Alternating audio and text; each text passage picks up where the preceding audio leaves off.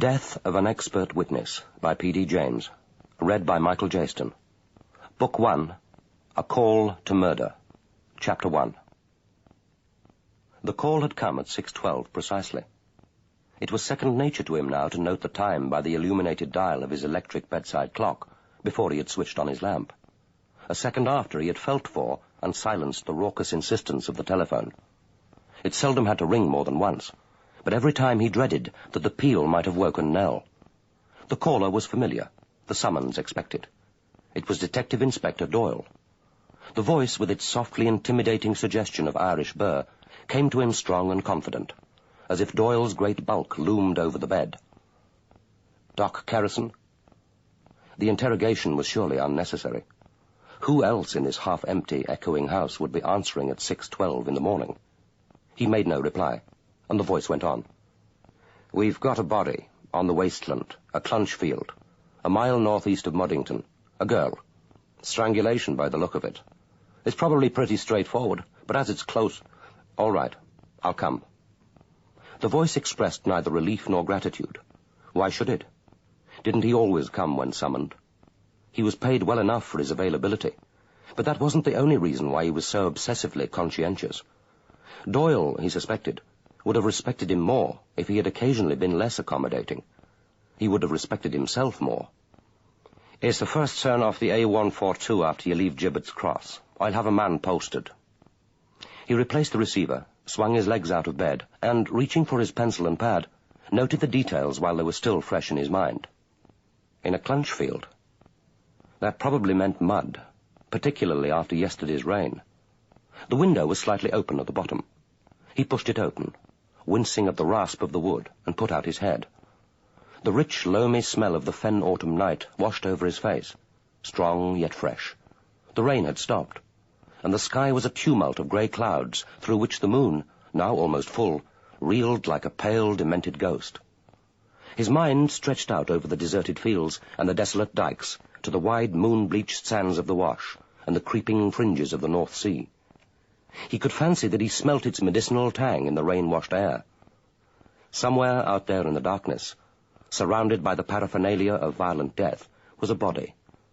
His mind recalled the familiar ambience of his trade, men moving like black shadows behind the glare of the arc lights, the police cars tidily parked, the flap of the screens, desultory voices conferring as they watched for the first lights of his approaching car.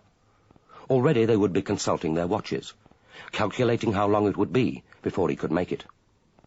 Shutting the window with careful hands, he tugged trousers over his pajamas and pulled a polo-necked sweater over his head.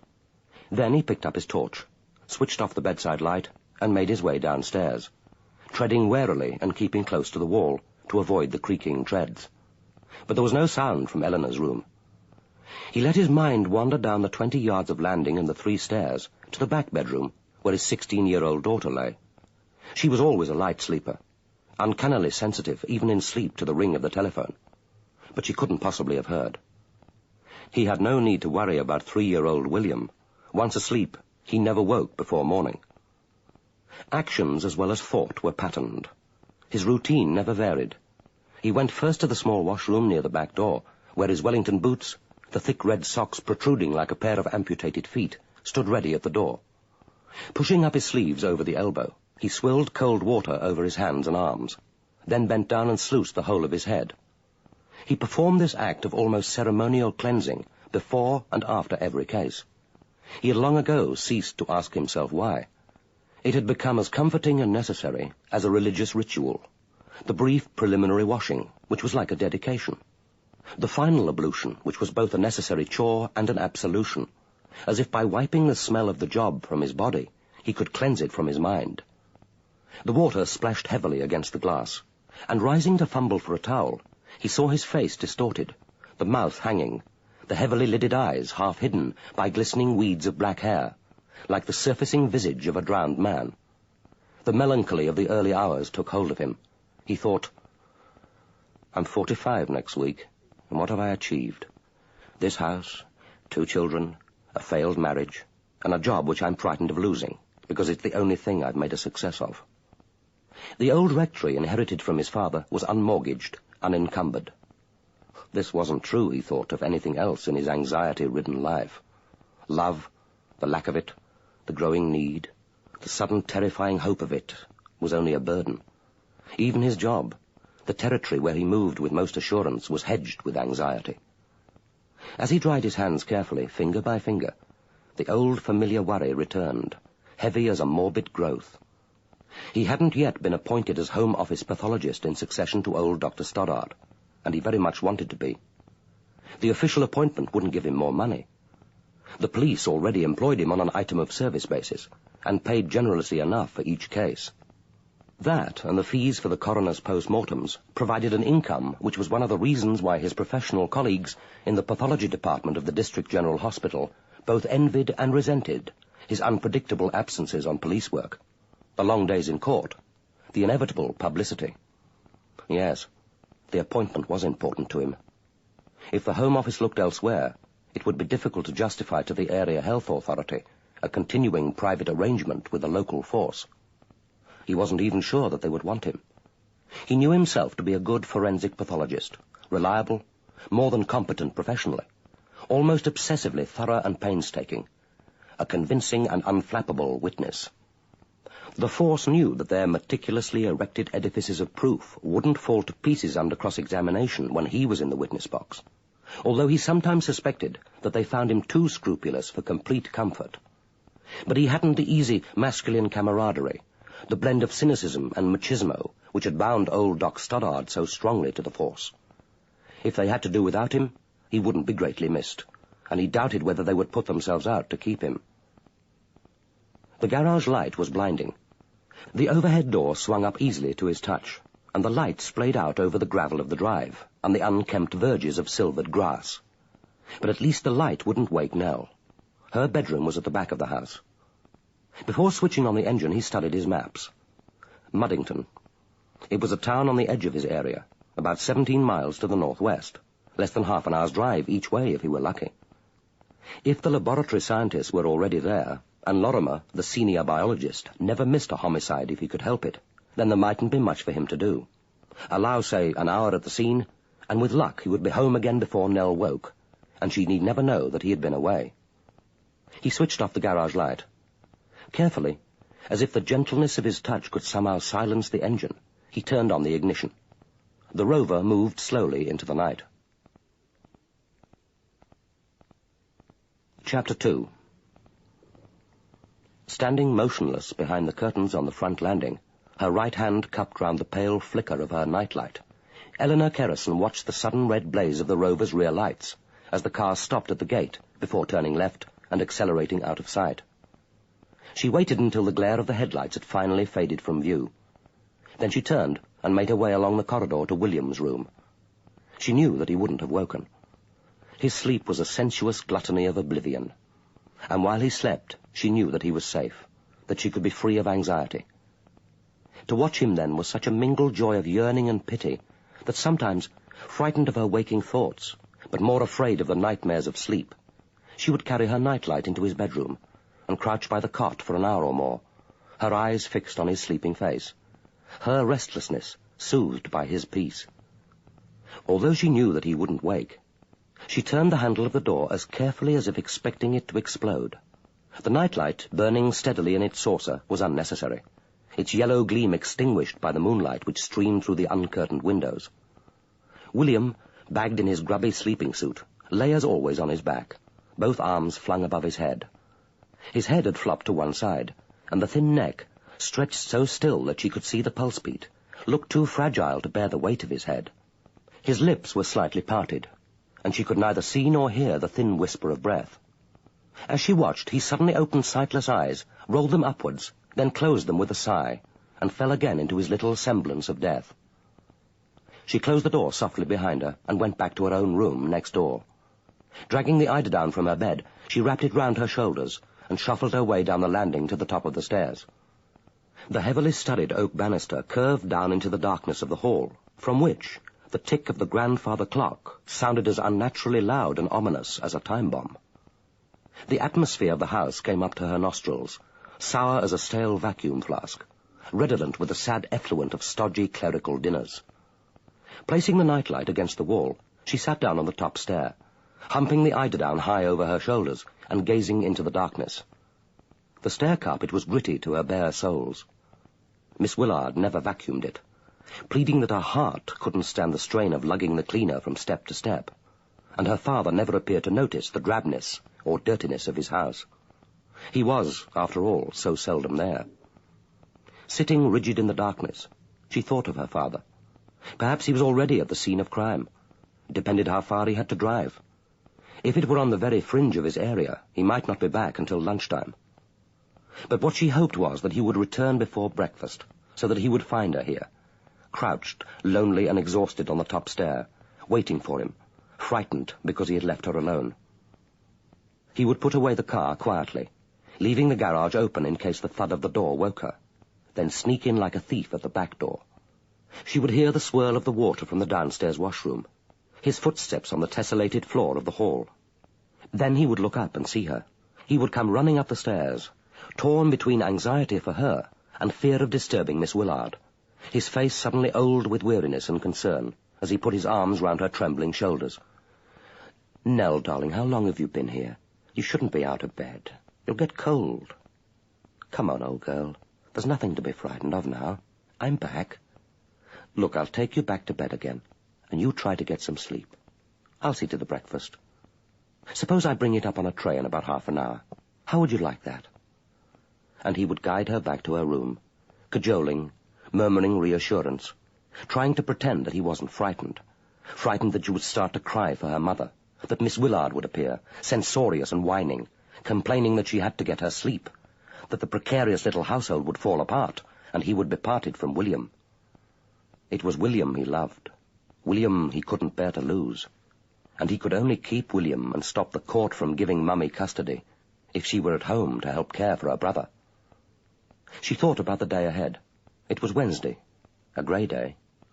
Not a black day when she wouldn't see her father at all, but not a yellow day like Sunday, when, unless on call, he might be there most of the time. In the morning, immediately after breakfast, he would be at the public mortuary doing the post-mortem. There would be other autopsies, too. Those who had died in hospital. The old, the suicides, the accident victims. But the body he was probably examining now would be first on the mortuary table. Murder has priority. Wasn't that what they always said at the lab? She mused, but without real curiosity, on what he might be doing at this very moment to that unknown cadaver, young or old, male or female. Whatever he was doing, the body wouldn't feel it, wouldn't know about it. The dead had nothing to be frightened of any more, and there was nothing to fear from them. It was the living who held the power to hurt. And suddenly 2 shadows moved in the darkness of the hall, and she heard her mother's voice, pitched high, frighteningly unfamiliar, a strained, cracked, alien voice. "Always your job, your bloody job. My God, no wonder you're good at it. You haven't the guts to be a real doctor. You made one wrong diagnosis early on, and that was the end, wasn't it? You couldn't take responsibility for living bodies, blood that could flow, nerves that can actually feel. All you're fit for is messing about with the dead. Makes you feel good, doesn't it? The way they defer to you, the phone calls at all hours of the night and day, the police escort. Never mind that I'm buried alive here in this bloody fen with your children. You don't even see me anymore. I'd be more interesting to you if I were dead and laid out on your slab. At least you'd be forced to take some notice of me." Then the low, defensive mumble of her father's voice, dispirited, abject. She had listened in the darkness and wanted to call out to him, "Don't answer her like that. Don't sound so defeated. Can't you understand that it only makes her despise you more?" His words had come to her in snatches, barely audible. "It's my job. It's what I do best. It's all that I can do." And then, more clearly, "It's what keeps us." "Not me. Not any longer." And then the slam of the door. The memory was so vivid that for a second she thought she heard the echo of the slam. She stumbled to her feet, clutching the eiderdown around her, and opened her mouth to call to them. But then she saw that the hall was empty. There was nothing but the faint image of the stained glass in the front door, where the moonlight streamed through, the ticking of the clock, the bundle of coats hanging from the hall stand. She sank back again onto the stair. And then she remembered. There was something she had to do. Slipping her hand into her dressing-gown pocket, She felt the cold, slippery plasticine of her model of Dr. Lorrimer. Carefully she drew it out through the folds of the eiderdown and held it close to the flame of the nightlight. The model was a little misshapen, the face furred with fluff from her pocket, but it was still intact. She straightened the long limbs and pressed the strands of black cotton she had used for hair more firmly into the scalp. The white coat, cut from an old handkerchief, was particularly successful, she thought. It was a pity that she hadn't been able to use one of his handkerchiefs, a strand of his hair. The model represented more than Dr. Lorrimer, who had been unkind to her and William, who had practically thrown them out of the laboratory. It stood for the whole of Hoggatt's lab. And now to kill it. Gently she knocked the head against the baluster, but the plasticine merely flattened. The head lost its identity. She remodeled it with careful fingers, then held it close to the flame. But the smell was disagreeable, and she was afraid that the white linen would burst into flame. She dug the nail of her little finger deeply in behind the left ear. The cut was clean and sharp, right through to the brain. That was better. She sighed, satisfied. Holding the dead creature in her right palm, she squeezed the pink plasticine, the white coat, the cotton hair into one amorphous lump. Then, huddling deep into the eiderdown, she sat and waited for the dawn. Chapter 3. The car, a green Morris Minor, had been toppled over the edge of a shallow depression in the wasteland, and had lurched to rest on a grassy plateau about 10 feet from the ridge, like a clumsy animal going to earth. It must have been there for years, abandoned to the plunderers, an illicit plaything for the local children, a welcome shelter for the occasional vagrant, like the 70-year-old alcoholic who had stumbled on the body. The 2 front wheels had been removed, and the rusted back wheels with their rotting tires were firmly embedded in the chalky earth. The paintwork was battered and scratched, the interior stripped of instruments and steering wheel. 2 mounted arc lights, one directed downwards from the top of the bank, and the other, precariously planted on the edge of the plateau, illuminated its stark decrepitude. Thus brightly lit, it looked, thought Kerrison, like some grotesque and pretentious modern sculpture, symbolically poised on the brink of chaos. The back seat, its padding springing from the slashed plastic, had been ripped out and hurled to one side. In the front seat rested the body of a girl. Her legs were decorously planted together. The glazed eyes were slyly half open. The mouth, devoid of lipstick, was fixed in a drool, elongated by 2 small trickles of blood. They gave a face which must have been pretty, or at least childishly vulnerable, the vacuous look of an adult clown. The thin coat, too thin surely for a night in early November, was pulled waist-high. She was wearing stockings, and the suspender clips bit into plump white thighs. Drawing close to the body, under the watchful eyes of Lorrimer and Doyle, he thought, as he often did at such a scene, that it looked unreal, an anomaly, so singularly and ridiculously out of place that he had to stifle a nervous impulse to laugh. He didn't feel this so strongly when a corpse was far advanced in decay. It was then as if the rotting, maggot-infested flesh, or the tags of matted clothing, had already become part of the earth, which clung to and enclosed them, no more unnatural or frightening than a clump of compost, or a drift of decaying leaves. But here, colours and outlines intensified in the glare. The body, still outwardly so human, looked an absurd burlesque. The skin of the pallid cheek as artificial as the stained plastic of the car against which it rested. It seemed ridiculous that she should be beyond help. As always, he had to fight the impulse to fasten his mouth over hers and begin resuscitation, to plunge a needle into the still warm heart. He had been surprised to find Maxim Howarth, newly appointed director of the Forensic Science Laboratory, at the scene, until he remembered that Howarth had said something about following through the next murder case. He supposed that he was expected to instruct. Withdrawing his head from the open door, he said, "It's almost certainly a case of manual throttling. The slight bleeding from the mouth is caused by the tongue being caught between the teeth. Manual strangulation is invariably homicidal. She couldn't have done this herself." Howarth's voice was carefully controlled. "I should have expected more bruising of the neck." "That's usual, certainly. There's always some damage to the tissues, although the extent of the bruised area depends on the position of the assailant and victim, the way in which the neck is grasped, as well as the degree of pressure. I'd expect to find deep-seated internal bruising, but it's possible to get this without many superficial signs. This happens when the murderer has maintained pressure until death. The vessels have been emptied of blood, and the heart stops beating before the hands are removed. The cause of death is asphyxia, and one expects to find the usual signs of this. What is so interesting here is the cadaveric spasm. You'll see that she's clutching the bamboo handle of her bag. The muscles are absolutely rigid, proof that the grasp occurred at or about the time of death. I've never before seen cadaveric spasm in a case of homicidal manual throttling, and it's interesting. She must have died extraordinarily quickly. But you'll get a clearer idea of what exactly happened when you watch the post-mortem. Of course, thought Howarth, the post-mortem. He wondered how early Kerrison would expect to get down to that job. He wasn't afraid that his nerve would fail him, only his stomach. But he wished he hadn't said he would be there. There was no privacy for the dead. The most one could hope for was a certain reverence. It now seemed to him monstrous that tomorrow he, a stranger, would be looking unrebuked at her nakedness. But for the present he had seen enough. He could step aside now without loss of face. Turning up the collar of his Burberry against the chill morning air, he climbed up the slope to the rim of the hollow and stood looking down at the car. This must be what shooting a film was like. The brightly lit scene, the ennui of waiting for the chief actors to appear, the brief moments of activity, and concentrated attention to detail. The body could easily be that of an actress, simulating death. He half expected one of the police to dart forward and rearrange her hair. The night was nearly over.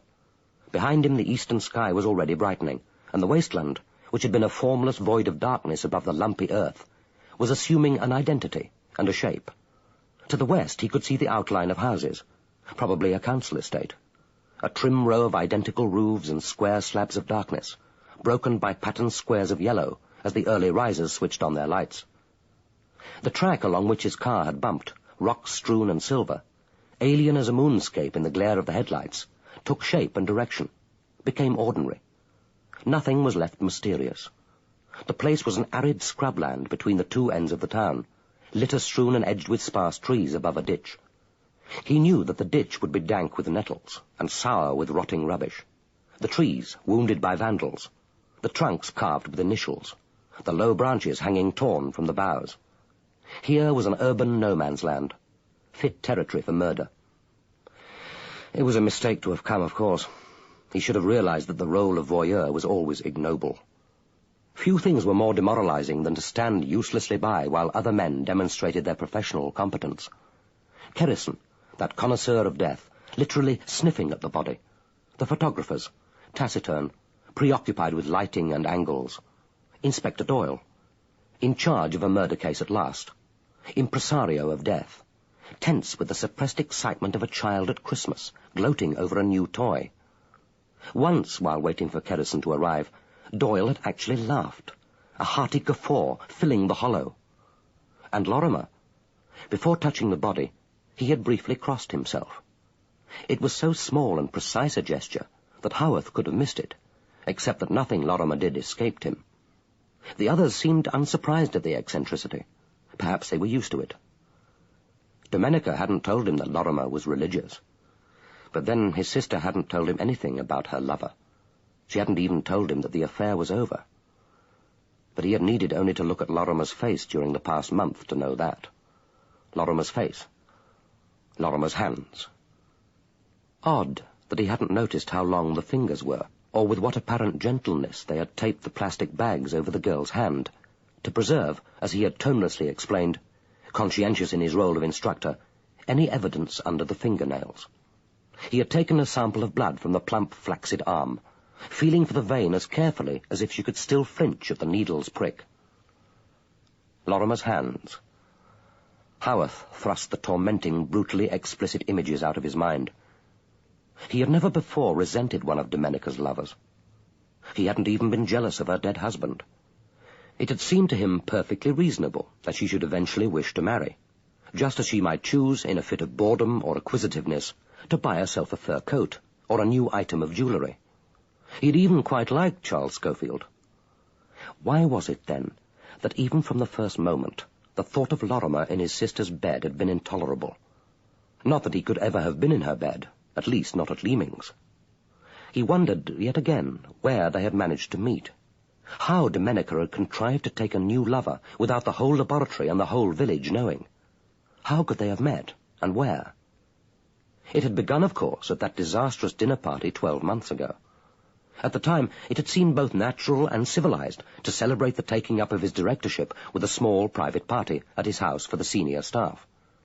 They had, he remembered, eaten melon, followed by beef stroganoff and a salad. He and Domenica liked good food, and occasionally she enjoyed cooking it. He had opened a 1961 claret for them, because that was the wine he and Dom had chosen to drink. It hadn't occurred to him to offer his guests less. He and Dom had changed, because that was their habit.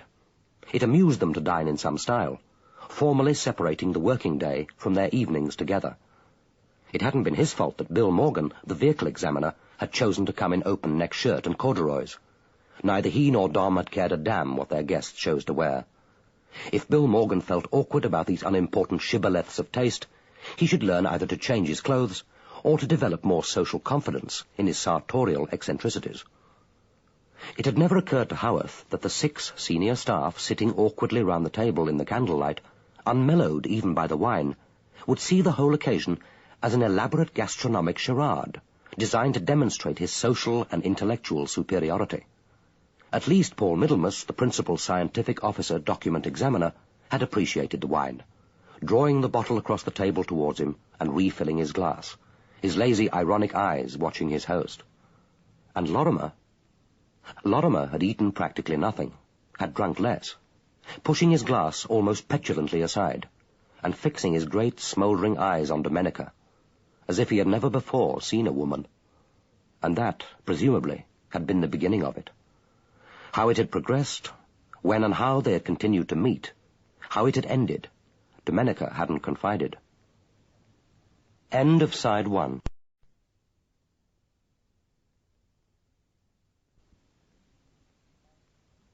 Side 2. The dinner party had been a private and public fiasco. But what, he wondered, had the senior staff expected? An evening of solid drinking in the private snug in the Moonraker? A free-for-all jollification in the village hall for the whole laboratory, including the cleaner, Mrs. Bidwell, and old Scobie, the laboratory attendant? Knees up Mother Brown in the public bar? Perhaps they'd thought that the first move should have come from their side. But that was to admit that there were 2 sides. The conventional sophistry was that the laboratory worked as a team harnessed by a common purpose, reins lightly but firmly in the director's hands. That had worked well enough at Bruges, but there he had directed a research laboratory with a common discipline. How could you direct a team when your staff practiced 6 different scientific disciplines, used their own methods, were responsible for their own results, stood finally alone to justify and defend them in the only place where the quality of a forensic scientist's work could properly be judged, the witness box of a court of law? It was one of the loneliest places on earth, and he had never stood there. Old Dr. Mack, his predecessor, had, he knew, taken the occasional case, to keep his hand in, as he would say, trotting out to a scene of crime like an old bloodhound, happily sniffing after half-forgotten scents, doing the analysis himself, and finally appearing like a resurrected Old Testament prophet in the witness box, greeted by the judge with dry judicial compliments, and boisterously welcomed in the bar by counsel like a long-missed old reprobate drinking comrade, happily restored to them. But that could never be his way. He had been appointed to manage the laboratory, and he would manage it in his own style. He wondered, morbidly introspective in the cold light of dawn, whether his decision to see the next murder case through, from the call to the scene of crime to the trial, had really arisen from a desire to learn, or merely from a craven wish to impress, or worse, to propitiate his staff, to show them that he valued their skills, that he wanted to be one of the team. If so, it had been one more error of judgment to add to the bleak arithmetic of failure since he had taken up his new job. It looked as if they were nearly finished. The girl's rigid fingers had been prized from her handbag, and Doyle's hands, gloved, were spreading out its few contents on a plastic sheet laid on the bonnet of the car. Howarth could just make out the shape of what looked like a small purse, a lipstick, a folded sheet of paper. A love letter, probably, poor little wretch. Had Lorrimer written letters to Domenica, he wondered? He was always first at the door when the post arrived, and usually brought his sister her letters. Perhaps Lorrimer had known that. But he must have written. There must have been assignations. Lorrimer would hardly have risked telephoning from the laboratory, or from home in the evenings, when he, Howarth, might have taken the call. They were moving the body now. The mortuary van had moved closer to the rim of the hollow, and the stretcher was being manoeuvred into place. The police were dragging out the screens from their van, ready to enclose the scene of crime. Soon there would be the little clutch of spectators, the curious children shooed away by the adults, the press photographers. He could see Lorrimer and Kerrison conferring together a little way apart, their backs turned, the two dark heads close together. Doyle was closing his notebook and supervising the removal of the body, as if it were a precious exhibit which he was frightened someone would break. The light was strengthening. He waited while Kerrison climbed up beside him, and together they walked towards the parked cars. Howarth's foot struck a beer can. It clattered across the path and bounced against what looked like the battered frame of an old pram, with a bang like a pistol shot. The noise startled him. He said pettishly, "What a place to die. Where in God's name are we exactly? I just followed the police cars." "It's called the Clunch Field. That's the local name for the soft chalk they mined here from the Middle Ages onwards. There isn't any hard building stone hereabouts, so they used clunch for most domestic building, and even for some church interiors. There's an example in the Lady Chapel at Ely. Most villages had their clunch pits. They're overgrown now. Some are quite pretty in the spring and summer, little oases of wild flowers." He gave the information almost tonelessly, like a dutiful guide repeating by rote the official spiel. Suddenly he swayed and reached for the support of his car door. Howarth wondered if he were ill, or whether this was the extremity of tiredness. Then the pathologist straightened himself, and said with an attempt at briskness, "I'll do the PM at 9 o'clock tomorrow at St. Luke's. The hall porter will direct you. I'll leave a message." He nodded a goodbye, forced a smile, then eased himself into his car and slammed the door. The Rover bumped slowly towards the road. Howarth was aware that Doyle and Lorrimer were beside him. Doyle's excitement was almost palpable. He turned to look across the Clunch Field to the distant row of houses, their yellow brick walls and mean square windows now plainly visible. "He's over there somewhere, in bed probably. That is, if he doesn't live alone. It wouldn't do to be up and about too early, would it? No, he'll be lying there, wondering how to act ordinary, waiting for the anonymous car, the ring at the door. If he's on his own, it'll be different, of course. He'll be creeping about in the half-dark, wondering if he ought to burn his suit, scraping the mud off his shoes. Only he won't be able to get it all off, not every trace. And he won't have a boiler big enough for the suit. And even if he had, what will he say when we ask for it? So, maybe he'll be doing nothing, just lying there and waiting. He won't be asleep. He didn't sleep last night. And he won't be sleeping again for quite a time." Howarth felt slightly sick. He had eaten a small and early dinner, and knew himself to be hungry. The sensation of nausea on an empty stomach was peculiarly unpleasant. He controlled his voice, betraying nothing but a casual interest. "You think it's relatively straightforward, then?" "Domestic murder usually is, and I reckon that this is a domestic murder. Married kid, on stump of a ticket for the local Oddfellows hop, letter in her bag, threatening her if she doesn't leave another bloke alone. A stranger wouldn't have known about this place, and she wouldn't have come here with him even if he had. By the look of her, they were sitting there cosily together before he got his hands on her throat. It's just a question of whether the two of them set off home together, or whether he left early and waited for her." "Do you know yet who she is?" "Not yet. There's no diary in the bag. That kind don't keep diaries, but I shall know in about half an hour." He turned to Lorrimer. "The exhibits should be at the lab by 9 or thereabouts. You'll give this priority?" Lorrimer's voice was harsh. "Murder gets priority. You know that." Doyle's exultant, self-satisfied bellow jangled Howarth's nerves. "Thank God something does. You're taking your time over the Guttridge case. I was in the biology department yesterday, and Bradley said the report wasn't ready. He was working on a case for the defense. Now, we all know the great fiction that the lab is independent of the police, and I'm happy to go along with it most of the time. But old Hoggatt founded the place as a police lab, and when the chips are down, that's what it's all about. So do me a favour. Get moving with this one for me. I want to get chummy, and get in quickly." He was rocking gently on his heels, his smiling face uplifted to the dawn, like a happy dog sniffing at the air. euphoric with the exhilaration of the hunt. It was odd, thought Howarth, that he didn't recognize the cold menace in Lorrimer's voice. Hoggatt does an occasional examination for the defence if they ask us, and if the exhibit is packed and submitted in the approved way. That's departmental policy. We're not yet a police lab, even if you do walk in and out of the place as if it's your own kitchen. And I decide priorities in my laboratory. You'll get your report as soon as it's ready. In the meantime, if you want to ask questions, come to me, not to my junior staff. And unless you're invited, keep out of my laboratory. Without waiting for an answer, he walked over to his car.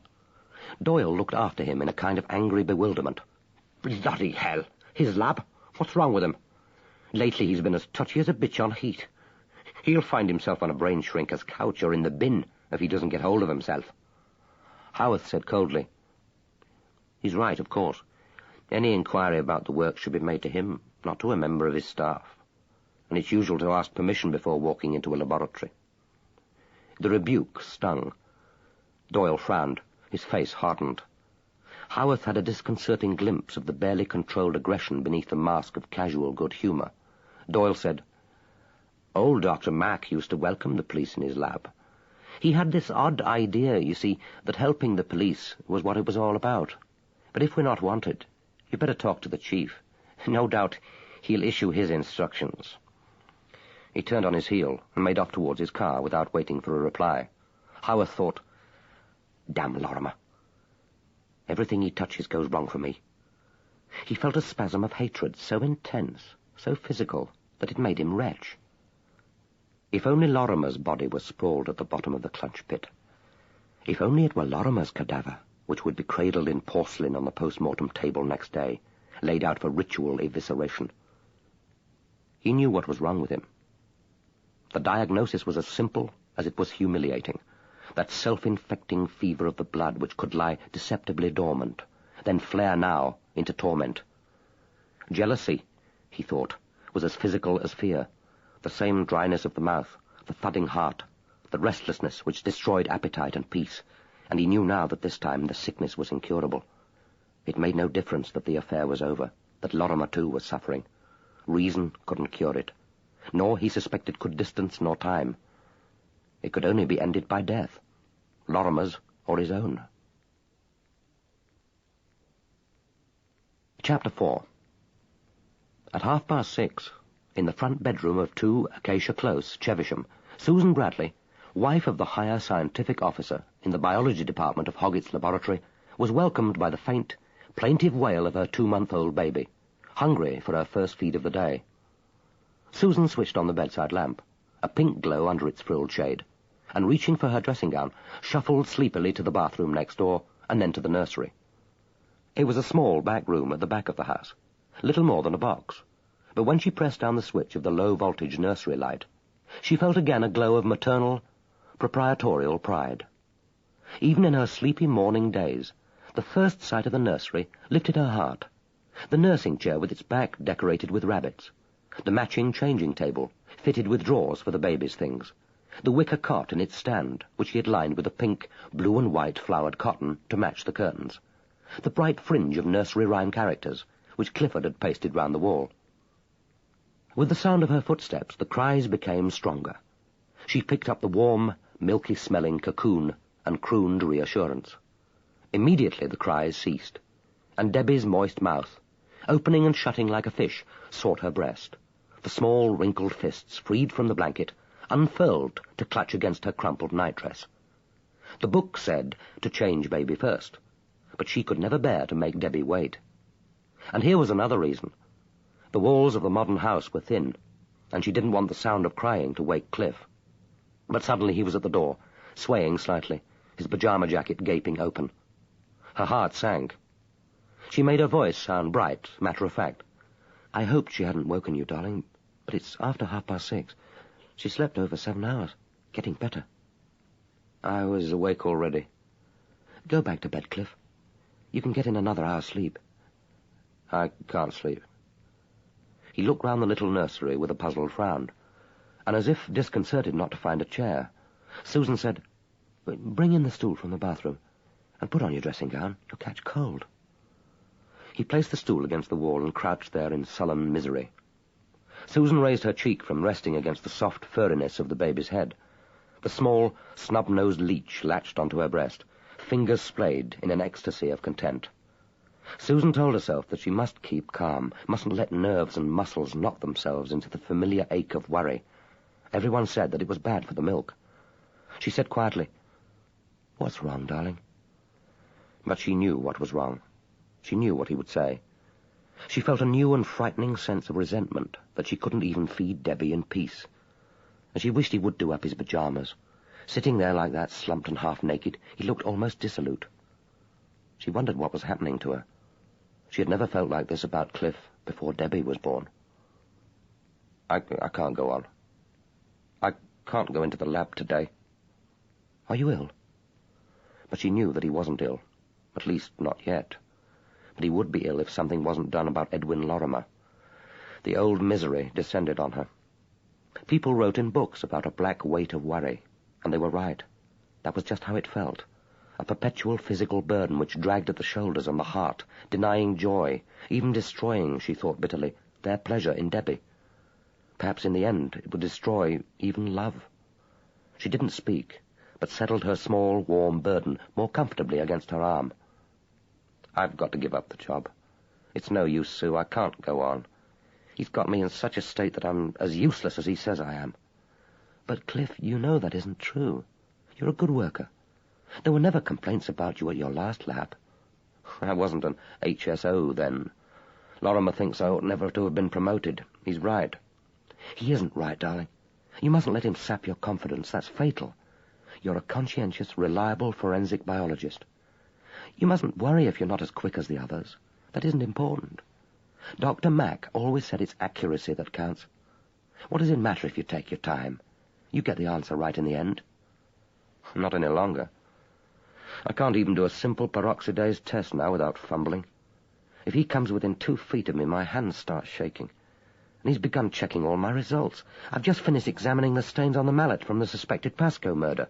But he'll work late tonight doing it again. And he'll make sure that the whole biology department knows why." Cliff couldn't, she knew, stand up to bullying or sarcasm. Perhaps it was because of his father. The old man was paralyzed now after a stroke, and she supposed that she ought to feel sorry for him lying there in his hospital bed, useless as a fell tree, mouth slavering, only the angry eyes moving in impotent fury from face to watching face.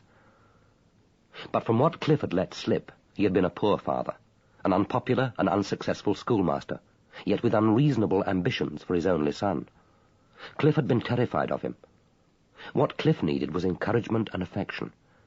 Who cared if he never rose any higher than HSO? He was kind and loving. He looked after her and Debbie. He was her husband, and she loved him. But he mustn't resign. What other job could he get? What else was he suited for? Unemployment was as bad in East Anglia as it was elsewhere. There was the mortgage to pay, and the electricity bill for the central heating. They couldn't economize there because of Debbie needing warmth, and the hire purchase on the bedroom suite to find. Even the nursery furniture wasn't paid for yet. She had wanted everything nice and new for Debbie, but it had taken all their remaining savings. She said, "Couldn't you apply to establishment department for a transfer?" The despair in his voice tore at her heart.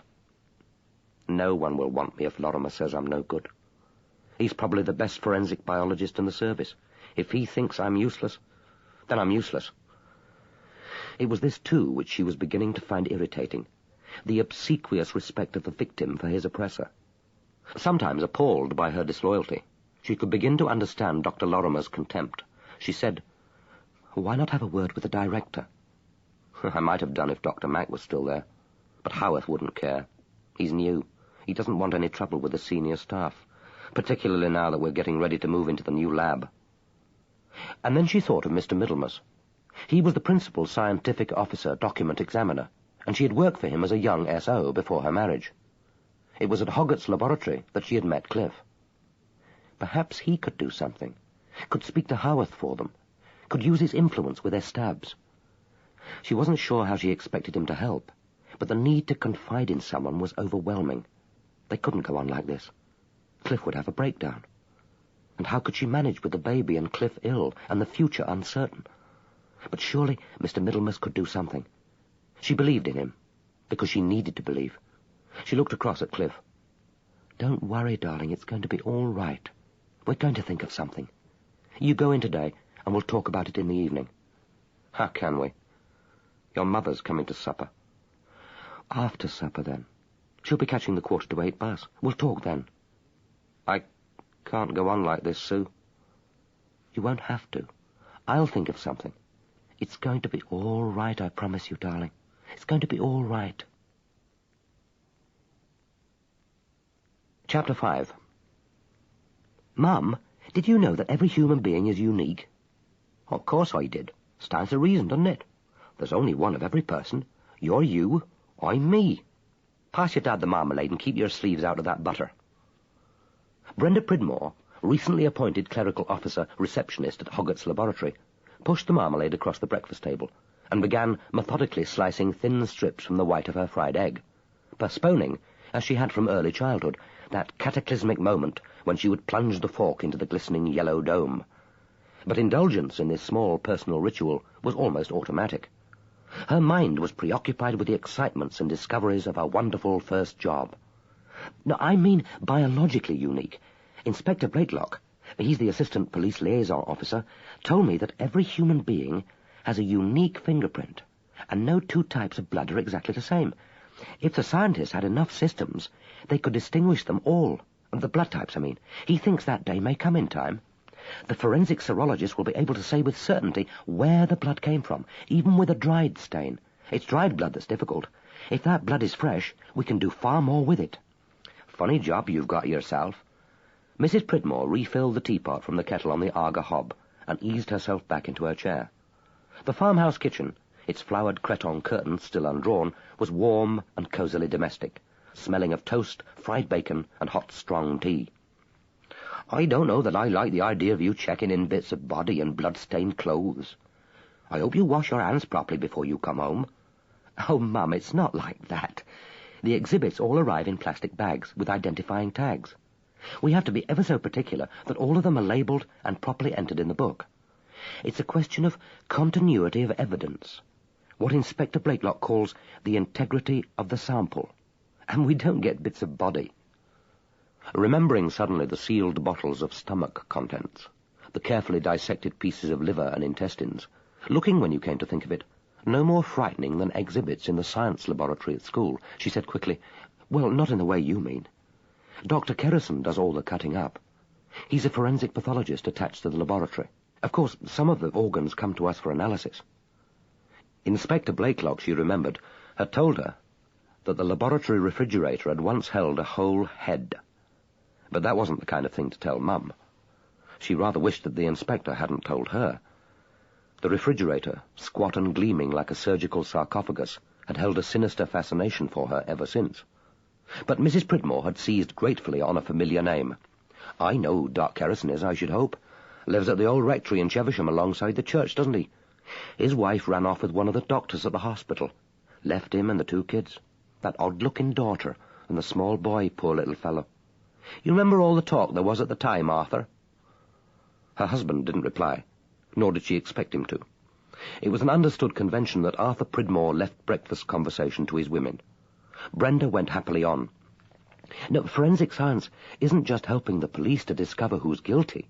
We help clear the innocent, too. People sometimes forget that. We had a case last month, of course I can't mention names, when a 16-year-old choir girl accused her vicar of rape. Well, he was innocent. So I should hope. Rape, indeed. But it looked very black against him. Only he was lucky. He was a secretor." "A what, for goodness sake?" "He secreted his blood group in all his body fluids. Not everyone does. So the biologist was able to examine his saliva and compare his blood group with the stains on the victim's—" "Not at breakfast, Brenda, if you don't mind." Brenda, her eyes suddenly alighting on a round milk stain on the tablecloth, herself thought that breakfast wasn't perhaps the most suitable time for a display of her recently acquired information about the investigation of rape. She went on to a safer subject. "Dr. Lorrimer, he's the principal scientific officer in charge of the biology department, says that I ought to work for an A-level subject and try for a job as an assistant scientific officer. He thinks that I could do better than just a clerical job. And once I get my ASO, I'd be on a scientific grade and could work myself up. Some of the most famous forensic scientists have started that way, he said.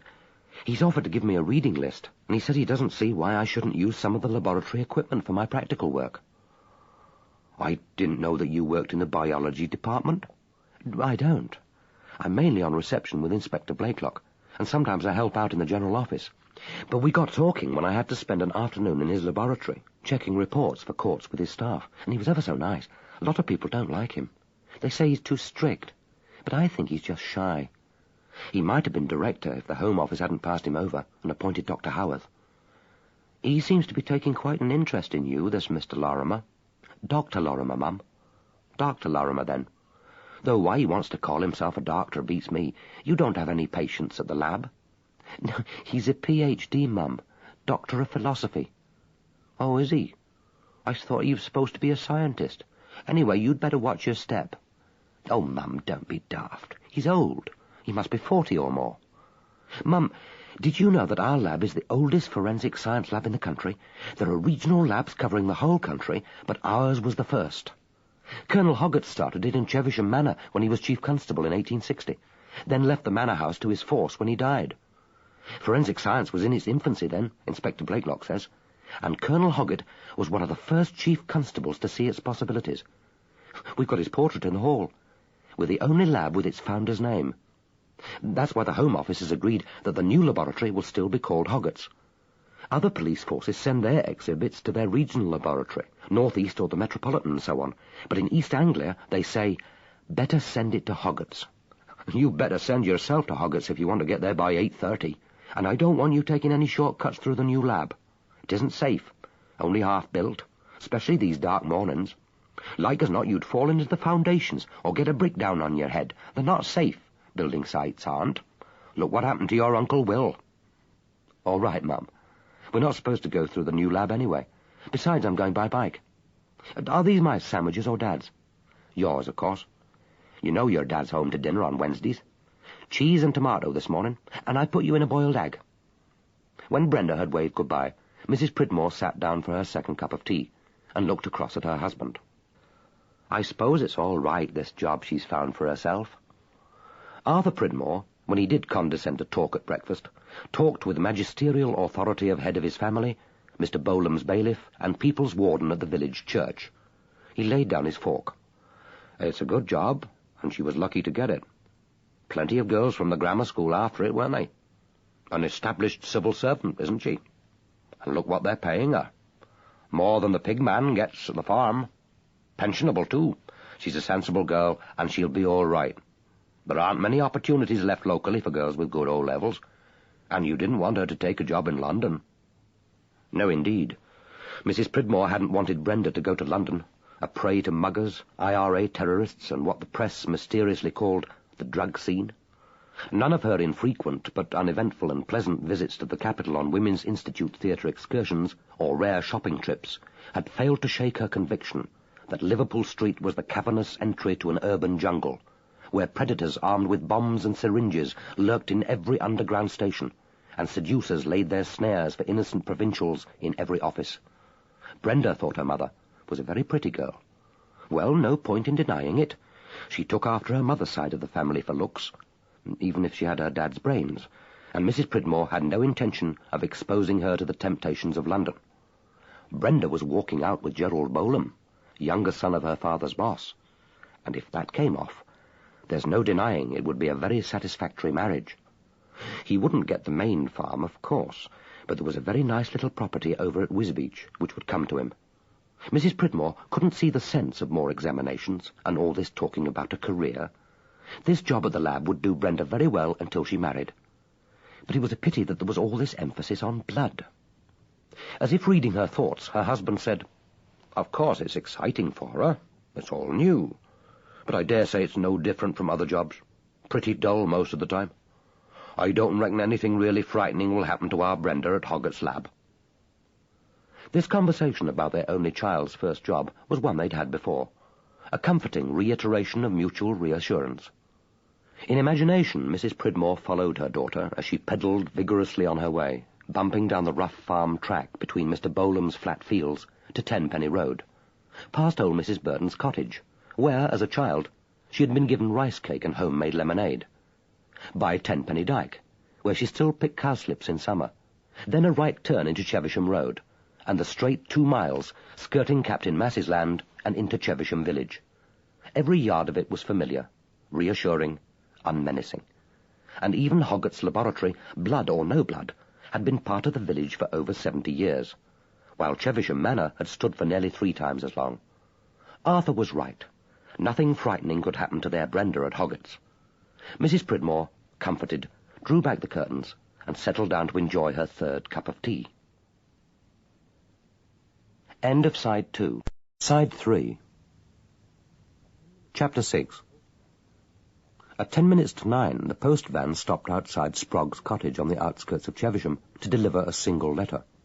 It was addressed to Miss Stella Mawson, Lavender Cottage, Chevisham, but the postman was a local man, and the difference in name caused him no confusion. There had been Spragues living in the cottage for 4 generations, and the small triangle of green in front of the gate had been Sprague's Green for almost as long.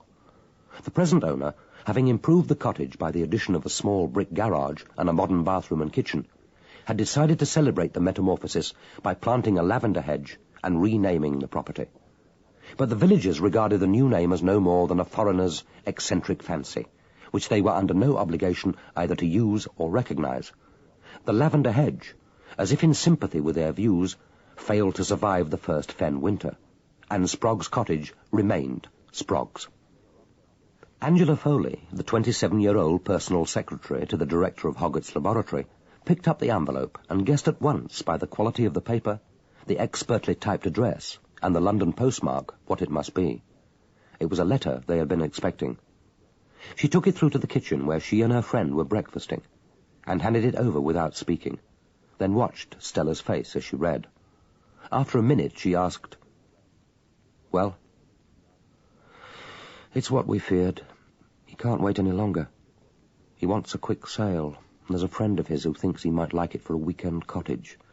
As sitting tenants, we get first refusal. And he must know by next Monday whether we're interested." She tossed the letter across the table. Angela said bitterly, "Interested? Of course we're interested. He knows we are. We told him weeks ago that we were writing round trying to get a mortgage." "That's just lawyers' jargon.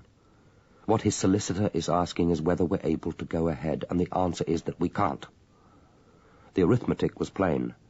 Neither of them needed to discuss it. The owner wanted £16,000. None of the mortgage societies they had approached would advance them more than 10.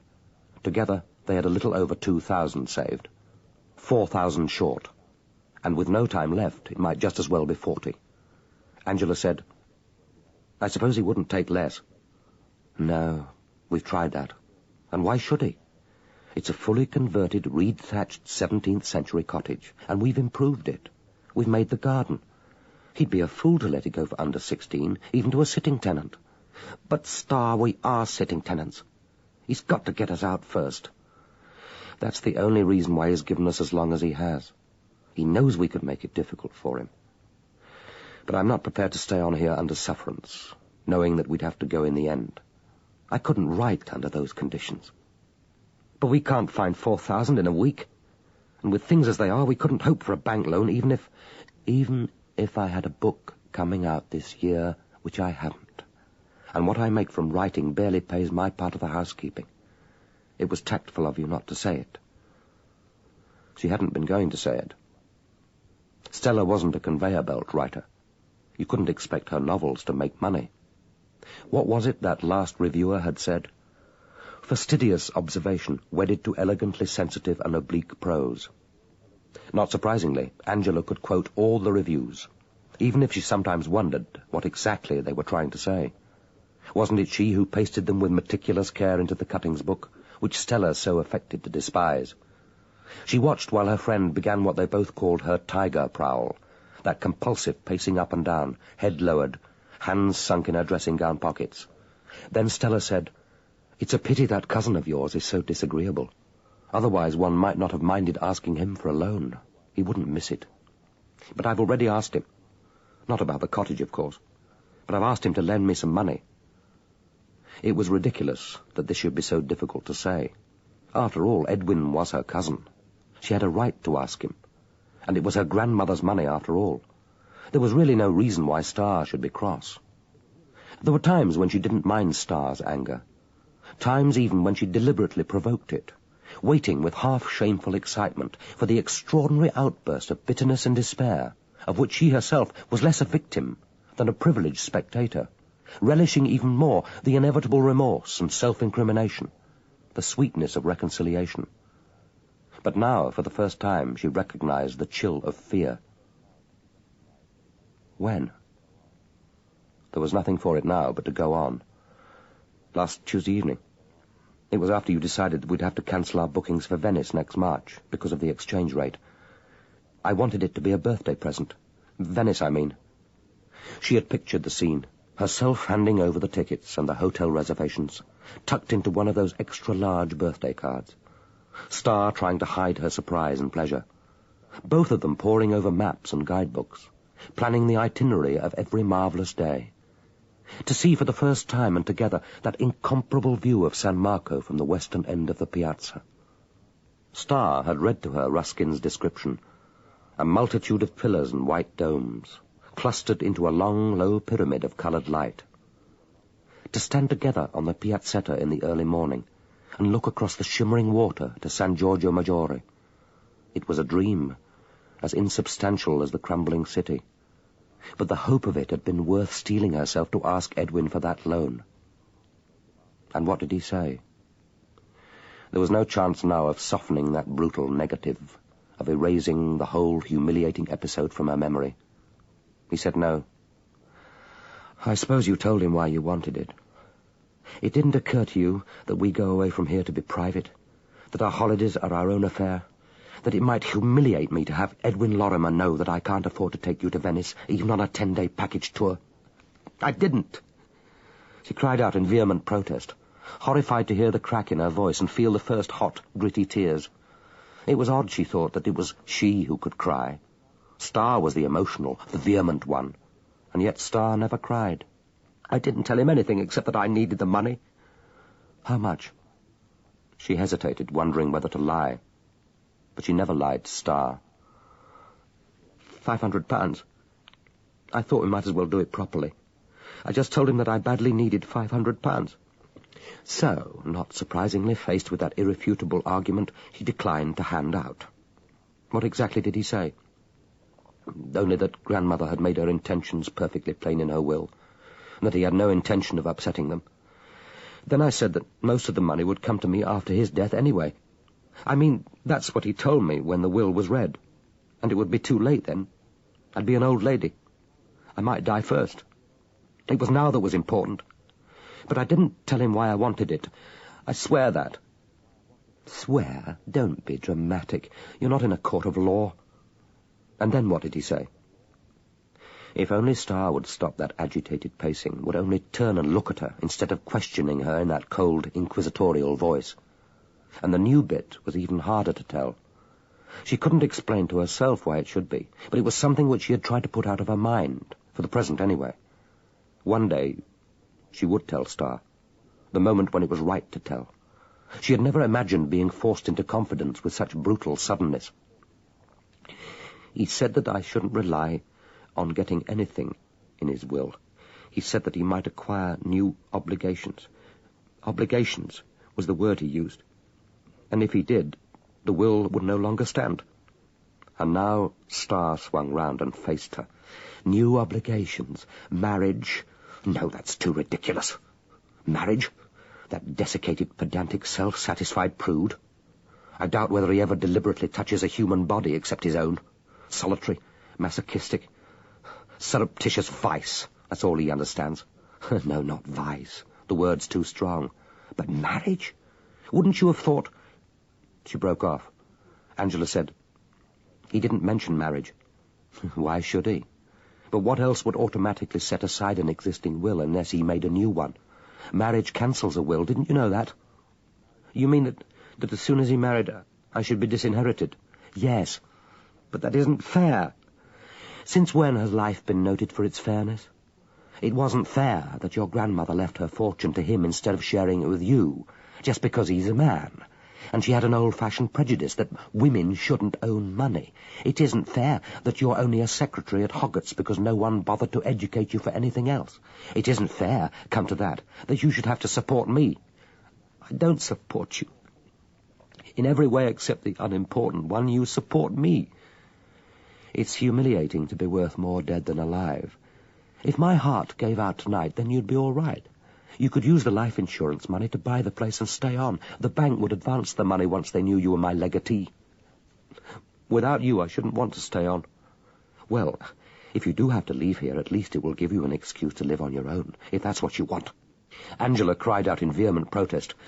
I shall never live with anyone else but you. I don't want to live anywhere but here in this cottage. You know that. It's our home. It was their home. It was the only real home she'd ever known. She didn't need to look around her to fix with startling clarity each familiar, loved possession. She could lie in bed at night, and in imagination move confidently around the cottage, touching them in a happy exploration of shared memories and reassurance. The two Victorian lustre plant pots on their matching pedestals, found in the lanes at Brighton one summer weekend. The 18th century oil of Wicken Fen by an artist whose indecipherable signature, peered at through a microscope, had provided so many shared moments of happy conjecture. The French sword in its decorated scabbard, found in a country sale room, and now hanging above their fireplace. It wasn't just that their possessions, wood and porcelain, paint and linen, symbolized their joint life. The cottage, their belongings, were their joint life, adorned and gave reality to it, just as the bushes and flowers they had planted in the garden staked out their territory of trust. She had a sudden and terrifying memory of a recurrent nightmare.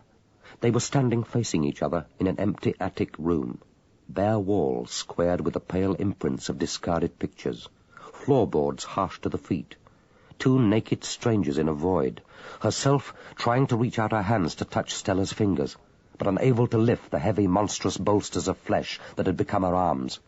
She shivered, and then was recalled to the reality of the cold autumn morning by the sound of her friend's voice. "How much did your grandmother leave?" "You did tell me, but I've forgotten." "About 30,000, I think." "And he can't have spent any of it, living with his old father in that poky cottage. He hasn't even renovated the windmill.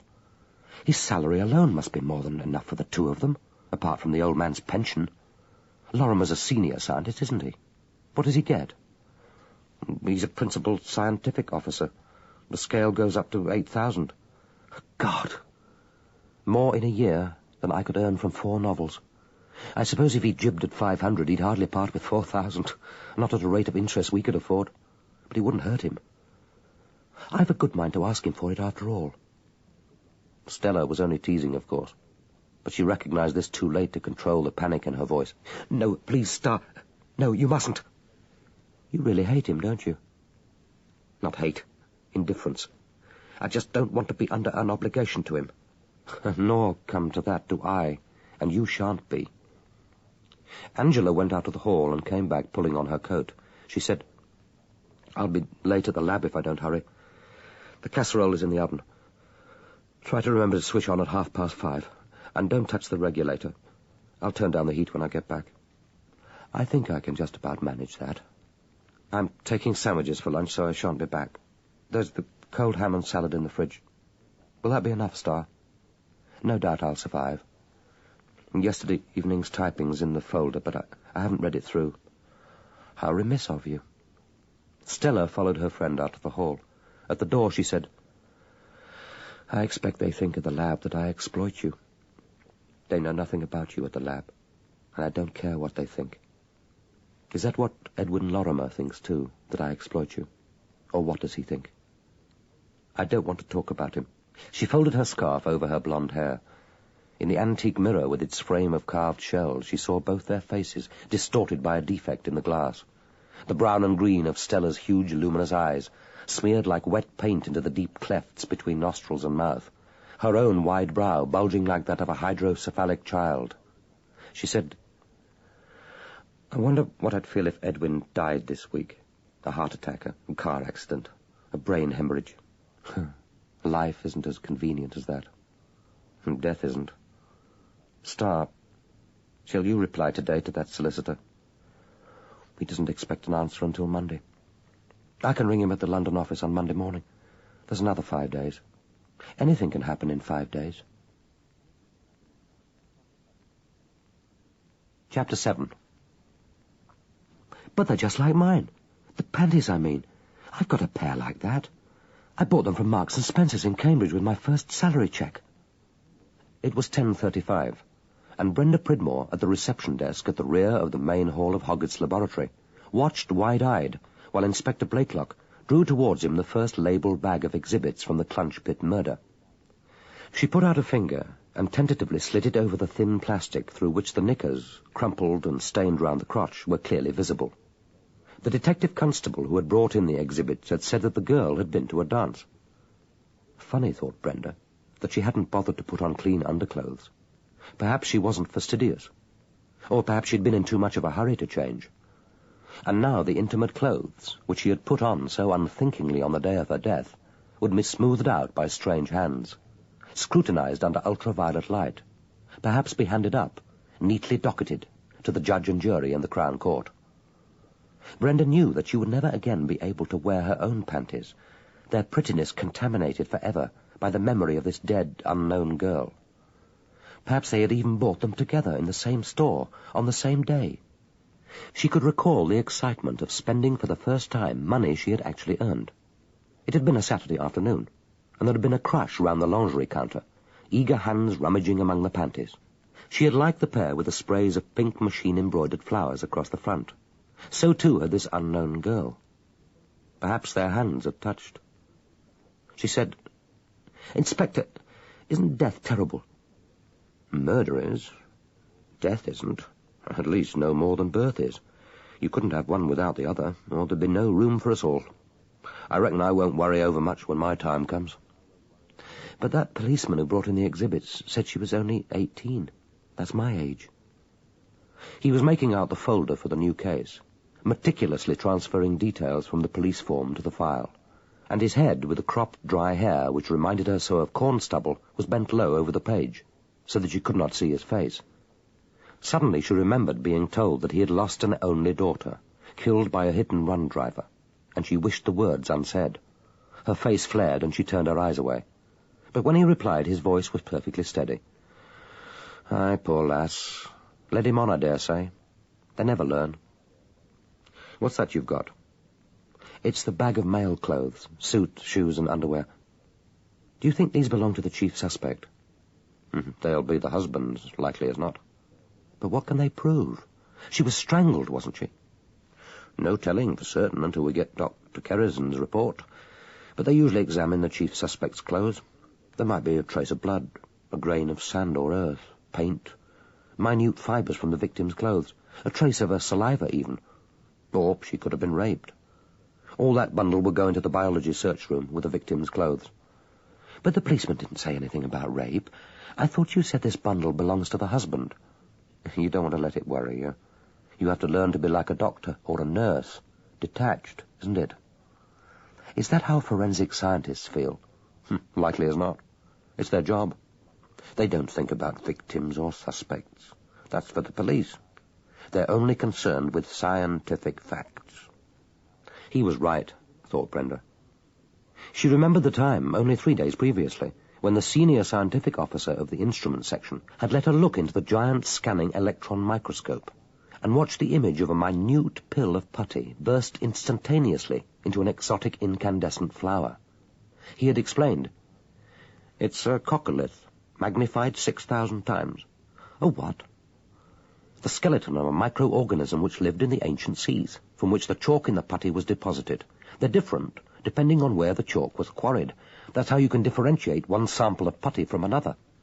She had exclaimed, "But it's so lovely." He had taken her place at the eyepiece of the instrument. "Yes, nice, isn't it?" But she had known that while she looked back in wonder across 1,000,000 years, his mind was on the minute scrap of putty from the heel of the suspect's shoe, the trace which might prove a man was a rapist or a murderer. And yet, she thought, he doesn't really mind. All he cares about is getting the answer right. It would have been no use asking him whether he thought there was a unifying purpose in life.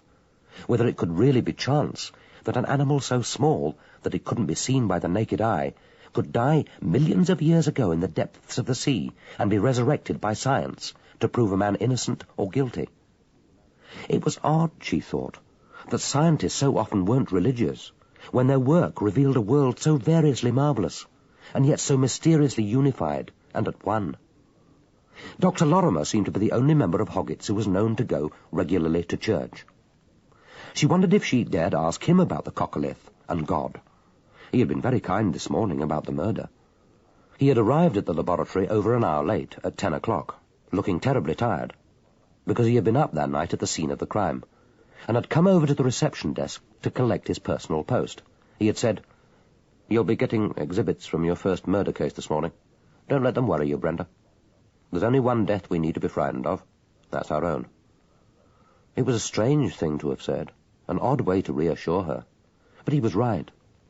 She was suddenly glad that Inspector Blakelock had done the documentation on the Clunch Pit murder. Now, with care, the owner of those stained panties would remain for her unknown, anonymous, a number in the biology series on a manila folder. Inspector Blakelock's voice broke into her thoughts. "Have you got those court reports we checked yesterday ready for the post?" "Yes, they've been entered in the book. I meant to ask you, why do all the court statements have Criminal Justice Act, 1967, Sections 2 and 9 printed on them?" "That's the statutory authority for written evidence to be tendered at committal proceedings in the Crown Court. You can look up the sections in the library. Before the 1967 Act, the labs had a hard time of it, I can tell you, when all scientific evidence had to be given orally. Mind you, the court-going officers still have to spend a fair amount of time attending trials. The defence doesn't always accept the scientific findings. That's the difficult part of the job. Not the analysis, but standing alone in the witness box to defend it under cross-examination. If a man's no good in the box, then all the careful work he does here goes for nothing." Brenda suddenly remembered something else that Mrs. Mallet had told her, that the motorist who had killed his daughter had been acquitted because the scientist had crumbled under the cross-examination. Something to do with the analysis of chips of paint found on the road which matched the suspect's car. It must be terrible to lose an only child, to lose any child. Perhaps that was the worst thing that could happen to a human being. No wonder Inspector Blakelock was often so quiet, that when the police officers came in with a hearty banter, he answered only with that slow, gentle smile. She glanced across at the laboratory clock. 10:45. Any minute now the scene of crime course would be arriving for their lecture on the collection and preservation of scientific evidence, and this brief spell of quiet would be over. She wondered what Colonel Hoggatt would think if he could visit his laboratory now. Her eyes were drawn, as they so often were, to his portrait hanging just outside the director's office. Even from her place at the desk, she could read the gold lettering on the frame. Colonel William Makepeace Hoggatt, V.C., Chief Constable, 1894 to 1912, founder of Hoggatt's Forensic Science Laboratory. He was standing in the room which was still used as a library, his ruddy face stern and bewhiskered under the sprouting plumes of his hat, his braided, bemedalled tunic fastened with a row of gilt buttons. One proprietorial hand was laid, lightly as a priestly blessing, on an old-fashioned microscope in gleaming brass. But the minatory eyes weren't fixed on this latest scientific wonder. They were fixed on Brenda. Under his accusing gaze, recalled to duty, she bent again to her work. Chapter 8. By 12 o'clock, the meeting of senior scientists in the director's office to discuss the furniture and equipment for the new laboratory was over, and Howarth rang for his secretary to clear the conference table. He watched her as she emptied and polished the ashtray. He didn't smoke, and the smell of ash offended him. Collected together the copies of the laboratory plans, and gathered up the strewn, discarded papers. Even from his desk, Howarth could see Middlemas's complex geometrical doodles, and the crumpled agenda, ringed with coffee stains, of the senior vehicle examiner, Bill Morgan. He watched the girl as she moved with quiet competence about the table, wondering, as always, what, if anything, was going on behind that extraordinarily wide brow, those slanted, enigmatic eyes. He missed his old personal assistant, Marjorie Farraker, more than he had expected. It had, he thought ruefully, been good for his self-conceit to find that her devotion didn't, after all, extend to leaving London, where, surprisingly, she had been discovered to have a life of her own, to join him in the fens. Like all good secretaries, she had acquired, or at least known how to simulate, some of the idealized attributes of wife, mother, mistress, confidant, servant and friend, without being, or indeed expecting to be, any of these. She had flattered his self-esteem, protected him from the minor irritations of life, preserved his privacy with maternal pugnacity, had ensured with infinite tact that he knew all that he needed to know about what was going on in his laboratory. He couldn't complain about Angela Foley. She was a more than competent shorthand typist, and an efficient secretary. Nothing was left undone. It was just that for her, he felt that he hardly existed, that his authority, meekly deferred to, was nevertheless a charade. The fact that she was Lorrimer's cousin was irrelevant. He had never heard her mention his name. He wondered from time to time what sort of a life she led in that remote cottage with her writer friend, how far it had satisfied her. But she told him nothing, not even about the laboratory. He knew that Hoggatt's had a heartbeat, all institutions did, but the pulse eluded him. He said, "The Foreign and Commonwealth Office want us to take a Danish biologist for 2 or 3 days next month. He's visiting England to look at the service. Fit him in, will you, when I'm free to give him some time? You'd better consult Dr. Lorrimer about his diary commitments. Then let the FCO know what days we can offer." "Yes, Dr. Howarth."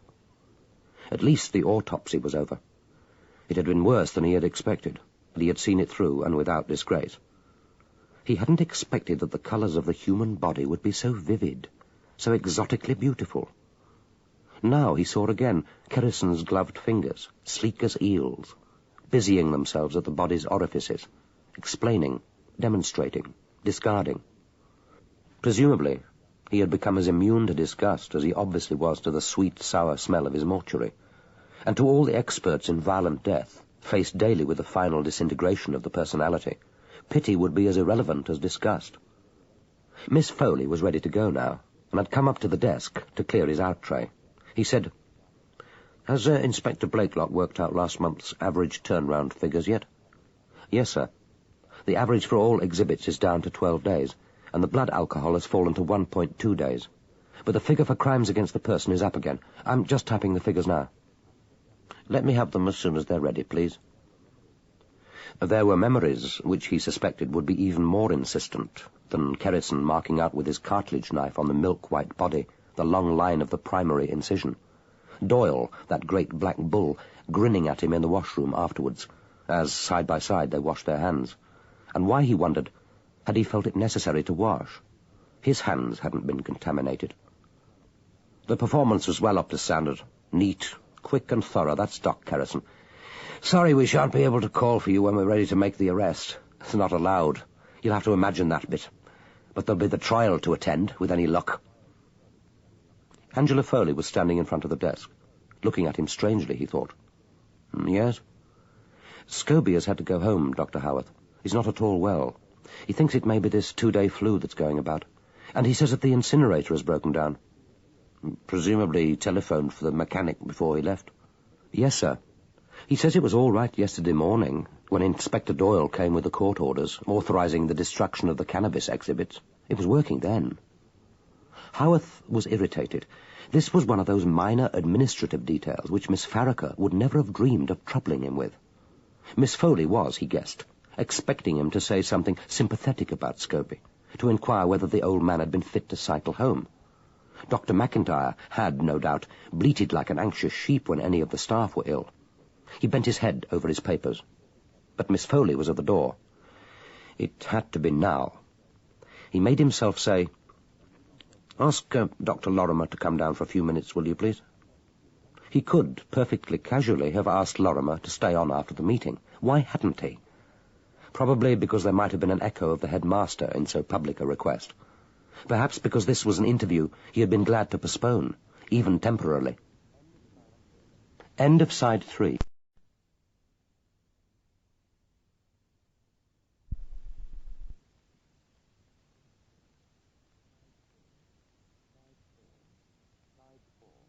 Side 4. Lorrimer came in and stood in front of the desk.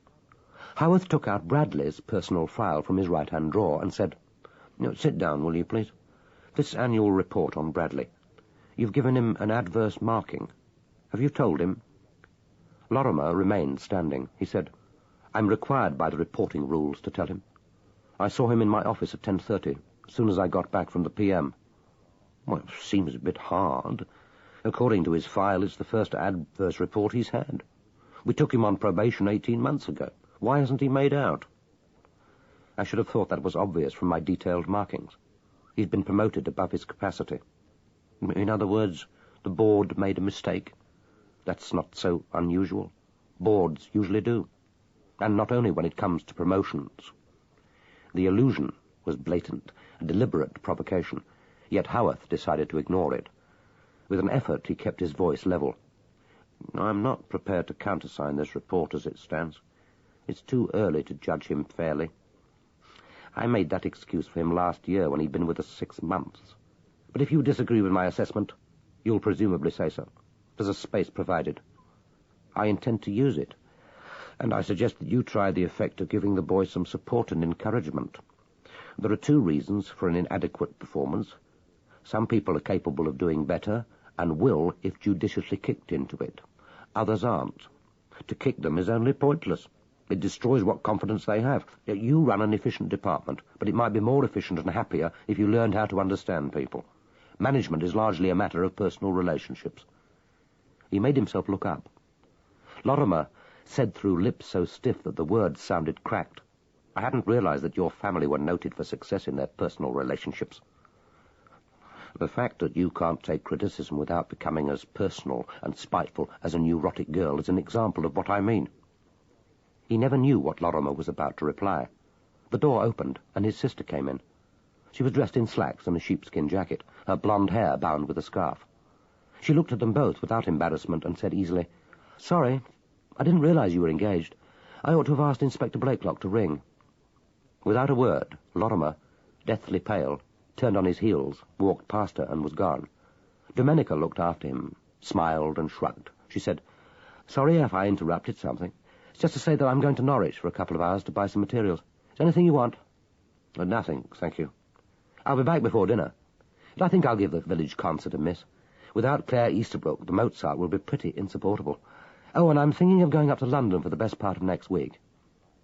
Her brother didn't reply. She looked at him and said, "What's wrong?" How did Lorrimer know about Gina? He didn't need to ask her if it was she who had told him. Whatever else she may have confided, it would not have been that.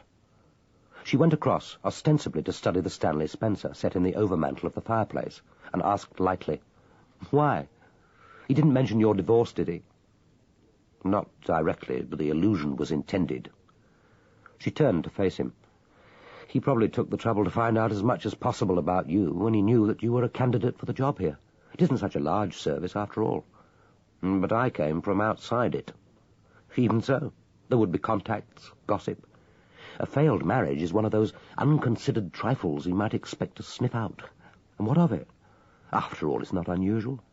I thought forensic scientists were particularly at risk, all those late hours at scenes of crime, and the unpredictable court attendances. They ought to be used to marital breakups." He said, knowing that he sounded as petulant as an obstinate child, "I don't want him in my lab." "Your lab? It isn't quite as simple as that, is it?" "I don't think that Stanley Spencer is right over the fireplace. It looks incongruous. Strange that Father bought it. Not at all his kind of picture, I should have said. Did you put it here to shock?" Miraculously, his anger and misery were assuaged. But then she had always been able to do that for him. "Merely to disconcert and confuse. It's intended to suggest that I may be a more complex character than they assume." "Oh, but you are. I have never needed assumption at Cookham to prove it. Why not the Greurs? It would look good with that carved over mantel." "Too pretty." She laughed and was gone. He picked up Clifford Bradley's report, and in the space provided wrote, "Mr. Bradley's performance has been disappointing, but not all the difficulties are of his making. He lacks confidence and would benefit from more active encouragement and support than he has received. I have corrected the final marking to what I consider a more just assessment, and have spoken to the senior biologist about the personnel management in his department." If he did finally decide, after all, this wasn't the job for him, That snide comment should go some way to ensure that Lorrimer stood no chance of succeeding him as director of Hoggatt's. Chapter 9. At 1:48 precisely, Paul Middlemas, the document examiner, opened his file on the Clunch Pit murder.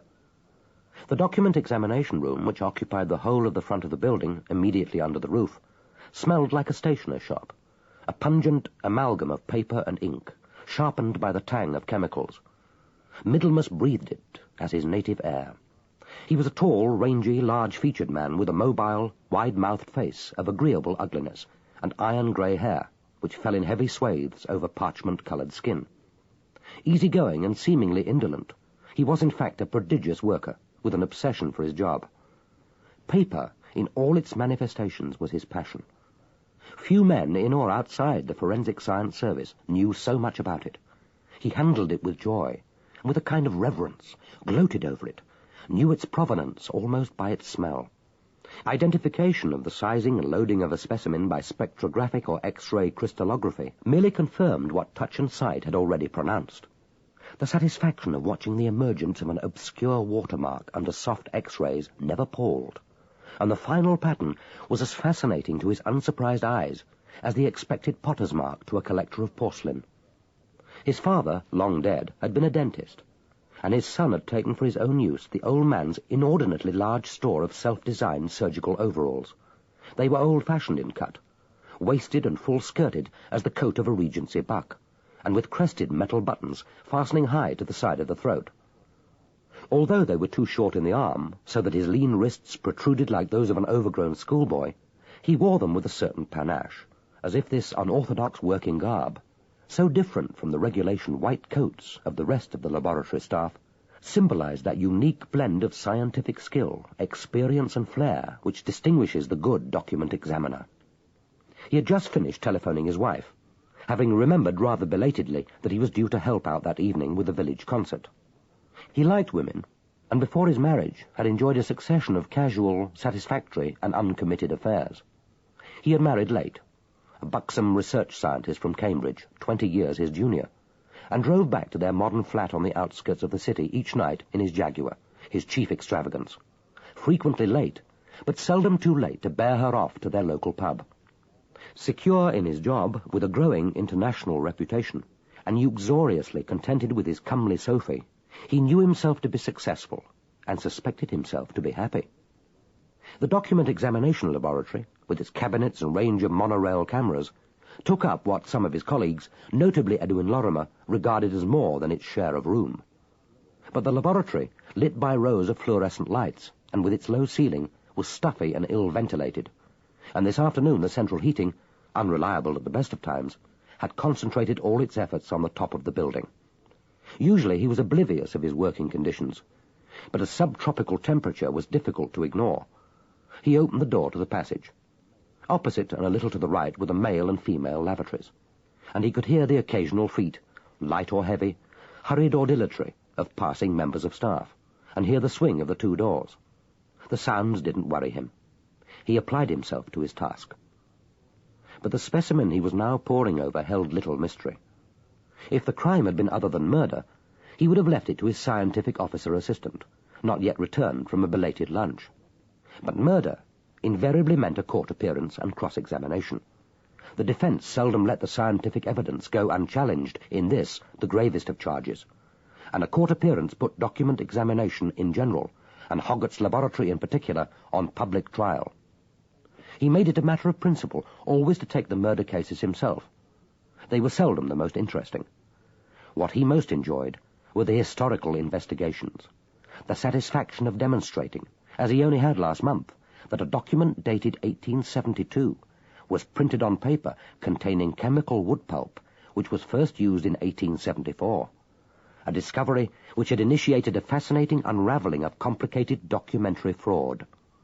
There was nothing complicated and little of interest about the present job. Yet, only a few years ago, a man's neck could have depended on his opinion.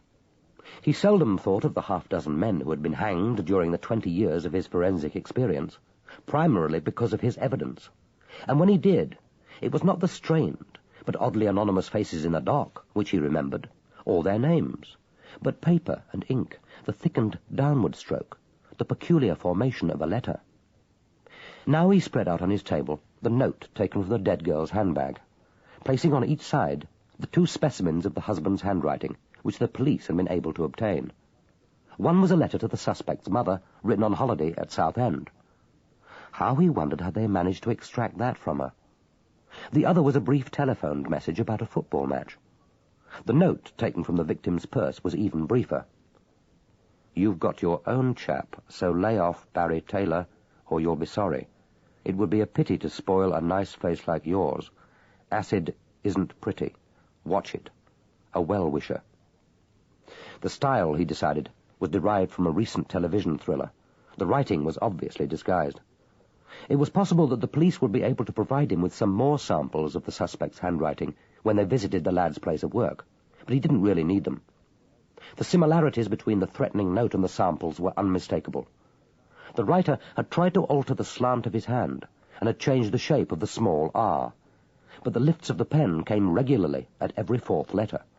Middlemas had never found a forger who remembered to vary the interval at which he lifted pen from paper, and the dot above the I, high and slightly to the left, and the over-emphatic apostrophe were almost a trademark. He would analyze the paper sample, photograph and enlarge each individual letter, and then mount them on a comparison chart, and the jury would pass it solemnly from hand to hand, and wonder why it needed a highly paid expert to come and explain what anyone could see with his own eyes. The telephone rang. Middlemas stretched out a long arm and held the instrument to his left ear. Susan Bradley's voice, at first apologetic, and then conspiratorial, and finally close to tears, squeaked into his ear in a long monologue of complaint and desperation. He listened, made soft, encouraging noises, held the receiver an inch or 2 from his ear, and meanwhile noted that the writer, poor bastard, hadn't even thought of altering the distinctive crossbar of his small letter T. Not that it would have done any good, and he couldn't have known, poor devil, that his effort would feature as an exhibit in his trial for murder. "All right," he said. "Don't worry, leave it to me." "And you won't let him know that I phoned you?" "Of course not, Susan. Relax. I'll settle it." The voice crackled on. "Then tell him not to be a fool, for God's sake. Hasn't he noticed that we've got 1.5 million unemployed? Lorrimer can't sack him. Tell Clifford to hang on to his job and stop being a bloody fool. I'll deal with Lorrimer." He replaced the receiver. He had liked Susan Moffat, who for 2 years had worked for him as his S.O. She had both more brains and more guts than her husband, and he had wondered, without greatly caring, why she had married Bradley.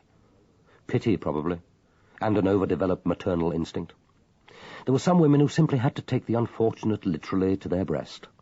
Or perhaps it was just lack of choice, the need for a home of her own and a child.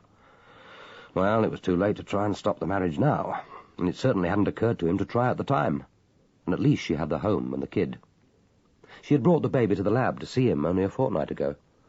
The visit of the prune-faced, yelling bundle had done nothing to change his own resolution not to produce a child, but certainly Susan herself had seemed happy enough. And she would probably be happy again if something could be done about Lorrimer. He thought that the time had perhaps come to do something about Lorrimer, and he had, after all, his own private reason for taking on the job. It was a small personal obligation, and to date it hadn't particularly fretted what he supposed other people called conscience. But Susan Bradley's call had reminded him. He listened. The footsteps were familiar. Well, it was a coincidence, but better now than later. Moving to the door, he called at the retreating back. "Lorrimer, I want a word with you." Lorrimer came and stood inside the door, tall, unsmiling in his carefully buttoned white coat, and regarded Middlemas with his dark, wary eyes.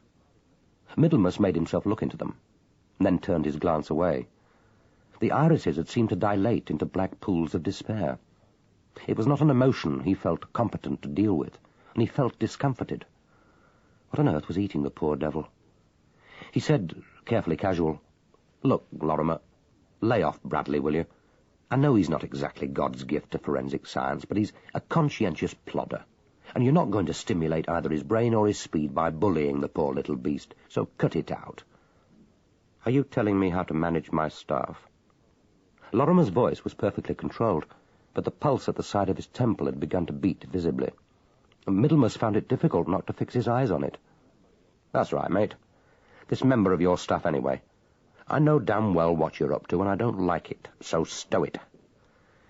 Is this meant to be some kind of a threat? More a friendly warning. Reasonably friendly, anyway. Look, I don't pretend to like you, and I wouldn't have served under you if the Home Office had been daft enough to appoint you director of this lab. But I admit that what you do in your own department isn't normally my business. Only this happens to be an exception. I know what's going on. I don't like it, and I'm making it my business to see that it stops. I didn't realize that you had this tender regard for Bradley. But of course, Susan Bradley must have phoned you. He wouldn't have had the guts to speak for himself. Did she telephone you, Middlemas?" Middlemas ignored the question. He said, "I haven't any particular regard for Bradley, but I did have a certain regard for Peter Ennals, if you can remember him. Ennals drowned himself because his fiancée threw him over, and he'd had a mental breakdown. He left a note explaining his action. It was read out at the inquest. Both things happened months after he'd left the Southern Laboratory. Neither had anything to do with me. What happened while he was at the lab had a hell of a lot to do with you. He was a pleasant, rather ordinary lad with 2 good A-levels and an unaccountable wish to become a forensic biologist when he had the bad luck to begin to work under you. As it happens, he was my wife's cousin. I was the one who recommended him to try for the job. So I have a certain interest. You could say a certain responsibility." Lorrimer said, "He never said that he was related to your wife. But I can't see what difference it makes. He was totally unsuited for the job. A forensic biologist who can't work accurately under pressure is no use to me or the service. He'd better get out. We've no room for passengers. That's what I propose to tell Bradley." "Then you'd better have second thoughts." "And how are you going to make me?" It was extraordinary that lips so tight could produce any sound, that Lorrimer's voice, high and distorted, could have forced itself through the vocal cords without splitting them. "I shall make it plain to Howarth that you and I can't serve in the same lab. He won't exactly welcome that. Trouble between senior staff is the last complication he wants just now, so he'll suggest to Establishment Department that one of us gets a transfer before we have the added complication of moving into a new lab. I'm banking on Howarth, and Estab's come to that, concluding that it's easier to find a forensic biologist than a document examiner." Middlemas surprised himself. None of this rigmarole had occurred to him before he spoke. Not that it was unreasonable. There wasn't another document examiner of his caliber in the service, and Howarth knew it. If he categorically refused to work in the same laboratory as Lorrimer, one of them would have to go. The quarrel wouldn't do either of them any good with the Establishment Department, but he thought he knew which one it would harm most. Lorrimer said, "You helped stop me getting the directorship. Now you want to drive me out of the lab. Personally, I don't care a damn whether you're here or not, but just lay off bullying Bradley. If I were prepared to take advice about the way I run my department from anyone, it wouldn't be a third-rate paper fetishist with a second-rate degree who doesn't know the difference between scientific proof and intuition." The taunt was too absurd to puncture Middlemas's secure self-esteem, but at least it warranted a retort.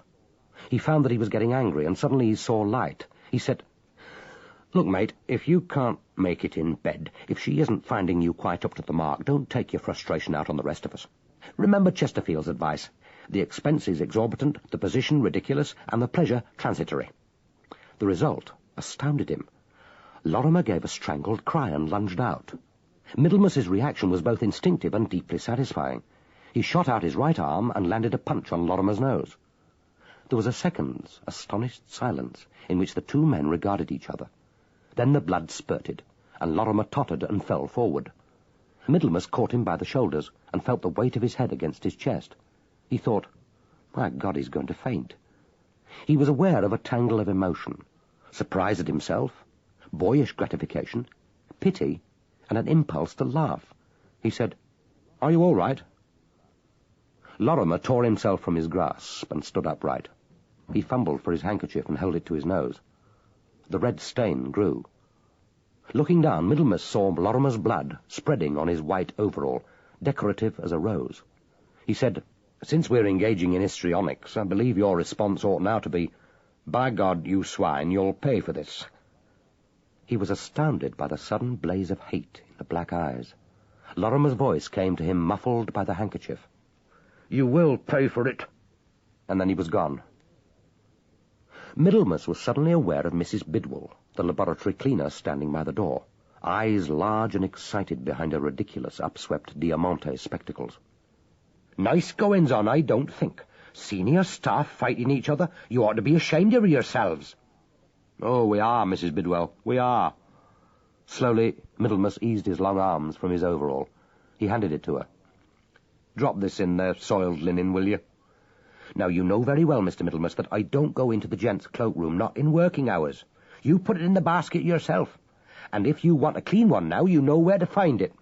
I'm putting out no more clean linen until tomorrow. Fighting, indeed. I might have known that Dr. Lorrimer would be mixed up in it. But he's not a gentleman you'd expect to find using his fists. Wouldn't have the guts, that'd be my view. But he's been odd in his manner these last few days, no doubt about it. You heard about that spot of bother in the front hall yesterday, I suppose? He practically pushed those kids of Dr. Kerrison's out of the door. All they were doing was waiting for their dad. No harm in that, I suppose. There's a very nasty atmosphere in this lab recently, and if a certain gentleman doesn't take a hold of himself, there'll be mischief done. You mark my words." Chapter 10. It was nearly 5 o'clock and dark before Detective Inspector Doyle got back to his home in the village 4 miles to the north of Cambridge. He had tried to telephone his wife once, but without success. The line was engaged. Another of her interminable, secretive and expensive telephone calls to one of her old nursing friends, he thought, and duly satisfied, made no further attempt. The wrought iron gate, as usual, was open, and he parked in front of the house. It wasn't worth garaging the car for a couple of hours, which was all the time he could allow himself. Scoop House hardly looked its best in the late afternoon of a dark November evening. No wonder that the agents hadn't recently sent anyone to view. It was a bad time of the year. The house was, he thought, a monument to miscalculation. He had bought it for less than $17,000 and had spent $5,000 on it to date, expecting to sell it for at least $40,000. But that was before the recession had upset the calculations of more expert speculators than he. Now, with the property market sluggish, there was nothing to do but wait. He could afford to hang on to the house until the market quickened. He wasn't sure that he would be given a chance to hold on to his wife. He wasn't even sure that he wanted to.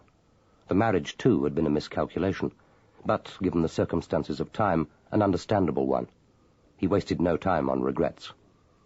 The 2 tall oblongs of light from the first-floor drawing-room window should have been a welcoming promise of warmth and comfort. Instead, they were vaguely menacing. Maureen was at home. But where else, she would have argued, was there for her to go in this dreary East Anglian village on a dull November evening? She had finished tea, and the tray was still at her side. The milk bottle with its crushed top pressed back, a single mug, sliced bread spilling out of its wrapper, a slab of butter on a greasy dish, a bought fruit cake in its unopened carton. He felt the customary surge of irritation, but said nothing. Once, when he had remonstrated at her sluttishness, she had shrugged. Who sees? Who cares? He saw and he cared. But it had been many months since he had counted with her. He said, I'm taking a couple of hours kip. Wake me at 7, will you? You mean we aren't going to the Chevisham concert? For God's sake, Maureen, you were yelling yesterday you couldn't be bothered with it. Kids stuff, remember? It's not exactly the talk of the town, but at least we were going out of this dump, together for a change. It was something to dress up for. And you said we'd have dinner afterwards at the Chinese restaurant at Ely. Sorry. I couldn't know I'd be on a murder case. When will you be back? If there's any point in asking. God knows. I'm picking up Sergeant Beale. There are still 1 or 2 people we've got to see who were at the Muddington dance, notably a lad called Barry Taylor, who has some explaining to do. Depending on what we get out of him, I may want to drop in on the husband again. That'll please you, won't it? Keeping him in a muck sweat. Is that why you became a cop? Because you like frightening people? That's about as stupid as saying you became a nurse because you got a kick out of emptying bedpans. He flung himself in a chair and closed his eyes, giving way to sleep. He saw again the boy's terrified face, smelt again the sweat of fear. But he'd stood up well to that first interview, hindered rather than helped by the presence of his solicitor, who had never seen his client before, and had made it painfully apparent that he would prefer never to see him again. He had stuck to his story, that they'd quarrelled at the dance and he had left early, that she hadn't arrived home by 1 o'clock, that he'd gone out to look for her on the road and across the clunch pit field, returning alone half an hour later, that he'd seen no one, and hadn't been anywhere near the clunch pit or the derelict car. It was a good story, simple, unelaborated, possibly even true, except in that one essential. But with luck, the lab report on her blood and the stain on his jacket cuff, the minute traces of sandy soil and dust from the car on his shoes, would be ready by Friday. If Lorrimer worked late tonight, and he usually did, the blood analysis might even be available by tomorrow. And then would come the elaborations, the inconsistencies, and finally the truth. She said, "Who else was at the scene?" It was something, he thought, that she had bothered to ask. He said sleepily, "Well, Lorrimer, of course. He never misses a murder scene. Doesn't trust any of us to know our jobs, I suppose. We had the usual half-hour hanging about for kerosene. That maddened Lorrimer, of course. He's done all the work at the scene, all anyone can do, and then he has to cool his heels with the rest of us, waiting for God's gift of forensic pathology to come screaming up with a police escort and break the news to us that what we all know was a corpse is, surprise, surprise, indeed a corpse, and that we can safely move the body. The forensic pathologist does more than that." "Of course he does, but not all that much more. Not at the actual scene. His job comes later." He added, "I'm sorry I couldn't ring. I did try, but you were engaged." "I expect that was Daddy. His offer still stands, the job of security officer in the organization, but he can't wait much longer. If you don't accept by the end of the month, then he'll advertise." Oh, God, he thought, not that again. "I wish your dear Daddy wouldn't talk about the organization. Makes the family business sound like the mafia. If it were, I might be tempted to join. What Daddy's got are 3 cheap, shabby shops, selling cheap, shabby suits to cheap, shabby fools who wouldn't recognize a decent cloth if it was shoved down their throats. I might have considered coming into the business if dear Daddy hadn't already got Big Brother as a co-director, ready to take over from him, and if he didn't make it so plain that he only tolerates me because I'm your husband. But I'm damned if I'm going to fart around like a pansy floor walker, watching that no poor sod nicks the Y-fronts. Even if I am dignified with the name security officer, I'm staying here, where you've got such useful contacts." And what exactly, he wondered, did she mean by that? He'd been careful not to tell her anything, but she wasn't altogether a fool. She could have guessed. He said, "Where I've got a job. You know what you were taking on when you married me." But no one ever does know that, he thought. Not really. "Don't expect me here when you get back." That was an old threat. He said easily, "Suit yourself. But if you're thinking of driving, forget it. I'm taking the Cortina. The clutch is playing up on the Renault. So if you're planning on running home to Mummy before tomorrow morning, you'll have to phone Daddy to call for you, or take a taxi." She was speaking, but her voice, peevishly insistent, was coming from far away. No longer coherent words, but waves of sound beating against his brain.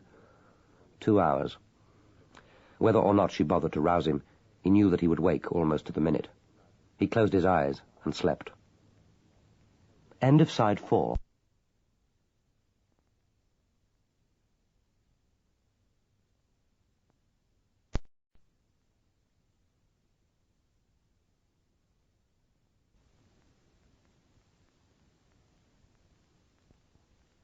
Side 5. Book 2, Death in a White Coat. Chapter 1. It was very peaceful in the front hall of Hoggatt's at 8:40 in the morning. Brenda often thought that this was the part of the working day she liked best, the hour before the staff arrived and the work of the lab really got underway, when she and Inspector Blakelock worked together in the quiet emptiness of the hall, still and solemn as a church, making up a supply of manila folders, ready to register the day's new cases, repacking exhibits for collection by the police, making a final check of the laboratory reports to courts to ensure that the examination was complete, that no relevant detail had been omitted. Immediately on arrival, she would put on her white coat, and at once she felt different, no longer young and uncertain, but a professional woman, almost like a scientist, a recognized member of the lab staff. Then she would go into the kitchen at the back of the house and make tea. After the dignification of the white coat, this domestic chore was something of a letdown, and she didn't really need a drink so soon after breakfast.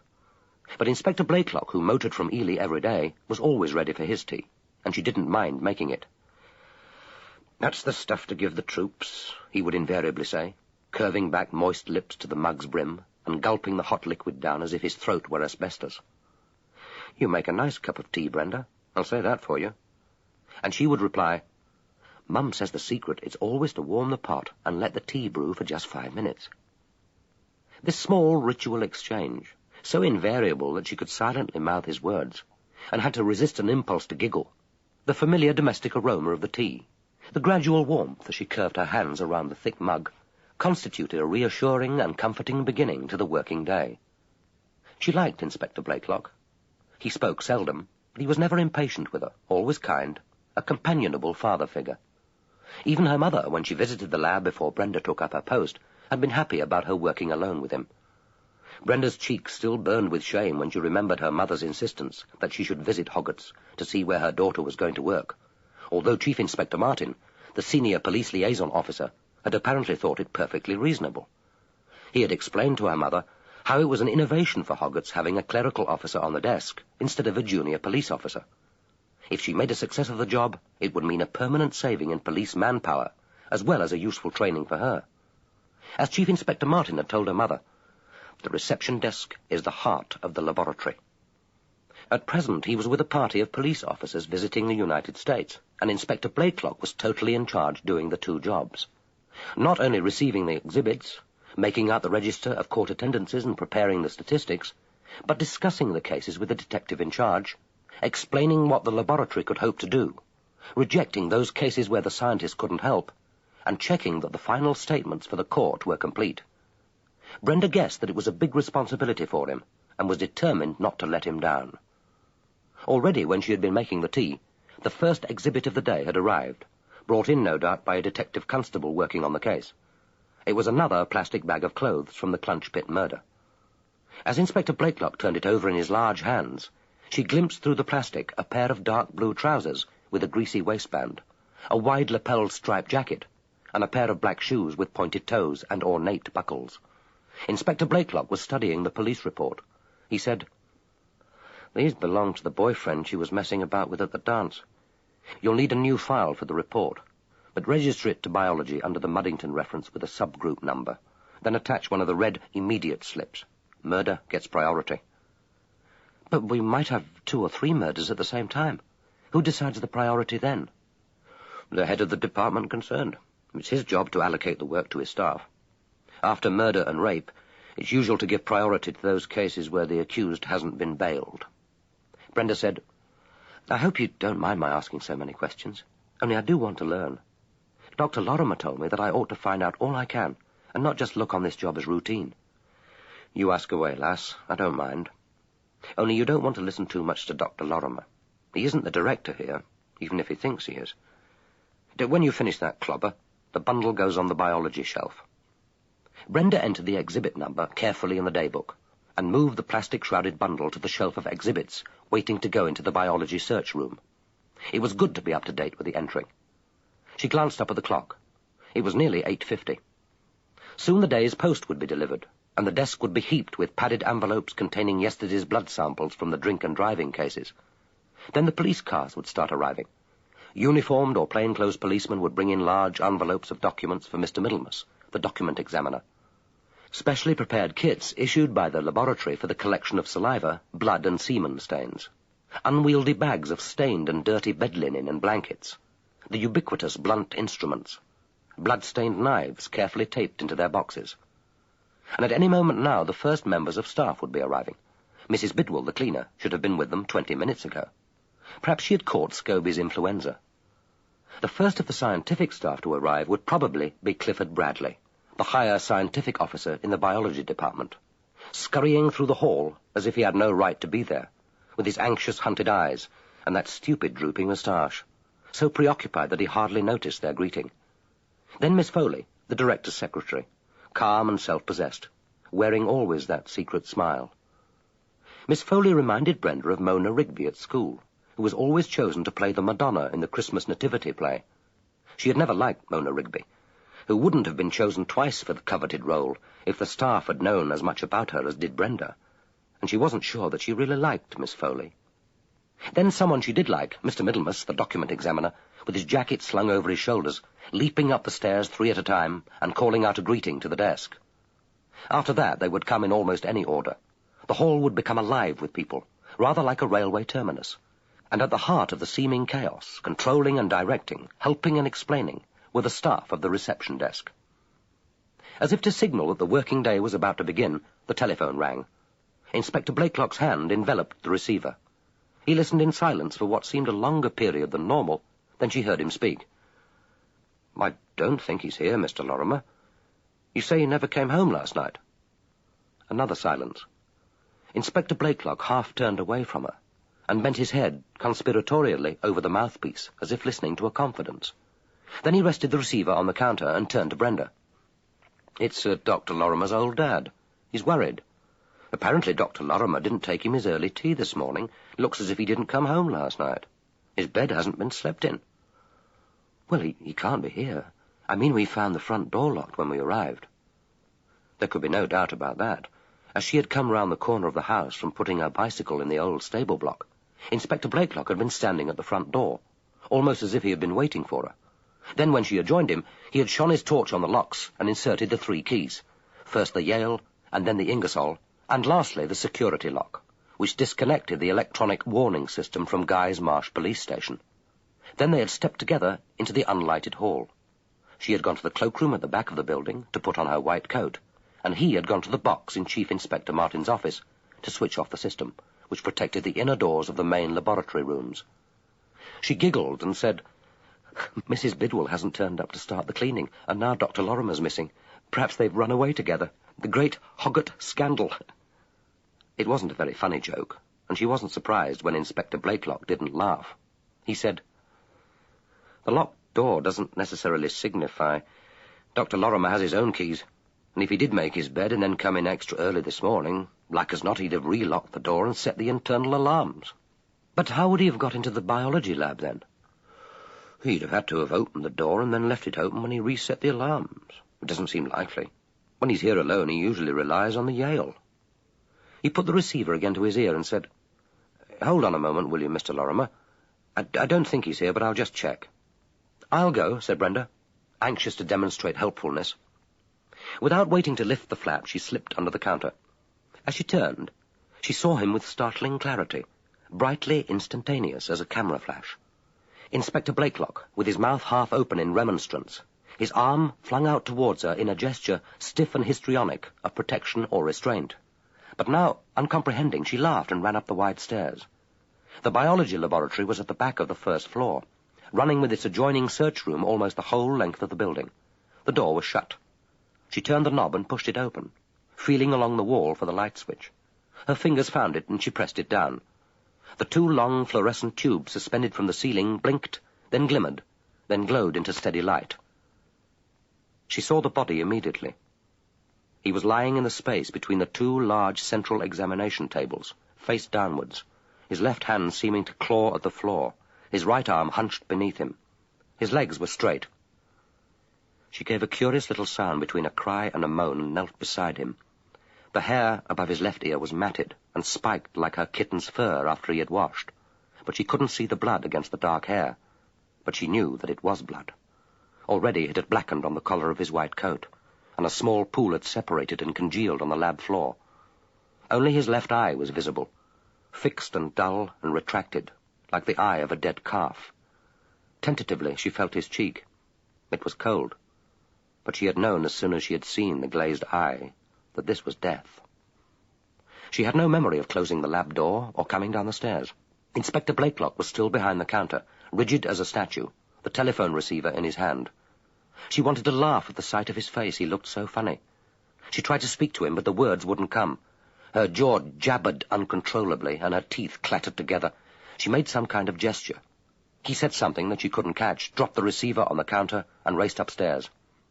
She staggered to the heavy Victorian armchair against the wall outside Chief Inspector Martin's office, Colonel Hoggatt's chair. The portrait looked down on her. As she watched, the left eye seemed to grow larger, the lips twisted to a leer. Her whole body was seized with a terrible cold. Her heart seemed to have grown immense, thudding against the rib cage. She was breathing in great gulps, but still there wasn't enough air. Then she became aware of the crackling from the telephone.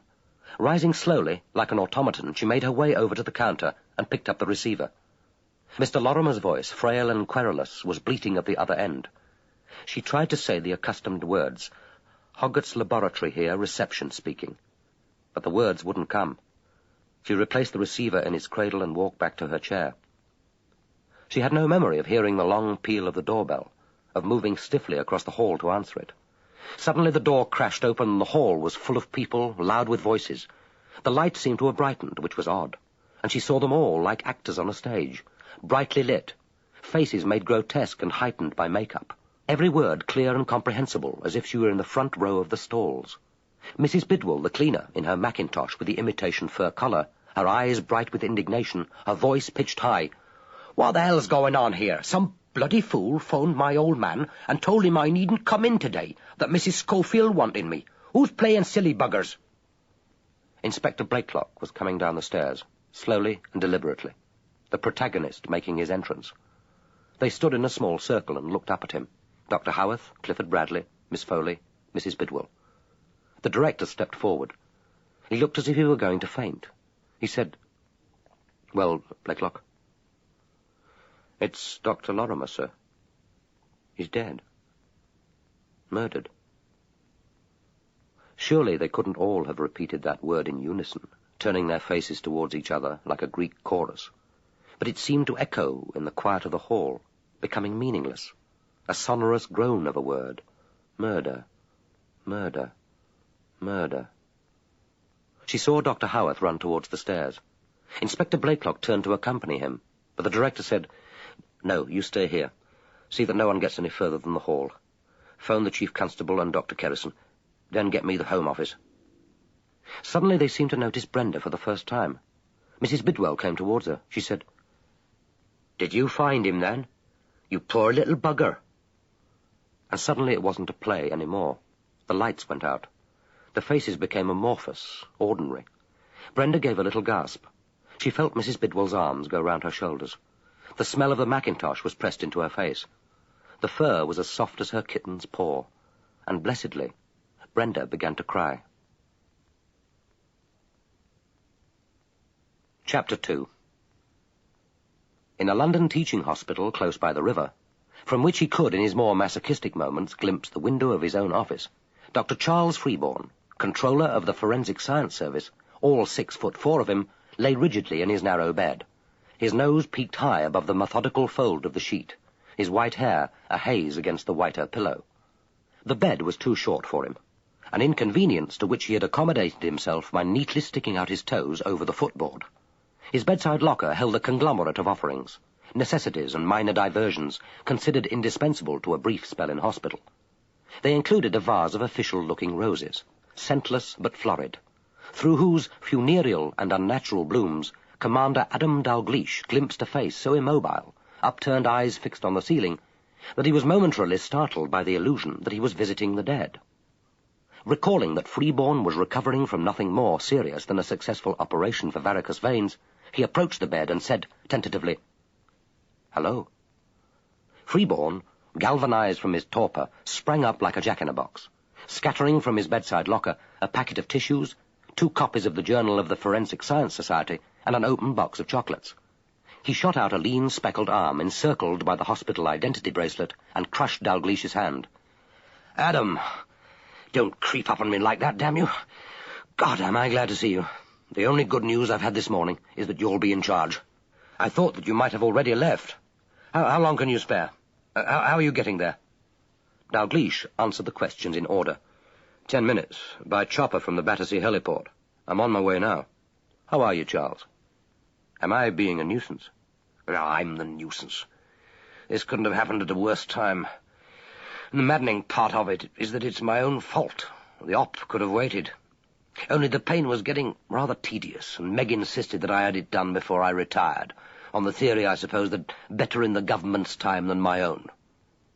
Recalling what he knew of the ardours and achievements of Freeborn's 40-odd years in the Forensic Science Service, the difficult war years, the delayed retirement, the last 5 years when he had exchanged his directorship for the frustrations of bureaucracy, Dalgliesh said, "That's sensible of her. There's nothing you could have done at Chevisham." "I know. It's ridiculous. This feeling of responsibility because one isn't actually in post when the disaster strikes. They rang from the duty office to break the news to me just after 9. Better that than learning it from my visitors or this evening's paper, I suppose they thought. Decent of them. The chief constable must have called in the yard within a few minutes of getting the news.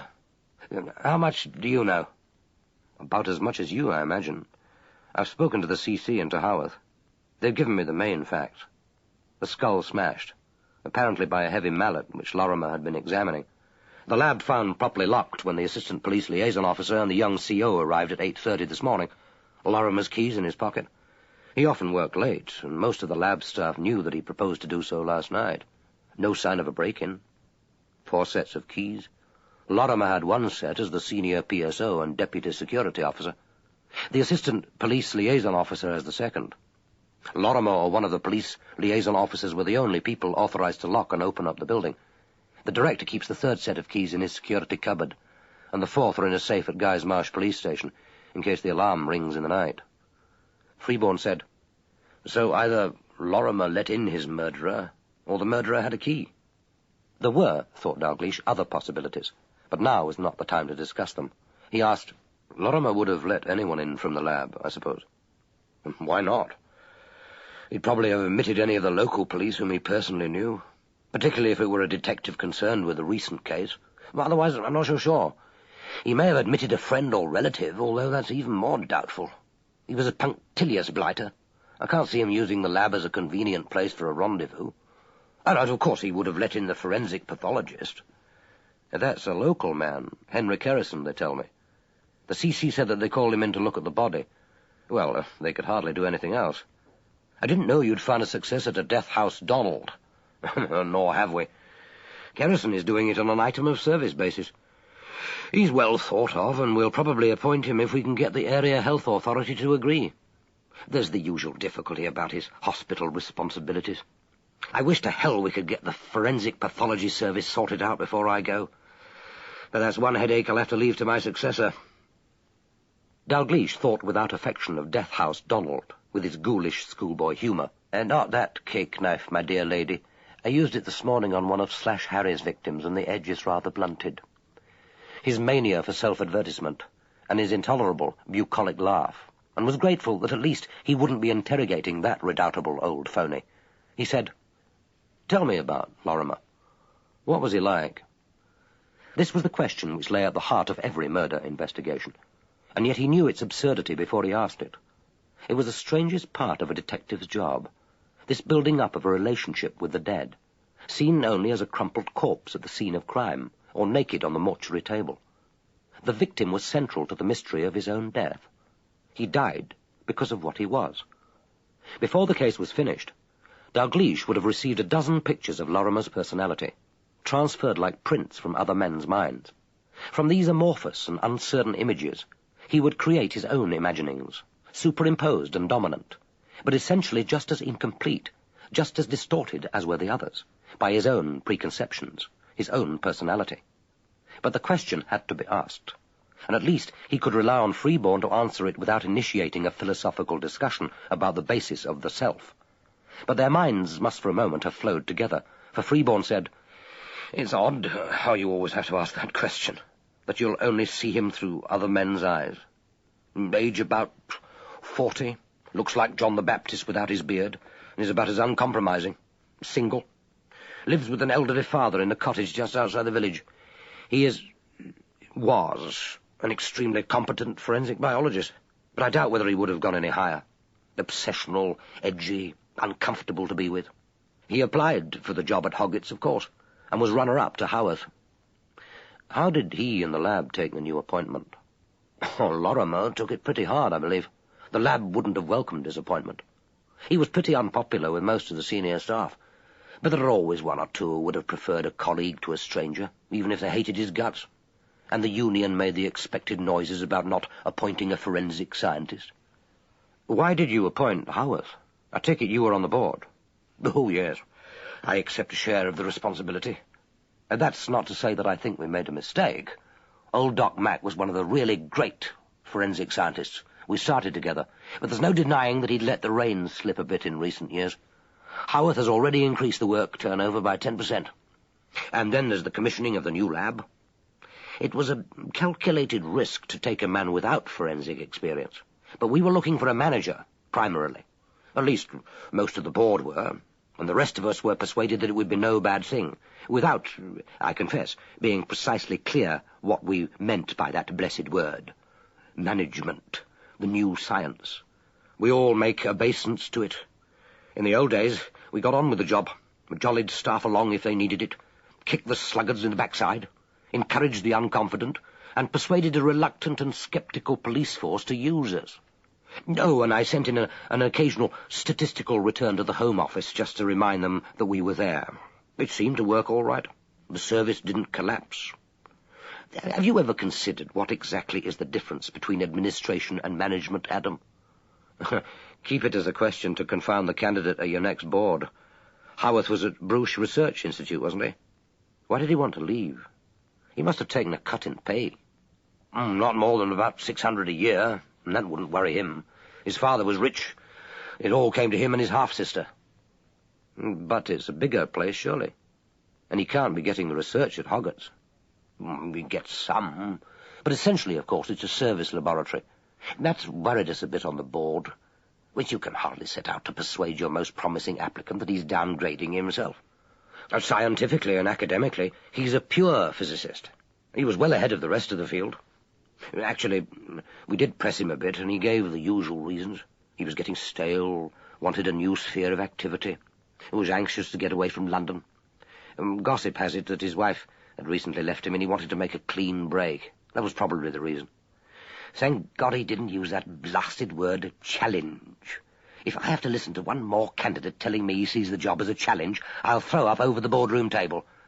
Adam, I'm getting old. He nodded his head towards the window. They're in a bit of a twitch over there, I need hardly say. I know. I've had an exceedingly brief but tactful interview. They're brilliant at implying more than they actually say. But obviously it's important to get it solved quickly.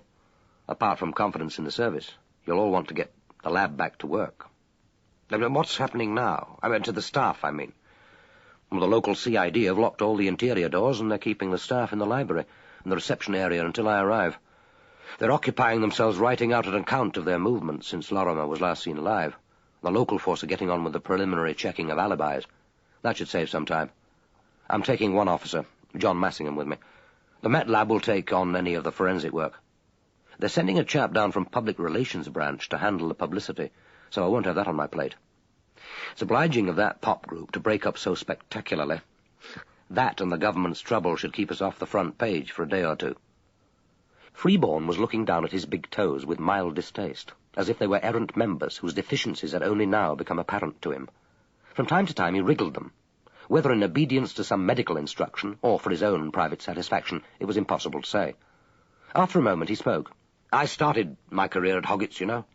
That was before the war. All any of us had then was wet chemistry, test tubes, beakers, solutions. And girls weren't employed because it wasn't decent for them to be concerned with sex cases. Hoggatt's was old-fashioned, even for the 1930 service. Not scientifically, though. We had a spectrograph when it was still the new wonder toy. The fens threw up some odd crimes. Do you remember the Mulligan case? Old man who chopped up his brother and tied the remains to the Leeming sluice gates. There was some nice forensic evidence there. Some 50 bloodstains on the pigsty wall, weren't there? And Mulligan swore it was sow's blood. Freeborn's voice grew reminiscent. I like that old villain.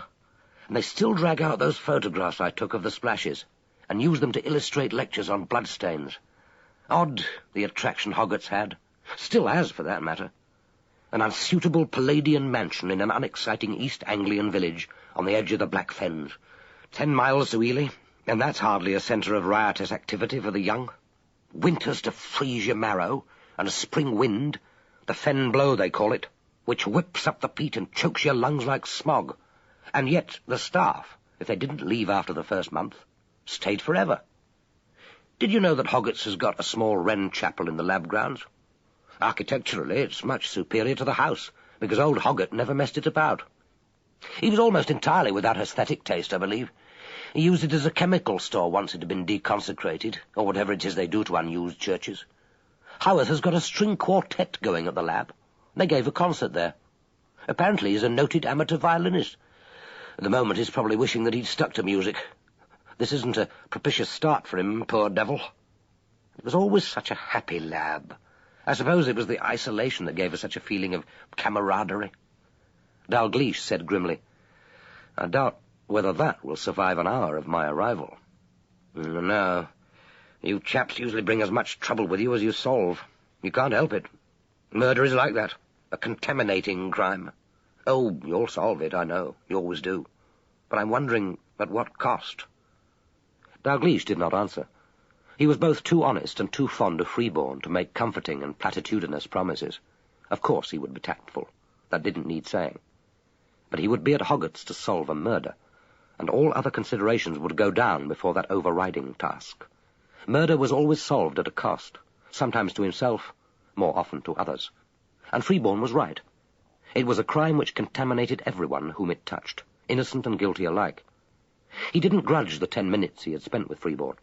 The old man believed, with simple patriotism, that the service to which he had given the whole of his working life was the best in the world. He had helped to shape it, and he was probably right. Dalgliesh had learned what he had come to learn, but as he shook hands and said goodbye, he knew that he left no comfort behind him. End of Side 5.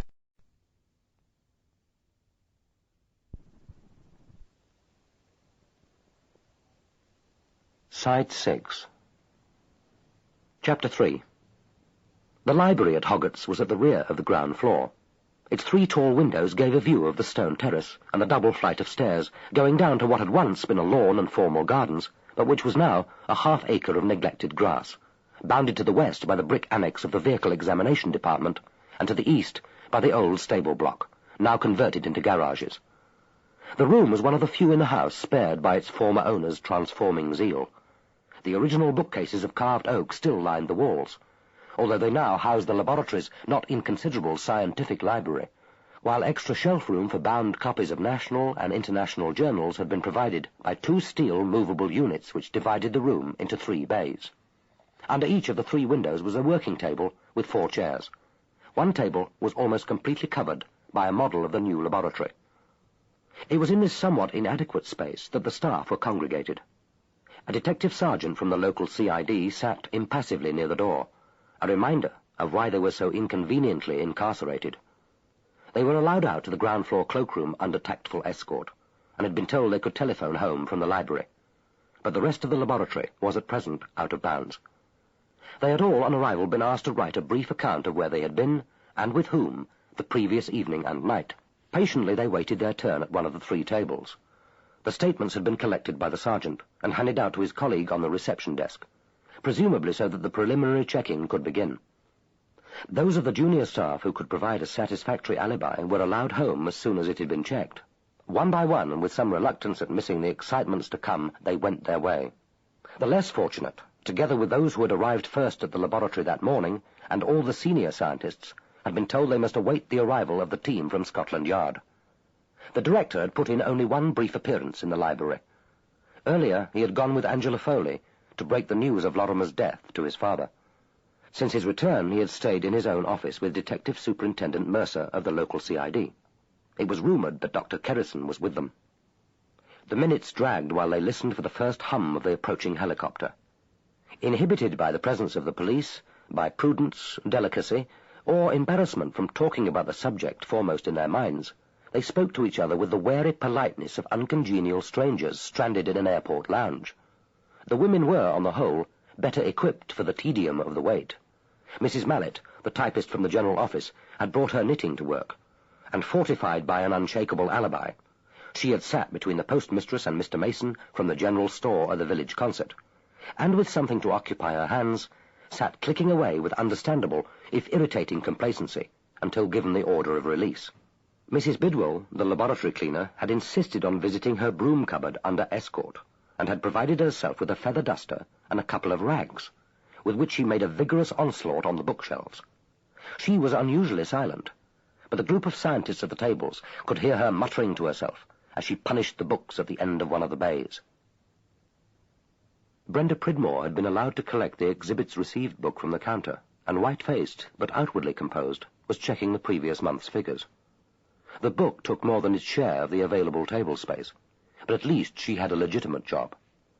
Claire Easterbrook, senior scientific officer in the biology department, and with Lorrimer's death, the senior biologist, had taken from her briefcase a scientific paper she had prepared on recent advances in blood grouping, and settled down to revise it, with as little apparent concern as if murder at Hoggatt's were a routine inconvenience, for which prudently she was always provided. The rest of the staff passed the time each in his own way. Those who preferred the pretence of business immersed themselves in a book, and from time to time made an ostentatious note. The two vehicle examiners, who were reputed to have no conversation except about cars, squatted side by side, their backs against the steel book racks, and talked cars together with desperate eagerness. Middlemas had finished the Times crossword by 10:15, and had made the rest of the paper last as long as possible. But now even the deaths column was exhausted. He folded the paper and tossed it across the table to eagerly awaiting hands. It was a relief when Stephen Copley, the senior chemist, arrived just before 10, bustling in as usual, his rubicund face with its tonsure and fringe of black curly hair glistening as if he had come in from the sun. Nothing was known to disconcert him, certainly not the death of a man he had disliked, but he was secure in his alibi, having spent the whole of the previous day in the Crown Court, and the evening and night with friends at Norwich, only getting back to Chevisham in time for a late start that morning. His colleagues, relieved to find something to talk about, began questioning him about the case. They spoke rather too loudly to be natural. The rest of the company listened with simulated interest, as if the conversation were a dramatic dialogue provided for their entertainment. "Who did they call for the defence?" asked Middlemas. "Charlie Pollard. He hung his great belly over the box and explained confidentially to the jury that they needn't be frightened of the so-called scientific expert witnesses, because none of us, including himself, of course, really know what we're talking about. They were immensely reassured, I need hardly say. Juries hate scientific evidence. Well, they think they won't be able to understand it, so naturally they can't understand it. As soon as you step into the box, you see a curtain of obstinate incomprehension clanging down over their minds. What they want is certainty. Did this paint particle come from this car body? Answer, yes or no. None of those nasty mathematical probabilities we're so fond of. Well, if they hate scientific evidence, they certainly hate arithmetic more. Give them a scientific opinion which depends on the ability to divide a factor by 2/3, and what do you get from counsel? I'm afraid you'll have to explain yourself more simply, Mr. Middlemas. The jury and I haven't got a higher degree in mathematics, you know.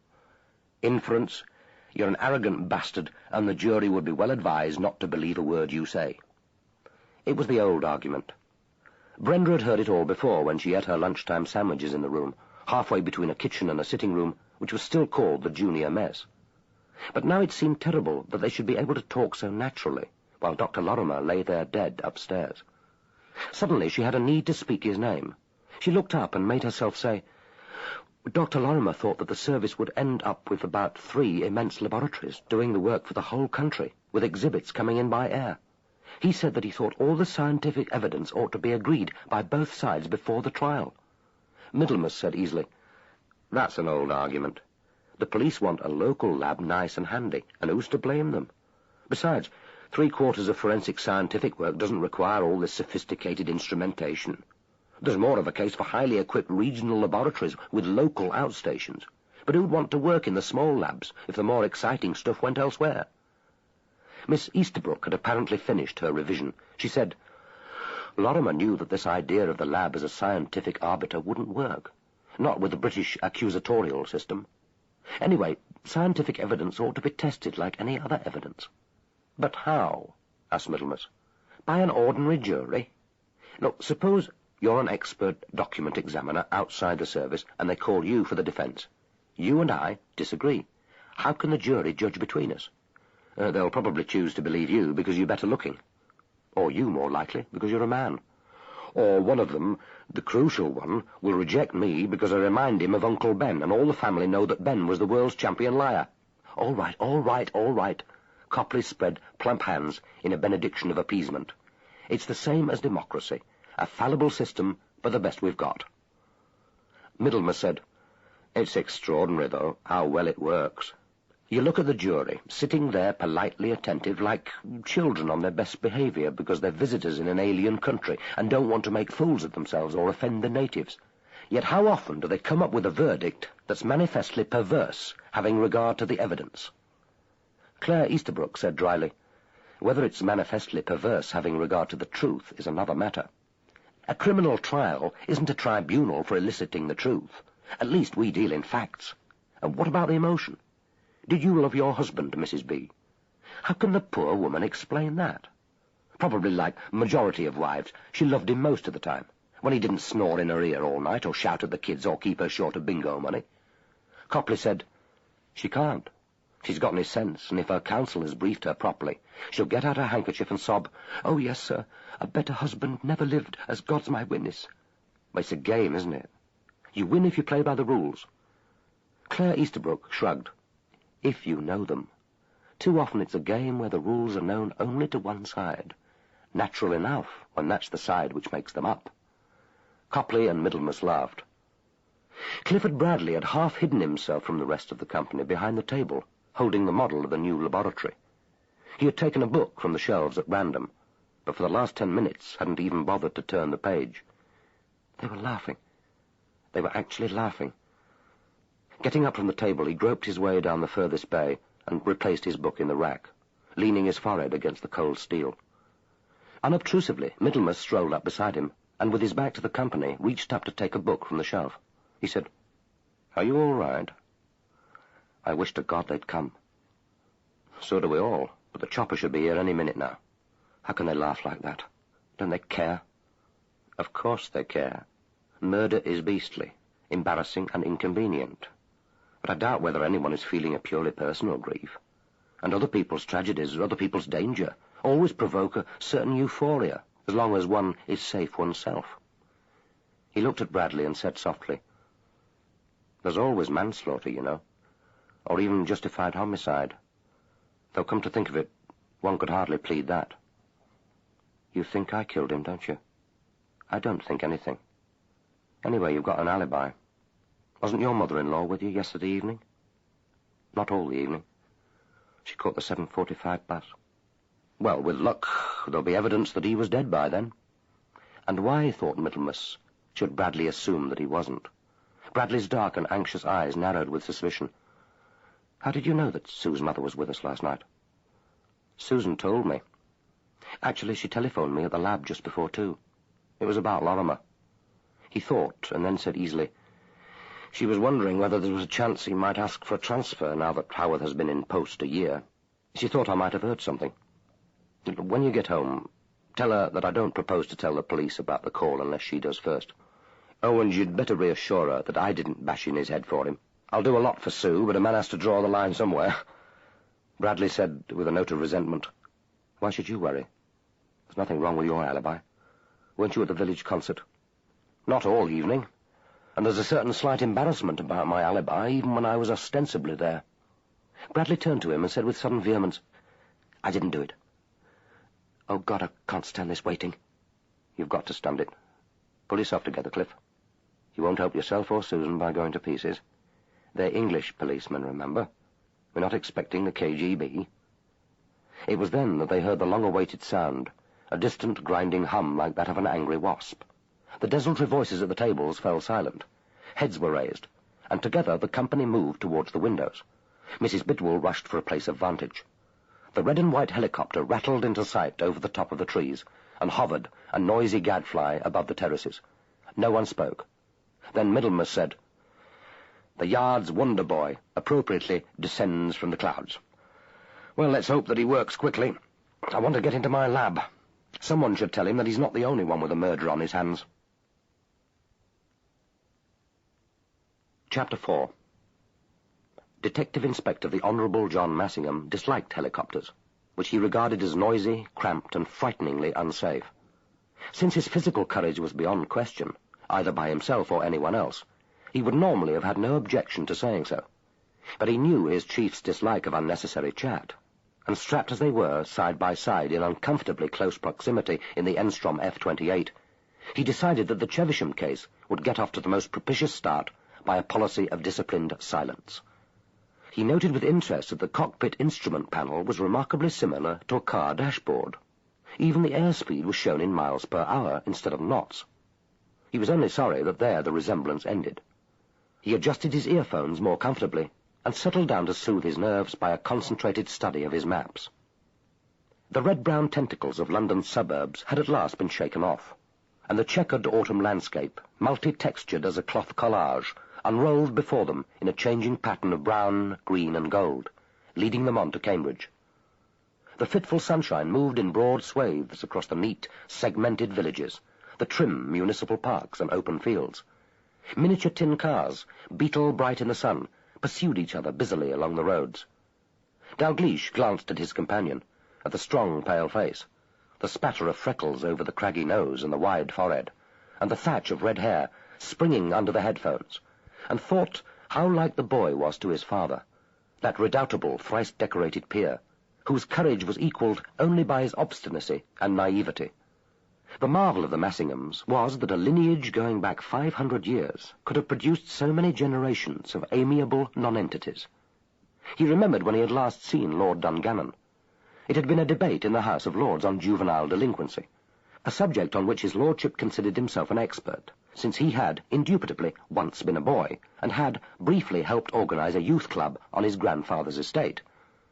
His thoughts, when they finally came, had been uttered in all their simplistic banality, in no particular order of logic or relevance, and in a curiously gentle voice, punctuated by long pauses in which he had gazed thoughtfully at the throne and appeared to commune happily with some inner presence. Meanwhile, like lemmings who have smelt the sea, the noble lords streamed out of their chamber in a body, to appear as if summoned by telepathy when Dungannon's speech drew to its close. But if the family had contributed nothing to statesmanship and little to the arts, they had died with spectacular gallantry for orthodox causes in every generation. And now Dungannon's heir had chosen this far from orthodox job. It would be interesting to see if, for the first time, and in so unusual a field, the family achieved distinction. What had led Massingham to choose the police service instead of his family's usual career of the army as an outlet for his natural combativeness and unfashionable patriotism, Dalgliesh had not inquired, partly because he was a respecter of other men's privacy, and partly because he wasn't sure that he wanted to hear the answer. So far, Massingham had done exceptionally well. The police were a tolerant body, and took the view that a man couldn't help who his father was. They accepted that Massingham had gained his promotion on merit, although they were not so naive as to suppose that being the elder son of a peer did any man harm. They called Massingham the on-John behind his back, and occasionally to his face, and bore no malice. Although the family was now impoverished and the estate sold, Lord Dungannon was bringing up his considerable family in a modest villa in Bayswater, the boy had still gone to his father's school. No doubt, thought Dalgliesh, the old warrior was unaware that other schools existed. Like every other class, the aristocracy, however poor, could always find the money for the things they really wanted. But he was an odd product of that establishment, having none of the slightly dégagé elegance and ironic detachment which characterized its alumni. Dalgliesh, if he hadn't known his history, would have guessed that Massingham was the produce of a sound upper-middle-class family, a doctor or a solicitor perhaps, and of an old established grammar school. It was only the second time they had worked together. The first time, Dalgliesh had been impressed by Massingham's intelligence and enormous capacity for work, and by his admirable ability to keep his mouth shut and to sense when his chief wanted to be alone. He had also been struck by a streak of ruthlessness in the boy, which he thought ought not to have surprised him, since he knew that, as with all good detectives, it must be present. And now the Enstrom was rattling above the towers and spires of Cambridge, and they could see the shining curve of the river, the bright autumnal avenues leading down through green lawns to miniature humpback bridges, King's College Chapel upturned and slowly rotating beside its great striped square of green. And almost immediately the city was behind them, and they saw, like a crinkled ebony sea, the black earth of the fens. Below them were straight roads ridged above the fields, with villages strung along them, as if clinging to the security of high ground. Isolated farms with their roofs so low that they looked half submerged in the peat. An occasional church tower, standing majestically apart from its village, with the gravestones planted round it like crooked teeth. They must be getting closer now. Already Dalgliesh could see the soaring west tower and pinnacles of Ely Cathedral to the east. Massingham looked up from his map-reading and peered down. His voice cracked through Dalglish's earphones. "This is it, sir." Chevisham was spread beneath them. It lay on a narrow plateau above the fens. the houses strung along the northerly of two converging roads. The tower of the impressive cruciform church was immediately identifiable, as was Chevisham Manor, and behind it, sprawling over the scarred field and linking the two roads, the brick and concrete of the new laboratory building. They rattled along the main street of what looked like a typical East Anglian village. Dalgliesh glimpsed the ornate red brick front of the local chapel, one or two prosperous-looking houses with Dutch gables, a small close of recently built semi-detached boxes, with the developer's board still in place, and what looked like the village general store and post office. There were few people about, but the noise of the engines brought figures from shops and houses, and pale faces, their eyes shielded, strained up at them. And now they were turning towards Hoggatt's laboratory, coming in low over what must be the Wren Chapel. It stood about a quarter of a mile from the house in a triple circle of beech trees, an isolated building, so small and perfect that it looked like an architect's model, precisely set in a fabricated landscape, or an elegant ecclesiastical folly, justifying itself only by its classical purity, as distanced from religion as it was from life. It was odd that it lay so far from the house. Dalgliesh thought that it had probably been built later, perhaps because the original owner of the mansion had quarrelled with a local parson, and in defiance had decided to make his own arrangements for spiritual ministrations. Certainly the house hardly looked large enough to support a private chapel. For a few seconds, as they descended, he had an unimpeded view through a gap in the trees of the west front of the chapel. He saw a single high-arched window with two balancing niches, the 4 Corinthian pilasters separating the bays, the whole crowned with a large decorated pediment and topped with a hexagonal lantern. The helicopter seemed almost to be brushing the trees. The brittle autumn leaves, shaken by the rush of air, flurried down like a shower of charred paper over the roof and the bright green of the grass. And then, sickeningly, the helicopter soared, the chapel lurched out of sight, and they were poised, engines rattling, ready to land on the wide terrace behind the house. Over its roof he could see the forecourt patterned with parking lots, the police cars tidily aligned, and what looked like a mortuary van. A broad drive, bordered with straggling bushes and a few trees, led down to what the map showed as Stony Pigot's Road. There was no gate to the driveway. Beyond it he could see the bright flag of a bus stop and the bus shelter. Then the helicopter began to descend, and only the rear of the house was in view. From a ground-floor window he could see the smudges of watching faces. There was a reception committee of 3, their figures oddly foreshortened, the necks straining upwards. The thrash of the rotor blades had tugged their hair into grotesque shapes, flurried the legs of their trousers, and flattened their jackets against their chests. Now, with the stilling of the engines, the sudden silence was so absolute that he saw the 3 motionless figures, as if they were a tableau of dummies in a silent world. He and Massingham unclasped their seat-belts and clambered to earth. For about 5 seconds the 2 groups stood regarding each other. Then, with a single gesture, the 3 waiting figures smoothed back their hair and advanced warily to meet him. Simultaneously his ears unblocked, and the world again became audible. He turned to thank and speak briefly to the pilot. Then he and Massingham walked forward. Dalgliesh already knew Superintendent Mercer of the local CID. They had met at a number of police conferences. Even at 60 feet, his ox-like shoulders, the round comedian's face with the wide upturned mouth, and the button-bright eyes had been instantly recognizable. Dalgliesh felt his hand crushed, and then Mercer made the introductions. Dr. Howarth, a tall, fair man, almost as tall as Dalgliesh himself, with widely spaced eyes of a remarkably deep blue, and the lashes so long that they might have looked effeminate on any face less arrogantly male. He could, Dalgliesh thought, have been judged an outstandingly handsome man, were it not for a certain incongruity of feature. Perhaps the contrast between the fineness of the skin stretched over the flat cheekbones and the strong, jutting jaw and uncompromising mouth. Dalgliesh would have known that he was rich. The blue eyes regarded the world with the slightly cynical assurance of a man accustomed to getting what he wanted, when he wanted it, by the simplest of expedients, that of paying for it. Beside him, Dr. Henry Kerrison, although as tall, looked diminished. His creased, anxious face was bleached with weariness, and there was a look in the dark, heavily lidded eyes which was uncomfortably close to defeat. He grasped Dalglish's hand with a firm grip, but didn't speak. Howarth said, "Well, there's no entrance now to the back of the house. We'll have to go round to the front. This is the easiest way." Carrying their scene-of-crime cases, Dalgliesh and Massingham followed him round the side of the house. The faces at the ground-floor window had disappeared, and it was extraordinarily quiet. Trudging through the leaves which had drifted over the path, sniffing the keen autumnal air with its hint of smokiness, and feeling the sun on his face, Massingham felt a surge of animal well-being. It was good to be out of London. This promised to be the kind of job he most liked. The little group turned the corner of the house, and Dalgliesh and Massingham had their first clear view of the facade of Hoggatt's laboratory. Chapter 5. The house was an excellent example of late 17th century domestic architecture, a 3-story brick mansion with a hipped roof and 4 dormer windows, the centre 3-bay projection surmounted by a pediment with a richly carved cornice and medallions. A flight of 4 wide, curved stone steps led to the doorway, imposing on its pilasters, but solidly, unostentatiously right. Dalgliesh paused momentarily to study the facade. Howarth said, "Agreeable, isn't it? But wait till you see what the old man did to some of the interior." The front door, with its elegant but restrained brass door handle and knocker, was fitted with 2 security locks, a Chubb and an Ingersoll, in addition to the Yale. At a superficial glance, there was no sign of forcing. It was opened almost before Howarth had lifted his hand to ring.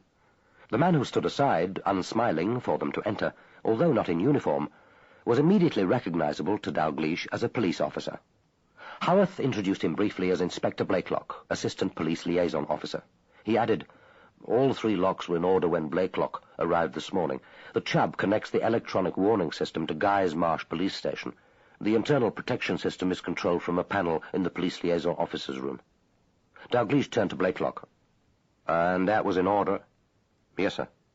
"There is no other exit?" It was Howarth who answered. "No. My predecessor had the back door and 1 side door permanently barred. It was too complicated coping with a system of security locks for 3 doors. Everyone comes in and goes out by the front." "Except possibly 1 person last night," thought Dalgliesh. They passed through the entrance hall, which ran almost the whole length of the house, their feet suddenly loud on the marble tessellated floor. Dalgliesh was used to receiving impressions at a glance. The party did not pause on their way to the stairs, but he had a clear impression of the room, the high moulded ceiling, the 2 elegant pedimented doors to right and left, an oil painting of the laboratory founder on the right-hand wall, the gleaming wood of the reception counter at the rear. A police officer with a sheaf of papers before him was using the desk telephone, presumably still checking alibis. He went on with his conversation without glancing up. The staircase was remarkable. The balustrades were carved oak panels, decorated with scrolls of acanthus foliage, each newel surmounted by a heavy oak pineapple. There was no carpet, and the unpolished wood was heavily scarred.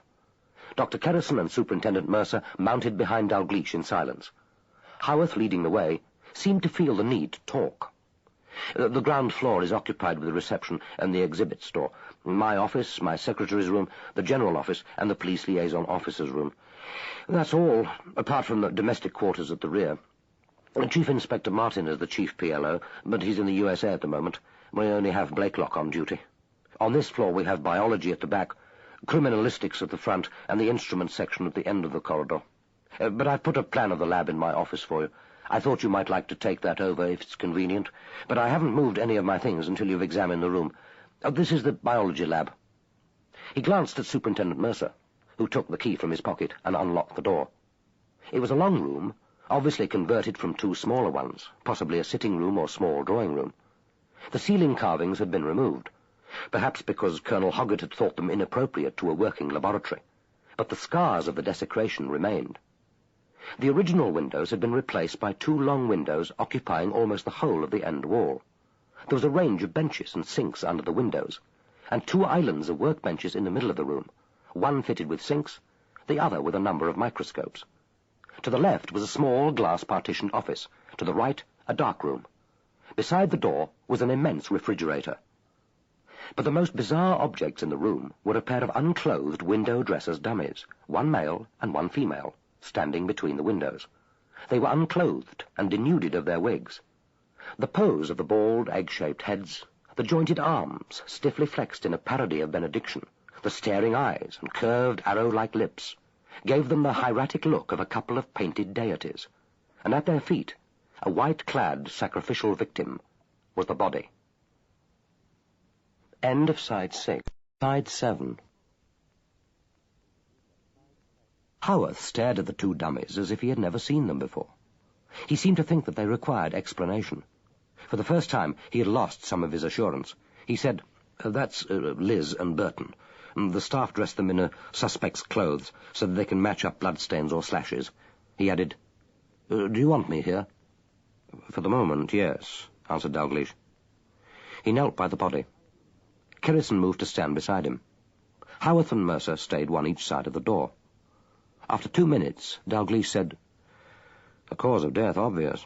It looks as if he was struck by a single blow and died where he fell. There's surprisingly little bleeding." Kerrison said, "That's not unusual.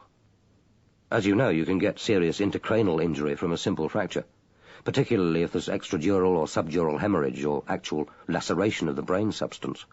I agree that he was probably killed by a single blow, and that wooden mallet on the table seems the likely weapon. But Blaine Thompson will be able to tell you more when he gets him on the table. He'll be doing the PM this afternoon. The rigor is almost complete. What sort of estimate did you make of the time of death?" "I saw him just before 9, and I thought then that he'd been dead about 12 hours, perhaps a little longer. Say between 8 and 9 p.m. The window is closed and the temperature pretty steady at 65 Fahrenheit.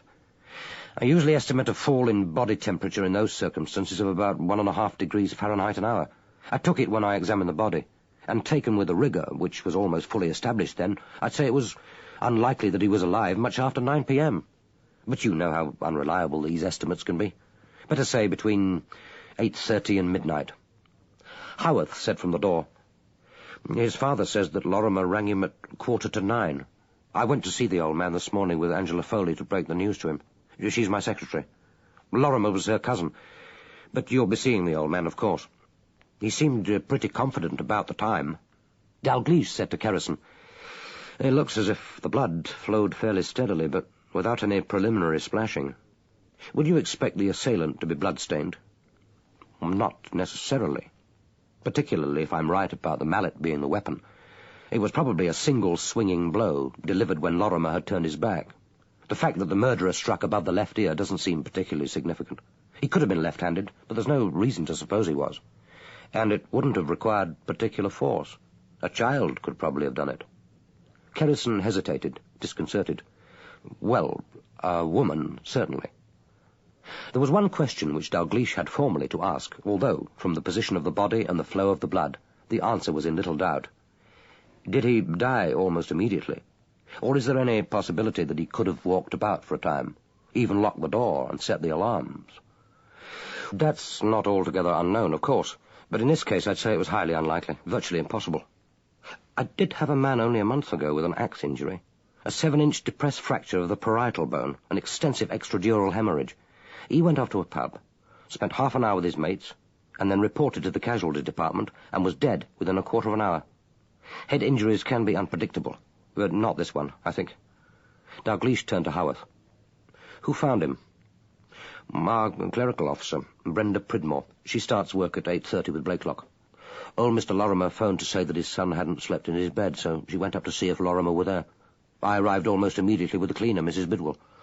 Some woman had telephoned her husband early this morning to ask her to come to my house to help my sister instead of to the lab. It was a false call. I thought that it was probably some stupid village prank, but that I'd better get in as soon as possible in case something odd was happening. So I put her bicycle in the boot of my car and got here just after 9. My secretary, Angela Foley, and Clifford Bradley, the higher scientific officer in the biology department, arrived at about the same time." "Who, at any time, has been alone with the body?" "Well, Brenda Pridmore, of course, but very briefly, I imagine. Then Inspector Blakelock came up on his own. Then I was there alone for no more than a few seconds. Then I locked the laboratory door, kept all the staff in the main hall, and waited there until Dr. Kerrison arrived. He was here within 5 minutes and examined the body. I stood by the door.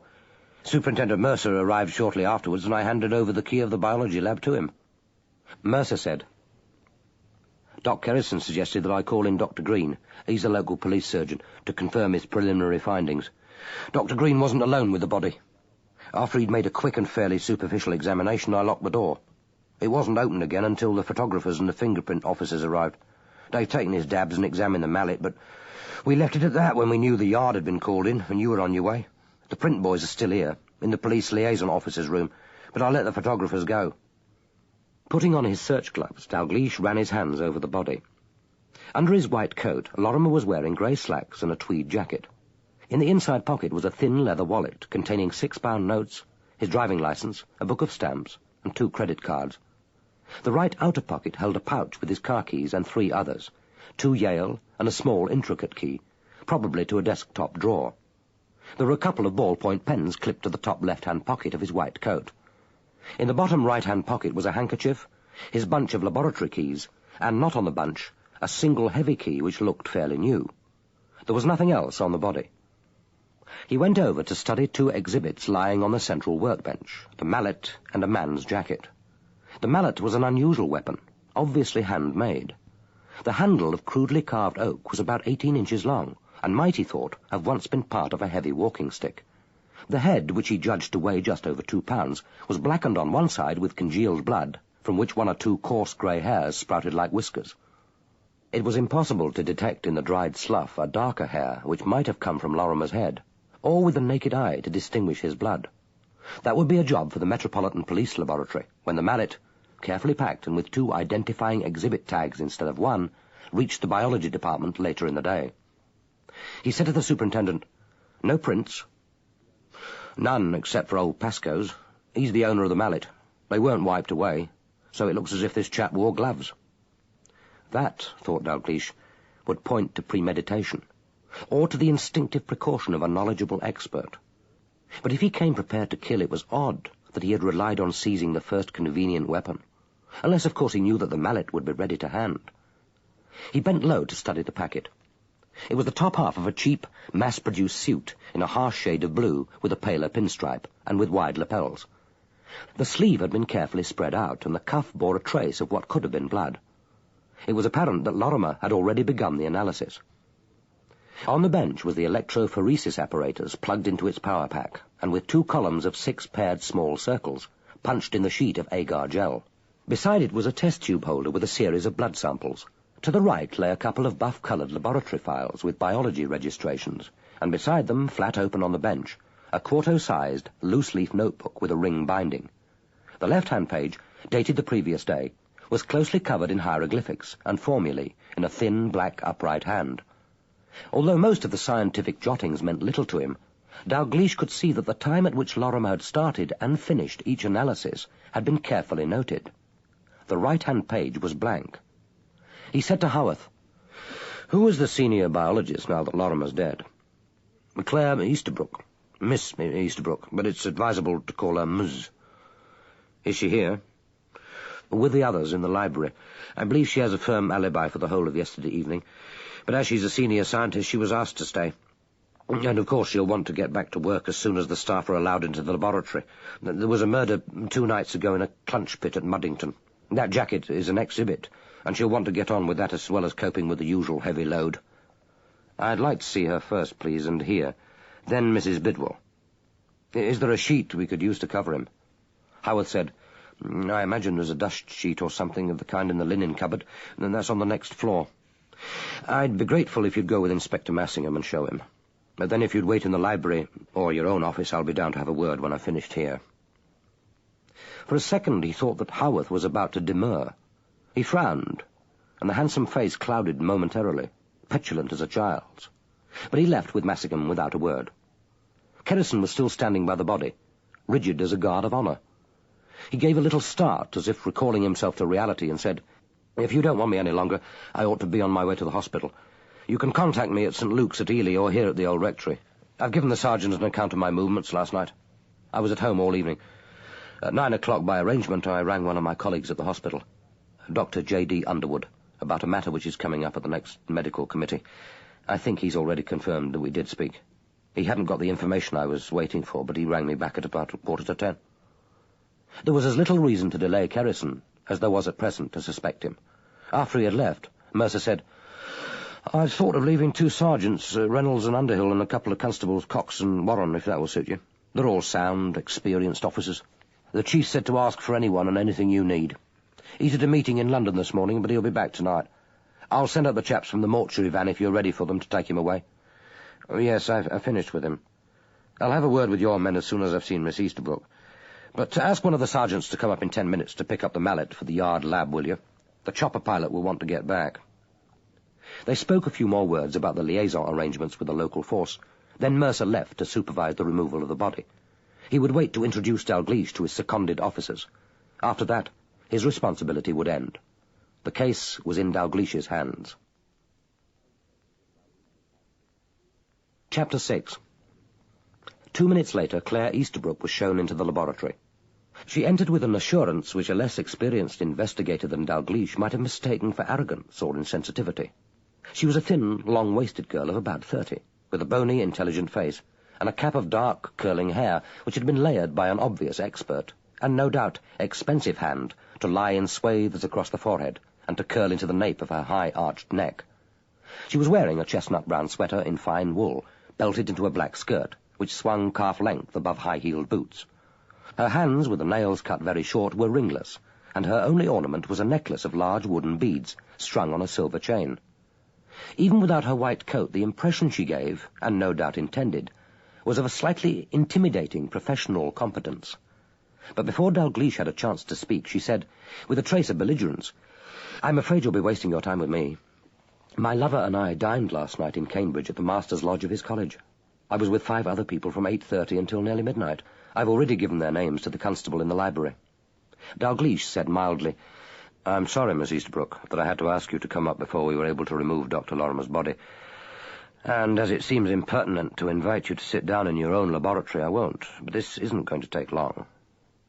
And she flushed, as if he had caught her out in a social solecism, glancing with reluctant distaste at the shrouded lump and shape on the floor, at the stiff protruding ankles. She said, "He'd be more dignified if you'd left him uncovered. Like this, he could be a sack of rubbish. It's a curious superstition, the universal instinct to cover up the recently dead. After all, we're the ones at a disadvantage." Massingham said lightly, "Not surely with the master and his wife to vouch for your alibi." Their eyes met, his coolly amused, hers dark with dislike. Dalgliesh says, "Dr. Howarth tells me you're the senior biologist now. Could you explain to me, please, what Dr. Lorrimer was doing here last night? Don't touch anything." She went at once over to the table and regarded the 2 exhibits, the files and the scientific paraphernalia. She said, "Would you open this file, please?" Dalglish's gloved hand slipped between the covers and flipped it open. He rechecked Clifford Bradley's result on the Pascoe case. The mallet belongs to a 64-year-old fen labourer called Pascoe, whose wife has disappeared. His story is that she's walked out on him, but there are 1 or 2 suspicious circumstances. The police sent in the mallet to see if the stains on it are human blood. They aren't. Pascoe says that he used it to put an injured dog out of its misery. Bradley found that the blood reacted to anti-dog serum, and Dr. Lorrimer has duplicated his result. So, the dog it was that died. Too mean to waste a bullet or send for a vet, thought Massingham savagely. It struck him as odd that the death of this unknown mongrel should for a moment anger him more than the killing of Lorrimer. Miss Easterbrook moved over to the open notebook. The 2 men waited. Then she frowned and said, obviously puzzled, "That's odd. Edwin always noted the time he began and finished an analysis, and the procedure he adopted.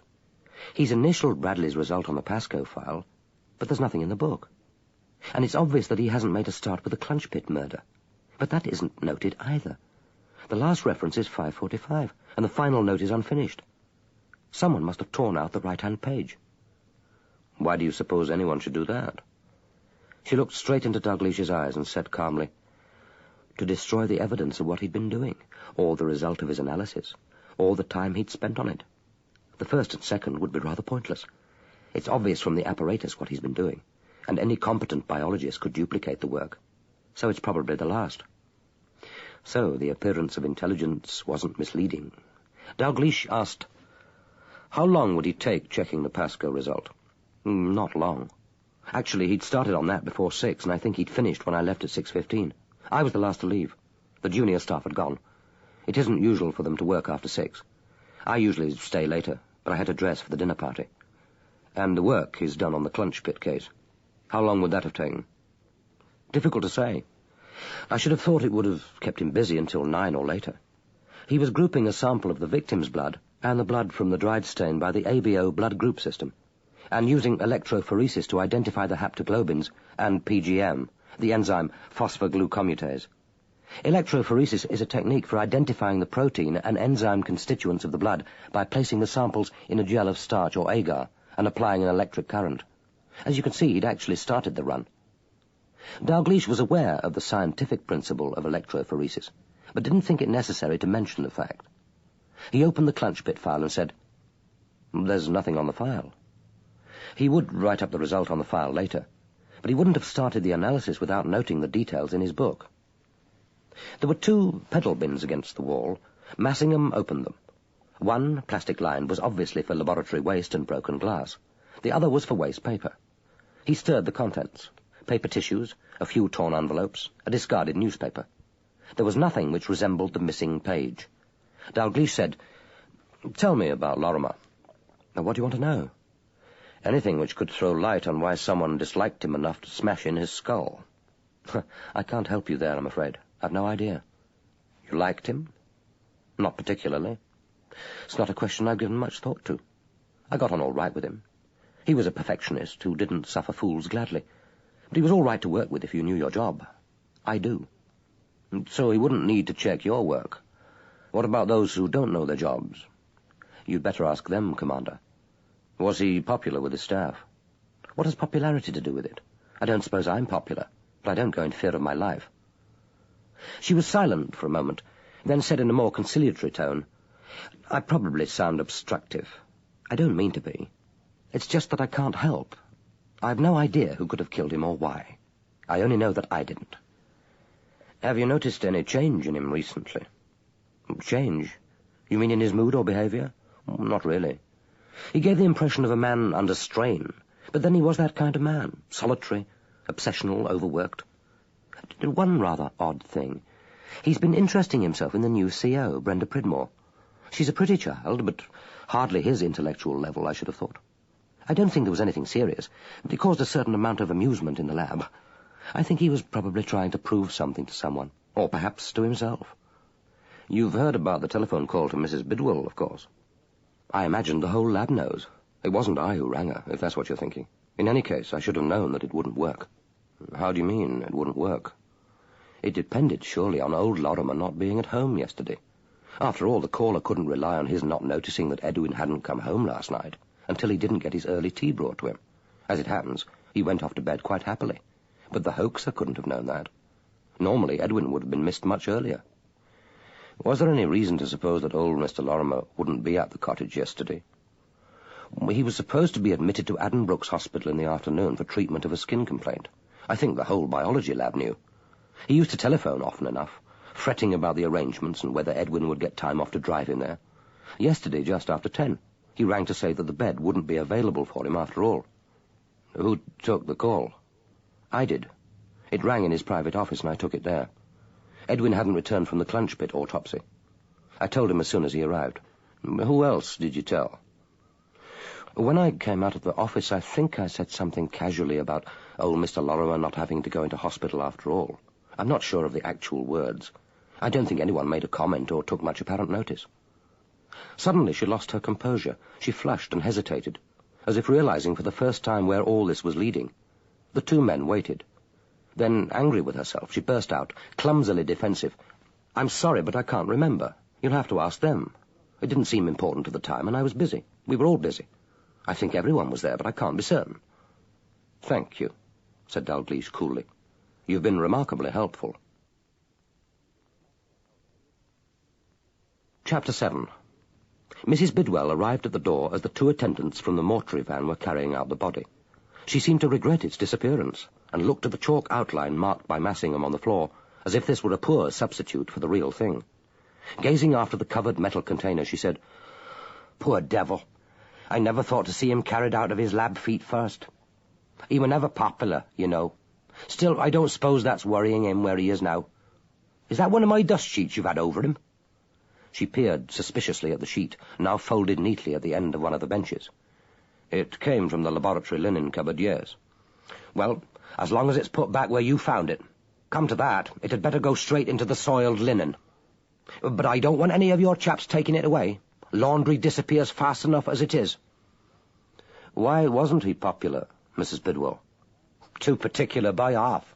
Mind you, you've got to be these days if you want to get any work done. But from what I hear, he was too fussy for his own good. And he's been getting worse, no doubt about that. And very odd he'd been lately, too. Nervy. You heard about the unpleasantness in the reception hall the day before yesterday, I suppose. Oh, well, you will. Ask Inspector Blakelock. Just before lunch it was. Dr. Lorrimer had a real old tussle with that balmy daughter of Dr. Kerrison's. Nearly pushed her out of the door. Screeching like a banshee, she was. I came into the hall just in time to see it. Her dad isn't going to like that, I said to Inspector Blakelock. He's crazy about those kids. Mark my words, I said. If Dr. Lorrimer doesn't take a hold of himself, there'll be murder done in this lab. I said the same to Mr. Middlemas. I want you to tell me about the telephone call this morning, Mrs. Bidwell. What time was it? Well, it was near enough 7 o'clock. We was eating breakfast, and I just filled the teapot for second cups. Had the kettle in me hand when it rang. And who answered it? Bidwell.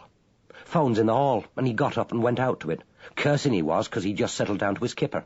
He hates cold kipper, does Bidwell. We always has kippers on Thursday on account of Marshall's fish van coming from Ely Wednesday afternoons. Does your husband usually answer the phone?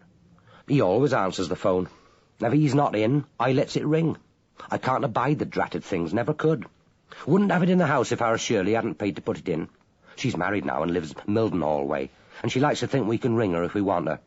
Fat lot of use that is. I can't ever hear what anyone says, and the ring is enough to put the fear of God in the soul. Telegrams and phone rings, I hate them both. Who at the lab would know that your husband always answers the phone? Best part of them, more than likely.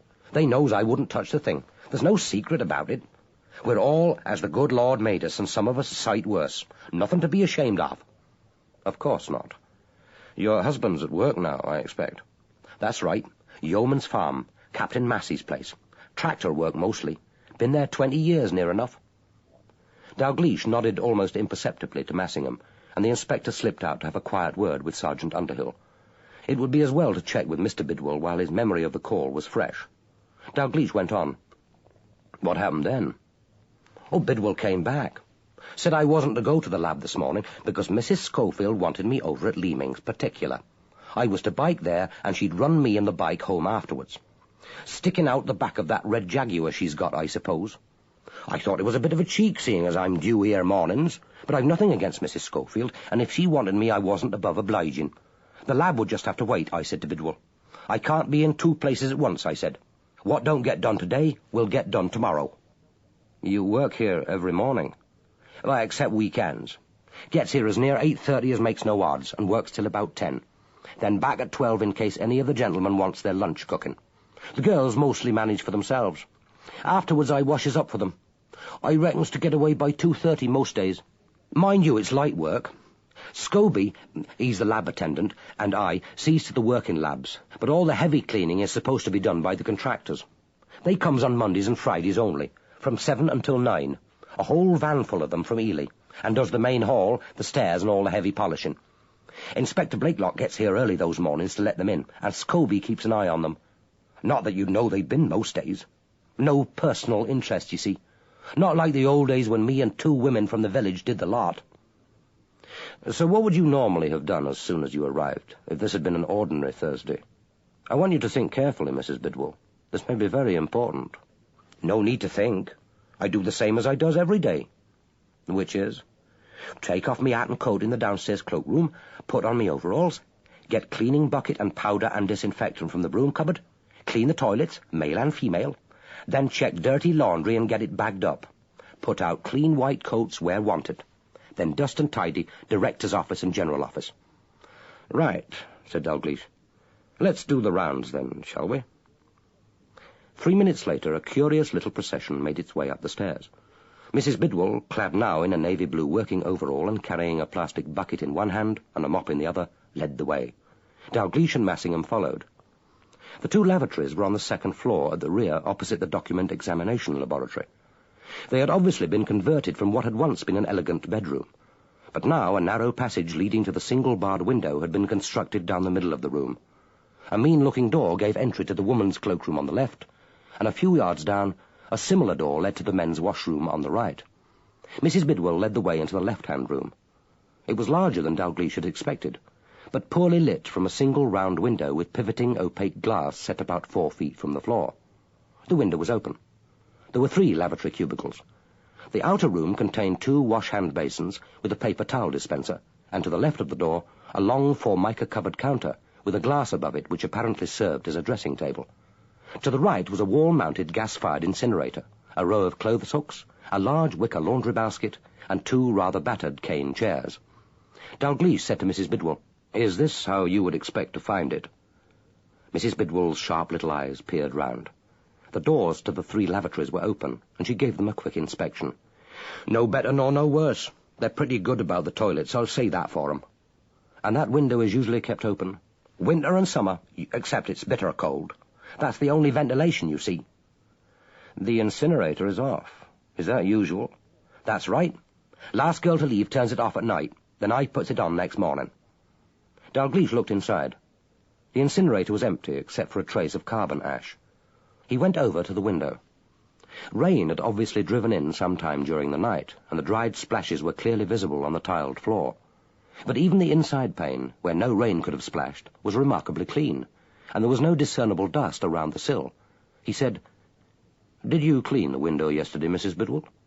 "Of course I did. It's like I told you. I cleans the lavatories every morning, and when I cleans, I cleans. Shall I get on with it now?" "I'm afraid there'll be no cleaning done today. We'll pretend you finished in here. Now what happens? What about the laundry?" The laundry basket contained only 1 overall, marked with the initials CME. Mrs. Bidwell said, "I wouldn't expect many dirty coats, not on a Thursday. They usually manages to make them last a week and drop them in here Friday before they go home. Monday's the busy day for laundry and putting out the new coats. Looks as though Miss Easterbrook spilt her tea yesterday. That's not like her. But she's particular, is Miss Easterbrook. You wouldn't find her going round with a dirty coat, no matter what day of the week." So there was at least 1 member of the biology department, thought Dalgliesh, who knew that Mrs. Bidwell would make an early visit to the lab to put out a clean white coat. It would be interesting to learn who had been present when the fastidious Miss Easterbrook had had her accident with the tea. The male washroom, apart from the urinal stalls, differed very little from the women's. There was the same round open window, the same absence of any marks on the panes or sill. Dalgliesh carried over one of the chairs, and carefully avoiding any contact with the window or the sill, looked out. There was a drop of about 6 feet to the top of the window beneath, and an equal drop to that on the first floor. Below them both a paved terrace ran right up to the wall. The absence of soft earth, the rain in the night, and Mrs. Bidwell's efficient cleaning meant that they would be lucky to find any evidence of a climb. But a reasonably slim and sure-footed man or woman with enough nerve and a head for heights could certainly have got out this way. But if the murderer were a member of the lab staff, why should he risk his neck when he must have known that the keys were on Lorrimer? And if the murderer were an outsider, then how account for the locked front door, the intact alarm system, and the fact that Lorrimer must have let him in? He turned his attention to the wash basins. None was particularly dirty, but near the rim of the one nearest the door there was a smear of porridge-like mucus. He bent his head over the basin and sniffed. His sense of smell was extremely acute, and from the plug-hole he detected the faint but unmistakably disagreeable smell of human vomit. Mrs. Bidwell, meanwhile, had thrown open the lid of the laundry basket. She gave an exclamation. "That's funny. It's empty." Dalgliesh and Massingham turned. Dalgliesh asked, "What were you expecting to find, Mrs. Bidwell?" "Mr. Middlemas's white coat, that's what." She darted out of the room. Dalgliesh and Massingham followed. She flung open the door of the document examination room and glanced inside.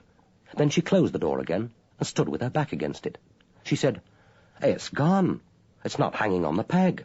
So where is it? Where's Mr. Middlemas's white coat?" Dalgliesh asked, "Why did you expect to find it in the laundry basket?" Mrs. Bidwell's black eyes grew immense. She slewed her eyes furtively from side to side, and then said with awed relish, "Because it had blood on it. That's why. Lorrimer's blood." Chapter 8. Lastly, they went down the main staircase to the director's office. From the library there was a broken murmur of voices, subdued and spasmodic, as a funeral gathering. A detective constable was standing at the front door, with the detached watchfulness of a man paid to endure boredom, but ready to leap into action should, unaccountably, the boredom end. Howarth had left his office unlocked and the key in the door. Dalgliesh was interested that the director had chosen to wait with the rest of the staff in the library, and wondered whether this was intended to demonstrate solidarity with his colleagues, or was a tactful admission that his office was one of the rooms which had been due to receive Mrs. Bidwell's early morning attention, and must, therefore, be of special interest to Dalgliesh. But that reasoning was surely too subtle. It was difficult to believe that Howarth hadn't entered his room since the discovery of the body. If there were anything to remove, he, best of all, must have had the chance to do it. Dalgliesh had expected the room to be impressive, but it still surprised him. The plasterwork of the coved ceiling was splendid, a joyous riot of wreaths, shells, ribbons, and trailing vines, ornate, yet disciplined. The fireplace was of white and mottled marble, with a finely carved frieze of nymphs and piping shepherds, and a classical overmantel with open pediment. He guessed that the agreeably proportioned salon, too small to be partitioned and not large enough for a working laboratory, had escaped the fate of so much of the house, more for administrative and scientific convenience than from any sensitivity on Colonel Hoggatt's part to its innate perfection. It was newly furnished in a style guaranteed not to offend, a nice compromise of bureaucratic orthodoxy and modern functionalism. There was a large glass-fronted bookcase to the left of the fireplace, and a personal locker and a coat stand to the right. A rectangular conference table and 4 chairs, of a type provided for senior public servants, stood between the tall windows. Next to it was a steel security cupboard, fitted with a combination lock. Howarth's desk, a plain contraption in the same wood as the conference table, faced the door. Apart from an ink-stained blotter and a pen stand, it held a small wooden bookshelf, containing the Shorter Oxford Dictionary, a dictionary of quotations, Roget's Thesaurus, and Fowler's Modern English Usage. The choice seemed curious for a scientist. There were 3 metal trays marked In, Pending, and Out. The Out tray held 2 manila files, the top labelled Chapel, Proposals for Transfer to Department of the Environment, and the second, a large, old, and unwieldy file, which had been much mended, was marked New Laboratory, Commissioning. Dalgliesh was struck by the emptiness and impersonality of the whole room. It had obviously been recently decorated for Howarth's arrival, and the pale grey-green carpet with its matching square under the desk was as yet unmarked. The curtains hung in pristine folds of dark green. There was only one picture, positioned in the overmantel, but this was an original, an early Stanley Spencer showing the Virgin's Assumption. Plump, foreshortened, varicosed thighs in red bloomers floated upwards from a circle of clutching, work-worn hands to a reception committee of gaping cherubim. It was, he thought, an eccentric choice for the room, discordant both in date and style. It was the only object, apart from the books, which reflected a personal taste. Dalgliesh hardly supposed that it had been provided by a government agency. Otherwise, the office had the underfurnished, expectant atmosphere of a room refurbished to receive an unknown occupant, and still awaiting the imprint of his taste and personality. It was hard to believe that Howarth had worked here for almost a year. Mrs. Bidwell, her tight little mouth pursed and eyes narrowed, regarded it with obvious disapproval. Dalgliesh asked, "Is this how you would have expected to find it?"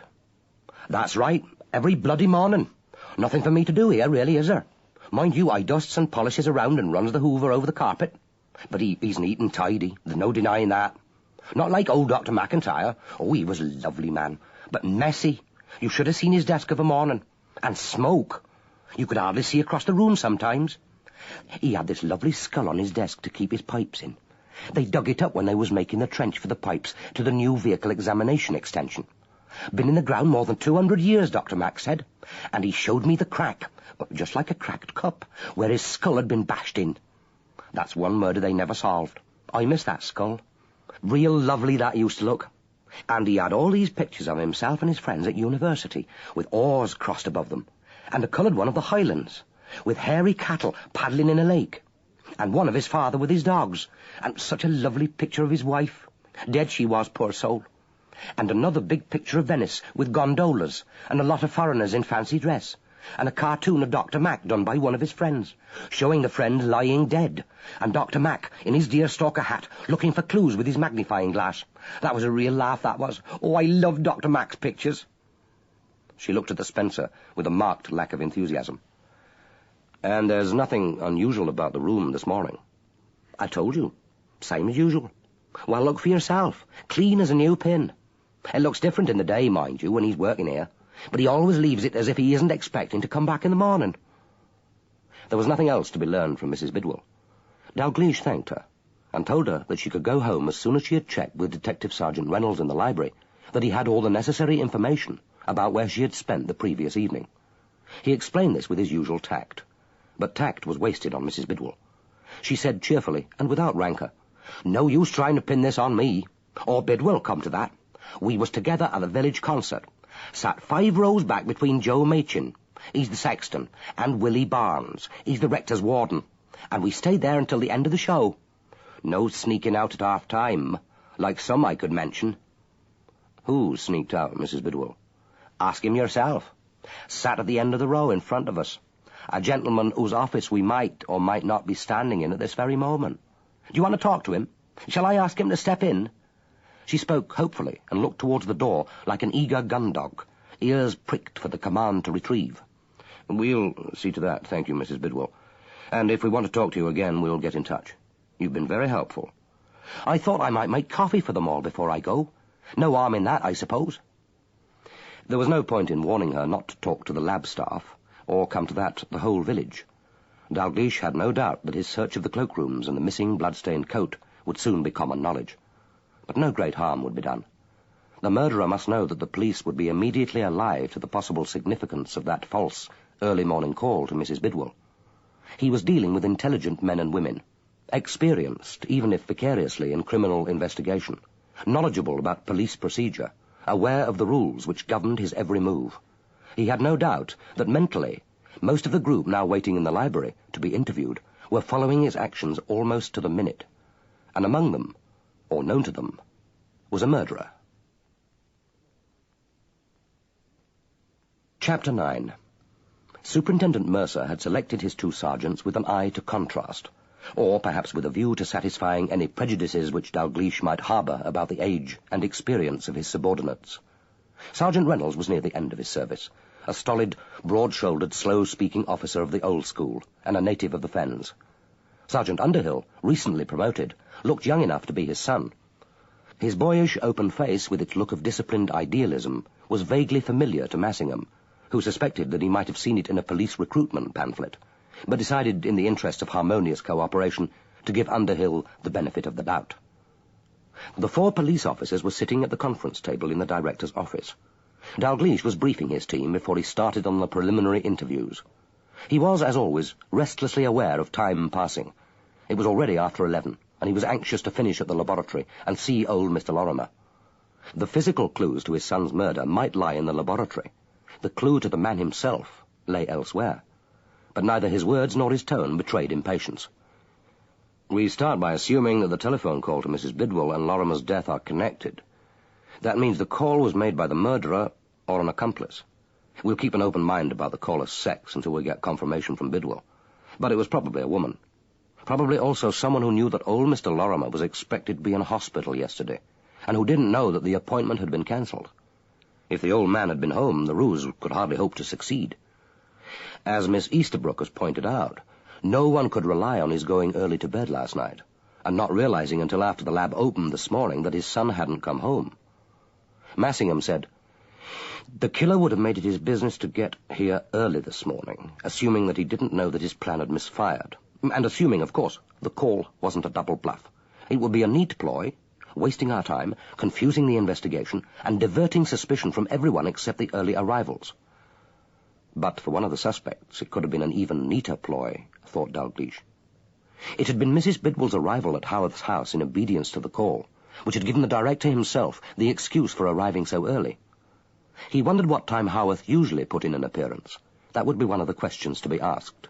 He said, "We'll start by assuming that it wasn't a bluff, that the murderer, or his accomplice, made the call to delay Mrs. Bidwell's arrival and the discovery of the body. So, what was he hoping to do? Plant evidence, or destroy it? Tidy up something which he'd overlooked, wipe the mallet clean, clear up the evidence of whatever it was he was doing here last night, replace the keys on the body? But Blakelock had the best opportunity to do that, and he wouldn't need to have taken them in the first place.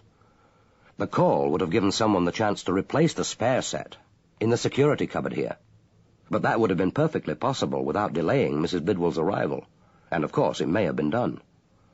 Underhill said, But is it really likely, sir, that the call was intended to delay the finding of the body and to give the killer time to replace the keys? Admittedly, Mrs. Bidwell could be expected to be first in the biology department this morning when she put out the clean coats, but the murderer couldn't rely on that. Inspector Blakelock or Brenda Pridmore could easily have had occasion to go there.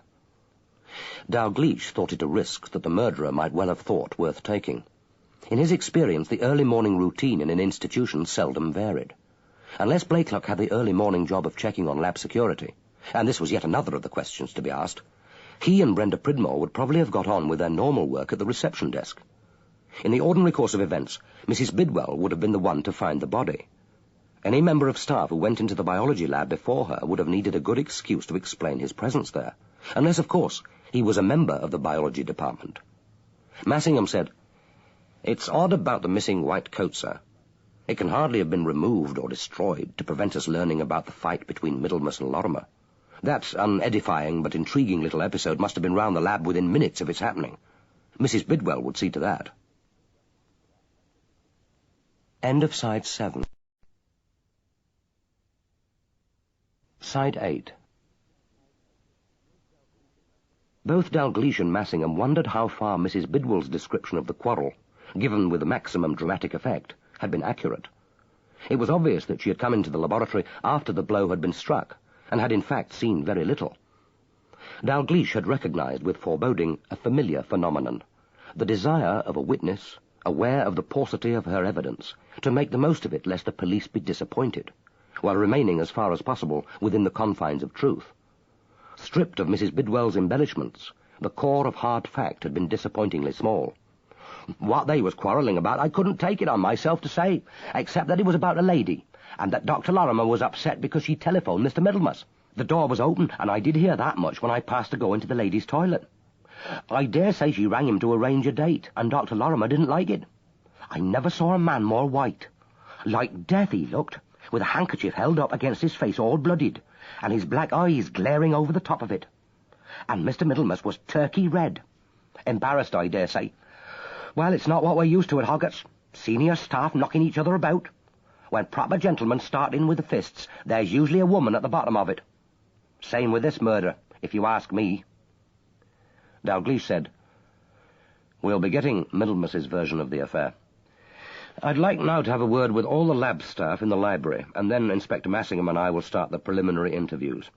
Howarth, the two women, Angela Foley and Brenda Pridmore, Blakelock, Middlemas, and any of the others without a firm alibi. I'd like you, Sergeant, to get on with organising the usual routine. I shall want one of the senior staff in each department while the search is going on. They're the only ones who can tell whether anything in their lab has changed since yesterday. You'll be looking, admittedly without much hope, for the missing page of Lorrimer's notebook. Any evidence of what he was doing here last night, apart from working on the Clunch Pit murder. Any sign of what happened to the missing coat. I want a thorough search of the whole building, particularly possible means of access and exit. The rain last night is a nuisance. You'll probably find the walls washed clean, but there may be some evidence that he got out through one of the lavatory windows. You'll need a couple of men on the grounds. The earth is fairly soft after the rain, and if the murderer came by car or motorcycle, there could be tire marks. Any we find can be checked against the tire index here. We needn't waste time going to the Met Lab for that. There's a bus stop immediately opposite the laboratory entrance. Find out what time the buses pass. There's always the possibility that one of the passengers or crew noticed something. I'd like the laboratory building checked first, and as quickly as possible, so that the staff can get back to work. They've a new murder on their hands, and we can't keep the place closed longer than is absolutely necessary. I'd like to give them access by tomorrow morning. Then there's the smear of what looks like vomit on the first basin in the men's washroom. The smell from the pipe is still fairly distinct. I want a sample of that to go to the Met Lab urgently. You'll probably have to unscrew the joint to get at the basin of the U-bend. We shall need to find out who used the room last, yesterday evening, and whether he noticed the smear on the basin. If no one admits to having been sick during the day, or can't produce a witness that he was, we shall want to know what they all ate for the evening meal. It could be Lorrimer's vomit, so we'll need some information on his stomach contents. I'd also like a sample of his blood and hair to be left here at the lab, but Dr. Blaine Thompson will be seeing to that. Reynolds said, "We take it that the crucial time is from 6:15, when he was last seen alive in his lab, until midnight. For the present. When I've seen his father and confirmed that he made that call at 8:45, we may be able to narrow it down. And we shall get a clearer idea of the time of death when Dr. Blaine Thompson has done the PM. But judging from the state of rigour, Dr. Kerrison wasn't far out. But Dr. Kerrison didn't need to be far out if he were the murderer. Rigor mortis was notoriously unreliable, and if he wanted an alibi for himself, Kerrison could shift the time of death by up to an hour without suspicion. If the timing were tight, he might not need even an hour. It had been prudent of him to call in the police surgeon to confirm his estimate of the time of death. But how likely was Dr. Green, experienced as he might be in viewing bodies, to disagree with the opinion of a consultant forensic pathologist, unless the latter's judgment was manifestly perverse? If Kerrison were guilty, he had run little risk by calling in Green. Dalgliesh got to his feet. "Right," he said. "Let's get on with it, shall we?" Chapter 10. Dalgliesh disliked having more than one other officer present with him at his preliminary and informal interview, so Massingham was taking the notes. They were hardly necessary. Dalgliesh, he knew, had almost total recall. But he still found the practice useful. They were sitting together at the conference table in the director's office, but Howarth, perhaps because he objected to sitting in his own room other than at his desk, preferred to stand. He was leaning casually against the fireplace. From time to time, Massingham lifted an unobtrusive eyebrow to glance at the clear-cut, dominant profile outlined against the classical frieze. There were 3 bunches of keys on the table: the bunch taken from Lorrimer's body, that handed over by Inspector Blakelock, and the set which Dr. Howarth, manipulating the security lock, had taken from its box in the cupboard. Each set of keys was identical: 1 Yale key and 2 security keys to the front door, and 1 smaller key on a plain metal ring. None was named, presumably for security reasons. Dalgliesh said, "And these are the only 3 sets in existence?" "Except for the set at Guy's Marsh Police Station, yes. Naturally, I checked earlier this morning that the police still have their set. The keys are kept in the safe under the control of the station officer, and they haven't been touched. They need a set at the police station in case the alarm goes off. There was no alarm last night." Dalgliesh already knew from Mercer that the station keys had been checked. He said, "And the smallest key?" "That's the one to the exhibit store. The system is for all incoming exhibits, after they've been registered, to be stored there until they're issued to the head of the appropriate department. It's his responsibility to allocate them to a specific officer. In addition, we store the exhibits which have been examined, are awaiting collection by the police, and those which have been presented to the court during the case and are returned to us for destruction. Those are mainly drugs. They're destroyed here in the incinerator, and the destruction witnessed by one of the laboratory staff and the officer in charge of the case. The exhibit store is also protected by the electronic alarm system, but obviously we need a key for internal security when the system hasn't been set." "And all the laboratory internal doors and your office were protected last night once the internal alarm system was set?" "Well, that means that an intruder could only have got out undetected through the top-floor lavatory window. All the others are either barred or fitted with the electronic alarm." "That's right. He could have got in that way too, of course, which was what concerned us most. But it wouldn't have been an easy climb, and the alarm would have gone off as soon as he tried to gain access to any of the main rooms in the laboratory. We did consider extending the alarm system to the lavatory suite soon after I arrived, but it seemed unnecessary. We haven't had a break-in in the 70-odd years of the lab's existence." "What are the precise arrangements about locking the laboratory?" "Only the 2 police liaison officers and Lorrimer, as the deputy security officer, were authorized to lock up. He, or the police liaison officer on duty, was responsible for ensuring that no staff were left on the premises, and that all the internal doors were shut before the alarm was set, and the front door finally locked for the night. The alarm system to Guy's Marsh Police Station is set whether the door is locked on the inside or the out." "And these other keys found on the body, the 3 in this leather pouch and the single key, do you recognize any of those?" "Not the 3 in the pouch. One is obviously his car keys. But the single one looks very like the key to the Wren Chapel. If it is, I didn't know that Lorrimer had it. Not that it's important. But as far as I know, there's only 1 key to the chapel in existence, and that's hanging on the board in the chief liaison officer's room. It isn't a security lock, and we're not particularly worried about the chapel. There's nothing left there of real value. But occasionally architects and archaeological societies want to view it, so we let them borrow the key, and they sign for it in the book in the office. We don't allow them through the laboratory grounds to get at it. They have to use the back entrance in Guy's Marsh Road. The contract cleaners take it once every 2 months to clean and check the heating. We have to keep it reasonably warm in winter, because the ceiling and carving are rather fine. And Miss Willard goes there from time to time to do some dusting. When her father was rector of Chevisham, he used occasionally to hold services in the chapel, and I think she has a sentimental regard for the place. Massingham went out to Chief Inspector Martin's office and brought in the chapel key. The two matched. The small notebook which he had found hanging with the key showed that it had been last collected by Miss Willard on Monday, the 25th of October. Howarth said, "We're thinking of transferring the chapel to the Department of Environment once we occupy the new laboratory. It's a constant irritation to the Treasury that our funds are used to heat and maintain it. I've set up a string quartet here. We hold a concert on August the 26th in the chapel, but otherwise it's completely unused. I expect you'll want to take a look at it, and it's worth seeing in its own right. It's a very fine specimen of late 17th century church architecture, although in fact it isn't by Wren, but by Alexander Fort, who was strongly influenced by him." Dalgliesh asked suddenly, "How well did you get on with Lorrimer?" Howarth replied calmly, "Not particularly well. I respected him as a biologist, and I certainly had no complaints either about his work, nor about his cooperation with me as director. He wasn't an easy man to know, and I didn't find him particularly sympathetic. But he was probably one of the most respected serologists in the service, and we shall miss him. If he had a fault, it was a reluctance to delegate. He had 2 scientific officer serologists in his department for the grouping of liquid blood and stains, saliva and semen samples, but he invariably took the murder cases himself. Apart from his casework and attendance at trials and at scenes of crime, he did a considerable amount of lecturing to detective training courses and police familiarization courses." Lorrimer's rough notebook was on the desk. Dalgliesh pushed it towards Howarth and said, "Have you seen this before?" "His rough notebook? Yes.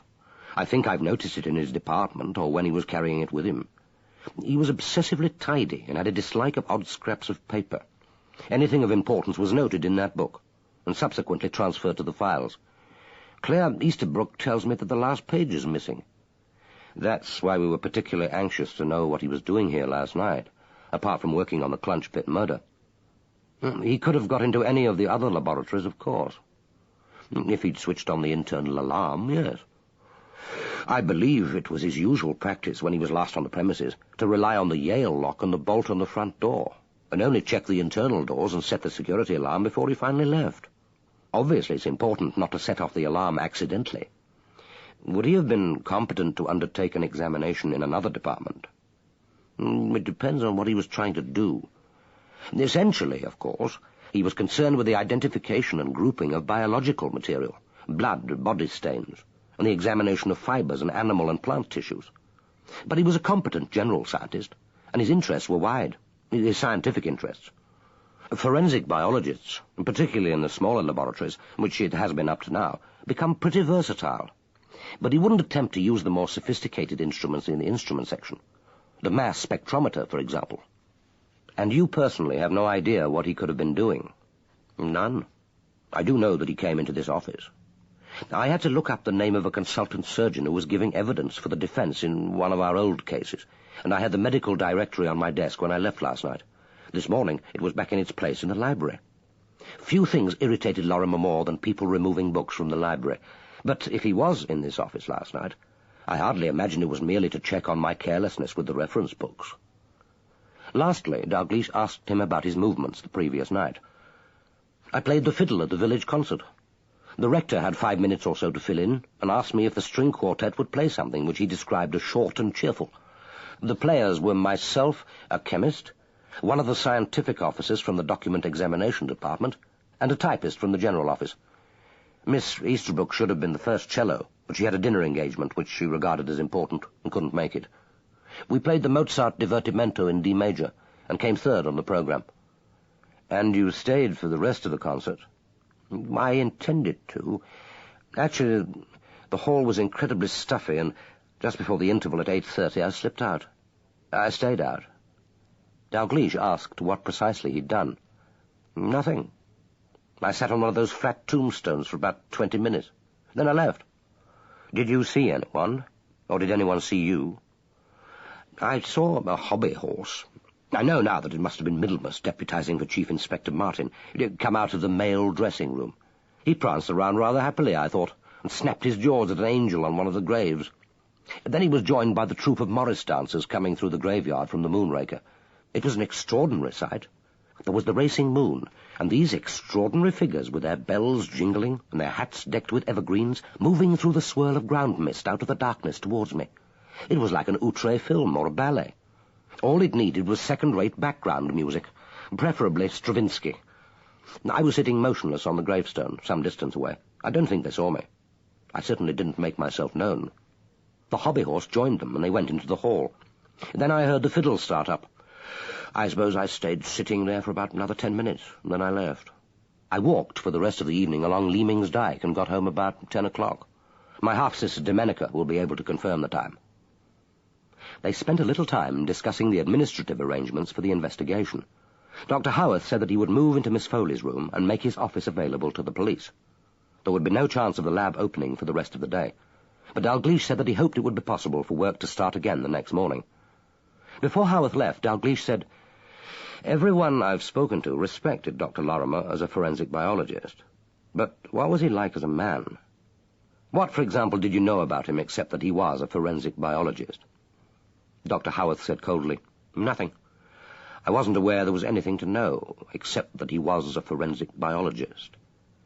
And now, if you've no more immediate questions, I must telephone Establishment Department and make sure that in the excitement of his somewhat spectacular exit, they're not forgetting to send me a replacement." Chapter 11. With the resilience of youth, Brenda Prittmore had recovered quickly from the shock of finding Lorrimer's body. She had resolutely refused to be taken home, and by the time Dalgliesh was ready to see her, she was perfectly calm, and indeed anxious to tell her story. With her cloud of rich auburn hair and her freckled, wind-tanned face, she looked a picture of bucolic health. But the grey eyes were intelligent, the mouth sensitive and gentle. She gazed across the desk at Dalgliesh, as intently as a docile child, and totally without fear. He guessed that all her young life she had been used to receiving an avuncular kindness from men, and never doubted that she would receive it too from these unknown officers of police. In response to Dalglish's questioning, she described exactly what had happened, from the moment of her arrival at the laboratory that morning to the discovery of the body. Dalglish asked, "Did you touch him?" "Oh, no. I knelt down, and I think I did put out my hand to feel his cheek, but that was all. I knew that he was dead, you see." "And then?" "I don't remember.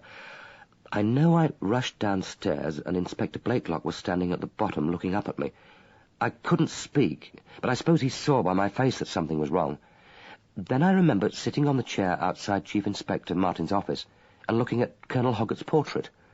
Then I don't remember anything until Dr. Howarth and Mrs. Bidwell arrived." "Do you think anyone could have got out of the building past you while you were sitting there?" "The murderer, you mean? I don't see how he could have. I know I wasn't very alert, but I hadn't fainted or anything silly like that. I'm sure I would have noticed if anyone had come across the hall. And even if he did manage to slip past me, he would have bumped into Dr. Howarth, wouldn't he?" Dalgliesh asked her about her job at Hoggatt's, how well she had known Dr. Lorrimer. She prattled away with artless confidence about her life, her colleagues, her fascinating job, Inspector Blakelock, who was so good to her, and who had lost his own only daughter, telling with every sentence more than she knew. It wasn't that she was stupid, thought Massingham, only honest and ingenuous. For the first time they heard Lorrimer spoken of with affection. "He was always terribly kind to me, although I didn't work in the biology department. Of course he was a very serious man. He had so many responsibilities. The biology department is terribly overworked, and he used to work late nearly every night, checking results, catching up with the backlog. I think he was disappointed at not being chosen to succeed Dr. Mack. Not that he ever said so to me. Well, he wouldn't, would he? I'm far too junior, and he was far too loyal." Dalgliesh asked, "Do you think anyone could have misunderstood his interest in you? Might have been a little jealous?" "Jealous of Dr. Lorrimer because he stopped sometimes at the desk to talk to me about my work and was kind to me? But he was old. That's just silly." Suppressing a grin as he bent over his notebook and penned a few staccato outlines, Massingham thought that it probably was. Dalgliesh asked, "It seems there was some trouble the day before he died when Dr. Kerrison's children called at the laboratory. Were you in the hall then?" "You mean when he pushed Miss Kerrison out of the front hall?" "Well, he didn't actually push her, but he did speak very sharply. She had come with her small brother, and they wanted to wait for Dr. Kerrison. Dr. Lorrimer looked at them, well, really as if he hated them. It wasn't at all like him. I think he's been under some terrible strain. Perhaps he had a premonition of his death. Do you know what he said to me after the Clunch Pit exhibits came in? He said that the only death we had to fear is our own. Don't you think that was an extraordinary remark? Very strange, agreed Dalgliesh. Oh, and that reminds me of another thing. You did say that anything might be important.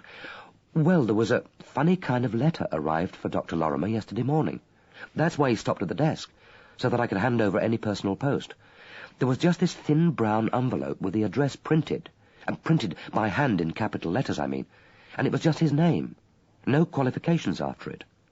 Odd, wasn't it? Did he receive many private letters here? Oh, no, none really. The lab writing paper says that all communications have to be addressed to the director. We deal at the desk with the exhibits received, but all the correspondence goes to the general office for sorting. We only hand over the personal letters, but there aren't many of those. In the quick preliminary examination which he and Massingham had made of Lorrimer's meticulously tidy office, Dalgliesh had found no personal correspondence. He asked whether Miss Pridmore knew if Dr. Lorrimer had gone home for lunch. She said that he had. So it was possible that he had taken the letter home. It could mean anything or nothing. It was just one small fact which would have to be investigated. He thanked Brenda Pridmore, and reminded her again to come back to him if she remembered anything which could be of importance, however small. Brenda was not used to dissembling. It was obvious that something had occurred to her. She blushed and dropped her eyes. The metamorphosis from happy confidante to guilty schoolgirl was pathetically comic. Dalgliesh said gently, "Yes?" She didn't speak, but made herself meet his eyes, and shook her head.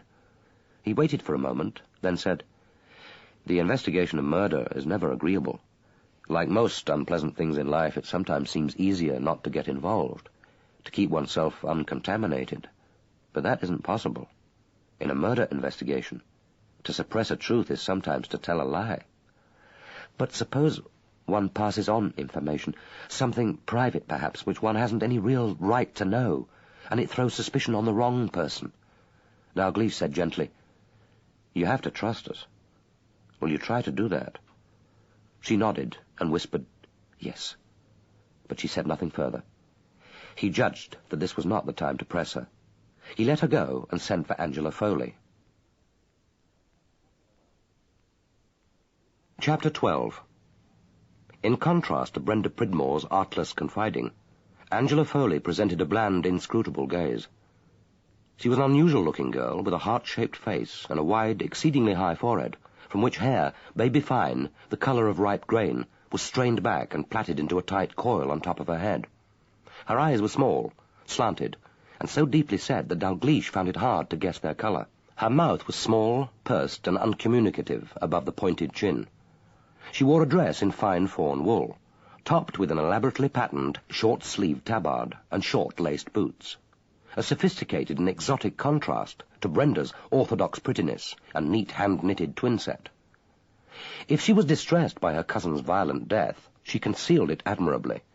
She said that she had worked as director's secretary for 5 years, first with Dr. McIntyre and now with Dr. Howarth.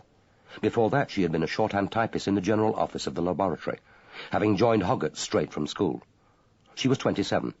Until 2 years ago she lived in a bed-sitting room in Ely, but now shared Sprague's cottage with a woman friend.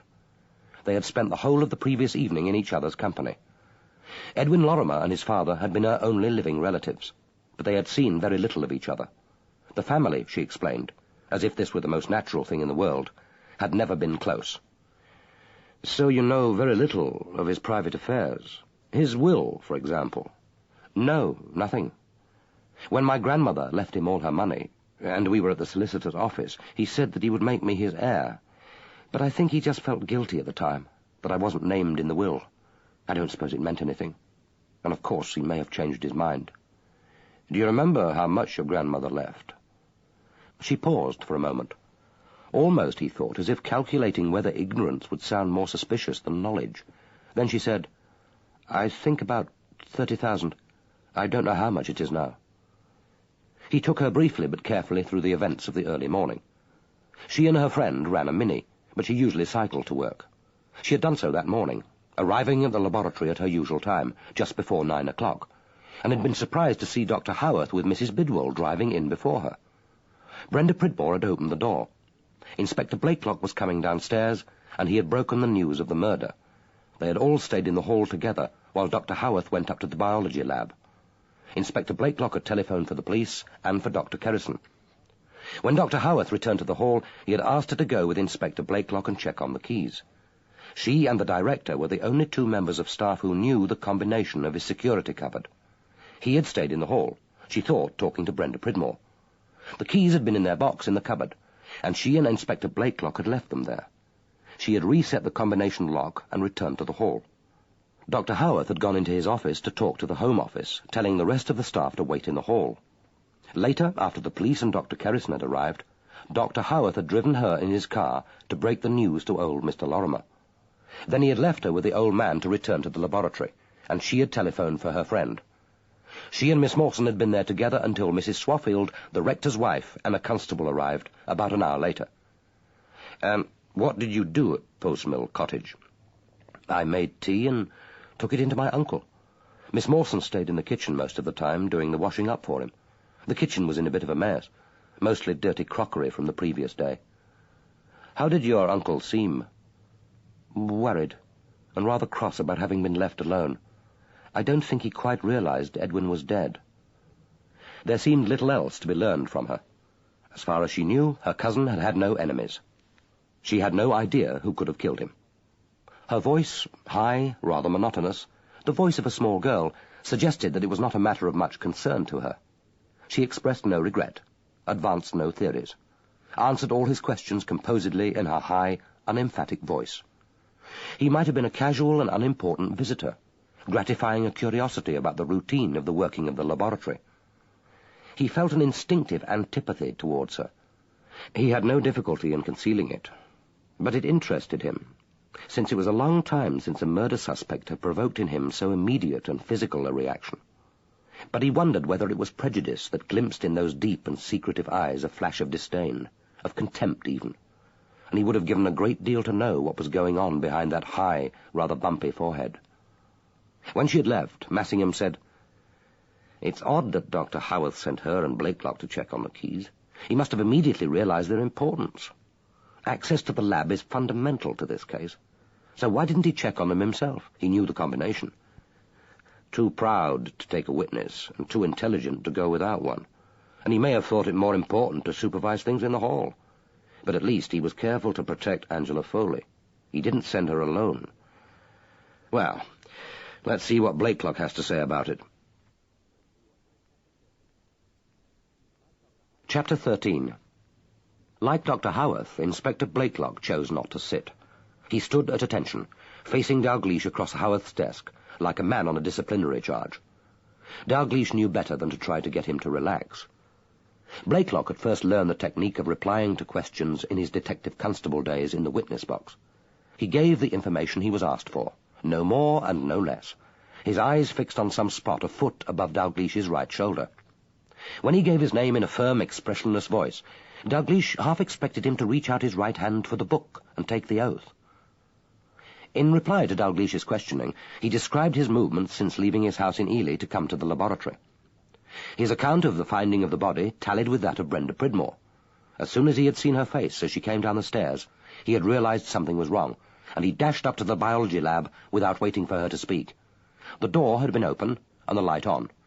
He described the position of the body as precisely as if its rigid contours were imprinted on the mind's retina. He had known at once that Lorrimer was dead. He hadn't touched the body, except instinctively to slip his hand into the pocket of the white coat and feel that the keys were there. Dalgliesh asked, "When you arrived at the laboratory this morning, you waited for Miss Pridmore to catch you up before coming in. Why was that?" "I saw her coming round the side of the building, having put her bicycle away, and it seemed courteous to wait, sir, and it saved me having to reopen the door to her." "And you found the 3 locks in the internal security system in good order?" "Yes, sir." "Do you make a routine check of the laboratory as soon as you arrive?" "No, sir. Of course, if I found that any of the locks or the security panel had been tampered with, I should check at once, but everything was in order." "You said earlier that the telephone call from Mr. Lorrimer Sr. was a surprise to you. Didn't you notice Dr. Lorrimer's car when you arrived this morning? No, sir. The senior scientific staff used the end garage. Why did you send Miss Pridmore to see if Dr. Lorrimer was here? I didn't, sir. She slipped under the counter before I could stop her. So you sensed that something was wrong? Not really, sir.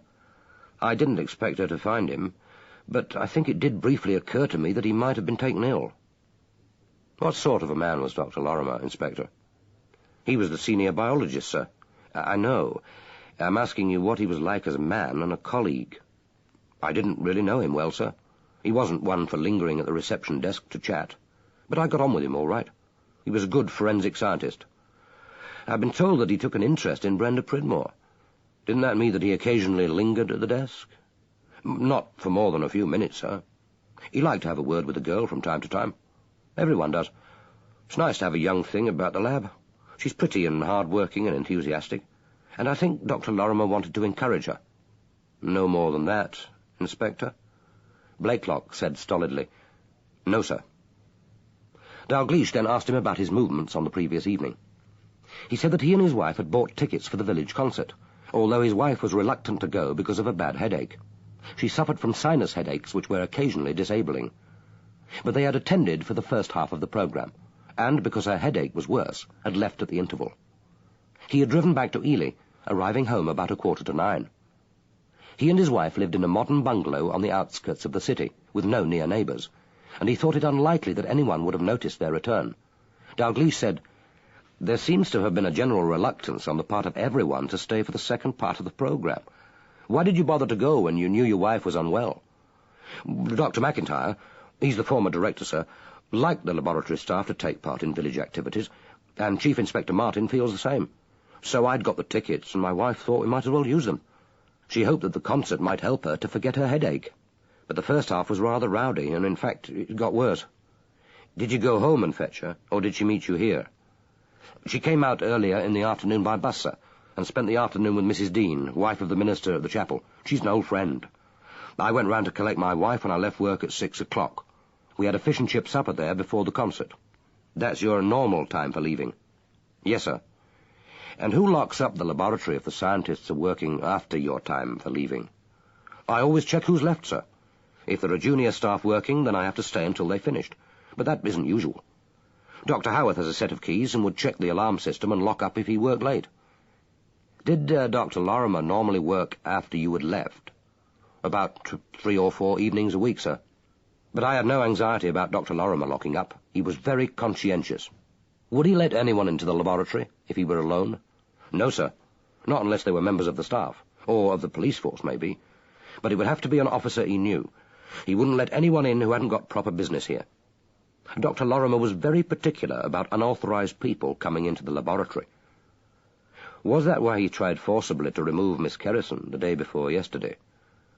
Inspector Blakelock did not lose his composure. He said, I wouldn't describe it as a forcible removal, sir. He didn't lay hands on the girl. Would you describe to me exactly what did happen, Inspector? Miss Kerrison and her small brother came to meet their father. Dr. Kerrison was lecturing that morning to the inspector's training course. I suggested to Miss Kerrison that she sit down on the chair and wait, but Dr. Lorrimer came down the stairs at that moment to see if the mallet had arrived for examination. He saw the children and asked rather peremptorily what they were doing there.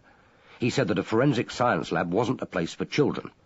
Miss Kerrison said that she didn't intend to leave, so he walked towards her as if he intended to put her out. He looked very white. Very strange, I thought. He didn't lay a hand on her, but I think she was frightened that he was going to. I believe she's very highly strung, sir. She started screeching and screaming, I hate you, I hate you. Dr. Lorrimer turned and went back up the stairs, and Brenda tried to comfort the girl. And Miss Kerrison and her small brother left without waiting for their father? Yes, sir. Dr. Kerrison came down about 15 minutes later, and I told him that the children had come for him but had left. You said nothing about the incident? No, sir. Was this typical of Dr. Lorrimer's behaviour? No, sir. But he hadn't been looking well in recent weeks. I think he's been under some strain. And you've no idea what kind of strain? No, sir. Had he enemies? Not to my knowledge, sir. So you've no idea who might have wanted him dead? No, sir. After the discovery of Dr. Lorrimer's body, Dr. Howarth sent you with Miss Foley to check that his bunch of keys were in the security cupboard. Will you describe exactly what you and she did? Miss Foley opened the cupboard. She and the director are the only two people who know the combination. And you watched? Yes, sir, but I can't remember the figures. I watched her twisting and setting the dial. And then she took out the metal cash box and opened it. It wasn't locked. The keys were inside. You were watching her closely all the time, Inspector. Are you absolutely sure that Miss Foley couldn't have replaced the keys in the box without your seeing? No, sir. That would have been quite impossible. One last thing, Inspector. When you went up to the body, Miss Pridmore was here alone. She told me that she's virtually certain that no one could have slipped out of the laboratory during that time. Have you considered that possibility? That he might have been here all night, sir? Yes. But he wasn't hiding in the chief liaison officer's room, because I would have seen him when I went to turn off the internal alarm. That's the room closest to the front door. I suppose he could have been in the director's office, but I don't see how he could have crossed the hall and opened the door without Miss Pridmore noticing, even if she were in a state of shock. It wasn't as if the door were ajar. He'd have had to turn the Yale lock. And you are absolutely certain that your own set of keys never left your possession last night? I'm certain, sir. Thank you, Inspector. That's all for the present. Would you please ask Mr. Middlemas to come in? Chapter 14.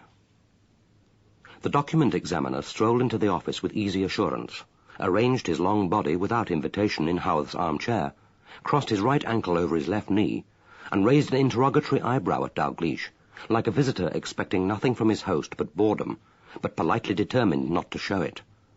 He was wearing dark brown corduroy slacks, a fawn turtleneck sweater in fine wool, and bright purple socks with leather slip-on shoes. The effect was of a dégagé informality, but Dalgliesh noticed that the slacks were tailored, the sweater cashmere, and the shoes handmade. He glanced down at Middlemas's statement of his movements since 7 o'clock the previous evening. Unlike the efforts of his colleagues, it was written with a pen, not a biro, in a fine, high italic script, which succeeded in being both decorative and virtually illegible. It was not the kind of hand he had expected. He said, "Before we get down to this, could you tell me about your quarrel with Lorrimer?" "My version of it, you mean, as opposed to Mrs. Bidwell's?" "The truth, as opposed to speculation." "It wasn't a particularly edifying episode, and I can't say I'm proud of it, but it wasn't important. I just started on the Clunch Pit murder case when I heard Lorrimer coming out of the washroom. I had a private matter I wanted a word about, so I called him in. We talked, quarrelled. He struck out at me, and I reacted with a punch to his nose. It bled spectacularly over my overall. I apologized. He left." "What was the quarrel about? A woman?" "Well, hardly, Commander, not with Lorrimer. I think Lorrimer knew that there were two sexes, but I doubt whether he approved of the arrangement. It was a small, private matter, something which happened a couple of years ago. Nothing to do with this lab." "So, we have the picture of your settling down to work on an exhibit from a murder case, an important exhibit since you chose to examine it yourself. You are not, however, so absorbed in this task that you can't listen to footsteps passing the door and identify those of Lorrimer. It seems to you a convenient moment to call him in and discuss something which happened 2 years ago, something which you've apparently been content to forget in the interim, but which now so incenses you both that you end by trying to knock each other down. And put like that, it sounds eccentric. And put like that, it sounds absurd. I suppose it was absurd in a way. It was about a cousin of my wife's, Peter Reynolds. He left school with 2 A-levels in science and seemed keen on coming into the service. He came to me for advice, and I told him how to go about it. He ended up as an SO under Lorrimer in the Southern Lab. It wasn't a success. I don't suppose it was entirely Lorrimer's fault, but he hadn't got the gift of managing young staff. Reynolds ended up with a failed career, a broken engagement, and what is euphemistically described as a nervous breakdown. He drowned himself. We heard rumours about what had happened at the Southern. It's a small service, and these things get around. I didn't really know the boy. My wife was fond of him. I'm not blaming Lorrimer for Peter's death. A suicide is always ultimately responsible for his own destruction, but my wife believes that Lorrimer could have done more to help him. I telephoned her after lunch yesterday to explain that I'd be late home, and Our conversation reminded me that I'd always meant to speak to Lorrimer about Peter. By coincidence, I heard his footsteps, so I called him in, with the result that Mrs. Bidwell has no doubt graphically described. Mrs. Bidwell, I don't doubt, detects a woman at the bottom of any male quarrel, and if she did talk about a woman or a telephone call, then the woman was my wife, and the telephone call was the one I've told you about. It sounded plausible, thought Dalgliesh. It might even be the truth. The Peter Ennell story would have to be checked. It was just another chore when they were already hard-pressed, and the truth of it was hardly in doubt. But Middlemas had spoken in the present tense. Lorrimer hasn't the gift of managing junior staff. Were there perhaps junior staff closer to home who had suffered at his hands? But he decided to leave it for now. Paul Middlemas was an intelligent man. Before he had made a more formal statement, he would have time to ponder about the effect on his career of putting his signature to a lie. Dalgliesh said, "According to this statement, you were playing the part of a hobby horse for the Morris dancers at yesterday evening's village concert. Despite this, you say you can't give the name of anyone who could vouch for you. Presumably both the dancers and the audience could see the hobby horse galumphing around, but not you inside it. But wasn't there anyone there when you arrived at the hall, or when you left?" "No one who saw me to recognize me. It's a nuisance, but it can't be helped. It happened rather oddly. I'm not a Morris dancer. I don't normally go in for these rustic rites, and village concerts aren't my idea of entertainment. It was a senior liaison officer's show, Chief Inspector Martin, but he had the chance of this USA visit unexpectedly and asked me to deputize. We're about the same size, and I suppose he thought that the outfit would fit me. He needed someone fairly broad in the shoulders and strong enough to take the weight of the head. I owed him a favour. He had a tactful word with one of his mates on highway patrol when I was caught speeding a month ago, so I couldn't very well not oblige. I went to the rehearsal last week, and all it amounted to was, as you say, galumphing around the dancers after they'd done their stuff, snapping my jaws at the audience, frisking my tail, and generally making a fool of myself. That hardly seemed to matter, since no one could recognize me. I'd no intention of spending the whole evening at the concert, so I asked Bob Go-to-Bed, he's the leader of the troupe, to give me a ring from the hall about 15 minutes before we were due to go on. We were scheduled to appear after the interval, and they reckoned that would be about 8:30. The concert, as you've probably been told, started at 7:30. And you stayed working in your lab until the call came? That's right. My SO went out and got me a couple of beef and chutney sandwiches, and I ate them at the desk. Bob phoned me at 8:15 to say that they were running a bit ahead of time, and that I'd better come over. The lads were dressed and were proposing to have a beer in the Moonraker. Well, the hall hasn't a licence, so all the audience get in the interval is coffee or tea served by the Mothers' Union. I left the lab at, I suppose, about 8:30. End of side 8.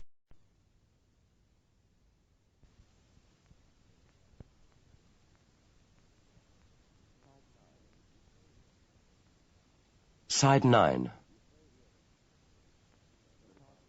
You say here that Lorrimer was alive then, as far as you know. We know that he was alive 25 minutes later, if his dad is right about the telephone call. But actually, I think I saw him. I went out of the front door, because that's the only exit, but I had to go around the back to the garages to get my car. The light was on then in the biology department, and I saw a figure in a white coat move briefly across the window. I can't swear that it was Lorrimer. I can only say that it never occurred to me at the time that it wasn't. And I knew, of course, that he must be in the building. He was responsible for locking up, and he was excessively tedious about security. He wouldn't have left without checking on all the departments, including document examination. How was the front door locked? Only with a Yale and a single bolt. That's what I expected. I let myself out. What happened when you got to the hall? To explain that, I'll have to describe the architectural oddities of the place. It was put up cheaply 5 years ago by the village builder, and the committee thought they'd save money by not employing an architect. They merely told the chap that they wanted a rectangular hall with a stage and 2 dressing rooms and lavatories at one end, and a reception hall, cloakroom, and a room for refreshments at the other. It was built by Harry Go-to-Bed and his sons. Harry is a pillar of the chapel and a model of nonconformist rectitude. He doesn't hold with the theatre, amateur or otherwise, and I think they've had some difficulty in persuading him even to build a stage. But he certainly didn't intend to have any communicating door between the male and female dressing rooms. As a result, what we've got is a stage with 2 rooms behind, each with its separate lavatory. There's an exit at one side into the graveyard, and 2 doors onto the stage, but there's literally no common space behind the stage. As a result, the men dress in the right-hand dressing room and come onto the stage from the prompt side, and the women from the left. Anyone who wants to enter from the opposite side has to leave the dressing room, scurry in their costume and probably in the rain through the graveyard, and, if they don't trip over a gravestone, break their ankle, or fall into an open grave, finally make a triumphant, if damp, appearance on the proper side. Suddenly, he threw back his head and gave a shout of laughter, then recovered himself and said, "Sorry, poor taste. It's just that I was remembering last year's performance by the Dramatic Society. They'd chosen one of those dated domestic comedies where the characters spend most of the time in evening dress making snappy small talk. Young Bridie Corrigan from the general store played the maid. Scurrying through the churchyard, she thought she saw old Maggie Go-to-Bed's ghost. She made her entrance screaming, cap awry, but remembered her part sufficiently to gasp, 'Holy Mother of God, dinner is served!' Whereat the cast trooped dutifully off stage, the men to one side and the women to the other. Our hall adds considerably to the interest of the performance, I can tell you. So you went to the right-hand dressing room?" "That's right. It was a complete shambles. The cast have to hang up their outdoor coats as well as keeping the costumes there. There's a row of coat hooks and a bench down the middle of the room, one rather small mirror, and space for 2 people only to make up simultaneously. The single hand basin is in the lavatory. Well, and no doubt you'll be looking at the place for yourself. Last night it was chaotic with outdoor coats, costumes, boxes and props piled on the bench and overflowing onto the floor. The hobby horse costume was hanging on one of the pegs, so I put it on. There was no one there when you arrived. No one in the room, but I could hear someone in the lavatory. I knew that most of the troupe were over at the Moonraker. When I got myself into the costume, the lavatory door opened and Harry Sprogg, he's a member of the troupe, came out. He was wearing his costume. Massingham made a note of the name, Harry Sprogg. Dalgliesh asked, "Did you speak?" "I didn't. He said something about being glad I'd made it and that the chaps were over at the Moonraker. He said he was just going to dig them out. He's the only teetotaler of the party, so I suppose that's why he didn't go over with them. He left and I followed him out into the cemetery, without having spoken to him. I can't remember that I said anything. We were only together for about a couple of seconds. I followed him out because the dressing room was stuffy. Actually, it stank, and the costume was extraordinarily heavy and hot. I thought I'd wait outside where I could join the boys when they came across from the pub, and that's what I did." "Did you see anyone else?" "No, but that doesn't mean there was no one there. The vision's a bit restricted through the headpiece. If someone had been standing motionless in the graveyard, I could easily have missed him. I wasn't expecting to see anyone." "How long were you there?" Less than 5 minutes. I galumped around a bit and tried a few trial snaps of the jaw and whisks of the tail. It must have looked daft if anyone was watching. There's a particularly repulsive memorial there, marble angel with an expression of nauseating piety and a hand pointing upwards. I pranced round that once or twice and snapped my jaws at its asinine face. God knows why. Perhaps it was the joint effect of moonlight and the place itself. Then I saw the chaps coming across the graveyard from the Moonraker and joined up with them." "Did you say anything then?" "I may have said good evening or hello, but I don't think so. They wouldn't have recognized my voice through the headpiece anyway.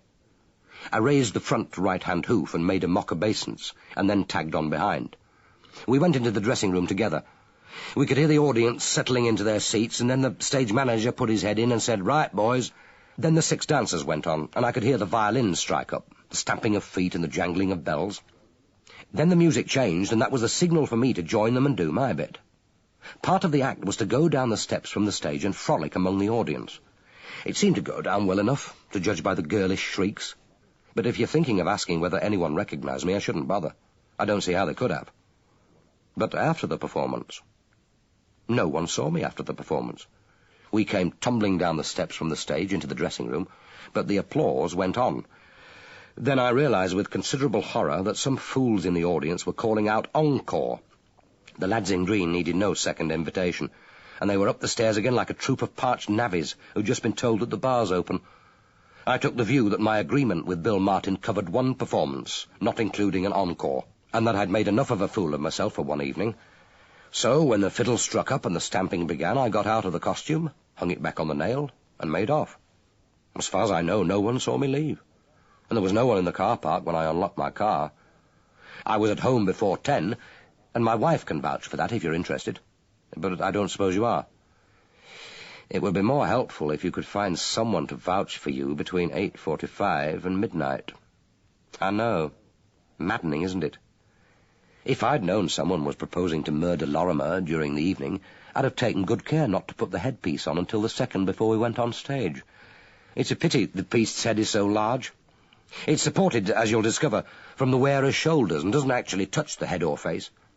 If it did, you might find a hair or some biological evidence that I'd actually worn the thing. And prints are no good. I handled it at the rehearsals, and so did a dozen other people. The whole incident is an example to me of the folly of indulging in good nature. If I'd only told old Bill just what he could do with his blasted hobby horse, I should have been home, and quite literally dry, before 8 o'clock, with a nice cosy alibi at the Panton Arms for the rest of the evening. Dalgliesh ended the interview by asking about the missing white coat. It's a fairly distinctive design. I've got half a dozen of them, all inherited from my father.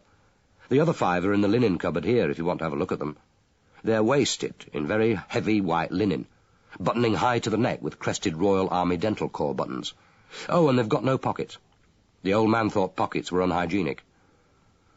Massingham thought that a coat already stained with Lorrimer's blood might be seen by a murderer as a particularly useful protective garment.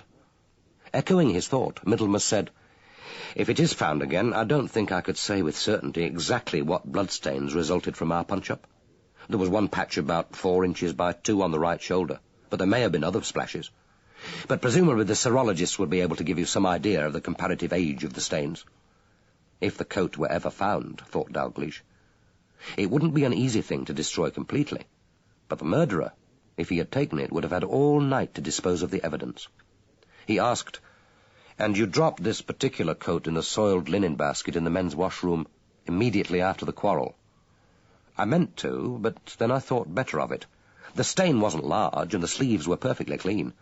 I put it on again, and dropped it in the soiled linen basket when I washed before leaving the lab."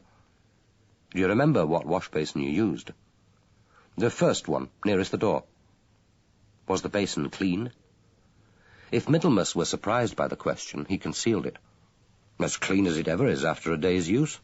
I washed fairly vigorously, so it was clean enough when I left, and so was I." The picture came into Massingham's mind with startling clarity. Middlemas in his blood-spattered coat bending low over the wash-basin, both taps running full on, the water swirling and gurgling down the waste pipe, water stained pink with Lorrimer's blood. But what about the timing? If old Lorrimer really had spoken to his son at 8:45, then Middlemas must be in the clear, at least for the first part of the evening. And then he pictured another scene. Lorrimer's sprawled body, the raucous ring of the telephone, Middlemas's gloved hand slowly lifting the receiver. But could old Lorrimer really mistake another voice for that of his son? When the document examiner had left, Massingham said, "At least he has one person to corroborate his story. Dr. Howarth saw the hobby horse prancing round the Angel Memorial in the churchyard." "They've hardly had time this morning to concoct that story together, and I don't see how else Howarth could have known about it."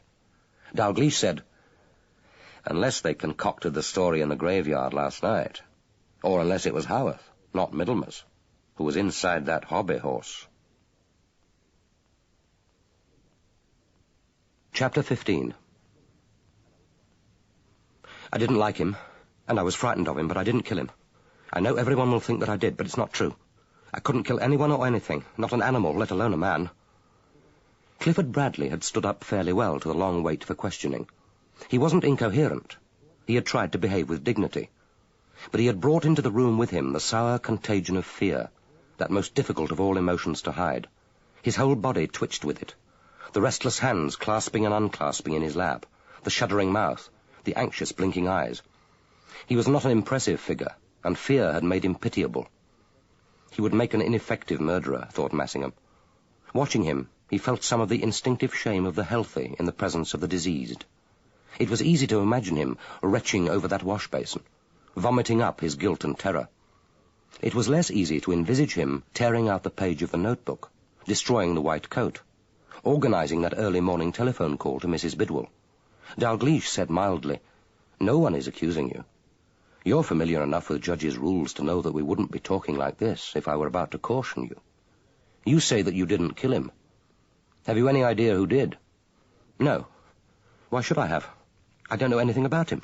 All I know is that I was at home with my wife last night. My mother-in-law came to supper, and I saw her off on the 7:45 bus to Ely. Then I went straight home, and I was home all evening. My mother-in-law telephoned about 9 o'clock to say that she'd reached home safely. She didn't speak to me because I was having a bath. My wife told her that. But Sue can confirm that, except for taking her mother to the bus, I was home all evening. Bradley admitted that he hadn't known that old Mr. Lorrimer's hospital admission had been postponed. He thought he had been in the washroom when the old man's call came through. But he knew nothing of the early telephone call to Mrs. Bidwell, the missing page from Lorrimer's notebook, or Paul Middlemas's missing white coat. Asked about his supper on Wednesday night, he said that they had eaten curry made with tinned beef, together with rice and tinned peas. Afterwards there had been a trifle, which, he explained defensively, had been made with stale cake and custard. Massingham suppressed a shudder as he made a careful note of these details. He was glad when Dalgliesh said Bradley could go. There seemed nothing else of importance to be learned from him in his present state. Nothing more to be learned, indeed, from anyone at the laboratory. He was fretting to see Lorrimer's house, Lorrimer's next of kin. But before they left, Sergeant Reynolds had something to report.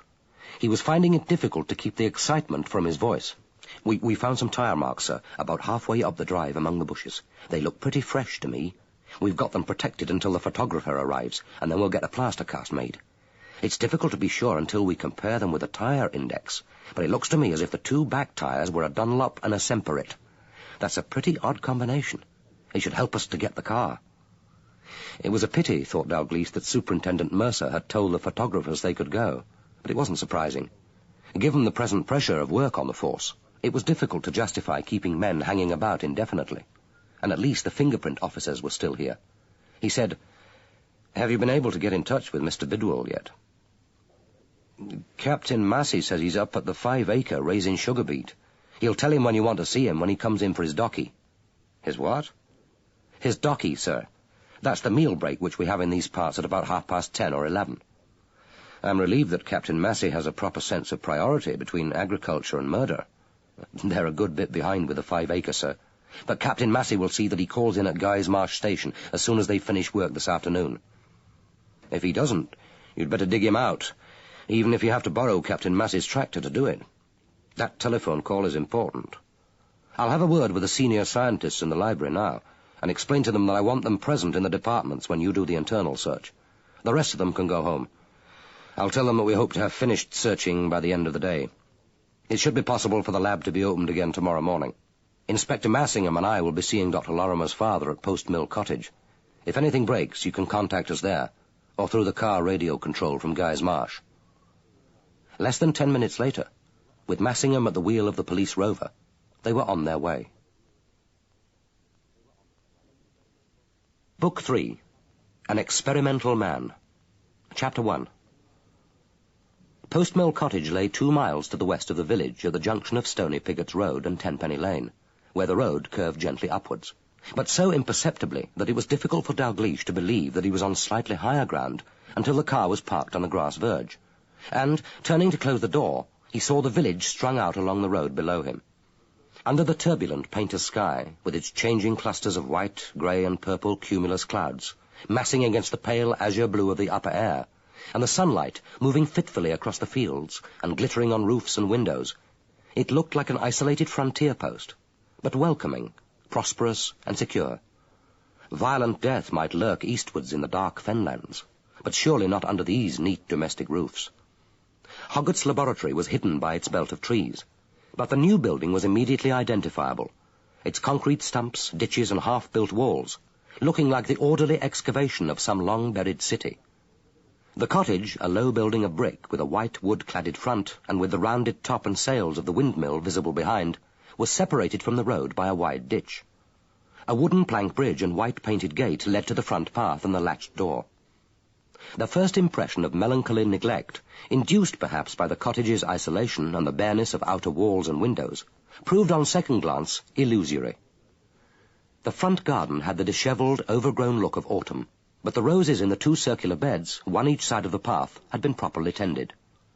The gravel path was clear of weeds. The paintwork on doors and windows was shining. 20 feet farther on, 2 wide and sturdy planks bridged the ditch, and led to a flagstoned yard and a brick garage. There was an old and grubby red Mini already parked next to a police car. Dalgliesh deduced from the bundle of parish magazines a smaller one of what looked like concert programmes, and the bunch of shaggy chrysanthemums and autumn foliage on the back seat that the rector, or more probably his wife, was already at the cottage, probably on her way to help with the church decorations, although Thursday was an unusual day, surely, for this ecclesiastical chore. He had scarcely turned from this scrutiny of the rectory car when the door of the cottage opened, and a woman bustled down the path towards them. No one who had been born and bred in a rectory could be in any doubt that here was Mrs. Swaffield. She looked indeed like a prototype of a country rector's wife, large-bosomed, cheerful and energetic, exuding the slightly intimidating assurance of a woman adept at recognizing authority and competence at a glance, and making immediate use of them. She was wearing a tweed skirt covered with flowered cotton apron, a hand-knitted twinset, thick brogues, and open-work woolen stockings. A felt hat, shaped like a pork pie, its crown stabbed with a steel hat-pin, was jammed uncompromisingly over a broad forehead. "Good morning, good morning. You're Commander Dalgliesh and Inspector Massingham. Winifred Swaffield. Come in, won't you? The old gentleman is upstairs changing. He insisted on putting on his suit when he heard you were on the way, although I assured him that it wasn't at all necessary. He'll be down in a minute. In the front parlour would be best, I think, don't you? This is Constable Davis. But, of course, you know all about him. He tells me that he's been sent here to see that no one goes into Dr. Lorrimer's room, and to stop any visitors from bothering the old gentleman. Well, we haven't had any so far, except one reporter, and I soon got rid of him, so that's all right. But the constable has really been very helpful to me in the kitchen. I've just been getting some lunch for Mr. Lorrimer. It'll only be soup and an omelette, I'm afraid, but there doesn't seem to be much else in the larder except tins, and he might be glad of those in the future. One doesn't like to come laden from the rectory like a Victorian do-gooder. Simon and I wanted him to come back to the rectory at once, but he doesn't seem anxious to leave. And really one mustn't badger people, especially the old. And perhaps it's just as well. Simon's down with his 2-day flu. That's why he can't be here, and we don't want the old gentleman to catch it. But we can't let him stay here alone tonight. I thought he might like to have his niece here, Angela Foley, but he says no. So I'm hoping that Millie Go-to-Bed from the Moonraker will be able to sleep here tonight, and we'll have to think again tomorrow. But I mustn't take up your time with my worries. At the end of this speech, Dalgliesh and Massingham found themselves ushered into the front living room.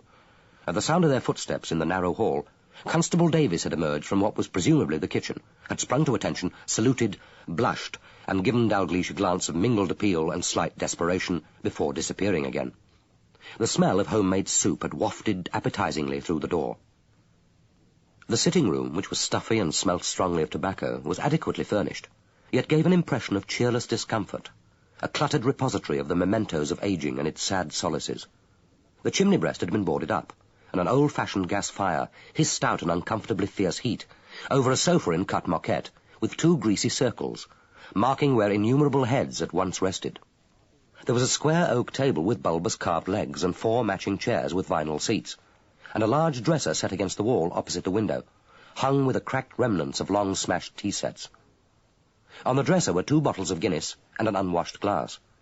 To the right of the fire was a high-winged armchair, and beside it a wicker table, with a ramshackle lamp, a tobacco pouch, an ashtray bearing a picture of Brighton Pier, and an open draught board with the pieces set out, crusted with dried food and accumulated grime. The alcove to the left of the fire was filled with a large television set. Above it were a couple of shelves holding a collection of popular novels in identical sizes and bindings, issued by a book club to which Mr. Lorrimer had once apparently briefly belonged. They looked as if they had been gummed together, unopened and unread. Dalgliesh and Massingham sat on the sofa. Mrs. Swaffield perched upright on the edge of the armchair, and smiled across at them encouragingly, bringing into the room's cheerlessness a reassuring ambience of homemade jam, well-conducted Sunday schools, and massed women's choirs singing Blake's Jerusalem. Both men felt immediately at home with her. Both in their different lives had met her kind before. It was not, thought Dalgliesh, that she was unaware of the frayed and ragged edges of life. She would merely iron them out with a firm hand, and neatly hem them down. Dalgliesh asked, "How is he, Mrs. Swaffield?" "Surprisingly well. He keeps talking about his son in the present tense, which is a little disconcerting, but I think he realizes all right that Edwin is dead.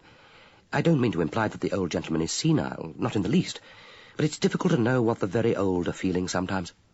It must have been a terrible shock, naturally. Appalling, isn't it? I suppose a criminal from one of these London gangs broke in to get his hands on an exhibit. They're saying in the village that there were no signs of a break-in, but a really determined burglar can get in anywhere, I've always been told. I know Father Gregory has had terrible trouble with break-ins at St. Mary's at Guy's Marsh. The poor box has been rifled twice, and 2 pews of kneelers stolen, the ones the Mothers' Union had specially embroidered to celebrate their 50th anniversary. Goodness knows why anyone should want to take those. Luckily, we've had no trouble of that kind here. Simon would hate to have to lock the church. Chevisham has always been a most law-abiding village, which is why this murder is so shocking. Dalgliesh wasn't surprised that the village already knew that there had been a break-in at the lab. Presumably one of the staff, on the excuse of needing to telephone home and saying he wouldn't be back for luncheon, and avid to break the exciting news, had been less than discreet. But it would be pointless to try and trace the culprit. In his experience, news percolated through a village community by a process of verbal osmosis, and it would be a bold man who tried to control or stem that mysterious diffusion. Mrs. Swaffield, like any proper rector's wife, had undoubtedly been one of the first to know. Dalgliesh said, "It's a pity that Miss Foley and her uncle don't seem to get on. If he could go to stay temporarily with her, that would at least solve your immediate problem. She and her friend were here when you arrived this morning, I take it?" "Yes, both of them. Dr. Howarth came himself with Angela to break the news, which I think was thoughtful of him, then left her here when he went back to the lab. He wouldn't want to be away for more than a short time, naturally. I think Angela phoned her friend, and she came at once. Then the constable arrived, and I was here shortly afterwards. There was no point in Angela and Miss Mawson staying on once I'd come, and Dr. Howarth was anxious for most of the staff to be actually in the lab when you arrived." "And there are no other relatives and no close friends, as far as you know?" "None, I think. They kept themselves very much to themselves. Old Mr. Lorrimer doesn't come to church or take part in village affairs, so that Simon and I never really got to know him. I know that people expect the clergy to come round knocking at doors and rooting people out, but Simon doesn't really believe it does much good, and I must say I think he's right. Dr. Lorrimer, of course, went to St. Mary's at Guy's Marsh. Father Gregory might be able to tell you something about him, although I don't think he took a very active part in church life. He used to pick up Miss Willard from the old rectory and drive her over. She might be worth having a word with, although it seems unlikely that they were close. I imagine that he drove her to church because Father Gregory suggested it, rather than from inclination. She's an odd woman, not really suitable to look after children, I should have thought. But here comes the one you really want to talk to." Death, thought Dalgliesh, obliterates family resemblance as it does personality. There is no affinity between the living and the dead. The man who came into the room, shuffling a little but still upright, had once been as tall as his son.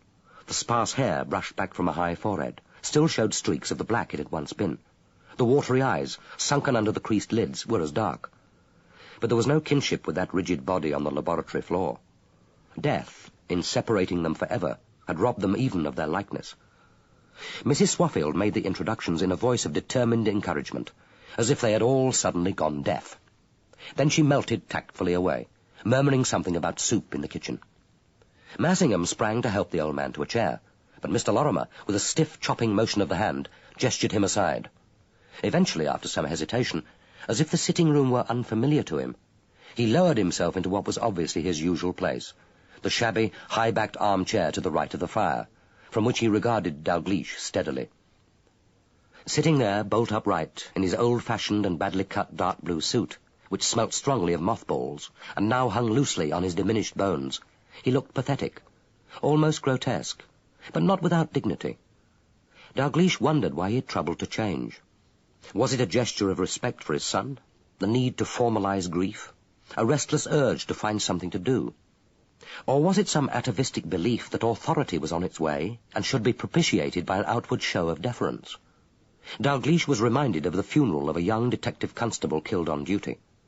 What he had found almost unbearably pathetic had not been the sonorous beauty of the burial service, or even the young children walking hand in hand with careful solemnity behind their father's coffin. It had been the reception afterwards in the small police house, the carefully planned home-cooked food and the drink, ill-afforded, which the widow had prepared for the refreshment of her husband's colleagues and friends. Perhaps it had comforted her at the time, or solaced her in memory. Perhaps old Mr. Lorrimer, too, felt happier because he had taken trouble. Settling himself some distance from Dalgliesh on the extraordinarily lumpy sofa, Massingham opened his notebook. Thank God the old man was calm anyway. You could never tell how the relatives were going to take it. Dalgliesh, as he knew, had the reputation of being good with the bereaved. His condolences might be short, almost formal, but at least they sounded sincere. He took it for granted that the family would wish to cooperate with the police, as a matter of justice, not of retribution. He didn't connive at the extraordinary psychological interdependence by which the detective and the bereaved were often supported, and which it was so fatally easy to exploit. He made no specious promises, never bullied the weak or indulged the sentimental. And yet they seemed to like him, thought Massingham. God knows why. At times he's cold enough to be barely human. He watched Dalgliesh stand up as old Mr. Lorrimer came into the room, but he made no move to help the old man to his chair. Massingham had glanced briefly at his chief's face, and seen the familiar look of speculative detached interest. What, if anything, he wondered, would move Dalgliesh to spontaneous pity? He remembered the other case they had worked on together a year previously, when he had been a detective sergeant, the death of a child. Dalgliesh had regarded the parents with just such a look of calm appraisal. But he had worked 18 hours a day for a month until the case was solved. And his next book of poems had contained that extraordinary one about a murdered child, which no one at the Yard, even those who professed to understand it, had had the temerity even to mention to its author. He said now, "As Mrs. Swaffield explained, my name is Dalgliesh, and this is Inspector Massingham. I expect Dr. Howarth told you we would be coming. I'm very sorry about your son. Do you feel able to answer some questions?" Mr. Lorrimer nodded towards the kitchen. "What's she doing in there?" His voice was surprising, high and with a trace of the querulousness of age, but extraordinarily strong for an old man. "Mrs. Swaffield? Making soup, I think. I suppose she's used the onions and carrots we had in the vegetable rack. I thought I could smell carrots. Edwin knows I don't like carrots in soup." "Did he usually cook for you?" "He does all the cooking, if he isn't away at a scene of crime. I don't eat much dinner at midday, but he leaves me something to heat up, a stew from the night before, or a bit of fish in sauce, maybe. He didn't leave anything this morning, because he wasn't at home last night. I had to get my own breakfast. I fancied bacon, but I thought I'd better leave that in case he wants it for tonight. He usually cooks bacon and eggs if he's late home."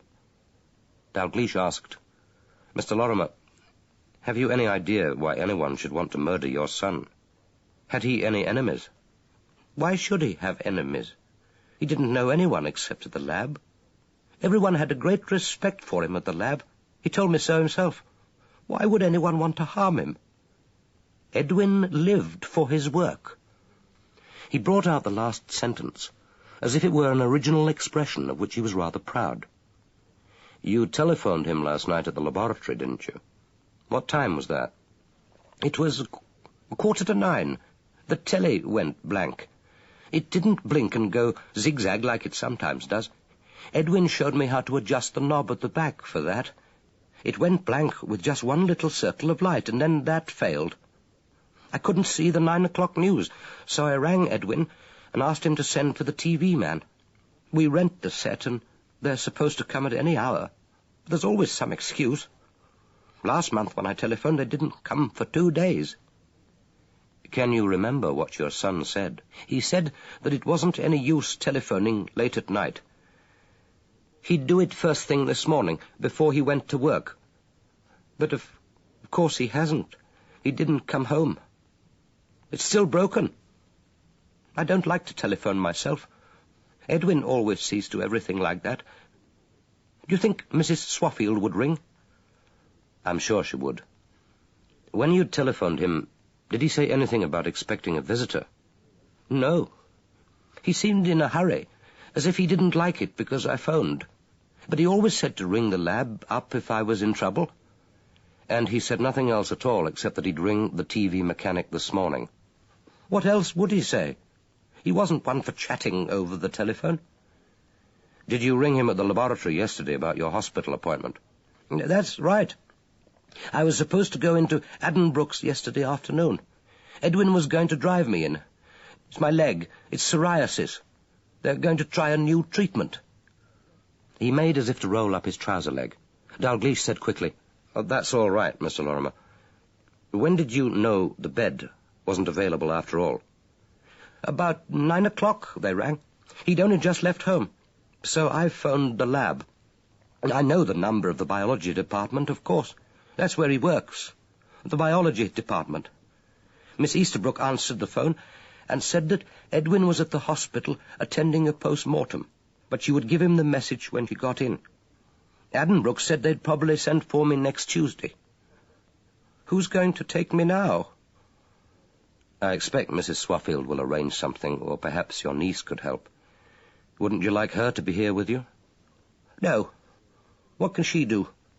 She was here this morning with that friend of hers, the writing woman. Edwin doesn't like either of them. The friend, Miss Mawson, isn't it, was rummaging around upstairs. I've got very good ears. I could hear her all right. I went out of the door, and there she was, coming down. She said she'd been to the bathroom. Why was she wearing washing-up gloves if she was going to the bathroom?" Why, indeed, thought Dalgliesh. He felt a spasm of irritation that Constable Davis hadn't arrived sooner. It was perfectly natural that Howarth should come with Angela Foley to break the news, and should leave her with her uncle. Someone had to stay with him, and who more suitable than his only remaining relative? It was probably natural, too, that Angela Foley should send for the support of her friend. Probably both of them were interested in Lorrimer's will. Well, that, too, was natural enough. Massingham shifted on the sofa. Dalgliesh could sense his anxiety to get upstairs into Lorrimer's room. He shared it. But books and papers, the sad detritus of a dead life, could wait. The living witness might not again be so communicative. He asked, "What did your son do with himself, Mr. Lorrimer?" "After work, you mean? He stays in his room, mostly. Reading, I suppose. He's got quite a library of books up there. He's a scholar, is Edwin. He doesn't care much about the television, so I sit down here. Sometimes I can hear the record player. Then there's the garden, most weekends, cleaning the car, cooking and shopping. He has quite a full life, and he doesn't get much time. He's at the lab until 7 o'clock most nights, sometimes later." "And friends?" "No, he doesn't go in for friends. We keep ourselves to ourselves." "No weekends away?" Well, where would he want to go? And what would happen to me? Besides, there's the shopping. If he isn't on call for a scene of crime visit, he drives me into Ely Saturday morning, and we go to the supermarket. Then we have lunch in the city. I enjoy that." "What telephone calls did he have?" "From the lab? Only when the police liaison officer rings up to say that he's wanted at a murder scene. Sometimes that's in the middle of the night. But he never wakes me. There's a telephone extension in his room. He just leaves me a note, and he's usually back in time to bring me a cup of tea at 7 o'clock. He didn't do that this morning, of course. That's why I rang the lab. I rang his number first, but there wasn't any reply. So I rang the reception desk. He gave me both numbers in case I couldn't get through to him in an emergency." "And no one else has telephoned him recently? No one has come to see him?" "Who would want to come and see him? And no one has telephoned except that woman." Dalgliesh said very quietly, "What woman, Mr. Lorrimer?" "I don't know what woman. I only know she rang. Monday of last week it was. Edwin was having a bath, and the phone kept on ringing, so I thought I'd better answer it." "Can you remember exactly what happened, and what was said, Mr. Lorrimer, from the time you lifted the receiver?" "Take your time. There's no hurry. This may be very important." "There wasn't much to remember. I was going to say our number and ask her to hang on, but she didn't give me any time. She started speaking as soon as I lifted the receiver. She said, 'We're right. There is something going on.' Then she said something about the can being burned and that she'd got the numbers." "That the can had been burned and she'd got the numbers?" "That's right. It doesn't sound sense now, but it was something like that. Then she gave me the numbers." "Can you remember them, Mr. Lorrimer?" "Only the last one, which was 1840. Or it may have been two numbers, 18 and 40. I remember those because the first house we had after I was married was number 18, and the second was 40. It was quite a coincidence, really. Anyway, those numbers stuck in my mind, but I can't remember the others. How many numbers altogether? 3 or 4 altogether, I think. There were 2, and then the 18 and the 40. What did the numbers sound like, Mr. Lorrimer? Do you think she was giving you a telephone number or a car registration, for example? Can you remember what impression they made on you at the time? No impression. Why should they? More like a telephone number, I suppose. I don't think it was a car registration. There weren't any letters, you see.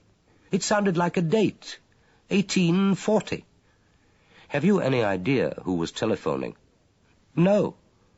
I don't think it was anyone at the lab. Didn't sound like any of the lab staff. How do you mean, Mr. Lorrimer? How did the voice seem? The old man sat there staring straight ahead. His hands, with the long fingers like those of his son, but with their skin dry and stained as withered leaves, hung heavily between his knees, grotesquely large for the brittle wrists. After a moment he spoke. He said, "Excited." There was another silence. Both detectives looked at him. Massingham thought that here again was an example of his chief's skill.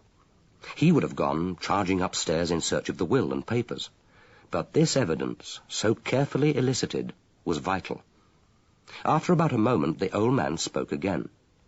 The word, when it came, was surprising. He said, "Conspiratorial. That's what she sounded. Conspiratorial." They sat, still patiently listening, but he said nothing else. Then they saw that he was crying. His face didn't change, but a single tear, bright as a pearl, dropped onto the parched hands. He looked at it, as if wondering what it could be. Then he said, "He was a good son to me. Time was, when he first went to college up in London, that we lost touch. He wrote to his mother and me, but he didn't come home. But these last years, since I've been alone, he's taken care of me. I'm not complaining. I dare say he's left me a bit of money, and I've got my pension. But it's hard when the young go first. And who will look after me now?" Dalgliesh said quietly, "We need to look at his room, examine his papers. Is the room locked?" "Locked? Why should it be locked? No one went into it but Edwin." Dalgliesh nodded to Massingham, who went out to call Mrs. Swaffield. Then they made their way upstairs. End of Side 9.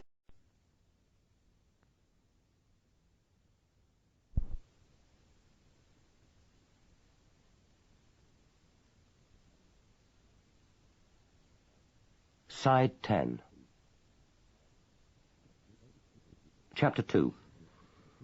It was a long, low-ceilinged room with white walls and a casement window which gave a view of a rectangle of unmown grass, a couple of gnarled apple trees heavy with fruit burnished green and gold in the autumn sun, a straggling hedge beaded with berries, and beyond it the windmill.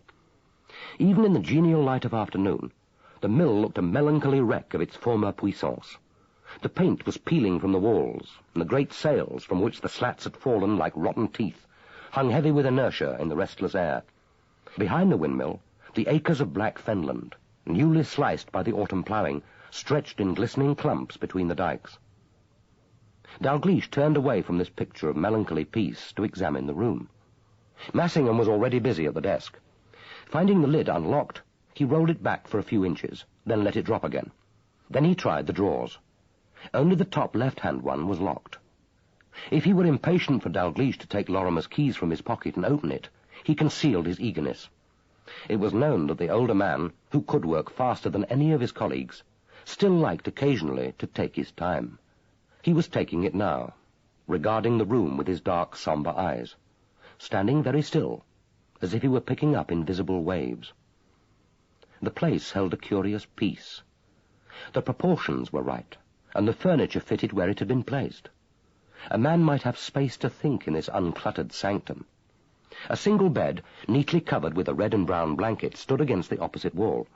A long wall shelf above the bed held an adjustable reading lamp, a radio, a record player, a clock, a carafe of water, and the Book of Common Prayer.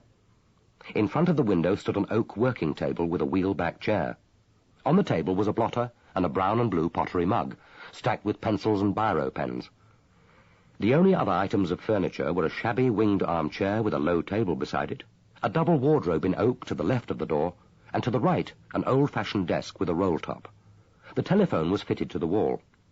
There were no pictures and no mirror, no masculine impedimenta, no trivia on desktop or table ledge. Everything was functional, well used, unadorned. It was a room a man could be at home in. Dalgliesh walked over to look at the books. He estimated that there must be about 400 of them, completely covering the wall.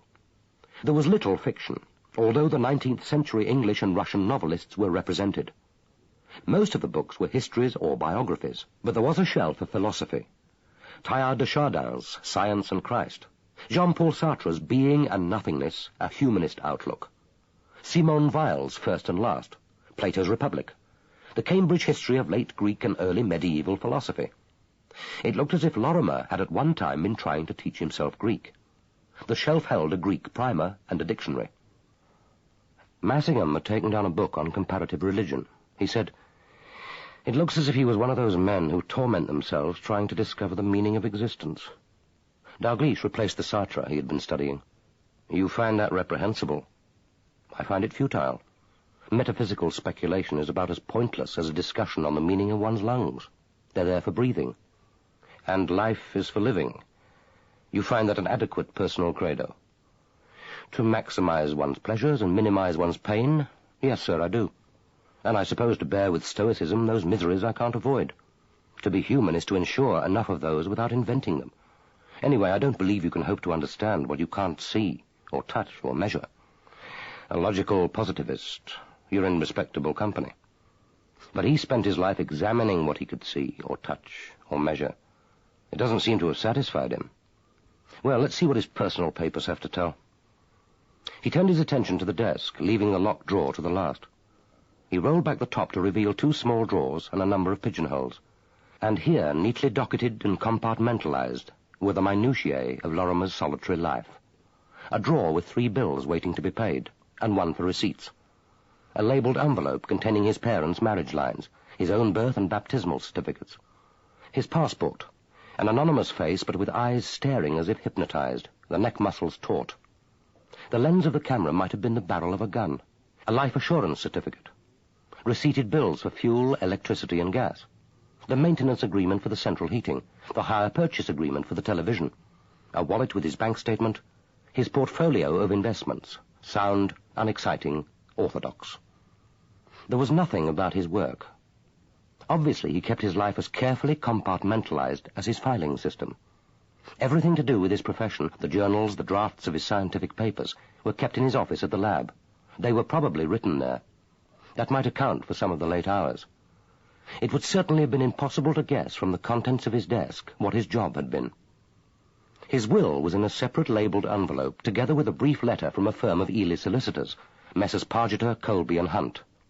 The will was very short, and had been made 5 years earlier. Lorrimer had left Postmill Cottage and £10,000 to his father, and the rest of his estate absolutely to his cousin, Angela Maud Foley. To judge from the portfolio of investments, Miss Foley would inherit a useful capital sum. Lastly, Dalgliesh took Lorrimer's bunch of keys from his pocket and unlocked the top left-hand drawer. The lock worked very easily. The drawer was crammed with papers, covered with Lorrimer's handwriting. Dalgliesh took them over to the table in front of the window and motioned Massingham to draw up the armchair. They sat there together. There were 28 letters in all, and they read them through without speaking. Massingham was aware of Dalglish's long fingers picking up each sheet, dropping it from his hand, then shifting it across the desk towards him, then picking up the next. The clock seemed to him to be ticking unnaturally loudly, and his own breathing to have become embarrassingly obtrusive. The letters were a liturgy of the bitter exfoliation of love. It was all here. The inability to accept that desire was no longer returned.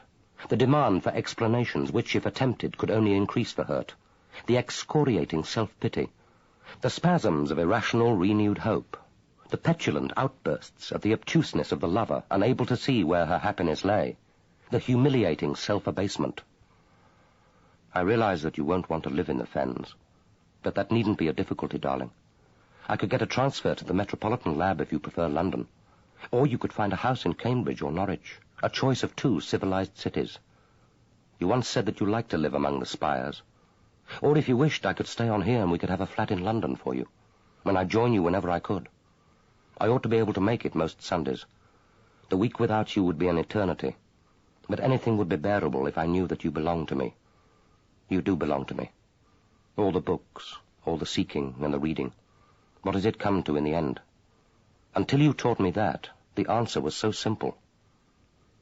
Some of the letters were highly erotic. They were probably the most difficult of all love letters to write successfully, thought Massingham. Didn't the poor devil know that once desire was dead, they could only disgust? Perhaps those lovers who used a private nursery talk for their most secret acts were the wisest. At least the eroticism was personal. Here the sexual descriptions were either embarrassingly Laurentian in their intensity, or coldly clinical. He recognized with surprise an emotion that could only be shame. It wasn't just that some of the outpourings were brutally explicit. He was accustomed to perusing the private pornography of murdered lives, but these letters, with their mixture of crude desire and elevated sentiment, were outside his experience. The naked suffering they expressed seemed to him neurotic, irrational. Sex no longer had any power to shock him. Love, he decided, obviously could. He was struck by the contrast between the tranquility of the man's room and the turbulence of his mind. He thought, at least this job teaches one not to hoard personal debris. Police work was as effective as religion in teaching a man to live each day as if it were his last. And it wasn't only murder that violated privacy. Any sudden death could do as much. If the helicopter had crashed on landing, what sort of a picture would his leavings present to the world? A conformist? A right-wing Philistine? Obsessed with his physical fitness? Homme moyen sensuel, and moyen everything else, for that matter.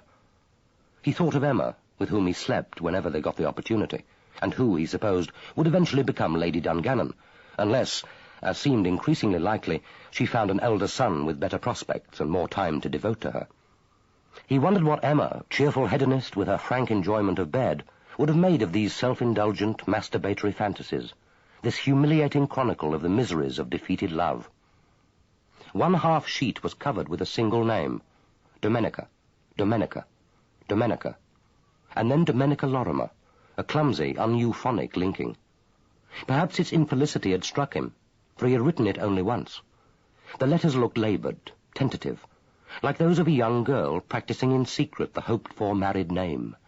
All the letters were undated, all without superscription and signature. A number were obviously first drafts, a painful seeking after the elusive word, the holograph scored with deletions. But now Dalgliesh was pushing towards him the final letter. Here there were no alterations, no uncertainties, and if there had been a previous draft, Lorrimer had destroyed it. This was as clear as an affirmation. The words, strongly written in Lorrimer's black upright script, were set out in even lines, neatly as an exercise in calligraphy. Perhaps this was one he had intended to post after all. I have been seeking for the words to explain what has happened to me, what you have made happen. You know how difficult this is for me. There have been so many years of writing official reports, the same phrases, the same bleak conclusions. My mind was a computer programmed to death. I was like a man born in darkness, living in a deep cave, crouching for comfort by my small, inadequate fire, watching the shadows flickering over the cave drawings, and trying to find in their crude outlines some significance, a meaning to existence to help me endure the dark. And then you came, and took me by the hand, and led me out into the sunlight, and there was the real world, dazzling my eyes with its colour and its beauty. And it needed only your hand and the courage to take a few small steps out of the shadows and imaginings into the light, ex umbris et imaginibus in veritatem. Dalgliesh laid the letter down. He said, Lord, let me know mine end and the number of my days, that I may be certified how long I have to live. Given the choice, Lorrimer would probably have preferred his murder to go unavenged than for any eyes but his to have seen these letters. What do you think of them?" Massingham was uncertain whether he was expected to comment on their subject matter or their style. He said cautiously, "The passage about the cave is effective. It looks as if he'd worked over that one. But not entirely original. An echo of Plato's Republic. And like Plato's caveman, the brightness dazzled and the light hurt his eyes. George Orwell wrote somewhere that murder, the unique crime, should result only from strong emotions. Well, here is the strong emotion. But we seem to have the wrong body." "Do you think Dr. Howarth knew, sir?" "Almost certainly. The wonder is that no one at the lab apparently did. It's not the kind of information that Mrs. Bidwell, for one, would keep to herself. First, I think we check with the solicitors that this will still stands, and then we see the lady." But this programme was to be changed. The wall telephone rang, shattering the peace of the room. Massingham answered. It was Sergeant Underhill, trying, but with small success, to keep the excitement out of his voice. "There's a Major Hunt of Messrs. Pargeter, Colby and Hunt of Ely wants to see Mr. Dalgliesh. He'd prefer not to talk over the telephone. He says, could you ring and say when it would be convenient for Mr. Dalgliesh to call? And, sir, we've got a witness. He's over at Guy's Marsh Police Station now. The name's Alfred Goddard. He was a passenger last night passing the lab in the 9:10 bus." Chapter 3. "Running down drive he were like the devil out of hell." "Can you describe him, Mr. Goddard?" "No, he weren't old." "How young?" "I never say he were young. I never seed him near enough to tell, but he didn't run like an old un." "Running for the bus, perhaps?" "If he were, he never catched it." "He wasn't waving?" "Of course he weren't. Driver couldn't see him. No point in waving at back a bloody bus." Guy's Marsh Police Station was a red-brick Victorian building with a wide wooden pediment, which looked so like an early railway station that Dalgliesh suspected that the 19th-century police authority had economized by making use of the same architect and the same set of plans.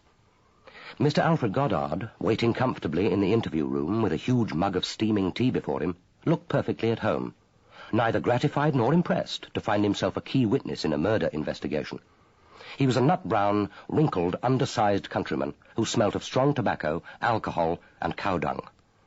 Dalgliesh recalled that the early fen settlers had been called yellow-bellies by their Highland neighbours because they crawled frog-like over their marshy fields, or slodgers, splashing web-footed through the mud. Either would have suited Mr. Goddard. Dalgliesh noticed with interest that he was wearing what looked like a leather thong bound round his left wrist, and guessed that this was dried eel skin, the ancient charm to ward off rheumatism. The misshapen fingers stiffly cradling the mug of tea suggested that the talisman had been less than efficacious. Dalgliesh doubted whether he would have troubled to come forward if Bill Carney, the conductor of the bus, hadn't known him as a regular on the Wednesday evening service, travelling from Ely to Stony Piggott via Chevisham, and had directed the inquiring police to his remote cottage. Having been summarily dug out of his lair, however, he displayed no particular resentment against Bill Carney or the police, and announced that he was prepared to answer questions, if, as he explained, they were put to him civil-like. His main grievance in life was the Stony Piggott bus, its lateness, infrequency, rising fares, and, in particular, the stupidity of the recent experiment of using double-deckers on the Stony Piggott route, and his own subsequent banishment each Wednesday to the upper deck because of his pipe. "But how fortunate for us that you were there," Massingham had pointed out. Mr. Goddard had merely snorted into his tea. Dalgliesh continued with the questioning. "Is there anything at all you can remember about him, Mr. Goddard? His height, his hair, how he was dressed?" "No, middling tall, and wearing a shortish coat or mac, maybe. Flapping open, maybe." "Can you remember the colour?" "Darkish, maybe. I never seed him for more'n a second, see. Then trees got in the way. Bus were moving off when I first set eyes on him." Massingham interposed. "The driver didn't see him, nor did the conductor?" "More'n likely. They was on lower deck. Isn't likely they'd notice. And driver were driving bloody bus." Dalgliesh said, "Mr. Goddard, this is very important. Can you remember whether there were any lights on in the lab?" "What do you mean, lab?" "The house the figure was running from." "Lights in the house? If you mean house, why not say house?" Mr. Goddard pantomimed the ardours of intensive thought, pursing his lips into a grimace and half-closing his eyes. They waited. After a nicely judged interval, he announced, "Faint lights, maybe. Not blazing out, mind you. I reckon I seed some lights from bottom windows." Massingham asked, "You're quite sure it was a man?" Mr. Goddard bestowed on him the glance of mingled reproof and chagrin of a viva voce candidate faced with what he obviously regards as an unfair question. "Wearing trousers, wasn't he? If he weren't a man, then he ought to have been." "But you can't be absolutely sure." "No, can't be sure of nothing these days. Time was when folk dressed in a decent, God-fearing manner. Man or woman, it were human, and it were running. That's all I seed." "So it could have been a woman in slacks?" "I've never run like a woman.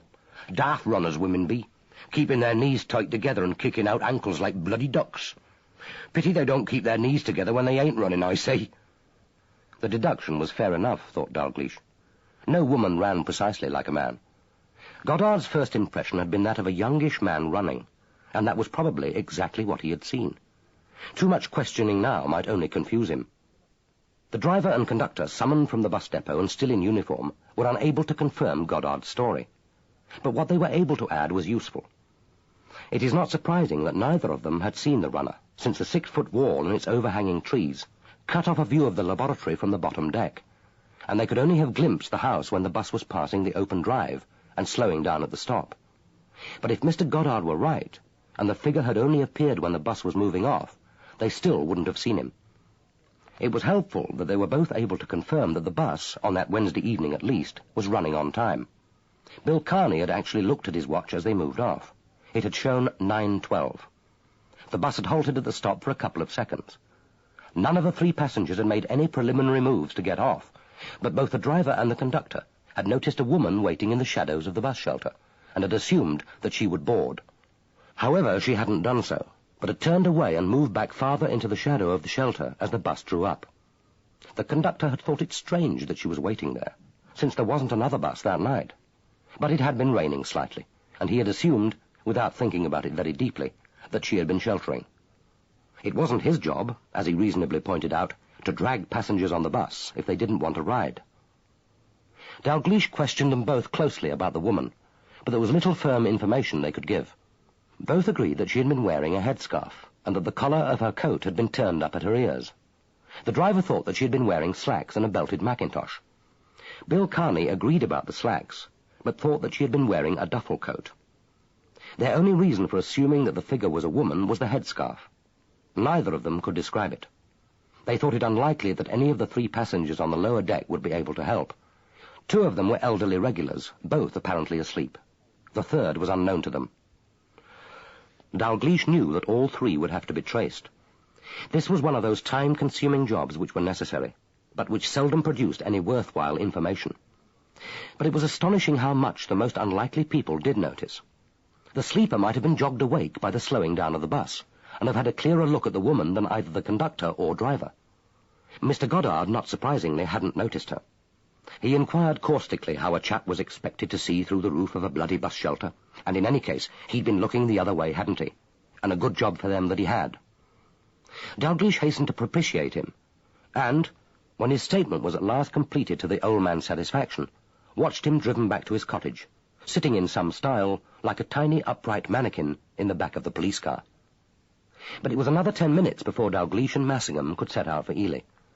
Albert Bidwell had presented himself conveniently, if belatedly, at the police station, bringing with him a hefty sample of the mud from the 5-acre field and an air of sullen grievance. Massingham wondered how he and his wife had originally met, and what had brought together 2 such dissimilar personalities. He admitted to taking the telephone call. It was a woman, and the message was that Mrs. Bidwell was to go to Leaming's to give Mrs. Schofield a hand instead of to the lab. He couldn't remember if the caller had given her name, but didn't think so. He had taken calls from Mrs. Schofield once or twice before, when she had rung to ask his wife to help with dinner parties or such like. Women's business. He couldn't say whether the voice sounded the same. Asked whether he had assumed the caller was Mrs. Schofield, he said that he hadn't assumed anything. Dalgliesh asked, "Can you remember whether the caller said that your wife was to come to Leaming's, or to go to Leaming's?" The significance of his question obviously escaped him, but he received it with surly suspicion, and after a long pause said he didn't know. When Massingham asked whether it was possible that the caller hadn't been a woman, but a man disguising his voice, he gave him a look of concentrated disgust, as if deploring a mind that could imagine such sophisticated villainy. But the answer provoked his longest response. He said, in a tone of finality, that he didn't know whether it was a woman, or a man pretending to be a woman, or maybe a lass. All he knew was that he'd been asked to give his wife a message, and he'd given it to her. And if he'd known it would cause all this botheration, he wouldn't have answered the phone. And with that, they had to be content. Chapter 4. In Dalglish's experience, solicitors who practiced in cathedral cities were invariably agreeably housed, and the office of Messrs. Pargeter, Colby and Hunt was no exception. It was a well-preserved and maintained Regency house with a view of the cathedral green, an imposing front door whose ebony black paint gleamed as if it was still wet, and whose brass knocker, in the shape of a lion's head, had been polished almost to whiteness. The door was opened by an elderly and very thin clerk, Dickensian in his old-fashioned black suit and stiff collar, whose appearance of lugubrious resignation brightened somewhat at seeing them, as if cheered by the prospect of trouble. He bowed slightly when Dalglish introduced himself and said, "Major Hunt is, of course, expecting you, sir. He is just concluding his interview with the client. If you will step this way, he won't keep you waiting more than a couple of minutes." The waiting room into which they were shown resembled the sitting room of a man's club in its comfort and air of controlled disorder. The chairs were leather, and so wide and deep that it was difficult to imagine anyone over 60 rising from them without difficulty. Despite the heat from 2 old-fashioned radiators, there was a coke fire burning in the grate. The large circular mahogany table was spread with magazines devoted to the interests of the landed gentry, most of which looked very old. There was a glass-fronted bookcase packed with bound histories of the county, and illustrated volumes on architecture and painting. The oil over the mantelpiece of a phaeton with horses and attendant grooms looked very like a Stubbs, and, thought Dalglish, probably was. He only had time briefly to inspect the room, and had walked over to the window to look out towards the Lady Chapel of the cathedral, when the door opened, and the clerk reappeared to usher them into Major Hunt's office. The man who rose from behind his desk to receive them was in appearance the opposite of his clerk. He was a stocky, upright man in late middle age, dressed in a shabby but well-tailored tweed suit, ruddy-faced and balding, his eyes keen under the spiky, restless eyebrows. He gave Dalglish a frankly appraising glance as he shook hands, as if deciding where exactly to place him in some private scheme of things, then nodded as if satisfied. He still looked more like a soldier than a solicitor, and Dalglish guessed that the voice with which he greeted them had acquired its loud, authoritative bark across the parade grounds and in the messes of the Second World War. "Morning. Please sit down, Commander. You come on tragic business. I don't think we've ever lost one of our clients by murder before." The clerk coughed. It was just such a cough as Dalglish would have expected, inoffensive, but discreetly minatory, and not to be ignored. "There was Sir James Cummings, sir, in 1923. He was shot by his neighbour, Captain Cartwright, because of the seduction of Mrs. Cartwright by Sir James, a grievance aggravated by some unpleasantness over fishing rights." "Oh, quite right, Mitchin. But that was in my father's time. They hanged poor Cartwright. A pity, my father always thought. He had a good war record. Survived the Somme and Arras and ended on the scaffold. Battle-scarred, poor devil. The jury would probably have made a recommendation to mercy if he hadn't cut up the body. He did cut up the body, didn't he, Mitching?" "Quite right, sir. They found the head buried in the orchard." "That's what did for Cartwright. English juries won't stand for cutting up the body. Crippen would have been alive today if he'd buried Belle Elmore in one piece." "Hardly, sir. Crippen was born in 1860. "Well, he wouldn't have been dead long. Wouldn't surprise me if he'd reached his century. Only 3 years older than your father, Mitching, and much the same build. Small, pop-eyed and wiry. They live forever, that type. Ah, well, to our muttons. You'll both take coffee, I hope. I can promise you it will be drinkable. Mitching has installed one of those glass retort affairs, and we grind our own fresh beans. Coffee, then, please, Mitching." "Miss Makepeace is preparing it now, sir." Major Hunt exuded post-prandial well-being, and Massingham guessed, with some envy, that his business with his last client had been chiefly done over a good lunch. He and Dalglish had snatched a hurried sandwich and beer at a pub between Chevisham and Guy's Marsh. Dalglish, known to enjoy food and wine, had an inconvenient habit of ignoring mealtimes when in the middle of a case. Massingham wasn't fussy about the quality. It was the quantity he deplored, but at least they were to get coffee. Mitching had stationed himself near the door and showed no inclination to leave. This was apparently perfectly acceptable. Dalgliesh thought that they were like a couple of comedians in the process of perfecting their antiphonal patter, and reluctant to lose any opportunity of practicing it. Major Hunt said, "You want to know about Lorrimer's will, of course. And anything else you can tell us about him?" "That won't be much, I'm afraid. I've only seen him twice since I dealt with his grandmother's estates, but of course I'll do what I can. When murder comes in at the window, privacy goes out of the door. That's so, isn't it, Mitching?" "There are no secrets, sir, in the fierce light that beats upon the scaffold." "I'm not sure that you've got that one right, Mitching. We don't have scaffolds now. Are you an abolitionist, Commander?" Dalgliesh said, "I'm bound to be until the day comes when we can be absolutely sure that we can never, under any circumstances, make a mistake." "That's the orthodox answer, but it begs quite a lot of questions, doesn't it? Still, you're not here to discuss capital punishment. Mustn't waste time. Now, the will. Where did I put Mr. Lorrimer's box, Mitching?" "It's here, sir." "Then bring it over, man, bring it over." The clerk carried the black tin box from a side table and placed it in front of Major Hunt. The Major opened it with some ceremony and took out the will. Dalgliesh said, "We found one will in his desk. It's dated the 3rd of May, 1971. It looks like the original." "So, he didn't destroy it. That's interesting. It suggests that he hadn't finally made up his mind." "So, there's a later will?" "Oh, indeed there is, Commander, indeed there is. That's what I wanted to talk to you about. Signed by him only last Friday, when both the original and the only copy left here with me. I have them here. Perhaps you'd like to read it yourself." He handed over the will. It was very short. Lorrimer, in the accepted form, mind and disposed of all his property in less than a dozen lines. Post Mill Cottage was left to his father, together with a sum of £10,000. £1,000 was left to Brenda Pridmore, to enable her to buy any books required to further her scientific education. All the rest of his estate was left to the Academy of Forensic Science, to provide an annual cash prize of such amount as the Academy should see fit, for an original essay on any aspect of the scientific investigation of crime, the essay to be judged by 3 judges selected annually by the Academy. There was no mention of Angela Foley. Dalgliesh said, "Did he give any explanation why he left his cousin, Angela Foley, out of the will?" "As a matter of fact, he did. I thought it right to point out that in the event of his death, his cousin, as his only surviving relative apart from his father, might wish to contest the will. If she did, a legal battle would cost money, and might seriously deplete the estate. I didn't feel any obligation to press him to alter his decision. I merely thought it right to point out the possible consequences.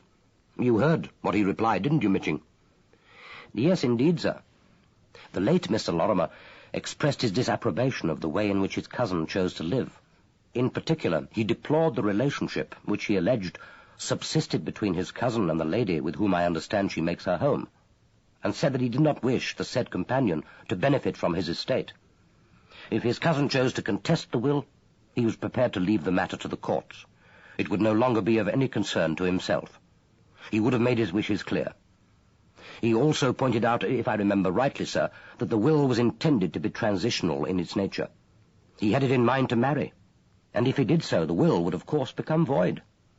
In the meantime, he wished to guard against what he saw as the remote contingency of his cousin inheriting absolutely, should he die unexpectedly before his personal affairs became clearer." "That's right, Mitching. That, in effect, is what he said.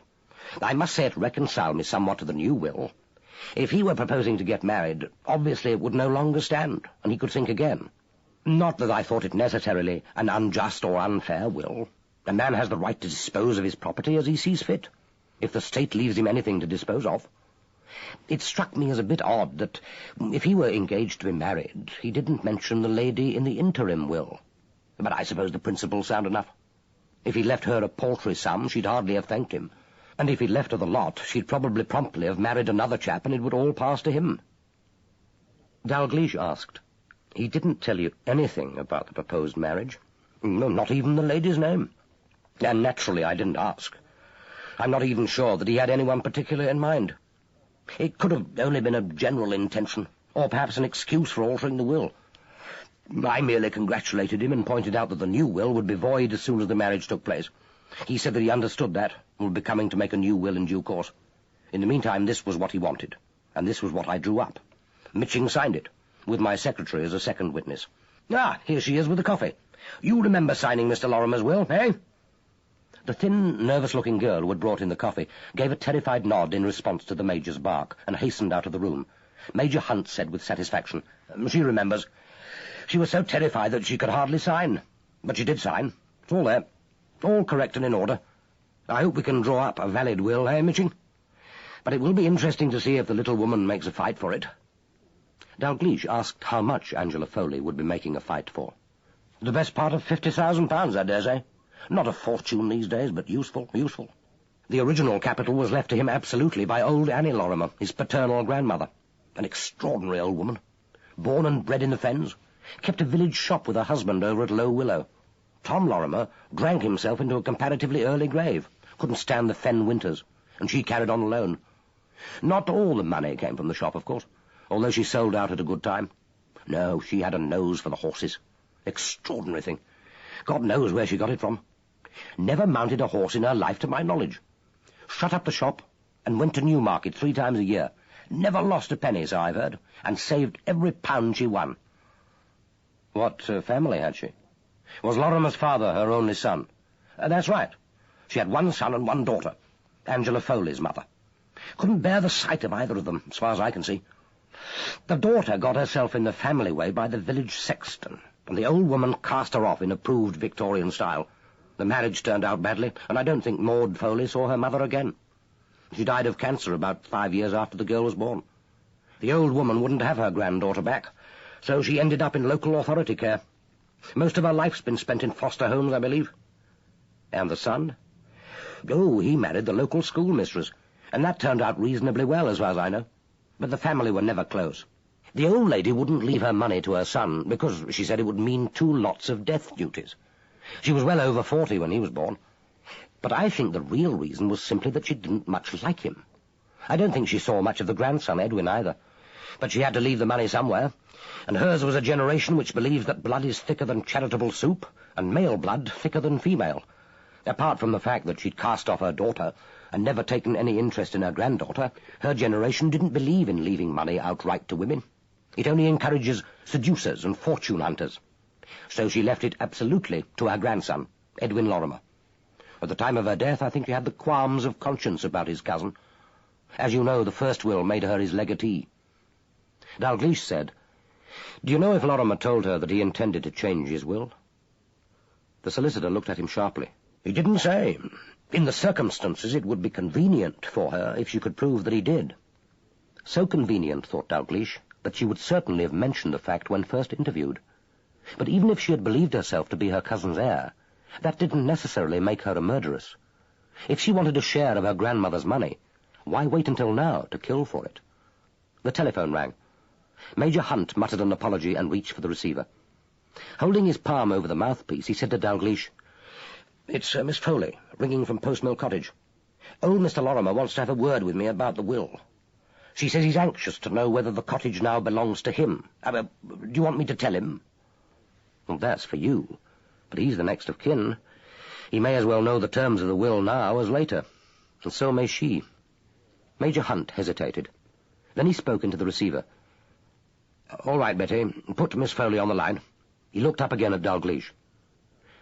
"This piece of news is going to put the cat among the pigeons in Chevisham." Dalgliesh had a sudden picture of Brenda Pridmore's eager young face, shining across Howarth's desk at him. "Yes," he said grimly. "Yes, I'm afraid it is." Chapter 5.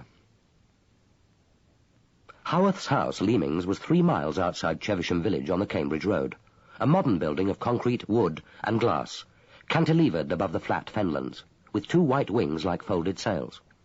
Even in the fading light it was impressive. The house stood in uncompromising and splendid isolation, depending for its effect on nothing but perfection of line and artful simplicity. No other building was in sight except a solitary black wooden cottage on stilts, desolate as an execution shed, and dramatically an intricate mirage hung above the eastern skyline, the marvellous single tower and octagon of Ely Cathedral.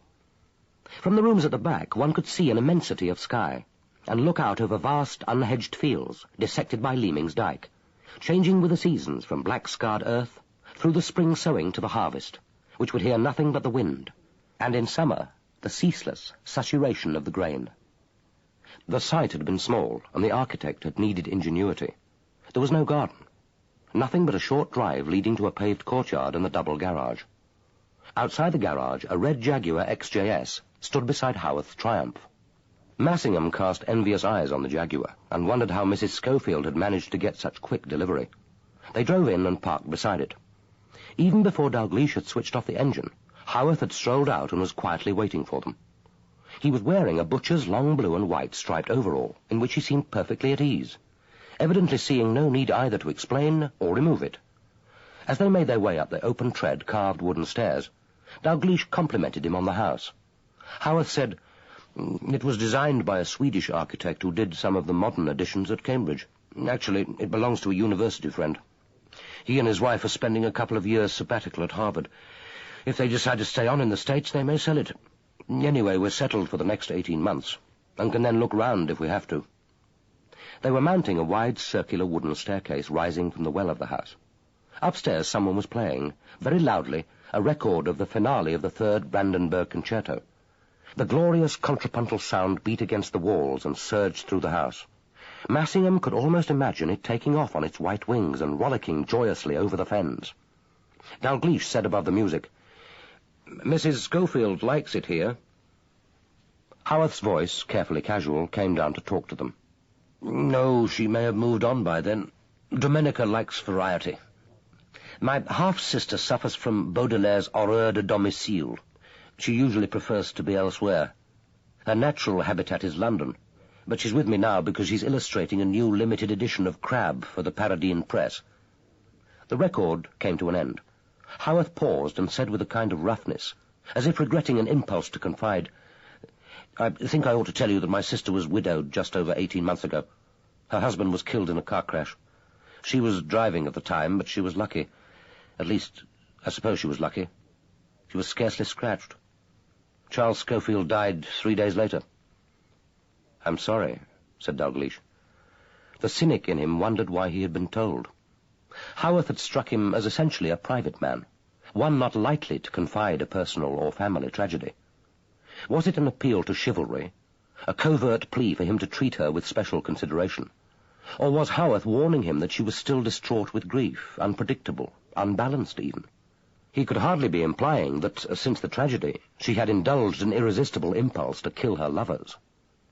They had reached the top of the stairs, and were standing on a wide wooden balcony seemingly hung in space.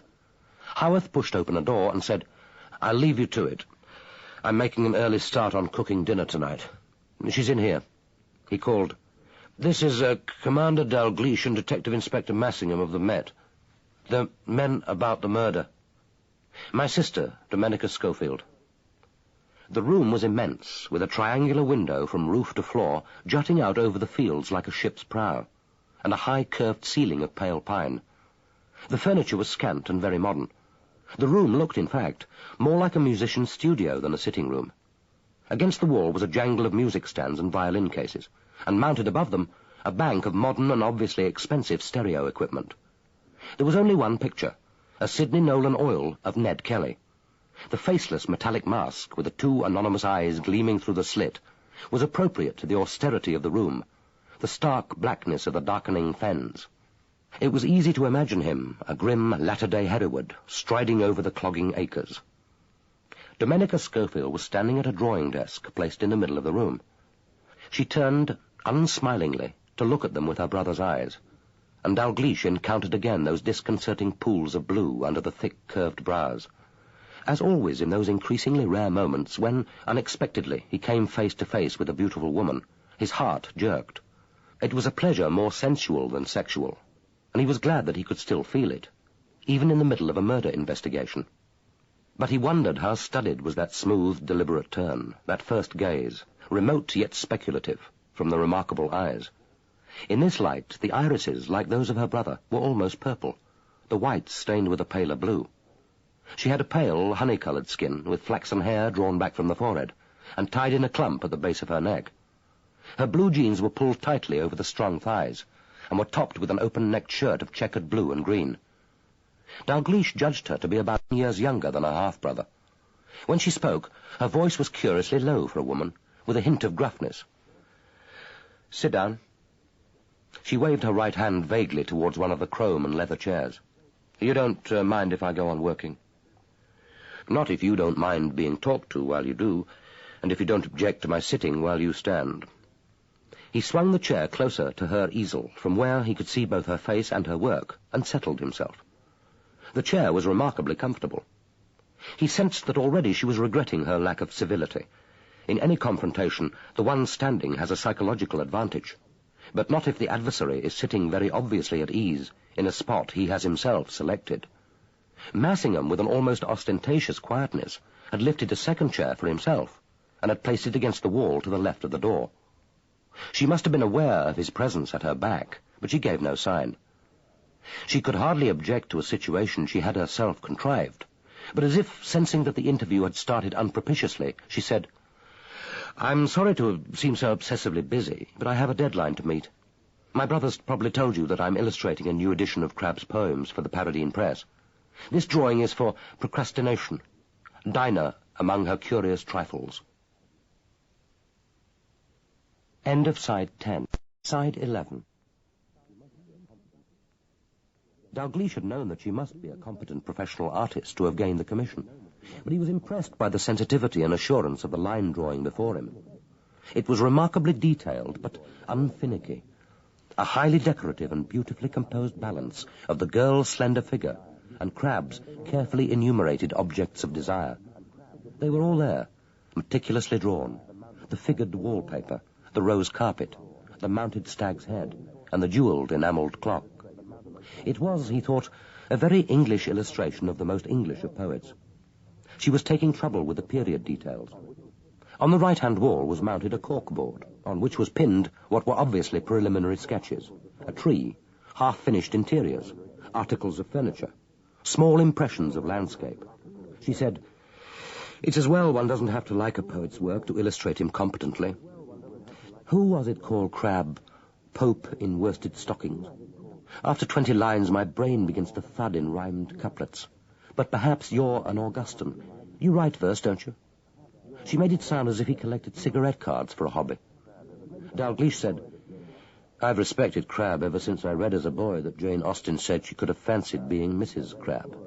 When he went to London for the first time, he was so poor that he had to pawn all his clothes, and then he spent the money on an edition of Dryden's poems." "And you approve of that?" "I find it appealing." He quoted, "Miseries there were, and woes the world around, but these had not her pleasant dwelling found. She knew that mothers grieved and widows wept, and she was sorry, said her prayers and slept. For she indulged, nor was her heart so small that one strong passion should engross it all." She gave him a swift, elliptical glance. "In this case there is happily no mother to grieve, nor widow to weep, and I gave up saying my prayers when I was 9. Or were you only proving that you could quote Crabbe?" "That, of course," replied Dalgliesh. "Actually, I came to talk to you about these." He took a bundle of the letters out of his coat pocket, opened one of the pages, and held it out towards her. He asked, "This is Lorrimer's handwriting." She glanced dismissively at the page. "Of course. It's a pity he didn't send them. I should have liked to have read them, but not now, perhaps. I don't suppose they're so very different from the ones he did post." For a moment he thought that she was about to deny receiving any. He thought, "She's remembered that we can easily check with the postman." He watched the blue eyes grow wary. She said, "That's how love ends, not with a bang, but a whimper." "Less a whimper than a cry of pain." She wasn't working, but stood still, scrutinizing the drawing. She said, "It's extraordinary how unattractive misery is. He'd have done better to have tried honesty. It means a lot to me. It doesn't mean very much to you. So why not be generous? It won't cost you anything except an occasional half hour of your time. I'd have respected him more." "But he wasn't asking for a commercial arrangement," said Dalgliesh. "He was asking for love. That's something I didn't have to give, and he had no right to expect." "None of us," thought Dalgliesh, "have a right to expect it. But we do." Irrelevantly, a phrase of Plutarch fell into his mind. "Boys throw stones at frogs in sport, but the frogs do not die in sport. They die in earnest." "When did you break it off?" he asked. She looked surprised for a moment. I was going to ask you how you knew that I'd done the breaking. But, of course, you've got the letters. I suppose he was whining. I told him that I didn't want to see him again about 2 months ago. I haven't spoken to him since. Did you give him a reason? No. I'm not sure that there was a reason. Does there have to be? There wasn't another man, if that's what you have in mind. What a beautifully simple view you must have of life. I suppose the police work produces a card index mentality. Victim, Edwin Lorrimer. Crime, murder. Accused, Domenica Schofield. Motive, sex. Verdict, guilty. What a pity that you can't any longer finish it off neatly with sentence, death. Let's say I was tired of him. When you'd exhausted his possibilities, sexual and emotional? Say intellectual, rather, if you'll forgive the arrogance. I find that one exhausts the physical possibilities fairly soon, don't you? But if a man has wit, intelligence, and his own peculiar enthusiasms, then there's some kind of purpose in the relationship. I knew a man once who was an authority on 17th century church architecture. We used to drive for miles looking at churches. It was fascinating while it lasted. And I now know quite a lot about the late 17th century. That's something on the credit side. Whereas Lorrimer's only intellectual enthusiasms were popular philosophy and forensic science. Forensic biology. He was curiously inhibited about discussing it. The Official Secrets Act was probably engraved on what he would have described as his soul. Besides, he could be boring even about his job. Scientists invariably are, I've discovered. My brother is the only scientist I've ever met who doesn't bore me after the first 10 minutes of his company. Where did you make love? That's impertinent. And is it relevant? It could be, to the number of people who knew that you were lovers. No one knew.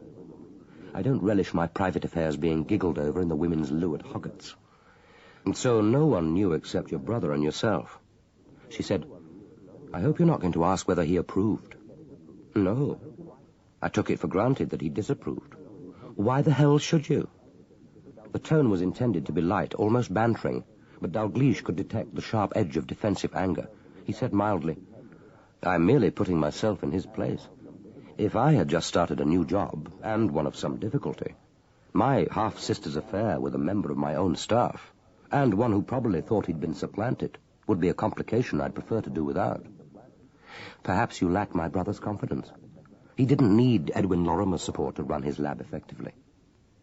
You brought him here? Seducing one of my brother's staff here in his own house. Had I disliked my brother, it might have given the affair extra piquancy.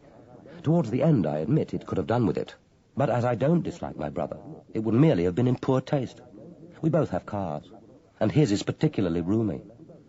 I thought that was the expedient of randy adolescence. It must have been uncomfortable and cold. Very cold. Which was another reason for deciding to stop it. She turned to him with sudden vehemence. Look, I'm not trying to shock you. I'm trying to be truthful. I hate death and waste and violence. Who doesn't? But I'm not grieving. In case you thought of offering condolences, there's only one man whose death has grieved me, and it isn't Edwin Lorrimer. And I don't feel responsible. Why should I? I'm not responsible. Even if he killed himself, I shouldn't feel that it was my fault. As it is, I don't believe his death has anything to do with me. He might, I suppose, have felt like murdering me. I never had the slightest motive for murdering him. Have you any idea who did? A stranger, I imagine. Someone who broke into the lab either to plant or to destroy some forensic evidence. Perhaps a drunken driver, hoping to get his hands on his blood sample. Edwin surprised him and the intruder killed him. The blood alcohol analysis isn't done in the biology department. Then it could have been an enemy. Someone with a grudge. Someone he'd given evidence against in the past. After all, he's probably well known in the witness box. Death of an expert witness. Dalgliesh said, there's the difficulty of how his killer got in and out of the lab. He probably gained entrance during the day and hid after the place was locked up for the night. I leave it to you to discover how he got away. Perhaps he slipped out after the lab had been opened for the morning, during the kerfuffle, after that girl, Brenda Pridmore, isn't it, discovered the body. I don't suppose that anyone was keeping an eye on the front door. And the false telephone call to Mrs. Bidwell? Probably no connection, I'd say. Just someone trying to be funny. She's probably too scared to admit what happened. I should question the junior female staff of the lab if I were you. It's the kind of joke a rather unintelligent adolescent might find amusing. Dalgliesh went on to ask her about her movements on the previous evening. She said that she hadn't accompanied her brother to the concert. having a dislike of rustic junketing, no wish to hear the Mozart indifferently played, and a couple of drawings to complete. They'd had an early supper at about 6:45, and Howarth had left home at 7:20. She had continued working uninterrupted either by a telephone call or a visitor until her brother returned shortly after 10, when he had told her about his evening over a shared nightcap of hot whisky. Both of them had then gone early to bed. She volunteered, without being asked, that her brother had seemed perfectly normal on his return, although both of them had been tired.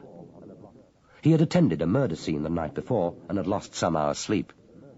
She did occasionally make use of Mrs. Bidwell. For example, before and after a dinner party she and Howarth had given soon after their arrival, but certainly wouldn't call on her on a day when she was due at the lab.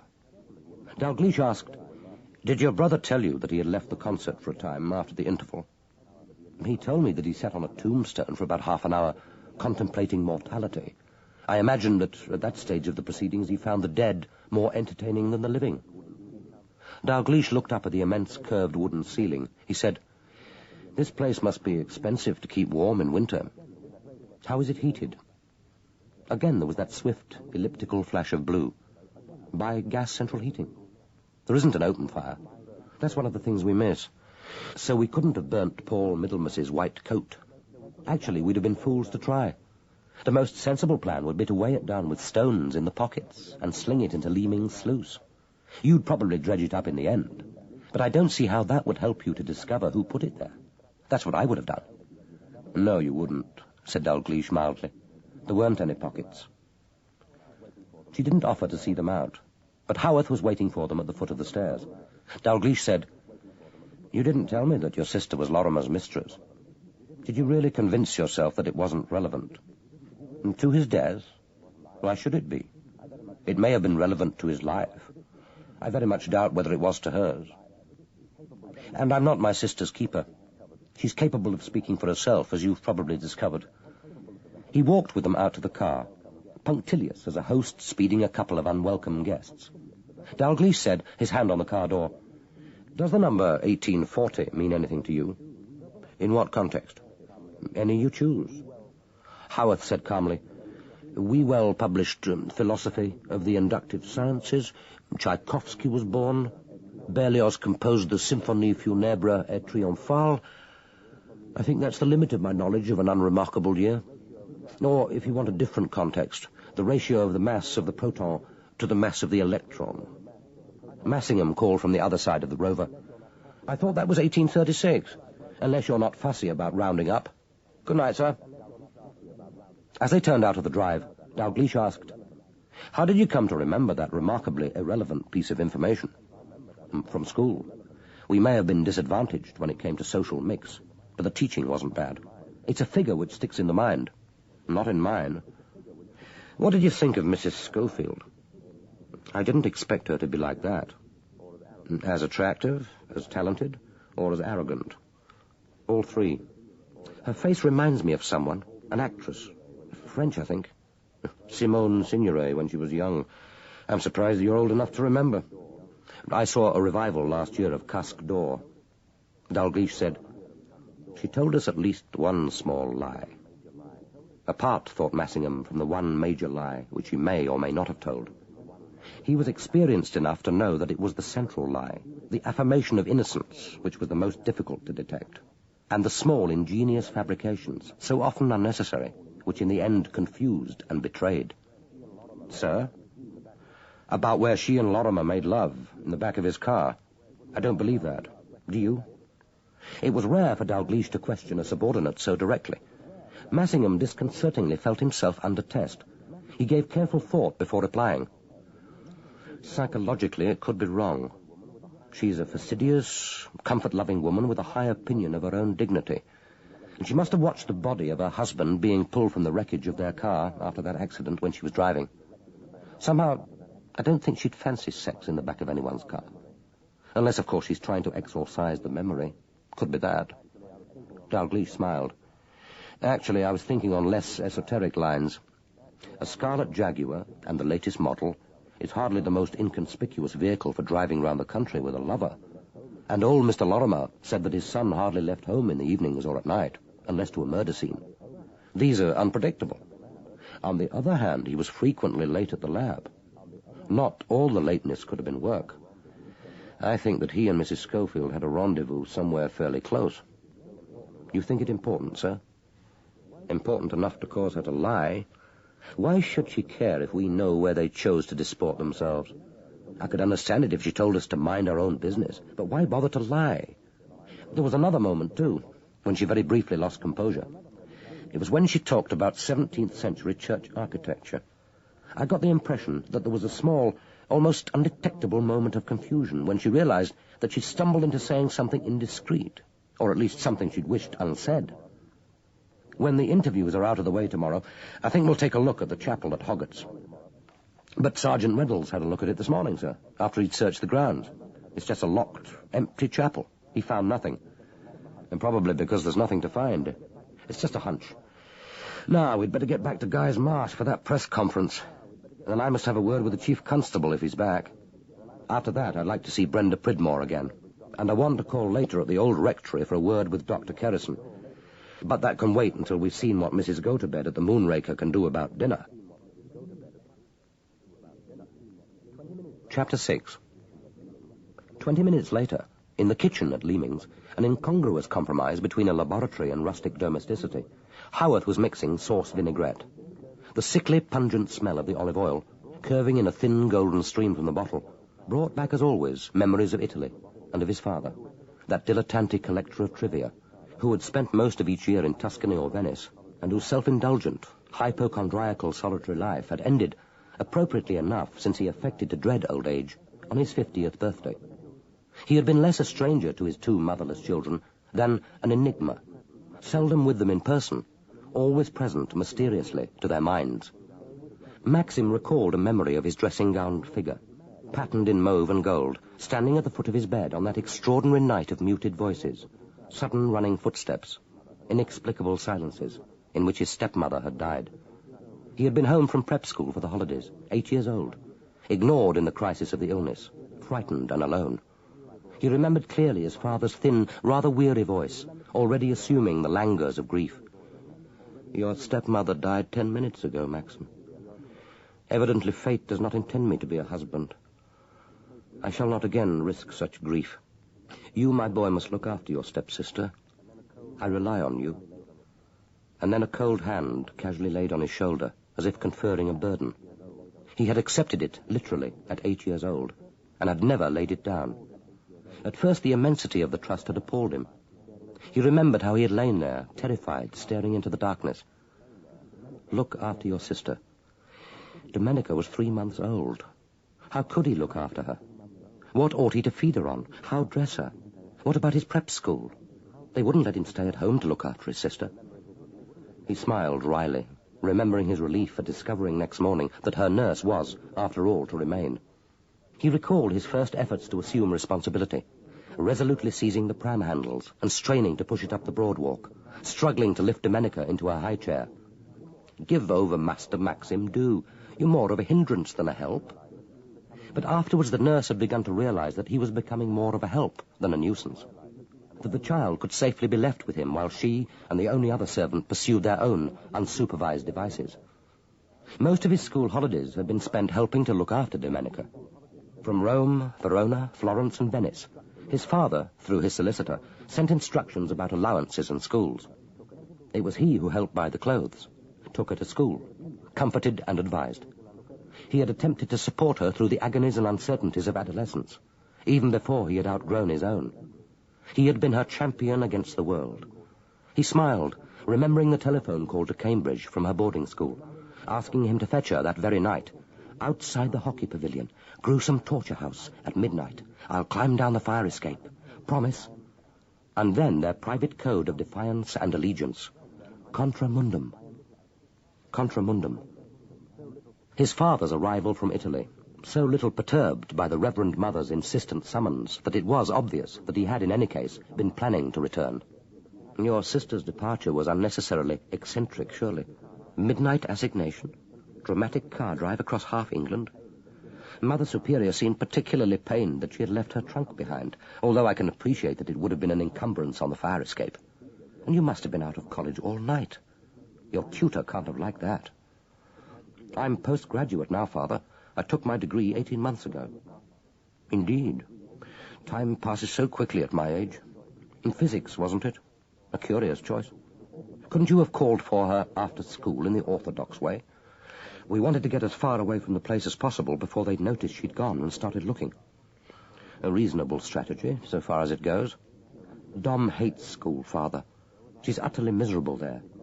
Well, so was I at school, but it never occurred to me to expect otherwise. Reverend Mother seems a charming woman.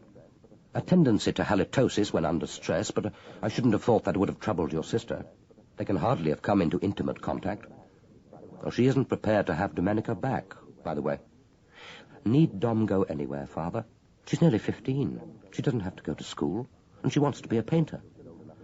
I suppose she could stay at home until she's old enough for art college, if that's what you advise. But it's hardly worth opening the London house just for one. I shall return to Venice next week. I'm only here to consult Dr. Mavers Brown. Perhaps she could go back to Italy with you for a month or so. She'd love to see the Accademia, and she ought to see Florence. Oh, I don't think that would do, my boy. Quite out of the question. She had much better take a room at Cambridge, and you can keep an eye on her. They have some quite agreeable pictures in the Fitzwilliam Museum. Oh, dear, what a responsibility children are. It's quite wrong that I should be troubled like this in my state of health. Mavers Brown was insistent that I avoid anxiety. And now he lay coffined in his final self-sufficiency, in that most beautiful of burial grounds, the British Cemetery at Rome. He would have liked that, thought Maxim, if he could have borne the thought of his death at all, as much as he would have resented the over-aggressive Italian drivers, whose ill-judged acceleration at the junction of the Via Vittoria and the Corso had placed him there. He heard his sister's steps on the stairs. So they're gone. 20 minutes ago. We had a brief valedictory skirmish. Was Dalgliesh offensive? No more offensive than I to him. Honours even, I should have said. I don't think he liked me. I don't think he likes anyone much. But he's considered highly intelligent. Did you find him attractive? She answered the unspoken question. It would be like making love to a public hangman. She dipped her finger in the vinaigrette dressing. Too much vinegar. What have you been doing? Apart from cooking? Thinking about Father. Do you know, Dom, when I was 11, I became absolutely convinced that he'd murdered our mothers. Both of them? I mean, yours and mine? What an odd idea. How could he have? Yours died of cancer and mine of pneumonia. He couldn't have fixed that. I know. It's just that he seemed such a natural widower. I thought at the time that he'd done it to stop them having any more babies. Well, it would do that all right. Were you wondering whether a tendency to murder is inherited? Not really. But so much is. Father's total inability to make relationships, for example. That incredible self-absorption. Do you know he actually put me down for Stonyhurst before he remembered that it was your mother, not mine, who'd been R.C.? A pity he did find out. I should like to have seen what the Jesuits made of you. The trouble with a religious education, if you're a pagan like me, is that you're left all your life feeling that you've lost something. Not that it isn't there. She walked over to the table and stirred a bowl of mushrooms with her finger. I can make relationships. The trouble is that I get bored and they don't last. And I only seem to know one way to be kind. It's as well that we last, isn't it? You'll last for me until the day I die. Shall I change now, or do you want me to see to the wine? You'll last for me until the day I die. Contra mundum.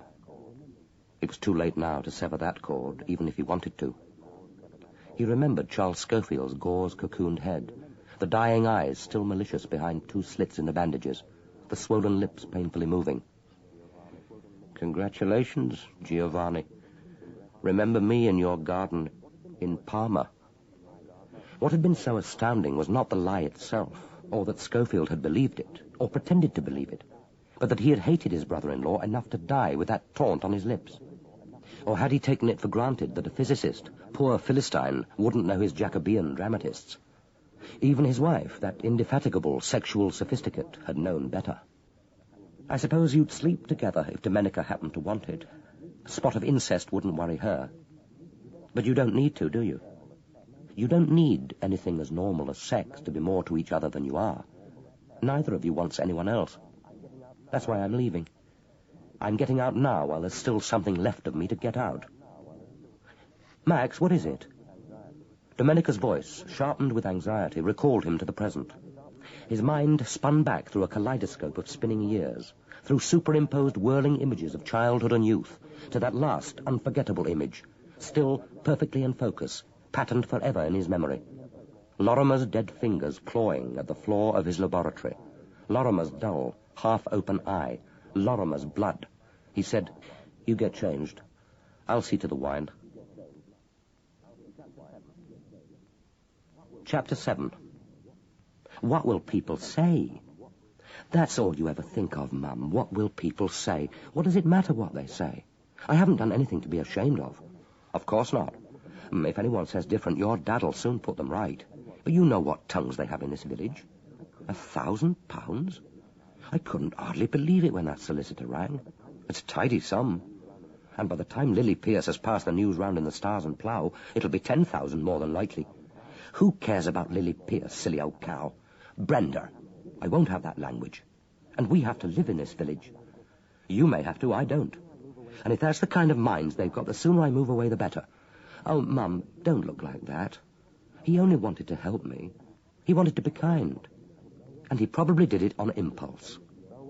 Not very considerate of him, though, was it? He might have talked it over with your dad or me. But he didn't know that he was going to die. Brenda and her mother were alone in the farmhouse, Arthur Pridmore having left after supper for the monthly meeting of the parochial church council. The washing up was finished, and the long evening stretched before them. Too restless to settle to the television, and too preoccupied with the extraordinary events of the day to take up a book, they sat in the firelight, edgy, half excited and half afraid, missing Arthur Pridmore's reassuring bulk in his high-backed chair. Then Mrs. Pridmore shook herself into normality and reached for her sewing basket. "Well, at least it will help towards a nice wedding.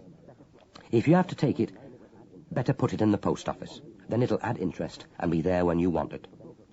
"I want it now, for books and a microscope like Dr. Lorrimer intended. That's why he left it to me, and that's what I'm going to do with it. Besides, if people leave money for a special purpose, you can't use it for something else, and I don't want to. I'm going to ask Dad to put up a shelf and a workbench in my bedroom, and I'll start working for my science A-levels straight away. He ought not to have thought of you. What about Angela Foley? She's had a terrible life, that girl. She never got a penny from her grandmother's will, and now this. That's not our concern, Mum. It was up to him. Maybe he might have left it to her if they hadn't rowed." "How do you mean, rowed? When?" "Last week sometime. Tuesday it was, I think. It was just before I came home and most of the staff had left. Inspector Blakelock sent me up to biology with a query on one of the court reports. They were together in Dr. Lorrimer's room, and I heard them quarrelling. She was asking him for money, and he said he wouldn't give her any. And then he said something about changing his will." "You mean you stood there listening?" "Well, I couldn't help it, could I? They were talking quite loudly. He was saying terrible things about Stella Mawson. You know, that writer Angela Foley lives with. I wasn't eavesdropping on purpose. I didn't want to hear. You could have gone away and come up again all the way from the front hall. Anyway, I had to ask him about the report for the Munnings case. I couldn't go back and tell Inspector Blakelock that I hadn't got the answer because Dr. Lorrimer was having a row with his cousin. Besides, we always listen to secrets at school. You're not at school now. Really, Brenda, you worry me sometimes. One moment you behave like a sensible adult, and the next anyone would think you were back in the fourth form. You're 18 now, an adult. What has school to do with it? I don't know why you're getting so het up. I didn't tell anyone." "Well, you'll have to tell that detective from Scotland Yard." "Mum, I can't. It hasn't got anything to do with the murder." "Who's to say? You're supposed to tell the police anything that's important. Didn't he tell you that?" He told her exactly that. Brenda remembered his look, her own guilty blush. He had known that she was keeping something back. She said with stubborn defiance, "Well, I can't accuse Angela Foley of murder, or as good as accuse her anyway. Besides," she proclaimed triumphantly, remembering something Inspector Blakelock had told her, "it would be hearsay, not proper evidence. He couldn't take any notice of it. And, Mum, there's another thing. Supposing she didn't really expect him to alter the will so soon. That solicitor told you that Dr. Lorrimer made the new will last Friday, didn't he? Well, that was probably because he had to go to a scene of crime in Ely on Friday morning. The police call only came through at 10 o'clock. He must have gone into his solicitor's then. What do you mean?" Nothing. Only if people think I had a motive, then so did she. Of course you didn't have a motive. That's ridiculous. It's wicked. Oh, Brenda, if only you'd come to the concert with Dad and me. No, thank you. Miss Spencer singing Pale Hands I Loved, and the Sunday school kids doing their boring old maypole dance, and the WI with their handbells, and old Mr. Matthews bashing away with the acoustic spoons. I've seen it all before. But you'd have had an alibi. So I would if you and Dad had stayed here at home with me. It wouldn't have mattered where you'd been if it weren't for that £1,000. Well, let's hope Gerald Bolam understands. If he doesn't, he knows what he can do. I don't see what it's got to do with Gerald. I'm not married to him, nor engaged for that matter. He'd better not interfere. She looked across at her mother and was suddenly appalled. She had only seen her look like this once before, the night when she'd had her second miscarriage, and had been told by old Dr. Green that there could never now be another baby. Brenda had only been 12 at the time, but her mother's face, suddenly remembered, had looked exactly as it did now, as if an obliterating hand had passed over it, wiping off brightness, blunting the contours of cheek and brow, dulling the eyes, leaving an amorphous mask of desolation. She remembered and understood what before she had only felt, the anger and resentment that her mother, indestructible and comforting as a great rock in a weary land, should herself be vulnerable to pain. She was there to soothe Brenda's miseries, not to suffer herself, to comfort, not to seek comfort. But now Brenda was older, and she was able to understand. She saw her mother clearly, like a stranger newly met. The cheap crimpline dress, spotlessly clean as always, with the brooch Brenda had given her for her last birthday, pinned to the lapel. The ankles thickening above the sensible low-heeled shoes. The pudgy hands speckled with the brown stains of age. The wedding ring of dull gold biting into the flesh. The curly hair that had once been red gold like her own, still brushed plainly to one side and held in a tortoiseshell slide. The fresh, almost unlined skin. She put her arms round her mother's shoulders. "Oh, Mum, don't worry. It'll be all right. Commander Dalgliesh will find out who did it, and then everything will be back to normal. Look, I'll make you some cocoa. Don't let's wait till Dad gets back from the PCC. We'll have it now, Mum. It's all right. Really it is. It's all right." Simultaneously, their ears caught the hum of the approaching car. They gazed at each other, speechless, guilty as conspirators. This wasn't their ancient Morris, and how could it be? The parochial church council never finished their business before 8:30. Brenda went to the window and peered out. The car stopped. She turned to her mother, white-faced. "It's the police. It's Commander Dalgliesh." Without a word, Mrs. Pridmore got resolutely to her feet. She placed a hand briefly on her daughter's shoulder, then went out into the passage and opened the door before Massingham had lifted his hand to knock. She said through stiff lips, "Oh, come in, please. I'm glad that you're here. Brenda has something to tell you. Something that I think you ought to know." Chapter 8. The day was nearly over. Sitting in his dressing gown at the small table in front of the window in his bedroom at the Moonraker, Dalgliesh heard the church clock strike 11:30. He liked his room. It was the larger of the two which Mrs. Gotobed had been able to offer.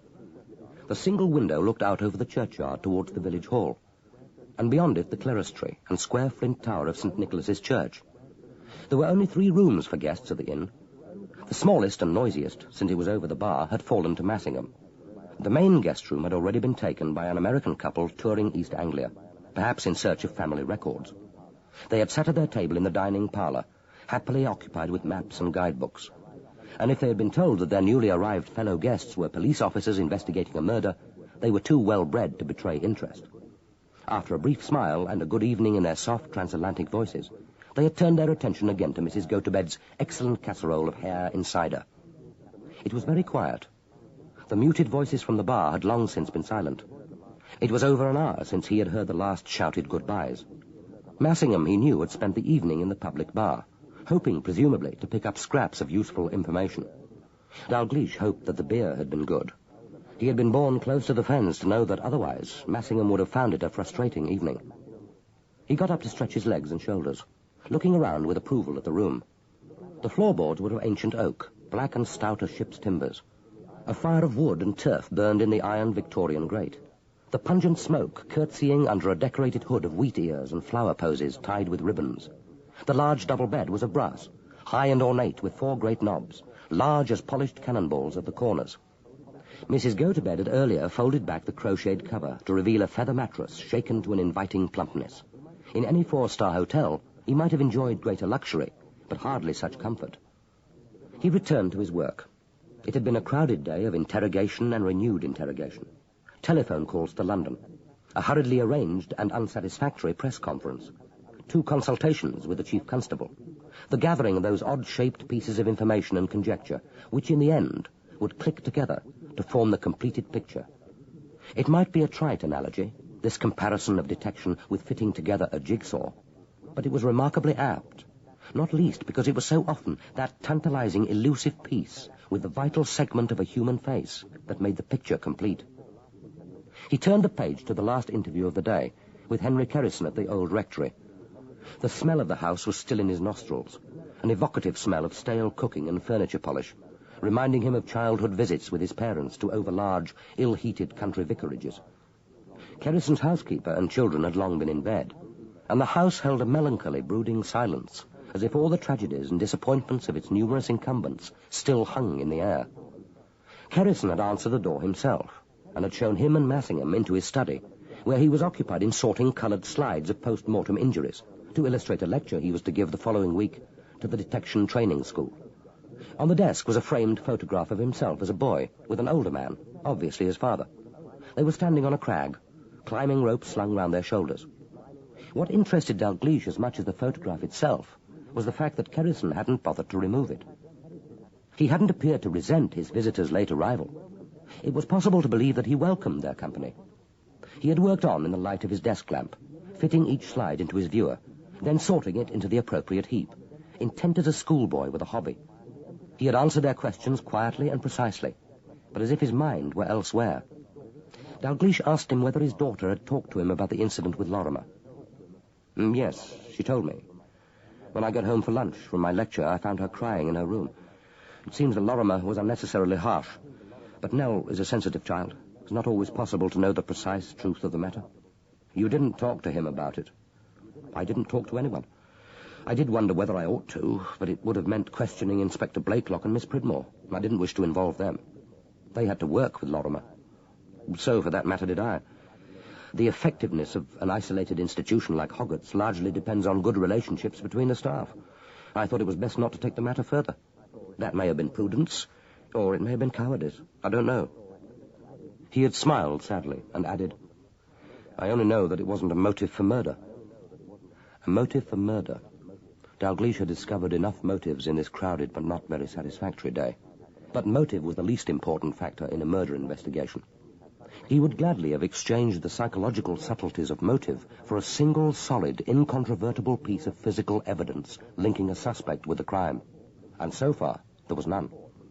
He still awaited the report from the Metropolitan Laboratory on the mallet and the vomit. The mysterious figure seen by old Goddard fleeing from Hoggatt's remained mysterious. No other person had yet been traced, or had come forward to suggest that he wasn't a figment of the old man's imagination. The tyre marks near the gate, now definitely identified from the tyre index of the laboratory, still hadn't been linked to a car. Not surprisingly, no trace had been found of Middlemas's white coat, and no indication whether or how it had been disposed of. An examination of the village hall and the hobby horse costumes had produced nothing to disprove Middlemas's account of his evening, and it was apparent that the horse, a heavy, all-enveloping contraption of canvas and serge, ensured that its wearer would be unidentifiable, even in Middlemas's case, to his elegant handmade shoes. The central mysteries of the case remained. Who was it who had telephoned the message to Lorrimer about the can being burned and the number 1840? Was it the same woman who had rung Mrs. Bidwell? What had been written on the missing sheet from Lorrimer's rough notebook? What had prompted Lorrimer to make that extraordinary will? Lifting his head from the files, he listened. There was a noise, faintly discernible, like the creeping of myriad insects. He remembered it from his childhood nights, lying awake in the nursery of his father's Norfolk vicarage, a sound he had never heard in the noise of cities, the first gentle sibilant whisper of the night rain. Soon it was followed by a spatter of drops against the window, and the rising moan of the wind in the chimney. The fire spluttered and then flared into sudden brightness. There was a violent flurry of rain against the pane, and then as quickly as it had begun, the brief storm was over. He opened the window to savour the smell of the damp night air, and gazed out into a blanket of darkness, black fen earth merging with the paler sky. As his eyes became accustomed to the night, he could discern the low rectangle of the village hall, and beyond it the great medieval tower of the church. Then the moon sailed out from behind the clouds, and the churchyard became visible, the obelisks and gravestones gleaming pale, as if they exuded their own mysterious light. Below him, faintly luminous, lay the gravel path, along which, the previous night, the Morris dancers, bells jangling, had made their way through the rising mist. Staring out over the churchyard, he pictured the hobby horse pawing the ground to meet them, rearing its grotesque head among the gravestones, and snapping the air with its great jaws. And he wondered again, who had been inside its skin? The door beneath his window opened, and Mrs. Gotobed appeared, and crooned into the darkness, enticing her cat. "Snowball! Snowball! Good boy now." There was a flash of white, and the door was closed. Dalgliesh latched his window and decided that he too would call it a day. Book 4. Hanged by the Neck. Chapter 1. Sprague's cottage, low-built and top-heavy under its low, occluding roof of thatch, wire-netted, strong against the fen winter gales, was almost invisible from the road. It lay about 3/4 of a mile northeast from the village, and was fronted by Sprague's Green, a wide triangular grass verge planted with willows. Pushing open the white wicker gate, on which someone had optimistically but fruitlessly substituted the word lavender for Sprague's, Dalgliesh and Massingham stepped into a front garden as brightly ordered and conventional as that of a suburban villa. An acacia tree in the middle of the lawn flaunted its autumn glory of red and gold. The yellow climbing roses trained over the door still gleamed with a faint illusion of summer, and a mass bed of geraniums, fuchsias and dahlias, supported by stakes and carefully tended, flared in discordant glory against the bronze of the beech hedge. There was a hanging basket of pink geraniums beside the door, now past their best, but still bright with a few tattered blooms. The knocker was a highly polished brass fish, every scale gleaming. The door was opened by a slight, almost fragile woman, barefooted and wearing a cotton overblouse, patterned in greens and brown above her corduroy slacks. She had coarse dark hair, strongly streaked with grey and worn in a short bob, with a heavy fringe which curved low to meet her eyebrows. Her eyes were her most remarkable feature, immense, the irises brown speckled with green, translucently clear under the strongly curved brows. Her face was pale and taut, deeply etched with lines across the forehead, and running from the widely springing nostrils to the corners of the mouth. It was the face, thought Dalgliesh, of a tortured masochist in a medieval triptych, the muscles bulging and knotted as if they had been racked. But no one coming under the gaze of those remarkable eyes could call it plain or ordinary. Dalgliesh said, "Miss Mawson, I'm Adam Dalgliesh. This is Inspector Massingham." She gave him a direct, impersonal gaze and said, without smiling, "Come through into the study, will you? We don't light the sitting-room fire until the evening. If you want to speak to Angela, I'm afraid she's not here at present. She's over at Post Mill Cottage with Mrs. Swaffield, meeting the Social Security people. They're trying to persuade old Lorrimer to go into an old people's home. Apparently he's being obstinately resistant to the blandishments of bureaucracy. Good luck to him." The front door opened directly into a sitting room with a low, oak-beamed ceiling. The room surprised him. To enter it was like walking into an antique shop, but one where the proprietor had arranged his oddly assorted wares with an eye to the general effect. The mantelshelf on every ledge bore an ornament. 3 hanging cupboards held a variety of mugs, teapots, painted jugs and Staffordshire figures, and the walls were almost covered with prints, framed old maps, small oil paintings, and Victorian silhouettes in oval frames. Above the fireplace was the most spectacular object, a curved sword with a finely wrought scabbard. He wondered whether the room reflected merely an indiscriminate acquisitiveness, or whether these carefully disposed objects served as comforting talismans against the alien, undomesticated spirits of the encroaching fens. A wood fire was laid, but not lit in the open hearth. Under the window a polished gate-legged table was already laid for 2. End of side 11.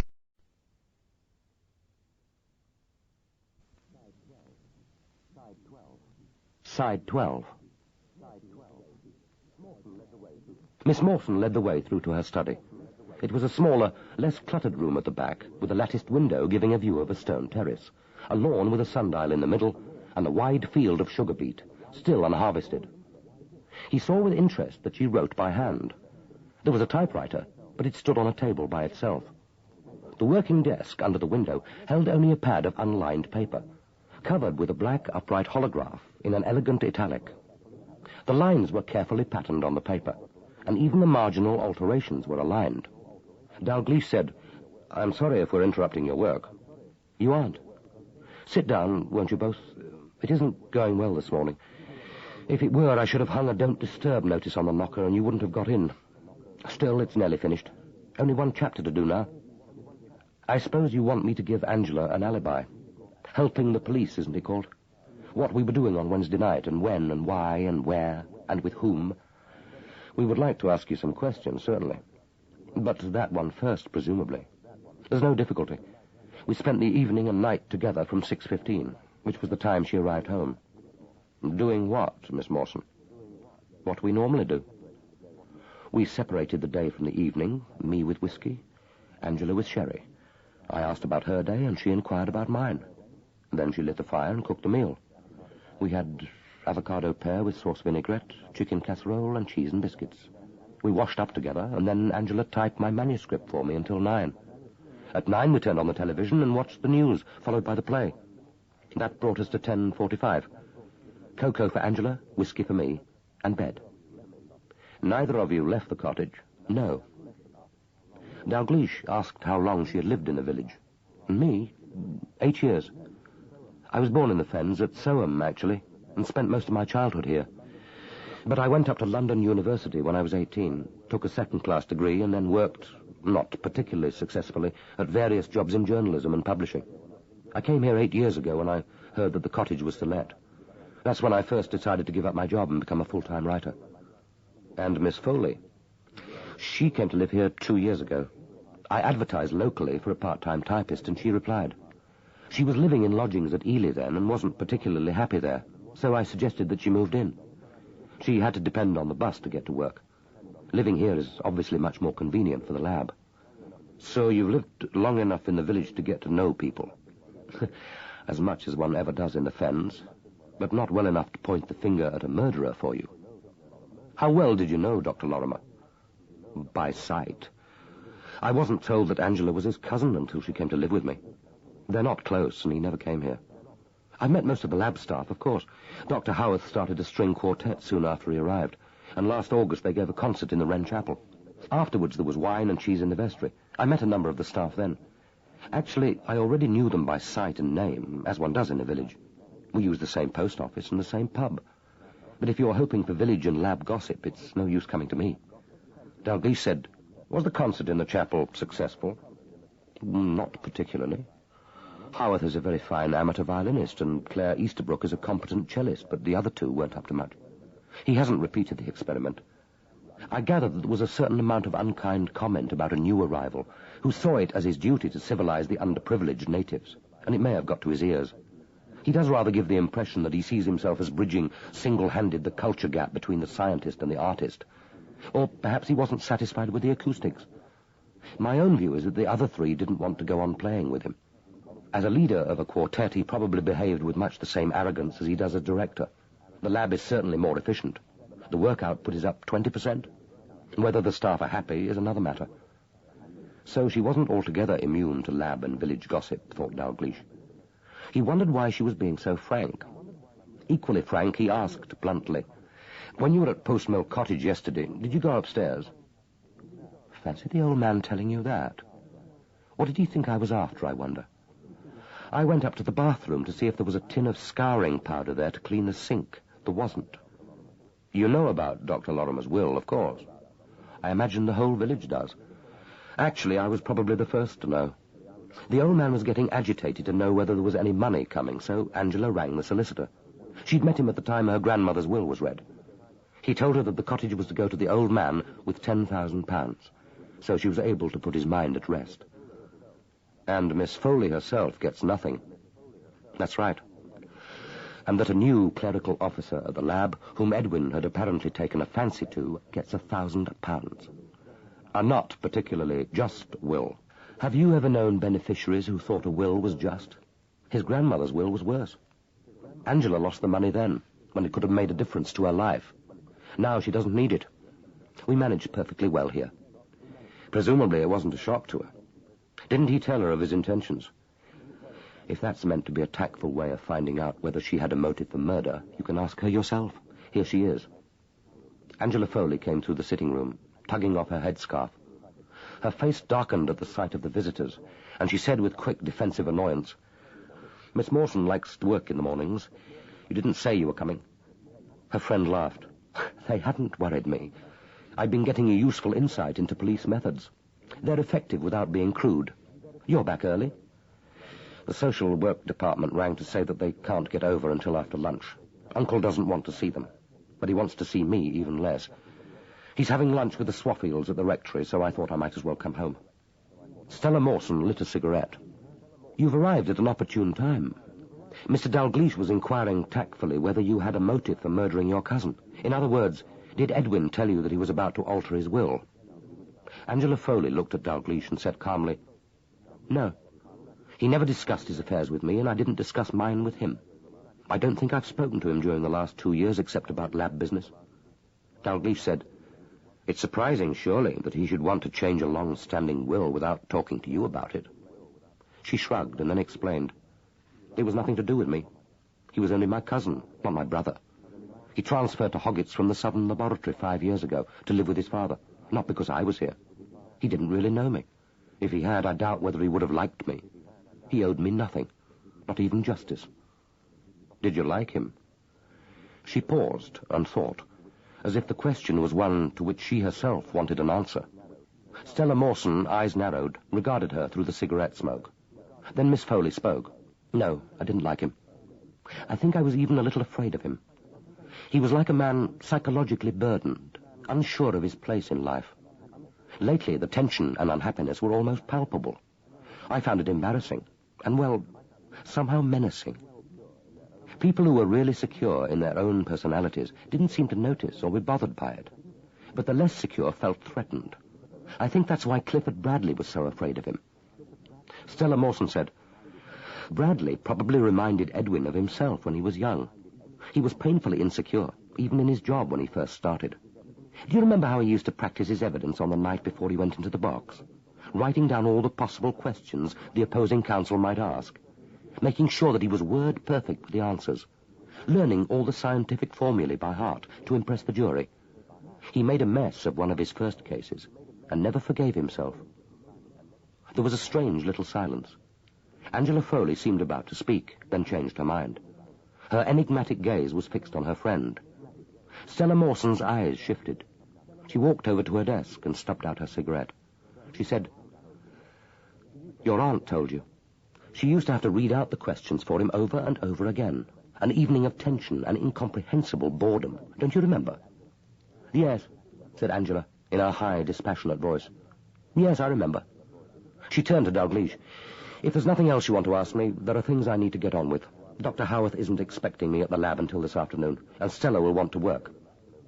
Both women showed them out, standing together in the doorway, as if politely speeding departing guests. Dalgliesh almost expected them to wave goodbye. He hadn't questioned Miss Foley about the quarrel with her cousin. The time might come for that, but it wasn't yet. It had interested but not surprised him that she had lied. But what interested him more was Stella Mawson's story of Lorrimer rehearsing his evidence on the night before a trial. Whoever had told her this, he was fairly certain that it hadn't been Angela Foley. As they drove away, Massingham said, £50,000 could change her whole life, give her some independence, get her away from here. What sort of life is it for a young woman? Just the two of them, stuck here in this isolated swamp. And she seems little more than a drudge. Dalgliesh, unusually, was driving. Massingham glanced at the sombre eyes in the mirror, the long hands laid lightly on the wheel. Dalgliesh said, "I'm remembering what old George Greenall, the first detective sergeant I worked under, told me. He'd had 25 years in the CID. Nothing about people surprised him. Nothing shocked him. He said, 'They'll tell you that the most destructive force in the world is hate. Don't you believe it, lad. It's love. And if you want to make a detective, you'd better learn to recognize it when you meet it.'" Chapter 2. Brenda was over an hour late at the laboratory on Thursday morning. After the excitement of the previous day, she had overslept, and her mother had deliberately not called her. She had wanted to go without her breakfast, but Mrs. Pridmore had placed the usual plate of bacon and egg before her, and had said firmly that Brenda wouldn't leave the house until it was eaten. Brenda, only too aware that both her parents would be happier if she never set foot in Hoggatt's again, knew better than to argue. She arrived, breathless and apologetic, to find Inspector Blakelock trying to cope with a 2 days' intake of exhibits, a steady stream of arrivals, and a constantly ringing telephone. She wondered how he would greet her, whether he had learned about the £1,000, and if so, whether it would make any difference. But he seemed his usual stolid self. He said, "As soon as you've taken off your things, you're to go to the director. He's in Miss Foley's office. The police are using his. Don't bother about making tea. Miss Foley will be out until after lunch. She has to see someone from the local authority's social services about her uncle." Brenda was glad that she wouldn't have to face Angela Foley yet. Last night's admission to Commander Dalgliesh was too like betrayal to be comfortable. She said, "Everyone else is in, then?" "Clifford Bradley hasn't made it. His wife telephoned to say he's not well. The police have been here since 8:30. They've been checking all the exhibits, especially the drugs, and they've made another search of the whole lab. Apparently, they've got the idea that there's something odd going on." It was unusual for Inspector Blakelock to be so communicative. Brenda asked, "What do you mean, something odd?" "They didn't say. But now they want to see every file in the lab with the number 18 or 40 or 1840 in the registration." Brenda's eyes widened. "Do you mean for this year only? Or do we have to go back to those on microfilm?" "I've got out this year's and last year's to begin with, and Sergeant Underhill and the constable are working on them now. I don't know what they hope to find, and by the look of them, neither do they. You better look nippy. Dr. Howarth said you were to go into him as soon as you arrive." "But I can't do shorthand and typing. What do you think he wants me for?" "He didn't say. Mostly getting out files, I imagine. And I dare say there'll be a bit of telephoning and fetching and carrying." "Where's Commander Dalgliesh? Isn't he here?" "He and Inspector Massingham left about 10 minutes ago. Off to interview someone, I dare say. And never mind about them. Our job's here, helping to keep this lab working smoothly." It was as close as Inspector Blakelock ever got to a rebuke. Brenda hurried to Miss Foley's office. It was known that the director didn't like people to knock on his door, so Brenda entered with what confidence she could muster. She thought, "I can only do my best. If that's not good enough, he'll have to lump it." He was sitting at the desk, apparently studying a file. He looked up without smiling in response to her good morning and said, "Inspector Blakelock has explained to you that I want some help this morning while Miss Foley's away. You can work with Mrs. Mallet in the general office." "Yes, sir." "The police will be needing some more files. They're interested in particular numbers only. But I expect Inspector Blakelock has explained that." "Yes, sir." "They're working on the 1976 and 75 registrations now, so you'd better start getting out the 1974 series, and any earlier years they want." He took his eyes from the files and looked directly at her for the first time. "Dr. Lorrimer left you some money, didn't he?" "Yes, sir. £1,000 for books and apparatus." "You don't need to call me sir. Dr. Howarth will do. You liked him?" "Yes. Yes, I did." Dr. Howarth had lowered his eyes again and was turning over the pages of the file. "Odd. I shouldn't have thought that he would have appealed to women, or women to him." Brenda said resolutely, "It wasn't like that." "What wasn't it like? Do you mean he didn't think of you as a woman?" "I don't know. I mean, I didn't think that he was trying to—" Her voice broke off. Dr. Howarth turned a page. He said, "To seduce you?" Brenda took courage, helped by a spurt of anger. She said, "Well, he couldn't, could he? Not here in the lab. And I never saw him anywhere else. And if you'd known anything about him at all, you wouldn't talk like that." She was appalled at her own temerity. But the director only said, rather sadly, she thought, "I expect you're right. I never knew him at all." She struggled to explain. "He explained to me what science is about." "And what is science about?" "He explained that scientists formulate theories about how the physical world works and then test them out by experiments. As long as the experiments succeed, then the theories hold. If they fail, the scientists have to find another theory to explain the facts. He says that with science, there's this exciting paradox that disillusionment needn't be defeat. It's a step forward." "Didn't you do science at school? I thought you'd taken physics and chemistry at O-level." "No one ever explained it like that before." "No. I suppose they bored you with experiments about magnetism and the properties of carbon dioxide. By the way, Miss Foley has typed a paper on the ratio of staffing to workloads. I want the figures checked. Mrs. Mallet will do it with you. And the paper circulated to all directors before next week's meeting. She'll give you the list of addresses. Yes, sir. Yes, Dr. Howarth. And I'd like you to take this file to Miss Easterbrook in the biology lab. He looked up at her, and she thought for the first time that he looked kind. He said very gently, I know how you feel. I felt the same. But there's only a white outline on the floor, just a smudge of chalk. That's all. He handed her the file. It was a dismissal. At the door, Brenda paused. The director said, Well? I was just thinking that detection must be like science. The detective formulates a theory, then tests it. If the facts he discovers fit, then the theory holds. If they don't, then he has to find another theory, another suspect. Dr. Howarth said dryly, It's a reasonable analogy, but the temptation to select the right facts is probably greater. And the detective is experimenting with human beings. Their properties are complex and not susceptible to accurate analysis. An hour later, Brenda took her third set of files into Sergeant Underhill in the director's office. The pleasant-looking detective constable leapt forward to relieve her of her burden. The telephone rang on Dr. Howarth's desk, and Sergeant Underhill went over to answer it. He replaced the receiver and looked across at his companion. That's the Met Lab. They've given me the result of the blood analysis. The mallet was the weapon, all right. There's Lorrimer's blood on it, and they've analysed the vomit. He looked up, suddenly remembering that Brenda was still in the room, and waited until she had left and the door was closed. The detective constable said, Well, it's what we thought. Think it out for yourself. A forensic scientist wouldn't know that the lab can't determine a blood group from vomit. The stomach acids destroy the antibodies. What they can hope to say is what was in the food. So all you need to do, if it's your vomit and you're a suspect, is to lie about what you ate for supper. Who could disprove it? His companion said, Unless... Sergeant Underhill reached again for the phone. Exactly. As I said, think it out for yourself. Chapter 3. After the last few days of intermittent rain and fitful autumn sunlight, the morning was cold but bright, the sun unexpectedly warm against their necks. But even in the mellow light, the old rectory, with its bricks the colour of raw liver under the encroaching ivy, and its ponderous porch and carved overhanging eaves, was a depressing house. The open iron gate to the drive, half of its hinges, was embedded in a straggling hedge which bordered the garden. The gravel path needed weeding.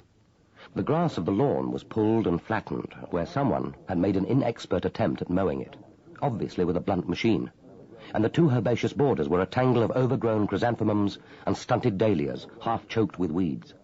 A child's wooden horse on wheels lay on its side at the edge of the lawn, but this was the only sign of human life. As they approached the house, however, a girl and a small boy emerged from the porch and stood regarding them.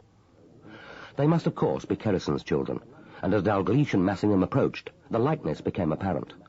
The girl must, he supposed, be over school age, but she looked barely 16, except for a certain adult wariness about the eyes. She had straight, dark hair drawn back from a high, spotty forehead into short, dishevelled pigtails bound with elastic bands. She wore the ubiquitous faded blue jeans of her generation, topped with a fawn sweater, loose-fitting enough to be her father's. Round her neck, Dalgliesh could glimpse what looked like a leather thong. Her grubby feet were bare and palely striped with a pattern of summer sandals. The child, who moved closer to her at the sight of strangers, was about 3 or 4 years old, a stocky, round-faced boy with a wide nose and a gentle, delicate mouth. His face was a softer miniature model of his father's, the brows straight and dark above the heavily lidded eyes. He was wearing a pair of tight blue shorts and an inexpertly knitted jumper against which he was clasping a large ball. His sturdy legs were planted in short red Wellington boots. He tightened his hold on his ball and fixed on Dalgliesh an unblinking, disconcertingly judgmental gaze. Dalgliesh suddenly realized that he knew virtually nothing about children. Most of his friends were childless. Those who had not had learned to invite him when their demanding, peace-disturbing, egotistical offspring were away at school. His only son had died with his mother, just 24 hours after birth.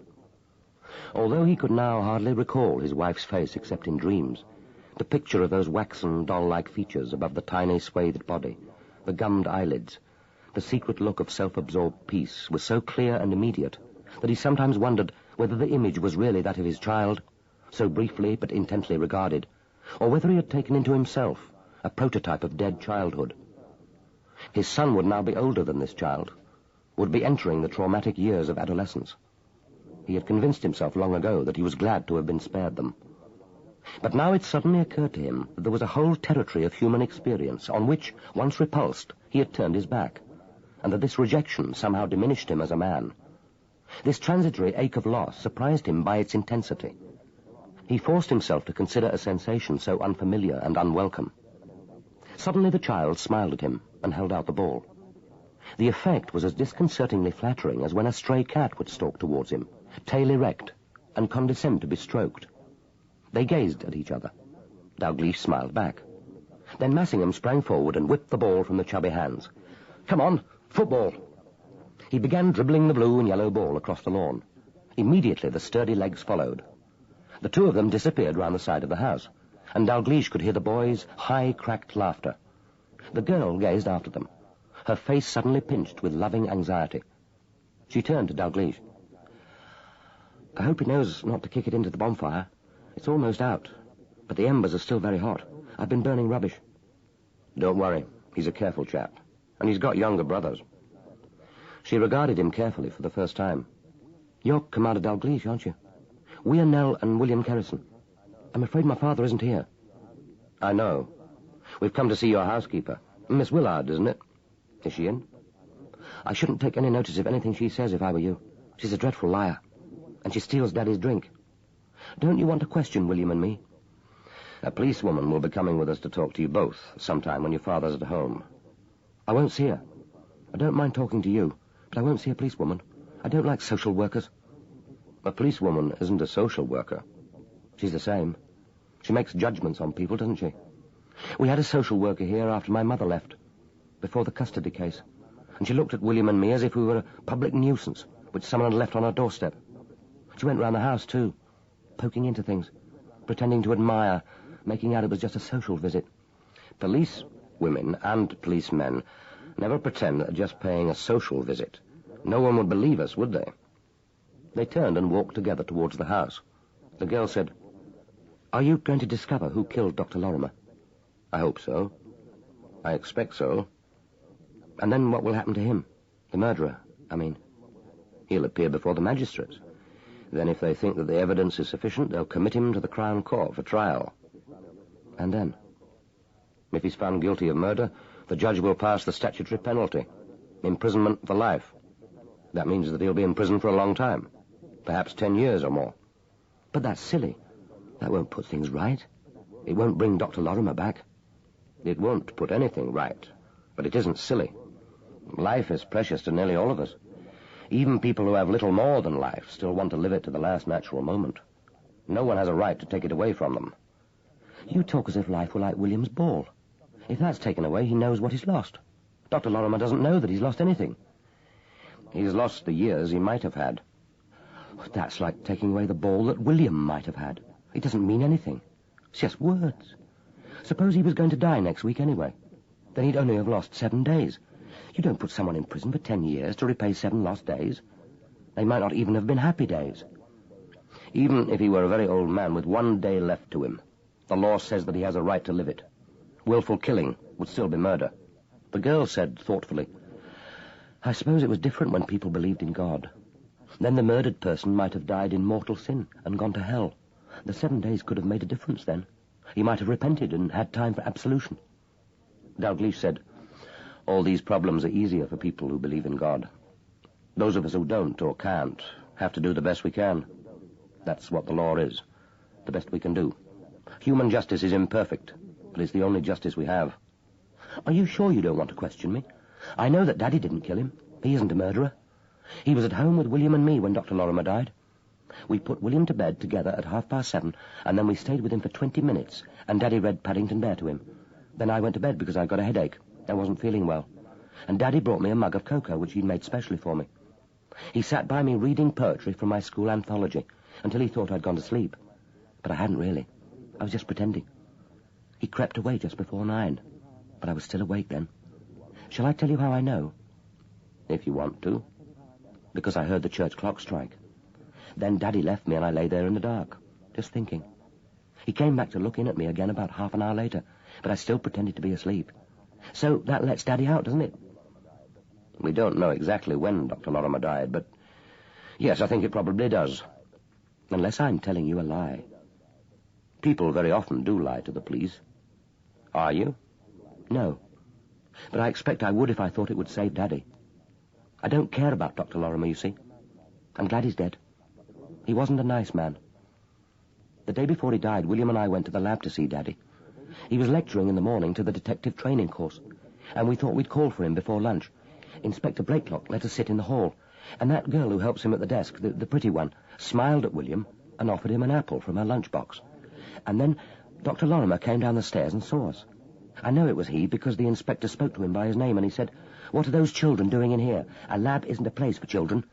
I said, "I'm not a child. I'm Miss Eleanor Kerrison, and this is my brother William, and we're waiting for our father." He stared at us as if he hated us, his face white and twitching. He said, "Well, you can't wait here." Then he spoke very unkindly to Inspector Blakelock. After Dr. Lorrimer had gone, he said we'd better go, but he told William not to mind and took a sweet out of his left ear. Did you know that the inspector was a conjurer? No, I didn't know that. Would you like to see round the house before I take you to Miss Willard? Do you like seeing houses? Very much, but I think perhaps not now. See the drawing room, anyway. It's much the best room. There now. Isn't it lovely? The drawing room was in no sense lovely. It was a sombre, oak-panelled, over-furnished room, which looked as if little had changed since the days when the bombazine-clad wife and daughters of the Victorian rector sat there piously occupied with their parish sewing.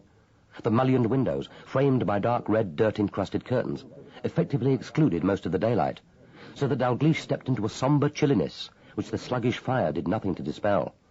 An immense mahogany table, bearing a jam jar of chrysanthemums, stood against the far wall, and the fireplace, an ornate edifice of marble, was almost hidden by two immense saggy chairs and a dilapidated sofa. Eleanor said with unexpected formality, as if the room had recalled her to her duty as a hostess, "I tried to keep at least one room nice in case we have visitors. The flowers are pretty, aren't they? William arranged them. Please sit down. Can I get you some coffee?" That would be pleasant, but I don't think we ought to wait. We're really here to see Miss Willard. Massingham and William appeared in the doorway, flushed with their exercise, William with a ball tucked under his left arm.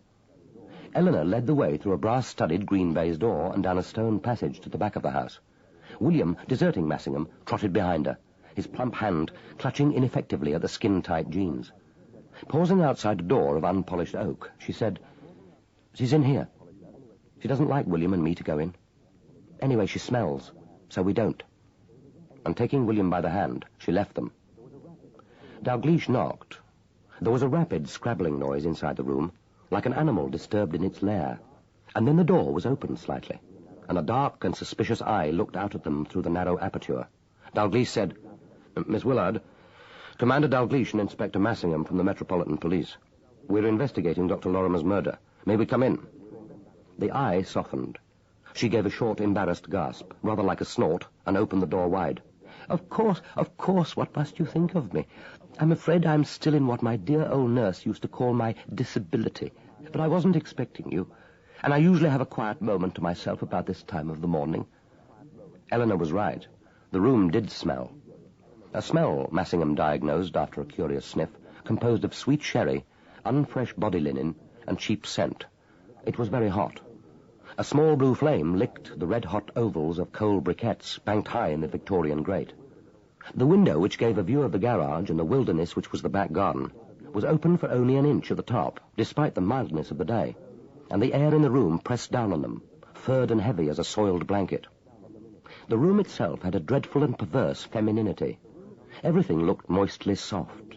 The cretonne-covered seats of the two armchairs, the plump row of cushions along the back of a Victorian chaise longue, the imitation fur rug before the fire. The mantel-shelf was cluttered with photographs in silver frames, mostly of a cassocked clergyman and his wife, whom Dalgliesh took to be Miss Willard's parents, standing side by side, but oddly dissociated outside a variety of rather dull churches. Pride of place was held by a studio photograph of Miss Willard herself, young, toothily coy, the thick hair in corrugated waves. On a wall shelf to the right of the door was a small wood carving of an armless Madonna, with a laughing child perched on her shoulder. A nightlight in a saucer was burning at her feet, casting a soft glow over the tender drooping head and the sightless eyes. Dalgliesh thought that it was probably a copy, and a good one, of a medieval museum piece. Its gentle beauty emphasized the tawdriness of the room, yet dignified it, seeming to say that there was more than one kind of human loneliness, human pain, and that the same mercy embraced them all. Miss Willard waved them to the chaise longue. "My own little den," she said gaily. "I like to be private, you know. I explained to Dr. Kerrison that I could only consider coming if I had my privacy.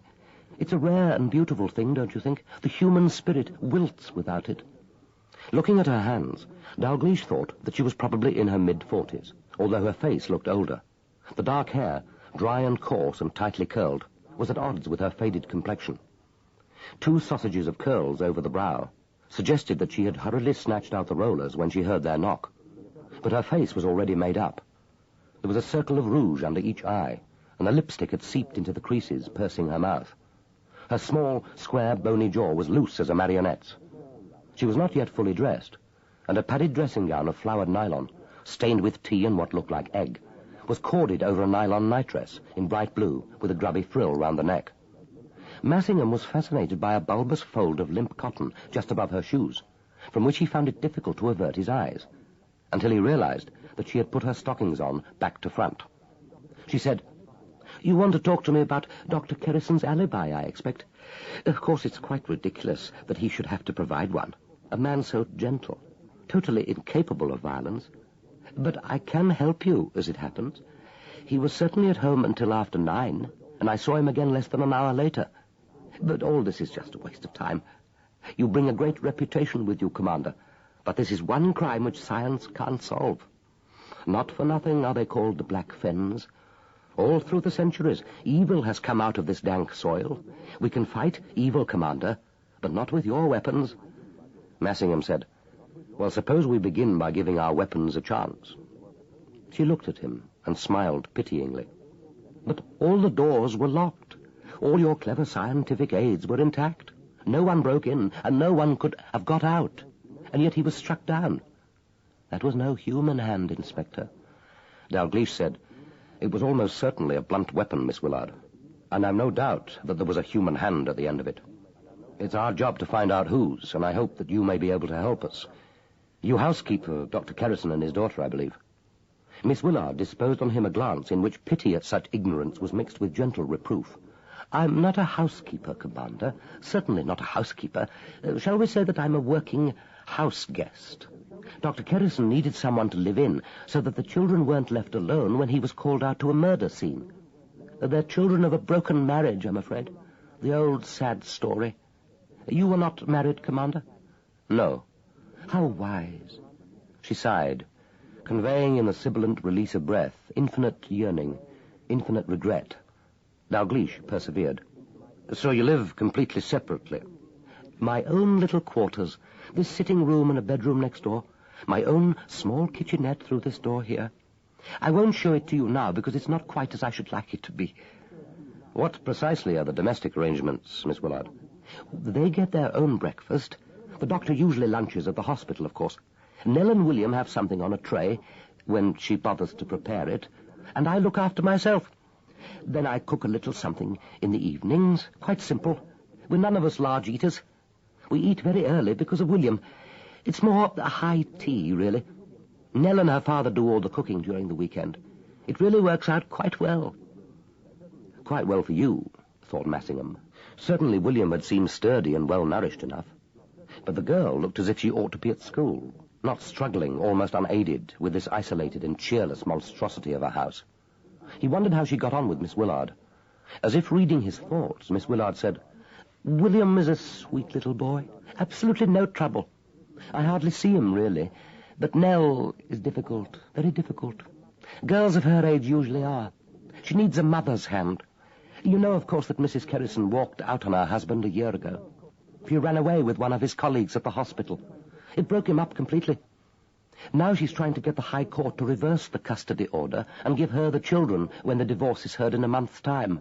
And I'm sure it'll be a good thing if they do. Children ought to be with their mother. Not that Nell's really a child any longer. It's the boy they're fighting over, not Nell. If you ask me, neither of them cares about her. She gives her father a terrible time of it. Nightmares, screaming attacks, asthma.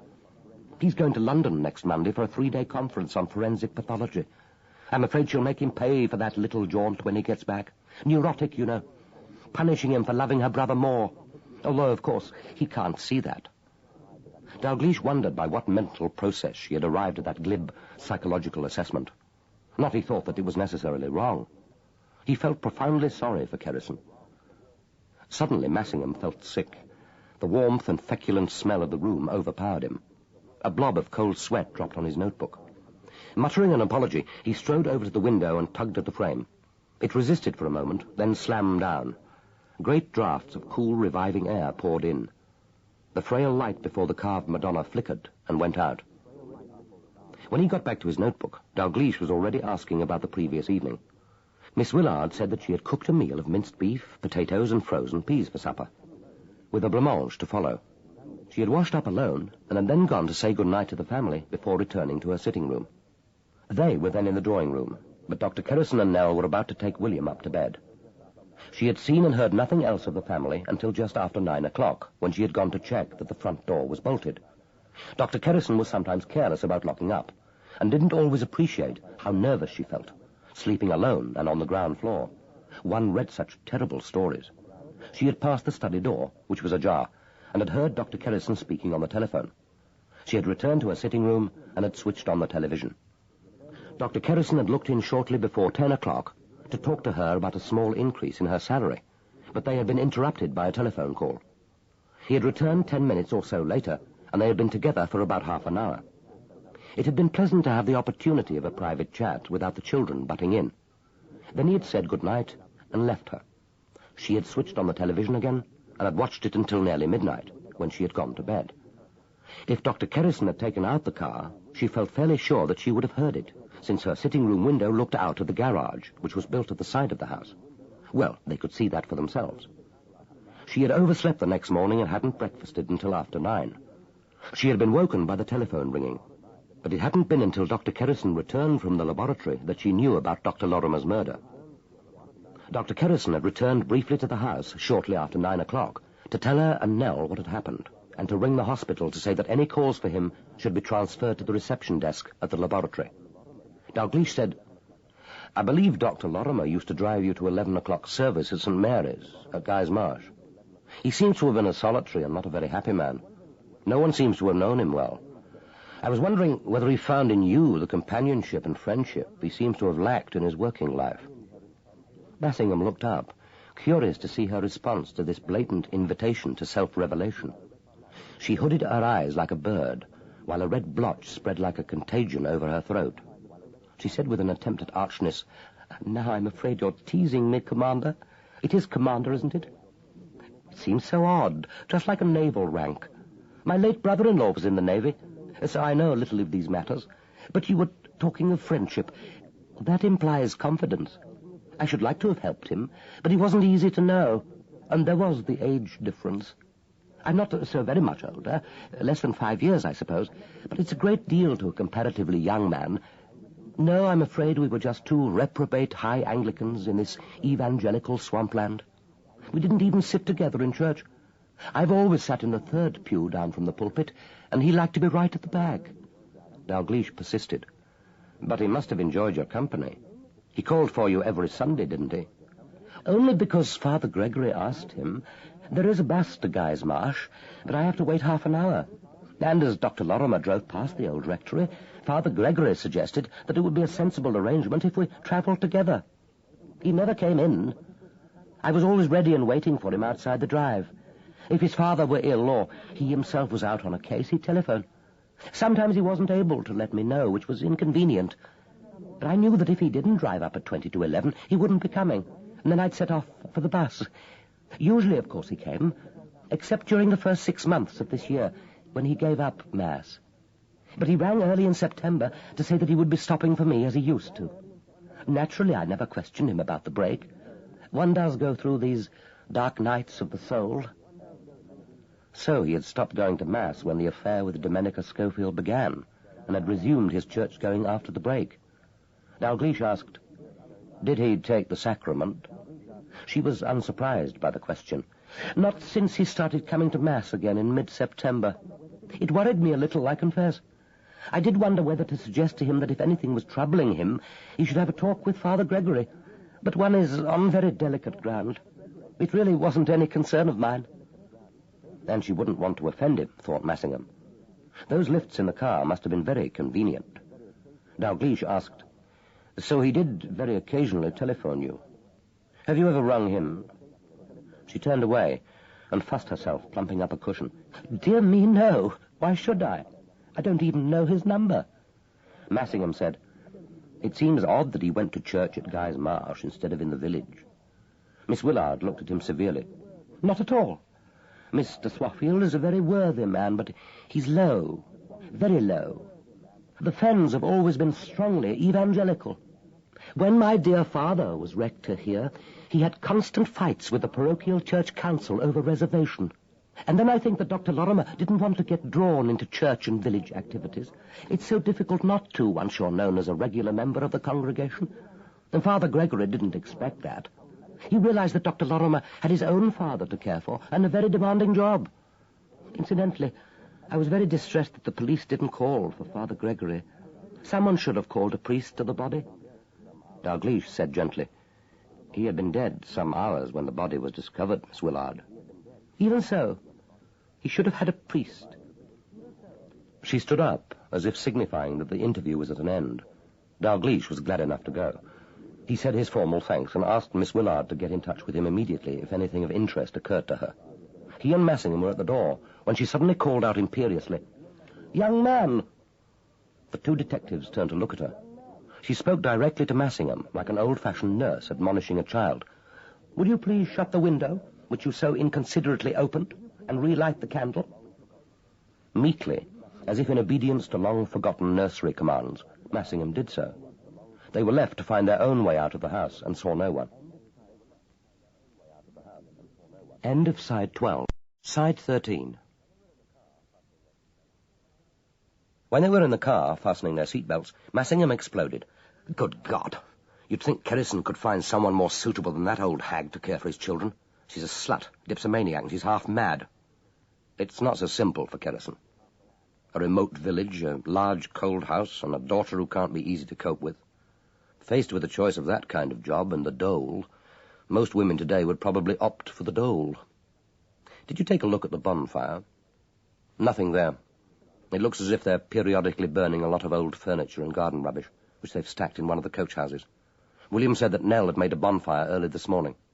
"Well, William can talk, then?" Dalgliesh asked. "Oh, William can talk, but I'm not sure that you'd be able to understand him, sir. Do you believe Miss Willard when she gave that alibi for Kerrison?" "I'm as ready to believe her as I am Mrs. Bradley or Mrs. Blakelock when they confirmed Bradley's and Blakelock's alibis. Who can tell? We know that Kerrison did ring Dr. Collingwood at 9 and was here to receive his return call at about 10. If Miss Willard sticks to her story, he's in the clear for that hour, and I've a feeling that it's the crucial hour. But how did he know that? And if he did, why suppose that we should be able to pin down the time of death so precisely? Sitting with his daughter until 9, and then calling on Miss Willard just before 10, looks very like an attempt to establish that he was at home during the whole of that hour." Massingham said, "He must have been to take that 10 o'clock call. I don't see how he could have got to Hoggatt's, killed Lorrimer, and returned home in less than 60 minutes. Not if he went on foot. And Miss Willard seems confident that he didn't take the car.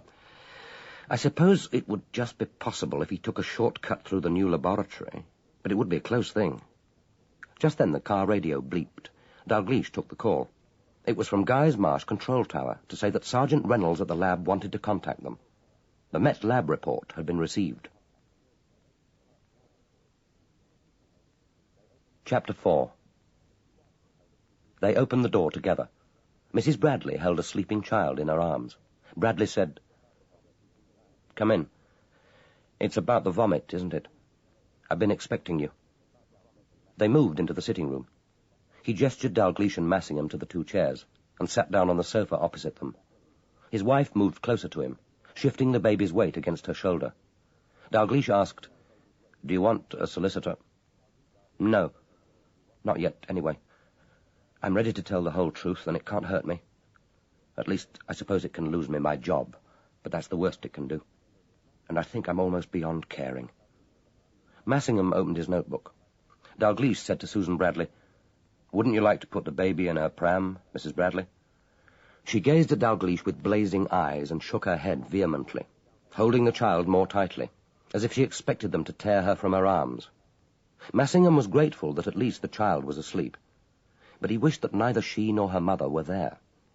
He looked at the baby, bunched in her pink sleeping suit against her mother's shoulder, the fringe of longer hair above the tender, hollowed neck, the round, bare patch at the back of the head, the close-shut eyes, and ridiculous snub nose. The frail mother with her milky bundle was more inhibiting than a whole firm of recalcitrant anti-police lawyers. There was a lot to be said for bundling a suspect into the back of a police car and taking him off to the police station to make his statement in the functional anonymity of the interrogation room. Even the Bradleys' sitting room provoked in him a mixture of irritation and pity. It smelt new and unfinished. There was no fireplace, and the television held pride of place above the wall-mounted electric heater, with above it a popular print of waves dashing against a rocky shore. The wall opposite had been papered to match the flowered curtains, but the other three were bare, the plaster already beginning to crack. There was a metal baby's high chair, and underneath it a spread of plastic sheeting to protect the carpet. Everything looked new, as if they had brought to their marriage no accumulation of small personal impedimenta, had come spiritually naked into possession of this small, characterless room. Dalgliesh said, "We'll take it that your previous account of your movements on Wednesday night wasn't true, or was incomplete. So what did happen?" Massingham wondered for a moment why Dalgliesh wasn't cautioning Bradley. Then he thought he knew. Bradley might have had the guts to kill if provoked beyond endurance, but he'd never have had the nerve to drop from that third-floor window. And if he didn't, how did he get out of the laboratory? Lorrimer's killer had either used the keys, or he had made that climb. All their investigations, all their careful and repeated examination of the building, had confirmed that hypothesis. There was no other way. Bradley looked at his wife. She gave him a brief, transforming smile, and held out her free hand. He clasped it, and they edged closer. He moistened his lips, and then began speaking as if the speech had been long rehearsed. "On Tuesday, Dr. Lorrimer finished writing my annual confidential report. He told me he wanted to talk to me about it next day, before he passed it to Dr. Howarth, and he called me into his private room soon after he arrived in the lab. He'd given me an adverse report, and according to the rules, he had to explain why. I wanted to defend myself, but I couldn't, and there wasn't any real privacy. I felt that the whole laboratory knew what was happening and was listening and waiting. Besides, I was so frightened of him. I don't know why exactly. I can't explain it. He had such an effect on me that he'd only have to be working close to me in the laboratory and I'd start shaking. When he was away at a scene of crime, it was like heaven. I could work perfectly well then. The annual confidential report wasn't unjust. I knew that my work had deteriorated. But he was partly the reason why. He seemed to take my inadequacy as a personal denigration of himself. Poor work was intolerable to him. He was obsessed by mistakes, and because I was so terrified, I made them all the more." He paused for a moment. No one spoke. Then he went on. "We weren't going to the village concert because we couldn't get a babysitter, and anyway, Sue's mother was coming for supper. I got home just before 6. After the meal, the curry and rice and peas, I saw her off on the 7:45 bus. I came straight back here. But I kept thinking of the adverse report, what Dr. Howarth would say, what I was going to do if he recommended a move, how we could possibly sell this house. We had to buy when prices were at their peak, and it's almost impossible to find buyers now except at a loss. Besides, I didn't think another lab would want me. After a time, I thought I'd go back to the laboratory and confront him. I think I had some idea that we might be able to communicate, that I could speak to him as another human being and make him understand how I felt. Anyway, I felt that I would go mad if I stayed indoors. I had to walk somewhere, and I walked towards Hoggatt's. I didn't tell Sue what I was going to do, and she tried to persuade me not to go out, but I went." He looked up at Dalgliesh and said, Can I have a drink of water?" Without a word, Massingham got up and went to find the kitchen. He couldn't see the glasses, but there were 2 washed cups on the draining board. He filled one with cold water and brought it back to Bradley. Bradley drained it. He drew his hand over his moist mouth and went on. "I didn't see anyone on the way to the laboratory. People don't walk out in this village much after dark, and I suppose most of them were at the concert. There was a light on in the hall of the laboratory. I rang the bell and Lorrimer came. He seemed surprised to see me, but I said I wanted to speak to him. He looked at his watch and said he could only spare me 5 minutes. I followed him up to the biology lab." He looked across directly at Dalgliesh. He said, "It was a strange sort of interview. I sensed that he was impatient and wanted to get rid of me. And part of the time I thought that he hardly listened to what I was saying, or even knew that I was there. I didn't make a good job of it. I tried to explain that I wasn't being careless on purpose, that I really liked the work and wanted to make a success of it and be a credit to the department. I tried to explain the effect he had on me. I don't know whether he was listening. He stood there with his eyes fixed on the floor. And then he looked up and began speaking. He didn't really look at me. He was looking through me, almost as if I wasn't there. And he was saying things, terrible things, as if they were words in a play, nothing to do with me. I kept hearing the same words over and over again. Failure, useless, hopeless, inadequate. He even said something about marriage, as if I were a sexual failure too. I think he was mad. I can't explain what it was like, all this hate pouring out. Hate and misery and despair. I stood there shaking with this stream of words pouring over me as if it were filth. And then his eyes focused on me, and I knew that he was seeing me. Me. Clifford Bradley. His voice sounded quite different. He said, "You're a third-rate biologist and a fourth-rate forensic scientist. That's what you were when you came into this department, and you'll never change. I have 2 alternatives, to check every one of your results, or to risk the service and this laboratory being discredited in the court. Neither is tolerable. So I suggest that you look for another job. And now I've things to do, so please leave me." He turned his back on me, and I went out. I knew that it was impossible. It would have been better not to have come. He'd never told me before exactly what he thought of me. Not in those words, anyway. I felt sick and miserable, and I knew I was crying. That made me despise myself the more. I stumbled upstairs to the men's cloakroom, and was just able to reach the first basin before I vomited. I don't remember how long I stood there, leaning over the basin, half crying, half vomiting. I suppose it could have been 3 or 4 minutes. After a time, I put on the cold tap and swilled my face. Then I tried to pull myself together. But I was still shaking, and I still felt sick. I went and sat on one of the lavatory seats and sank my head in my hands. I don't know how long I was there. 10 minutes, perhaps, but it could have been longer. I knew I could never change his opinion of me, never make him understand. He wasn't like a human being.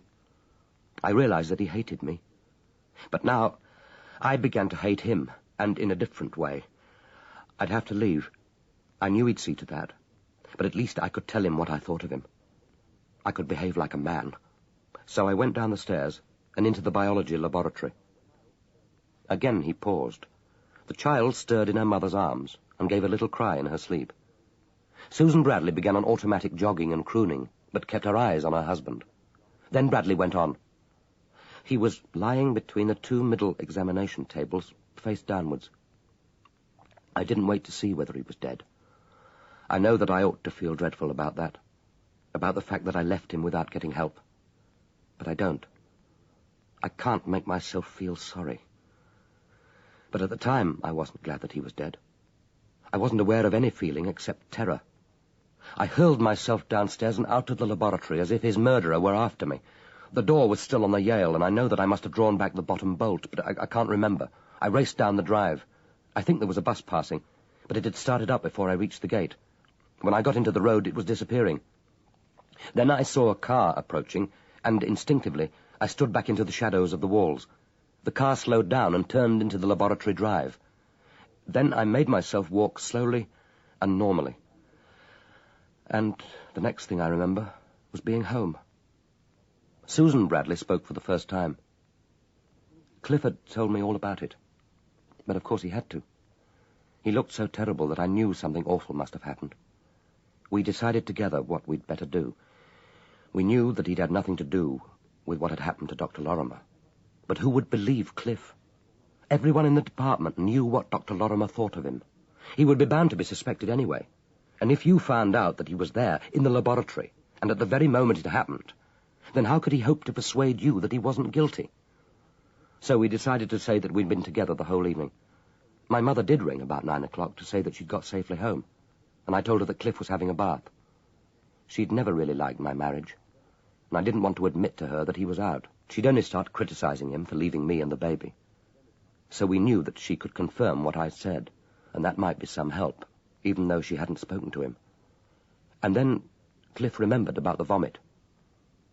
Her husband went on, almost eagerly now, as if willing them to understand and believe. I knew I'd swilled cold water over my face, but I couldn't be certain that the bowl was clean.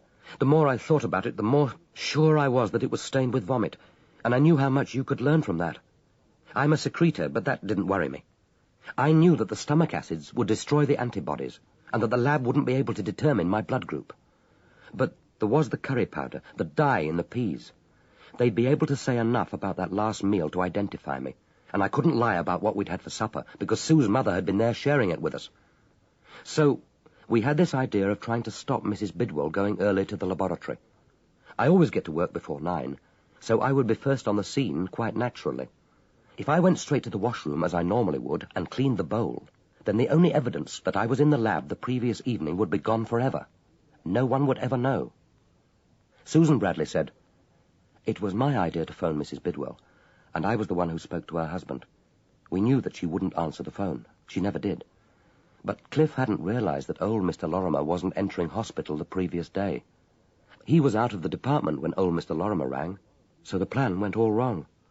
Mr. Lorrimer telephoned Inspector Blakelock, and everyone arrived at the lab almost as soon as Cliff. After that, there was nothing we could do but wait." Dalgliesh could imagine how terrible that time of waiting had been. No wonder that Bradley hadn't been able to face going into the lab. He asked, "When you rang the bell at the laboratory, how long was it before Dr. Lorrimer answered?" "Almost immediately. He couldn't have come down from the biology department. He must have been somewhere on the ground floor." "Did he say anything at all about expecting a visitor?" The temptation was obvious, but Bradley said, "No. He talked about having things to do, but I took it that he meant the analysis he was working on." "And when you found the body, you saw and heard nothing of the murderer?" "No. I didn't wait to look, of course. But I'm sure he was there and very close. I don't know why." "Did you notice the position of the mallet? The fact that there was a page torn from Lorrimer's notebook?"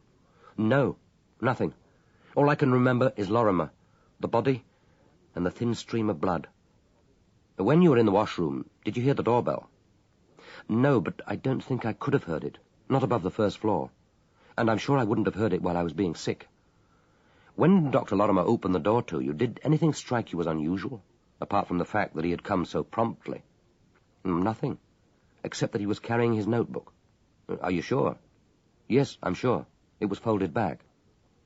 So Bradley's arrival had interrupted whatever it was Lorrimer had been doing, and he had been on the ground floor, the floor with the director's office, the records department, the exhibit store.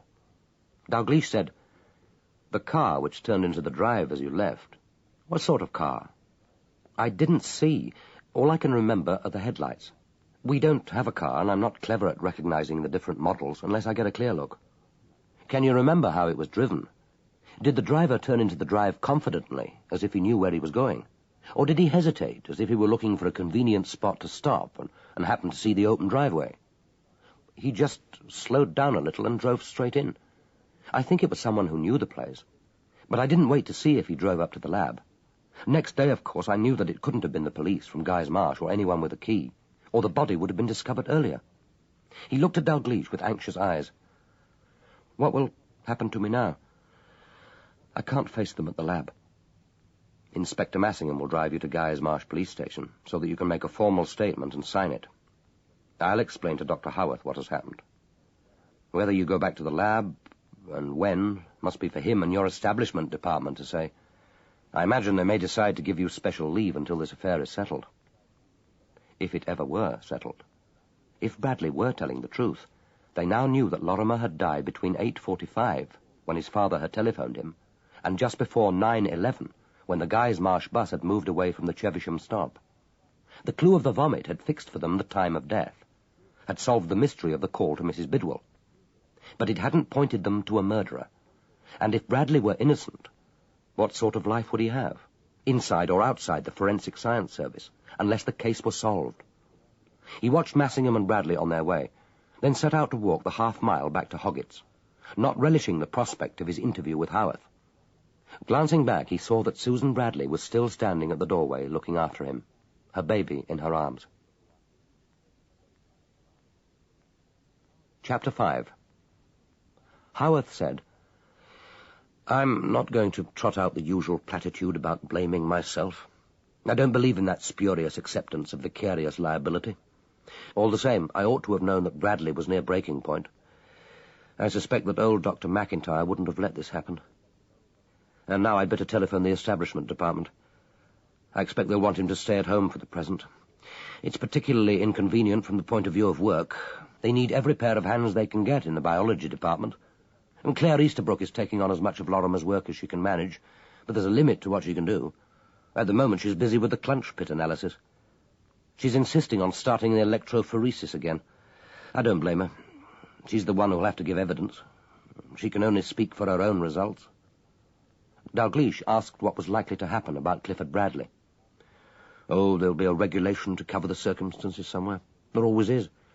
He'll be dealt with by the usual compromise between expediency and humanity, unless, of course, you propose to arrest him for murder, in which case, administratively speaking, the problem will solve itself.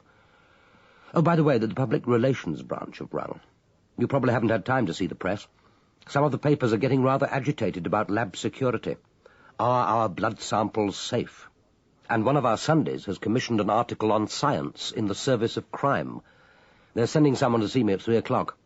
Public relations would like a word with you, incidentally. They're hoping to lay on another press conference later this afternoon." When Howarth had left, Dalgliesh joined Sergeant Underhill and occupied himself with the 4 large bundles of files which Brenda Pridmore had provided. It was extraordinary how many of 6,000 cases and nearly 25,000 exhibits which the laboratory dealt with each year had the numbers 18, 40, or 1840 in their registration. The cases came from all the departments: biology, toxicology, criminalistics, document examination, blood alcohol analysis, vehicle examination. Nearly every scientist in the laboratory, above the level of higher scientific officer, had been concerned in them. All of them seemed perfectly in order. He was still convinced that the mysterious telephone message to Lorrimer held the clue to the mystery of his death. But it seemed increasingly unlikely that the numbers, if old Mr. Lorrimer had remembered them correctly, bore any reference to a file registration. By 3 o'clock, he had decided to put the task on one side and see if physical exercise would stimulate his brain. It was time, he thought, to walk through the grounds and take a look at the Wren Chapel. He was reaching for his coat when the telephone rang. It was Massingham from the station at Guy's Marsh. The car which had parked in Hoggatt's Drive on Wednesday night had at last been traced. It was a grey Cortina belonging to a Mrs. Maureen Doyle. Mrs. Doyle was at present staying with her parents in Ilford in Essex, but she had confirmed that the car was hers, and that on the night of the murder it had been driven by her husband, Detective Inspector Doyle. Chapter 6. The interview room at Guy's Marsh police station was small, stuffy, and overcrowded. Superintendent Mercer, with his great bulk, was taking up more than his share of space, and, it seemed to Massingham, breathing more than his share of air. Of the 5 men present, including the shorthand writer, Doyle himself appeared both the most comfortable and the least concerned. Dalgliesh was questioning him. Mercer stood against the mullioned windows. "You were at Hoggatt's last night. There are fresh tire marks in the earth under the trees to the right of the entrance. Your tire marks. If you want to waste time for both of us, you can look at the casts. I admit that they're my tire marks. I parked there briefly on Monday night." Why? The question was so quiet, so reasonable. He might have had a genuine human interest to know. "I was with someone." He paused, and then added, "Sir, I hope for your sake that you were with someone last night. Even an embarrassing alibi is better than none. You quarrelled with Lorrimer. You're one of the few people he would have let into the lab. and you parked your car under the trees. If you didn't murder him, why are you trying to persuade us that you did?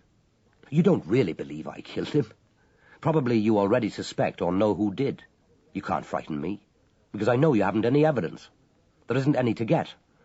I was driving the Cortina because the clutch had gone on the Renault, not because I didn't want to be recognized. I was with Sergeant Beale until 8 o'clock. We'd been to interview a man called Barry Taylor at Muddington, and then we went on to see 1 or 2 other people who'd been at the dance last Tuesday. From 8 o'clock I was driving alone, and where I went was my own business. Not when it's a case of murder. Isn't that what you tell your suspects when they come out with that good old bromide about the sanctity of their private lives? You can do better than that, Doyle. I wasn't at the lab on Wednesday night. Those tire marks were made when I parked there last Monday. The Dunlop on the left-hand back wheel is new. It was fitted on Monday afternoon by Gorringe's garage, and your wife didn't collect the Cortina until 10 o'clock on Wednesday morning. If you didn't drive to Hoggatt to see Lorrimer, then what were you doing there? And if your business was legitimate, then why park just inside the entrance and under the trees? If I'd been there to murder Lorrimer, I'd have parked in one of the garages at the back. That would have been safer than leaving the Cortina in the drive. And I didn't get to Hoggatt's until after 9. I knew that Lorrimer would be working late on the clunch pit case, but not that late. The lab was in darkness. The truth, if you must know, is that I'd picked up a woman at the crossroads just outside Mania. I wasn't in any hurry to get home, and I wanted somewhere quiet and secluded to stop. The lab seemed as good a place as any. We were there from about 9:15 until 9:50. No one left during that time. He had taken his time over what was presumably intended to be a quick one-night lay, thought Massingham. Dalgliesh asked, "Did you trouble to find out who she was? Exchange names?" I told her I was Ronnie McDowell. It seemed as good a name as any. She said she was Dora Meakin. I don't suppose that more than one of us was lying. And that's all? Not where she lived or worked? She said she worked at the sugar beet factory and lived in a cottage near the ruined engine house on Hunter's Fen. That's about 3 miles from Mania. But she said she was a widow. Like a little gentleman, I dropped her at the bottom of the lane leading to Hunter's Fen. If she wasn't telling me a yarn, that should be enough to find her. Chief Superintendent Mercer said grimly, "I hope for your sake that it is. You know what this means for you, of course." Doyle laughed. It was a surprisingly light-hearted sound. "Oh, I know, all right. But don't let that worry you. I'm handing in my resignation, and from now." Dalgliesh asked, "Are you sure about the lights? The lab was in darkness." "I shouldn't have stopped there if it hadn't been. There wasn't a light to be seen.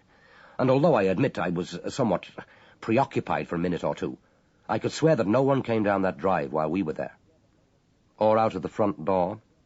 "That would be possible, I suppose. But the drive isn't more than 40 yards long, I'd say. I think I'd have noticed, unless he slipped out very quickly. I doubt whether anyone would have risked it, not if he'd seen my headlights and knew that the car was there." Dalgliesh looked at Mercer. He said, "We've got to get back to Chevisham. We'll take in Hunter's Fen on the way."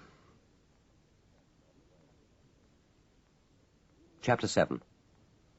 Leaning over the back of the Victorian chaise longue, Angela Foley was massaging her friend's neck. The coarse hairs tickled the back of her hands as, firmly and gently, she kneaded the taut muscles, feeling for each separate vertebra under the hot, tense skin. Stella sat, head slumped forward in her hands. Neither spoke. Outside, a light, scavenging wind was blowing fitfully over the fens, stirring the fallen leaves on the patio, and gusting the thin white wood smoke from the cottage chimney. But inside the sitting room all was quiet, except for the crackling of the fire, the ticking of the grandfather clock, and the sound of their breathing. The cottage was full of the pungent, resinous aroma of burning applewood, overlaid with the savoury smell from the kitchen of beef casserole reheated from yesterday's dinner. After a few minutes, Angela Foley said, "Better. Would you like a cold compress on your forehead?" No, that's lovely. Almost gone, in fact. Odd that I only get a headache on those days when the book has gone particularly well. Another 2 minutes, then I'd better see about dinner." Angela flexed her fingers and bent again to her task. Stella's voice, muffled in her sweater, suddenly said, "What was it like, as a child, being in local authority care?" "I'm not sure that I know. I mean, I wasn't in a home or anything like that. They fostered me most of the time. Well, what was it like? You've never really told me. It was all right. No, that's not true. It was like living in a second-rate boarding house where they don't want you, and you know that you won't be able to pay the bill. Until I met you and came here, I felt like that all the time. Not really at home in the world. I suppose my foster parents were kind. They meant to be. But I wasn't pretty, and I wasn't grateful. It can't be much fun fostering other people's children, and I suppose one does rather look for gratitude. Looking back, I can see that I wasn't much joy for them, plain and surly. I once heard a neighbour say to my third foster mother that I looked just like a fetus, with my bulging forehead and tiny features. I resented the other children because they had mothers, and I hadn't. I've never really outgrown that. It's despicable, but I even dislike Brenda Pridmore, the new girl on our reception desk, because she's so obviously a loved child. She's got a proper home. So have you now. But I know what you mean. By the age of 5, you've either learned that the world is good, that everything and everyone in it stretches out towards you with love, or you know that you're a reject. No one ever unlearns that first lesson. I have, because of you. Star, don't you think we ought to start looking for another cottage, perhaps nearer Cambridge? There's bound to be a job there for a qualified secretary. We're not going to need another cottage. I telephoned my publishers this afternoon, and I think it's going to be all right. Hernham Gollingwood? But how can it be all right? I thought you said, it's going to be all right. Suddenly Stella shook herself free of the ministering hands and stood up. She went into the passage and came back, her duffel coat over her shoulder, her boots in hand. She moved over to the fireside chair and began to pull them on. Angela Foley watched her without speaking. Then Stella took from her jacket pocket a brown opened envelope and tossed it across. It fell on the velvet of the chaise longue. Oh, I meant to show you this. Puzzled, Angela took out the single folded sheet. She said, Where did you find this? I took it from Edwin's desk when I was rummaging about for the will. I thought at the time that I might have a use for it. Now I've decided that I haven't. But, Star, you should have left it for the police to find. It's a clue. They'll have to know. This was probably what Edwin was doing that night, checking up. It's important. We can't keep it to ourselves. Then you'd better go back to Post Mill Cottage and pretend to find it. Otherwise it's going to be a bit embarrassing explaining how we came by it. But the police aren't going to believe that. They wouldn't have missed it. I wonder when it arrived at the lab. It's odd that he took it home with him and didn't even lock it up. And why should he? There was only the one locked drawer in his desk, and I don't suppose anyone, even his father, ever went into that room. But, Star, this could explain why he was killed. This could be a motive for murder. Oh, I don't think so. It's just a gratuitous bit of spite, anonymous, proving nothing. Edwin's death was both simpler and more complicated than that. Murder usually is. But the police might see it as a motive, and that would be convenient for us. I'm beginning to think I should have left it where it was. She had pulled on her boots and was ready to go. Angela Foley said, You know who killed him, don't you? Does that shock you, that I haven't rushed to confide in that extraordinarily personable commander? Angela whispered, What are you going to do? Nothing. I've no proof. Let the police do the work they're paid for. I might have had more public spirit when we had the death penalty. But I'm not afraid of the ghosts of hanged men. They can stand at the four corners of my bed and howl all night if it pleases them. But I couldn't go on living. I couldn't go on working, which amounts to the same thing for me, knowing that I'd put another human being in prison, and for life. Not really for life. About 10 years. I couldn't stand it for 10 days. I'm going out now. I shan't be long. But, Star, it's nearly 7. We were going to eat. The casserole won't spoil. Angela Foley watched silently as her friend went to the door. Then she said, Star, how did you know about Edwin practicing his evidence the night before he had to go into the box? If you didn't tell me, and you say that you didn't, then I must have invented it. I couldn't have learnt it from anyone else. You better put it down to creative imagination. Her hand was on the door. Angela cried out, Star, don't go out tonight. Stay with me. I'm afraid. For yourself, or for me? For both of us. Please don't go. Not tonight. Stella turned. She smiled and spread her hands in what could have been a gesture of resignation or a farewell.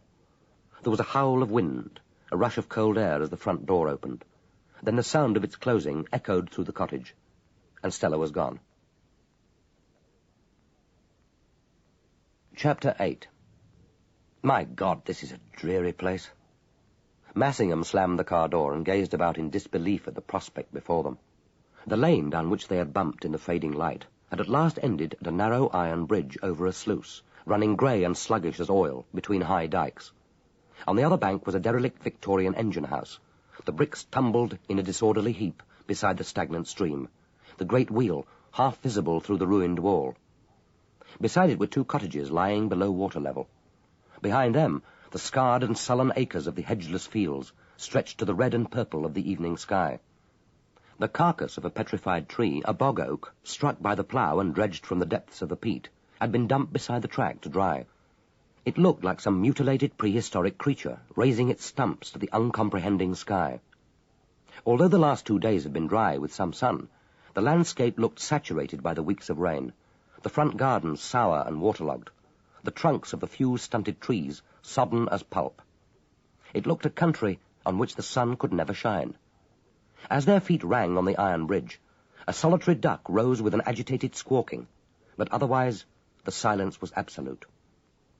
There was a light behind the drawn curtains of only one of the cottages, and they walked between wind-blown clumps of faded Michaelmas daisies to the front door. The paint was peeling, the iron knocker so stiff that Dalgliesh raised it with difficulty. For a few minutes after the dull, peremptory thud, there was silence. Then the door was opened. They saw a drab, shallow-faced woman, aged about 40, with pale, anxious eyes and untidy straw-coloured hair strained back under 2 combs. She was wearing a brown checked crimpline dress, topped with a bulky cardigan in a harsh shade of blue. As he saw her, Massingham instinctively drew back with an apology, but Dalgliesh said, "Mrs. Meakin, we're police officers. May we come in?" She didn't trouble to look at his proffered identity card. She hardly seemed surprised even. Without speaking, she pressed herself against the wall of the passage, and they passed before her into the sitting-room. It was small and very plainly furnished, drearily tidy and uncluttered. The air smelt damp and chill. There was an electric reflector fire with 1 bar burning, and a single pendant bulb gave a harsh but inadequate light. A plain wooden table stood in the middle of the room with 4 chairs. She was obviously about to start her supper. On a tray there was a plate of 3 fish fingers, a mound of mashed potato and peas. Beside it was an unopened carton containing an apple tart. Dalgliesh said, "I'm sorry that we're interrupting your meal. Would you like to take it into the kitchen to keep it warm?" She shook her head and motioned them to sit down. They settled themselves round the table like 3 card players, the tray of food between them. The peas were exuding a greenish liquid in which the fish fingers were slowly congealing. It was hard to believe that so small a meal could produce so strong a smell. After a few seconds, as if conscious of it, she pushed the tray to one side. Dalgliesh took out Doyle's photograph and passed it across to her. He said, "I believe you spent some time yesterday evening with this man." "Mr. McDowell? He's not in any trouble, is he? You're not private detectives?" "He was a real gentleman. I wouldn't like to get him into trouble." Her voice was low and rather toneless, Dalgliesh thought, a countrywoman's voice. He said, "No, we're not private detectives. He is in some trouble, but not because of you. We're police officers. You can help him best by telling the truth. What we're really interested in is when you first met him and how long you were together." She looked across at him. "You mean a sort of alibi?" "That's right, a sort of alibi. He picked me up where I usually stand, at the crossroads, about 1/2 mile from Manere. That must have been about 7. Then we drove to a pub. They nearly always start off by buying me a drink. That's the part I like, having someone to sit with in the pub, watching the people, hearing the voices and the noise. I usually have a sherry, or a port, maybe. If they ask me, I have a second. I never have more than 2 drinks. Sometimes they're in a hurry to get away, so I only get offered the one." Dalgliesh asked quietly, "Where did he take you?" "I don't know where it was, but it was about 30 minutes' drive. I could see him thinking where to go before he drove off. That's how I know he lives locally. They like to get clear of the district where they're known. I've noticed that. That and the quick look round they give before we go into the pub. The pub was called the Plough. I saw that from the illuminated sign outside. We were in the saloon bar, of course. Quite nice, really. They had a peat fire, and there was a high shelf with a lot of different coloured plates round it, and 2 vases of artificial roses behind the bar, and a black cat in front of the fire. The barman was called Joe. He was ginger-haired. How long did you stay there? Not long. I had 2 ports, and he had 2 doubles of whiskey. Then he said we ought to be going. Where did he take you next, Mrs. Meakin? I think it was Chevisham. I glimpsed the signpost at the crossroads just before we got there. We turned into the drive of this big house and parked under the trees. I asked who lived there, and he said no one. It was just for government offices. Then he put out the lights. Dalgliesh said gently, "And you made love in the car. Did you get into the back seat, Mrs. Meakin?" She was neither surprised nor distressed at the question. No, we stayed in the front. Mrs. Meakin, this is very important. Can you remember how long you were there? Oh, yes. I could see the clock on the dashboard. It was nearly 9:15 when we arrived, and we stayed there until just before 10. I know because I was a bit worried, wondering whether he'd drop me at the end of the lane. That's all I expected. I wouldn't have wanted him to come to the door, but it can be awkward if I'm just left, miles from home. Sometimes it isn't easy to get back. She spoke, thought Massingham, as if she were complaining about the local bus service. Dalgliesh said, "Did anyone leave the house and come down the drive while you were in the car? Would you have noticed if they had?" Oh, yes, I think so. I should have seen if they'd gone out through the space where the gate used to be. There's a street light opposite, and it shines on the drive. Massingham asked bluntly, "But would you have noticed? Weren't you a bit occupied?" Suddenly she laughed, a hoarse, discordant sound which startled them both. Do you think I was enjoying myself? Do you suppose I like it? Then her voice again became toneless, almost subservient. She said obdurately, "I should have noticed." Dalgliesh asked, "What did you talk about, Mrs. Meakin?" The question brightened her. She turned to Dalgliesh almost eagerly. "Oh, he's got his troubles. Everyone has, haven't they? Sometimes it helps to talk to a stranger, someone you know you won't ever see again. They never do ask to see me again. He didn't, but he was kind, not in a rush to get away. Sometimes they almost push me out of the car. That isn't gentlemanly. It's hurtful. But he seemed glad to talk. It was about his wife, really, not wanting to live in the country. She wants him to leave his job and go and work for her father. She's at home with her parents now, and he doesn't know whether she'll come back." "He didn't tell you he was a police officer?" "Oh, no. He said he was a dealer in antiques. He seemed to know quite a lot about them. But I don't take much notice when they tell me about their jobs. Mostly they pretend." Dalgliesh said gently, "Mrs. Meakin, what you are doing is terribly risky. You know that, don't you? Some day a man will stop who wants more than an hour or so of your time. Someone dangerous." "I know. Sometimes when the car slows down and I'm standing there waiting at the side of the road, wondering what he'll be like, I can hear my heart thudding. I know then that I'm afraid. But at least I'm feeling something. It's better to be afraid than alone." Massingham said, "It's better to be alone than dead." She looked at him. "You think so, sir? But then you don't know anything about it, do you?" End of Side 13.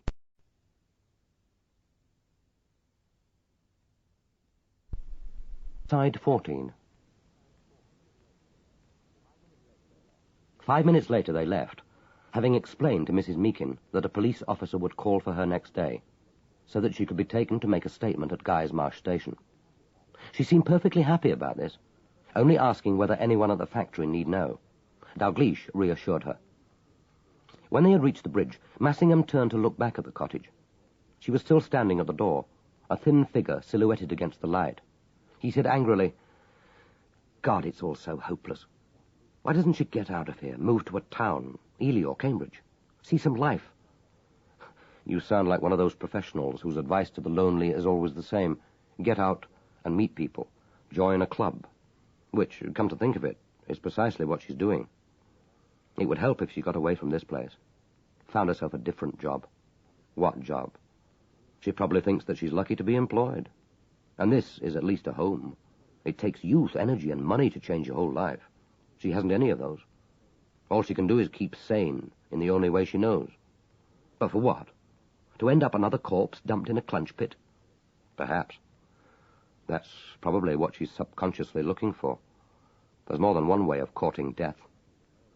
She would argue that her way, at least, gives her the consolation of a warm, brightly lit bar, and always the hope that next time it may be different.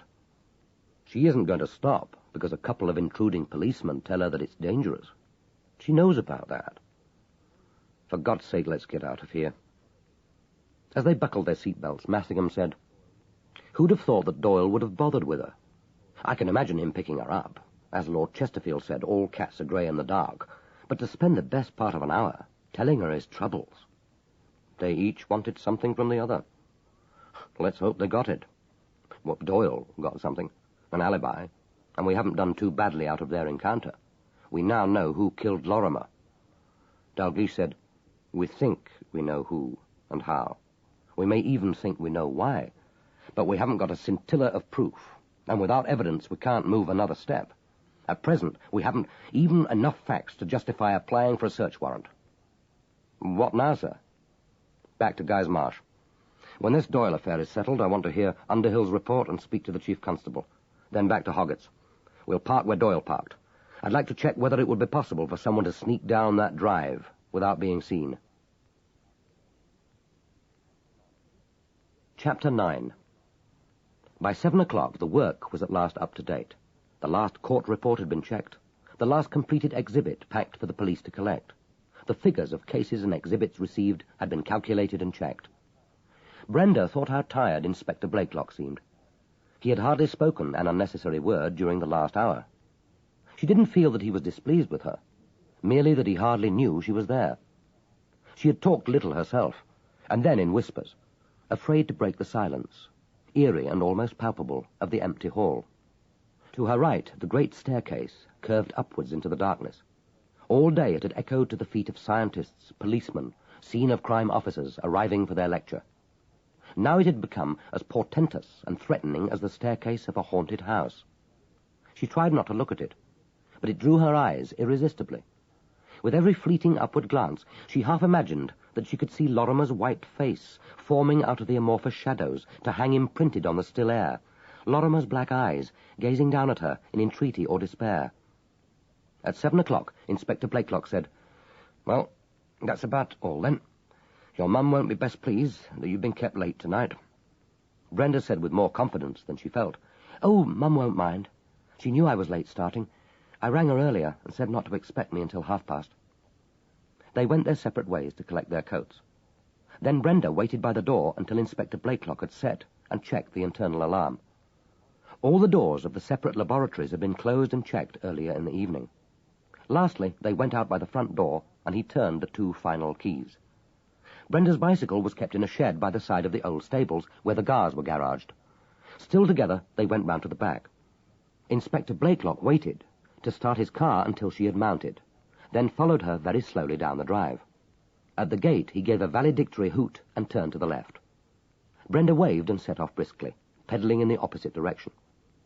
She thought she knew why the inspector had waited so carefully until she was safely off the premises, and she felt grateful. Perhaps, she thought, I remind him of his dead daughter, and that's why he's so kind to me. And then, almost immediately, it happened. The sudden bump and the scrape of metal against tarmac were unmistakable. The bicycle lurched, almost throwing her into the ditch. Squeezing on both brakes, she dismounted and examined the tires by the light of the heavy torch, which she always kept in her bicycle saddlebag. Both were flat. Her immediate reaction was one of intense irritation. This would happen on a late night. She swept the torchlight over the road behind her, trying to identify the source of the mishap. There must be glass or something sharp on the road somewhere. But she could see nothing, and realized that it wouldn't help if she did. There was no hope of repairing the punctures. The next bus home was the one due to pass the laboratory just after 9 o'clock, and there was no one left at the lab to give her a lift. She spent very little time in thinking. The best plan was obviously to return the bicycle to its rack and then make her way home through the new laboratory. It would cut off nearly a couple of miles, and, if she walked fast, she could be home just after 7:30. Anger, and ineffective railing against bad luck, is a powerful antidote to fear. So is hunger, and the healthy tiredness that longs for its own fireside. Brenda had jerked the bicycle, now reduced to a ridiculously antiquated encumbrance, back into its stand, and had walked briskly through the grounds of Hoggatt's, and unbolted the wooden gate which led to the new site, before she began to feel afraid. But now, alone in the darkness, the half-superstitious dread, which it had seemed safe to stimulate in the laboratory, with Inspector Blakelock so reassuringly by her side, began to prick at her nerves. Before her, the black bulk of the half-completed laboratory loomed like some prehistoric monument, its great slabs blood-stained with ancient sacrifices, rearing upwards towards the implacable gods. The night was fitfully dark, with a low ceiling of cloud obscuring the faint stars. As she hesitated, the clouds parted like ponderous hands to unveil the full moon, frail and transparent as a communion wafer. Gazing at it, she could almost taste the remembered transitory dough, melting against the roof of her mouth. Then the clouds formed again, and the darkness closed about her, and the wind was rising. She held the torch more firmly. It was solidly reassuring and heavy in her hand. Resolutely she picked out her way between the tarpaulin-shrouded piles of bricks, the great girders laid in rows, the two neat huts on stilts which served as the contractor's office, towards the gap in the brickwork which marked the entrance to the main site. Then once again she hesitated. The gap seemed to narrow before her eyes, to become almost symbolically ominous and frightening, an entrance to darkness and the unknown. The fears of a childhood not so far distant reasserted themselves. She was tempted to turn back. Then she admonished herself sternly not to be stupid. There was nothing strange or sinister about a half-completed building, an artifact of brick, concrete and steel, holding no memories of the past, concealing no secret miseries between ancient walls. Besides, she knew the site quite well. The laboratory staff weren't supposed to take a short-cut through the new buildings. Dr. Howarth had pinned up a notice on the staff notice board pointing out the dangers, but everyone knew that it was done. Before the building had been started, there had been a footpath across Hoggatt's field.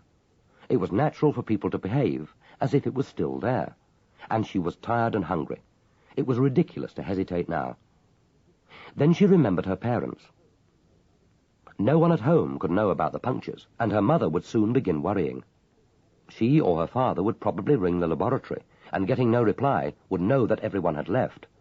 They would imagine her dead or injured on the road, being lifted unconscious into an ambulance. Worse, they would see her lying crumpled on the floor of the laboratory, a second victim. It had been difficult enough to persuade her parents to let her stay on in the job, and this final anxiety, growing with every minute she was overdue, and culminating in the relief and reactive anger of her late appearance, might easily tip them into an unreasoned but obstinate insistence that she should leave. It really was the worst possible time to be late home. She shone her torch steadily on the entrance gap, and moved resolutely into the darkness. She tried to picture the model of the new laboratory set up in the library. This large vestibule, still unroofed, must be the reception area from which the two main wings diverged. She must bear to the left through what would be the biology department for the quickest cut to the Guys Marsh Road. She swept the torch beam over the brick walls, then picked her way carefully across the uneven ground towards the left-hand aperture. The pool of light found another doorway, and then another. The darkness seemed to increase, heavy with the smell of brick dust and pressed earth. And now the pale haze of the night sky was extinguished, and she was in the roofed area of the laboratory. The silence was absolute. She found herself creeping forward, breath held, eyes fixed in a stare on the small pool of light at her feet. And suddenly there was nothing. No sky above, no doorway, nothing but blackness. She swept the torch over the walls. They were menacingly close. This room was surely far too small even for an office. She seemed to have stumbled into some kind of cupboard or storeroom. Somewhere she knew there must be a gap, the one by which she had entered. But disorientated in the claustrophobic darkness, she could no longer distinguish the ceiling from the walls. With every sweep of the torch, the crude bricks seemed to be closing in on her, the ceiling to descend inexorably, like the slowly closing lid of a tomb. Fighting for control, she inched gradually along one wall, telling herself that soon she must strike the open doorway. Suddenly the torch jerked in her hand, and the pool of light spilt over the floor. She stopped dead, appalled at her peril. In the middle of the room was a square well, protected only by 2 planks thrown across it. One step in panic, and she might have kicked them away, stumbled, and dropped into inky nothingness. In her imagination, the well was fathomless. Her body would never be found. She would lie there in the mud and darkness, too weak to make herself heard. And all she would hear would be the distant voices of the workmen, as brick on brick they walled her up alive in her black tomb. And then another, and more rational horror struck. She thought about the punctured tires. Could that really have been an accident? The tires had been sound when she had parked the bicycle that morning. Perhaps it hadn't been glass on the road after all. Perhaps someone had done it purposely. Someone who knew that she would be late leaving the lab, that there would be no one left to give her a lift, that she would be bound to walk through the new building. She pictured him in the darkness of the early evening, slipping soundlessly into the bicycle shed, knife in hand, crouching down to the tires, listening for the hiss of escaping air, calculating how big a rent would cause the tires to collapse before she had cycled too far on her journey. And now he was waiting for her, knife in hand, somewhere in the darkness. He had smiled, fingering the blade, listening for her every step, watching for the light of her torch. He, too, would have a torch, of course. Soon it would blaze into her face, blinding her eyes, so that she couldn't see the cruel, triumphant mouth, the flashing knife. Instinctively, she switched off the light and listened, her heart pounding with such a thunder of blood that she felt that even the brick walls must shake. And then she heard the noise, gentle as a single footfall, soft as the brush of a coat sleeve against wood. He was coming. He was here. And now there was only panic. Sobbing, she threw herself from side to side against the walls, thudding her bruised palms against the gritty, unyielding brick. Suddenly there was a space. She fell through, tripped, and the torch spun out of her hands. Moaning, she lay and waited for death. Then terror swooped with a wild screech of exultation and thrashing of wings which lifted the hair from her scalp. She screamed, a thin wail of sound which was lost in the bird's cry, as the owl found the paneless window and soared into the night. She didn't know how long she lay there, her sore hands clutching the earth, her mouth choked with dust. But after a while she controlled her sobbing and lifted her head. She saw the window plainly, an immense square of luminous light, pricked with stars, and to the right of it gleamed the doorway. She scrambled to her feet. She didn't wait to search for the torch, but made straight for that blessed aperture of light. Beyond it was another, and suddenly there were no more walls, only the spangled dome of the sky swinging above her. Still sobbing, but now with relief, she ran unthinkingly in the moonlight, her hair streaming behind her, her feet hardly seeming to touch the ground. And now there was a belt of trees before her, and gleaming through the autumn branches, the Wren Chapel, lit from within, beckoning and holy, shining like a picture on a Christmas card. She ran towards it, palms outstretched, as hundreds of her forebears in the dark fens must have rushed to their altars for sanctuary. The door was ajar, and a shaft of light lay like an arrow on the path. She threw herself against the oak, and the great door swung inwards into a glory of light. At first her mind, shocked into stupor, refused to recognize what her dazzled eyes so clearly saw. Uncomprehending, she put up a tentative hand and stroked the soft corduroy of the slacks, the limp, moist hand. Slowly, as if by an act of will, her eyes travelled upwards, and she both saw and understood. Stella Mawson's face, dreadful in death, drooped above her, the eyes half open, the palms disposed outward, as if in a mute appeal for pity or for help. Circling her neck was a double cord of blue silk, its tasseled end tied high to a hook on the wall. Beside it, wound on a second hook, was a single bell rope. There was a low wooden chair upended close to the dangling feet. Brenda seized it. Moaning, she grasped at the rope and swung on it 3 times before it slipped from her loosening hands, and she fainted. Chapter 10. Less than a mile away across the fields and the grounds of Hoggatt's, Massingham drove the Rover into the laboratory drive and backed into the bushes. He switched off the car lights. The street lamp opposite the entrance cast a soft glow over the path, and the door of the laboratory was plainly visible in the moonlight. He said, "I'd forgotten, sir, that tonight is the night of the full moon. He'd have had to wait until it moved behind a cloud. Even so, he could surely get out of the house and down the drive unseen, if he chose a lucky moment. After all, Doyle had his mind, and not only his mind, on other things. But the murderer wasn't to know that. If he saw the car arriving, I doubt whether he would have risked it. Well, we can at least find out if it's possible, even without the cooperation of Mrs. Meakin. This reminds me of a childhood game. Grandmother's Footsteps. Will you try first, or shall I?" But the experiment was destined never to take place. It was at that moment that they heard, faint but unmistakable, the 3 clear peals of the chapel bell. Chapter 11. Massingham drove the car fast onto the grass verge and braked within inches of the hedge.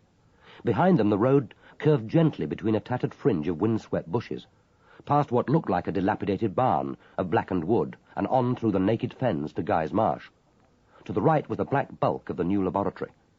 Massingham's torch picked out a stile, and beyond it, a footpath leading across the field to the distant circle of trees, now no more than a dark smudge against the night sky. He said, "Odd how remote from the house it is, and how secluded. You wouldn't know it was there.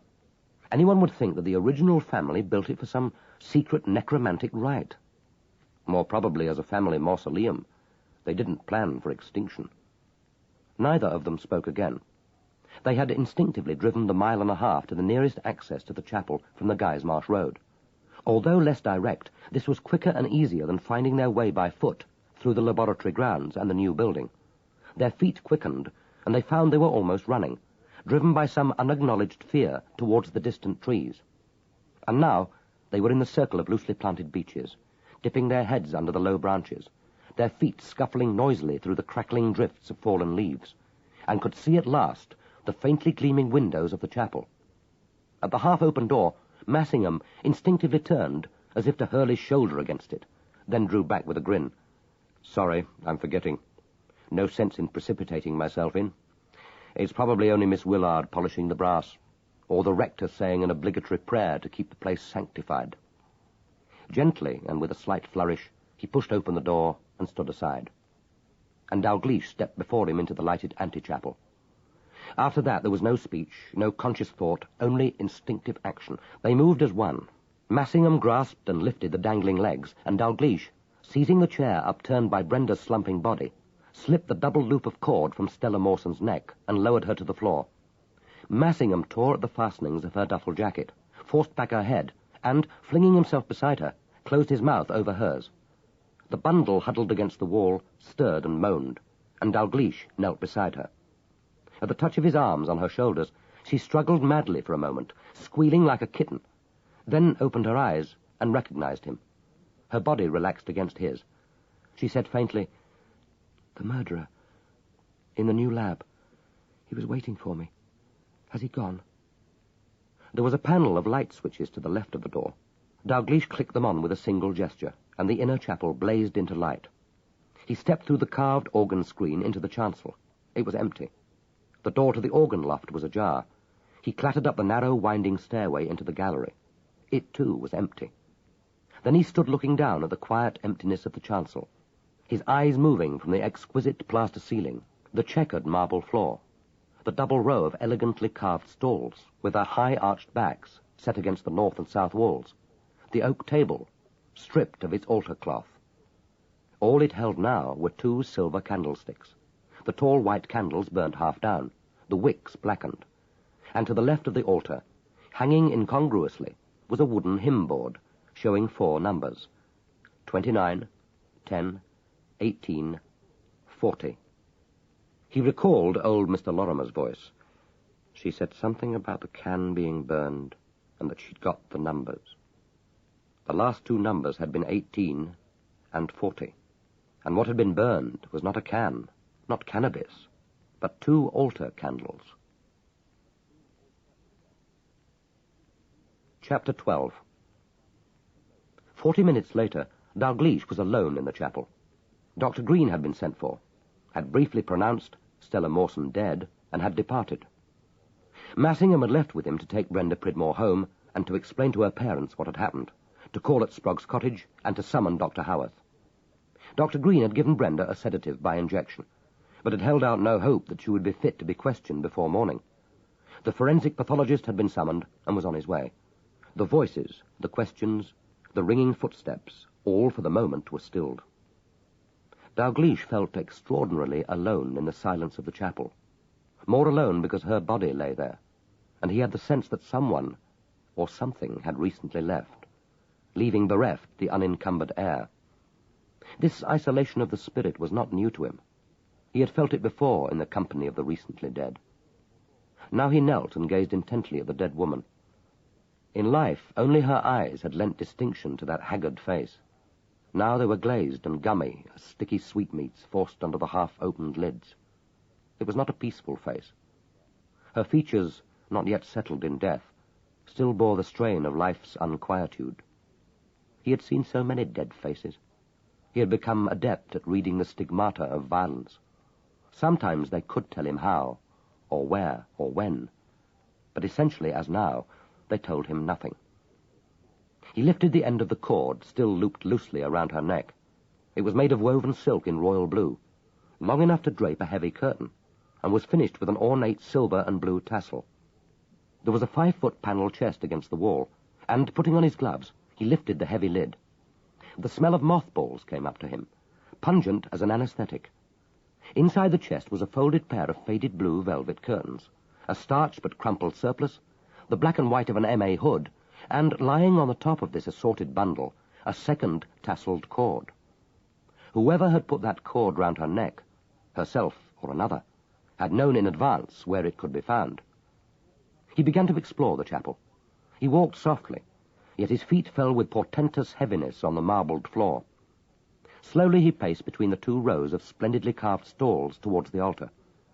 In design and furnishing, the building reminded him of his college chapel.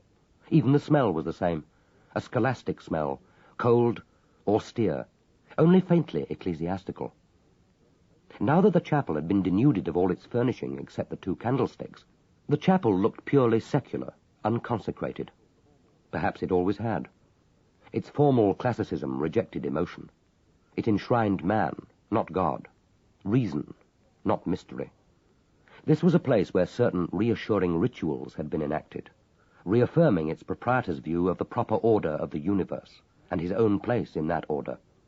He looked for some memento of that original owner and found it.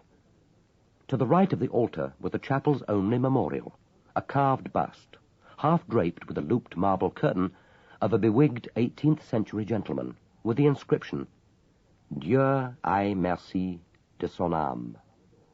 This simple petition, unadorned, so out of period, was singularly inapposite to the formal confidence of the memorial, the proud tilt of the head, the self-satisfied smirk on the opulent marble lips.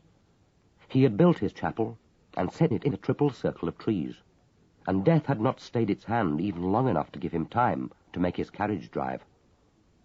On either side of the organ screen and facing the east window were 2 ornate stalls under carved canopies, each shielded from draughts by a blue velvet curtain similar to those in the chest. The seats were fitted with matching cushions. Soft cushions with silver tassels at each corner lay on the bookrests. He climbed into the right-hand stall. On the cushion was a heavy black leather book of common prayer, which looked unused. The pages opened stiffly, and the bold black and red lettering shone from the page. For I am a stranger with thee, and a sojourner, as all my fathers were. O spare me a little, that I may recover my strength, before I go hence and be no more seen. He held the book by its spine and shook it.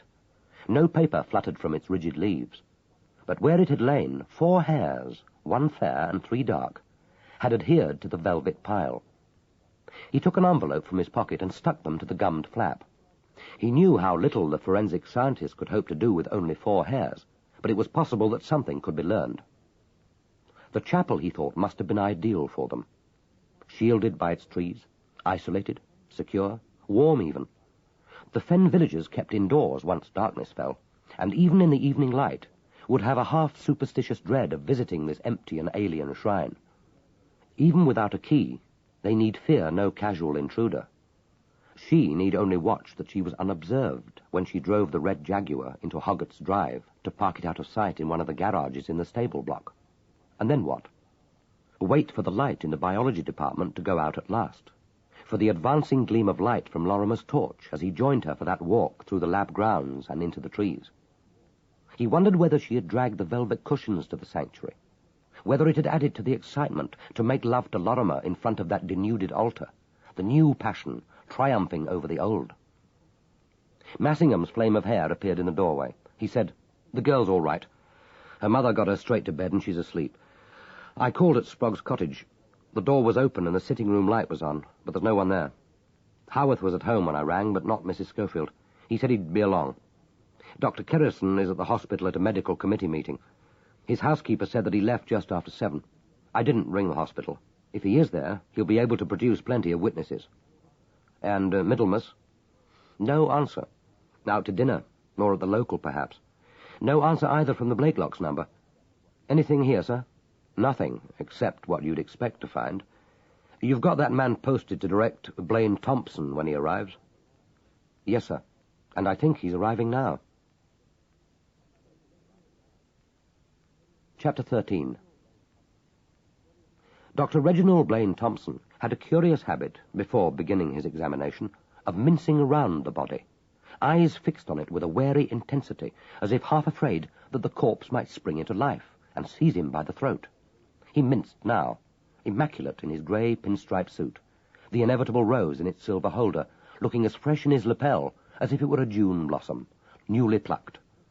He was a tall, lean-faced, aristocratic-looking bachelor, with a skin as freshly pink and soft as that of a girl.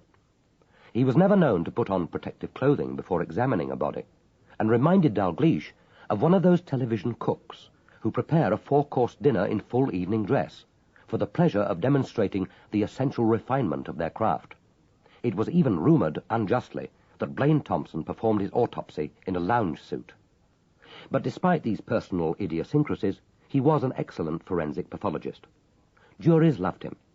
When he stood in the box and recited, with slightly world-weary formality, and in his actor's voice, the details of his formidable qualifications and experience, they gazed at him with the respectful admiration of men who know a distinguished consultant when they see one, and have no intention of being so disobliging as to disbelieve what he might choose to tell them.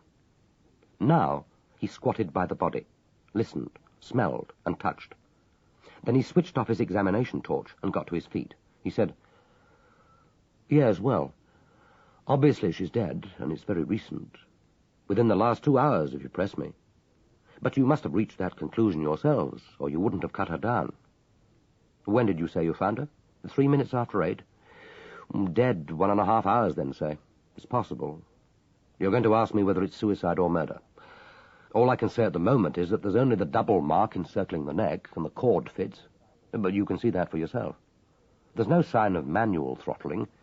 It doesn't look as if the cord were superimposed on a finer ligature. She's a frail woman, little more than 7 stone, I'd estimate, so it wouldn't need strength to overpower her. But there's no sign of a struggle, and the nails look perfectly clean, so she probably didn't get the chance to scratch. If it is murder, he must have come up behind her very swiftly, drooped the looped cord over her head, and strung her up almost as soon as unconsciousness supervened. As for the cause of death, whether it's strangulation, broken neck, or vagal inhibition, well, you'll have to wait until I get her on the table. I can take her away now, if you're ready." "How soon can you do the PM?" "Well, it had better be at once, hadn't it?" "You're keeping me busy, Commander. No questions about my report on Lorrimer, I suppose?" Dalgliesh answered, "None, thank you. I did try to get you on the phone. I'm sorry I've been elusive. I've been incarcerated in committees practically all day. When's the Lorrimer inquest?" "Tomorrow at 2 o'clock. "I'll be there. They'll adjourn it, I suppose, and I'll give you a ring and a preliminary report as soon as I've got her sewn up." He drew on his gloves, carefully, finger by finger, then left. They could hear him exchanging a few words with the constable who was waiting outside to light him across the field to his car. One of them laughed. Then the voices faded. Massingham put his head outside the door. The two dark uniformed attendants from the mortuary van, anonymous bureaucrats of death, manoeuvred their trolley through the door with a nonchalant skill. Stella Mawson's body was lifted with impersonal gentleness. The men turned to trundle the trolley out through the door.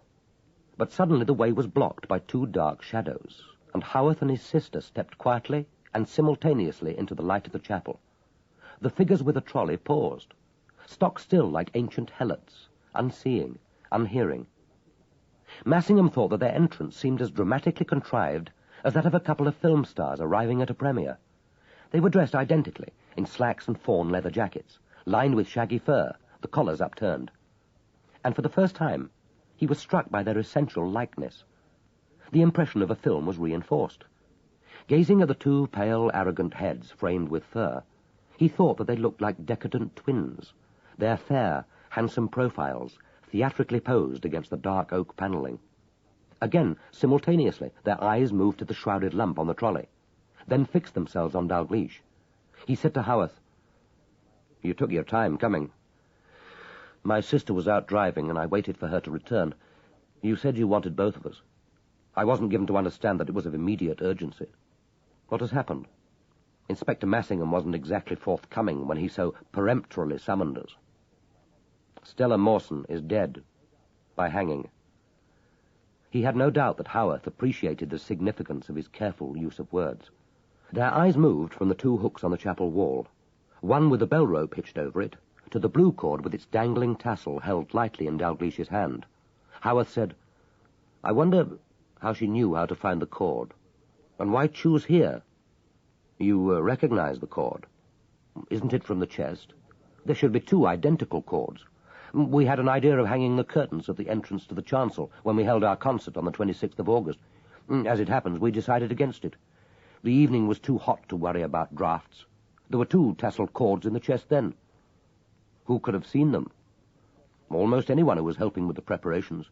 Myself, my sister, Miss Foley, Martin, Blakelock. Middlemas gave a hand arranging the hired chairs, and so did a number of people from the lab. Some of the women helped with the refreshments after the concert, and they were fussing about here during the afternoon. The chest isn't locked. Anyone who felt curious could have looked inside. But I don't see how Miss Mawson could have known about the cord. She was at the concert, but she had no hand in the preparations." Dalgliesh nodded to the men with the trolley. They pushed it gently forward, and Howarth and Mrs. Schofield stood aside to let it pass. Then Dalgliesh asked, "How many keys are there to this place?" "I told you yesterday. I know of only one. It's kept on a board in the Chief Liaison Officer's room." "And that's the one at present in the lock." Howarth did not turn his head. He said, "If it's got the laboratory plastic tab, yes." "Did you know if it was handed out to anyone today?" "No. That's hardly the sort of detail Blakelock would worry me with." Dalgliesh turned to Domenica Schofield. "And that's the one, presumably, that you borrowed to get extra keys cut when you decided to use the chapel for your meetings with Lorrimer. How many keys?" She said calmly, "Two. One you found on his body, and this is the second." She took it from her jacket pocket and held it out in the palm of her hand, in a gesture of dismissive contempt. For a moment it appeared that she was about to tilt her palm and let it clatter on the floor. "You don't deny that you came here?" "Why should I? It's not illegal. We were both of age, in our right minds, and free. Not even adultery. Merely fornication. You seem fascinated by my sex life, Commander, even in the middle of your more normal preoccupations. Aren't you afraid it's becoming rather an obsession?" Dalglish's voice didn't change. He went on, "And you didn't ask for the key back when you broke with Lorrimer?" "Again, why should I? I didn't need it. It wasn't an engagement ring." Howarth hadn't looked at his half-sister during this exchange. Suddenly he said harshly, "Who found her?" "Brenda Pridmore. She's been taken home. Dr. Green is with her now." Domenica Schofield's voice was surprisingly gentle. "Poor child. She seems to be making a habit of finding bodies, doesn't she? Well, now that we've explained to you about the keys, is there anything else you want us for tonight?" "Only to ask you both where you've been since 6 o'clock. Howarth said, I left Hoggatt's at about 5:45, and I've been at home ever since. My sister's been out driving alone since 7 o'clock. She likes to do that occasionally." Domenica Schofield said, I'm not sure if I can give you the precise route, but I did stop at an agreeable pub at Whittlesford for a drink and a meal shortly before 8 o'clock. They'll probably remember me. I'm fairly well known there. Why? Are you telling us that this is murder? It's an unexplained death. And a suspicious one, presumably. But haven't you considered that she might have murdered Lorrimer, and then taken her own life? Can you give me one good reason why she should have? She laughed softly. Murdered Edwin, for the best and commonest of reasons, or so I've always read. Because she was once married to him. Haven't you discovered that for yourself, Commander? How did you know? Because he told me. I'm probably the only person in the world he ever did tell. He said the marriage wasn't consummated, and they got an annulment within 2 years. I suppose that's why he never brought his bride home. It's an embarrassing business, showing off one's new wife to one's parents and the village, particularly when she isn't a wife at all, and one suspects that she never will be. I don't think his parents ever did know, so it's really not so surprising if you didn't. But then, one expects you to ferret out everything about people's private concerns. Before Dalgliesh could reply, their ears caught, simultaneously, the hurried footfall on the stone step, and Angela Foley stood inside the door. She was flushed with running. Looking wildly from face to face, her body heaving, she gasped, Where is she? Where's Star? Dalgliesh moved forward, but she backed away as if terrified that he might touch her. She said, Those men, under the trees. Men with a torch. They're wheeling something. What is it? What have you done with Star? Without looking at her half-brother, Domenica Schofield put out her hand. His reached out to meet it. They didn't move close together, but stood, distanced, rigidly linked by those clasped hands. Dalgliesh said, I'm sorry, Miss Foley. Your friend is dead. 4 pairs of eyes watched her, as her own eyes turned. First to the blue loops of cord dangling from Dalglish's hand, then to the twin hooks. Lastly, to the wooden chair, now tidily placed against the wall. She whispered, Oh, no. Oh, no. Massingham moved to take her arm, but she shook free. She threw back her head like a howling animal and wailed, Star! Star! Before Massingham could restrain her, she had run from the chapel, and they could hear her wild, despairing cry borne back to them on the light wind. Massingham ran after her. She was silent now, weaving through the trees, running fast. But he caught up with her easily before she reached the 2 distant figures with their dreadful burden. At first she fought madly, but suddenly she collapsed in his arms, and he was able to lift her and carry her to the car. When he got back to the chapel 30 minutes later, Dalgliesh was sitting quietly in one of the stalls, apparently engrossed with a book of common prayer. He put it down and said, How is she? Dr. Green's given her a sedative. He's arranged for the district nurse to stay the night. There's no one else he could think of. It looks as if neither she nor Brenda Pridmore will be fit to be questioned before morning. He looked at the small heap of numbered cards on the seat beside Dalgliesh. His chief said, I found them at the bottom of the chest. I suppose we can test these, and those in the board for fingerprints. But we know what we shall find. Massingham asked, Did you believe Mrs. Schofield's story that Lorrimer and Stella Mawson were married? Oh, yes, I think so. Why lie when the facts can be so easily checked? And it explains so much. That extraordinary change of will. Even the outburst when he was talking to Bradley. That first sexual failure must have gone deep. Even after all these years, he couldn't bear to think that she might benefit even indirectly from his will.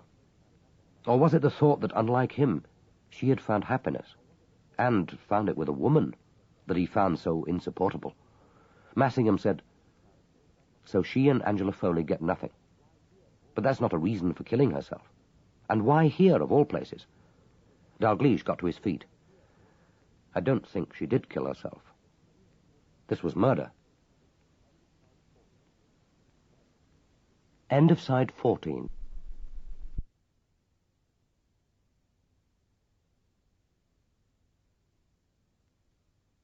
Side 15. Book 5. The Clunch Pit. Chapter 1. They were at Bolam's farm before first light. Mrs. Pridmore had begun her baking early. Already 2 large earthenware bowls covered with humped linen stood on the kitchen table. and the whole cottage was redolent with the warm, fecund smell of yeast. When Dalgliesh and Massingham arrived, Dr. Green, a squat, broad-shouldered man, with the face of a benevolent toad, was folding his stethoscope into the depths of an old-fashioned Gladstone bag. It was less than 12 hours since Dalgliesh and he had last met, since, as police surgeon, he had been the first doctor to be called to Stella Mawson's body. He had examined it briefly, and had then pronounced, "Is she dead?" Answer, yes. Cause of death? Answer, hanging. Time of death? About an hour ago. Now you'd better call in the expert, and he'll explain to you why the first question is the only one he's at present competent to answer. Now he wasted no time on civilities or questions, but nodded briefly to the two detectives, and continued talking to Mrs. Pridmore. The lass is fine. She's had a nasty shock, but nothing that a good night's sleep hasn't put right. She's young and healthy, and it'll take more than a couple of corpses to turn her into a neurotic wreck, if that's what you're frightened of. My family has been doctoring yours for 3 generations, and there's none of you gone off your heads yet. He nodded to Dalgliesh. You can go up now. Arthur Pridmore was standing beside his wife, his hand gripping her shoulder. No one had introduced him to Dalgliesh, nor was there need. He said, "She hasn't faced the worst yet, has she? This is the second body. What do you think life in this village will be like for her if these 2 deaths aren't solved?" Dr. Green was impatient. He snapped shut his bag. "Good grief, man, no one's going to suspect Brenda. She's lived here all her life. I brought her into the world. That's no protection against slander, though, is it? I'm not saying they'll accuse her, but you know the fens. Folk here can be superstitious, unforgetting, and unforgiving. There's such a thing as being tainted with bad luck. Not for your pretty Brenda, there isn't. She'll be the local heroine, most likely. Shake off this morbid nonsense, Arthur, and come out to the car with me. I want a word about that business at the parochial church council." They went out together. Mrs. Pridmore looked up at Dalgliesh. He thought that she'd been crying. She said, "And now you're going to question her. Make her talk about it. Raking it all up again." "Don't worry," said Dalgliesh gently. "Talking about it will help." She made no move to accompany them upstairs, a tact for which Dalgliesh was grateful. He could hardly have objected, particularly as there hadn't been time to get a policewoman, but he had an idea that Brenda would be both more relaxed and more communicative in her mother's absence. She called out happily to his knock. The little bedroom, with its low beams and its curtains drawn against the morning darkness, was full of light and colour, and she was sitting up in bed, fresh and bright-eyed, her aureole of hair tumbling around her shoulders. Dalgliesh wondered anew at the resilience of youth. Massingham halted suddenly in the doorway, thought that she ought to be in the Uffizi, her feet floating above a meadow of spring flowers, the whole sunlit landscape of Italy stretching behind her into infinity. It was still very much a schoolgirl's room. There were 2 shelves of schoolbooks, another with a collection of dolls in national costumes, and a cork board with cutouts from Sunday supplements and photographs of her friends. There was a wicker chair beside the bed, holding a large teddy bear. Dalgliesh removed it and placed it on the bed beside her, then sat down. He said, "How are you feeling? Better?" She leaned impulsively towards him. The sleeve of her cream dressing jacket fell over the freckled arm. She said, "I'm so glad you've come. No one wants to talk about it. They can't realize that I've got to talk about it sometime, and it's much better now while it's fresh in my mind. It was you who found me, wasn't it? I remember being picked up, rather like Marianne Dastwood in Sense and Sensibility, and the nice tweedy smell of your jacket. But I can't remember anything after that. I do remember ringing the bell, though." "That was clever of you. We were parked in Hoggatt's drive and heard it. Otherwise it might have been hours before the body was found." "It wasn't clever, really. It was just panic. I suppose you realize what happened. I got a puncture in my bike and decided to walk home through the new lab. Then I got rather lost and panicked. I started thinking about Dr. Lorrimer's murderer, and imagining that he was lying in wait for me. I even imagined that he might have punctured the tires on purpose. It seems silly now, but it didn't then." Dalgliesh said, "We've examined the bicycle. There was a lorry load of grit passing the lab during the afternoon, and some of the load was shed. You had a sharp flint in each tire, but it was a perfectly natural fear. Can you remember whether there really was someone in the building?" "Not really. I didn't see anyone, and I think I imagined most of the sounds I heard. What really frightened me was an owl. Then I got out of the building and rushed in panic across a field, straight towards the chapel." "Did you get the impression that anyone might be there, alive in the chapel?" Well, there aren't any pillars to hide behind. It's a funny chapel, isn't it? Not really a holy place. Perhaps it hasn't been prayed in enough. I've only been there once before, when Dr. Howarth and 3 of the staff from the lab gave a concert, so I know what it's like. Do you mean he could have been crouched down in one of the stalls watching me? It's a horrible idea. It is rather. But now that you're safe, could you bear to think about it? I can now you're here. She paused. I don't think he was. I didn't see anyone, and I don't think I heard anyone. But I was so terrified that I probably wouldn't have noticed. All I could see was this bundle of clothes strung up on the wall, and then the face drooping down at me. He didn't need to warn her of the importance of his next question. Can you remember where you found the chair, its exact position? It was lying overturned just to the right of the body after she had kicked it away. I think it had fallen backwards, but it might have been on its side. But you're quite sure that it had fallen? Quite sure. I remember turning it upright so that I could stand on it to reach the bell rope. She looked at him, bright-eyed. I shouldn't have done that, should I? Now you won't be able to tell whether any marks or soil on the seat came from my shoes or hers. Was that why Inspector Massingham took away my shoes last night? Mummy told me. Yes, that's why. The chair would be tested for prints, then sent for examination to the Metropolitan Laboratory. But this murder, if it were murder, had been premeditated. Dalgliesh doubted whether, this time, the killer would have made any mistakes. Brenda said, "One thing has struck me, though. It's odd, isn't it, that the light was on?" That's another thing that I wanted to ask you. You're quite sure that the chapel was lit? You didn't switch on the light yourself? No, I'm quite sure I didn't. I saw the lights gleaming through the trees. Rather like the City of God, you know. It would have been more sensible to have run for the road once I'd got clear of the new building. But suddenly I saw the shape of the chapel and the light shining faintly through the windows, and I ran towards it almost by instinct. I expect it was by instinct. Your ancestors did the same. Only they would have run for sanctuary to St. Nicholas's. I've been thinking about the lights ever since I woke up. It looks like suicide, doesn't it? I don't suppose people kill themselves in the dark. I know I wouldn't. I can't imagine killing myself at all, unless I was desperately ill and lonely and in terrible pain. Or someone was torturing me to make me give them vital information.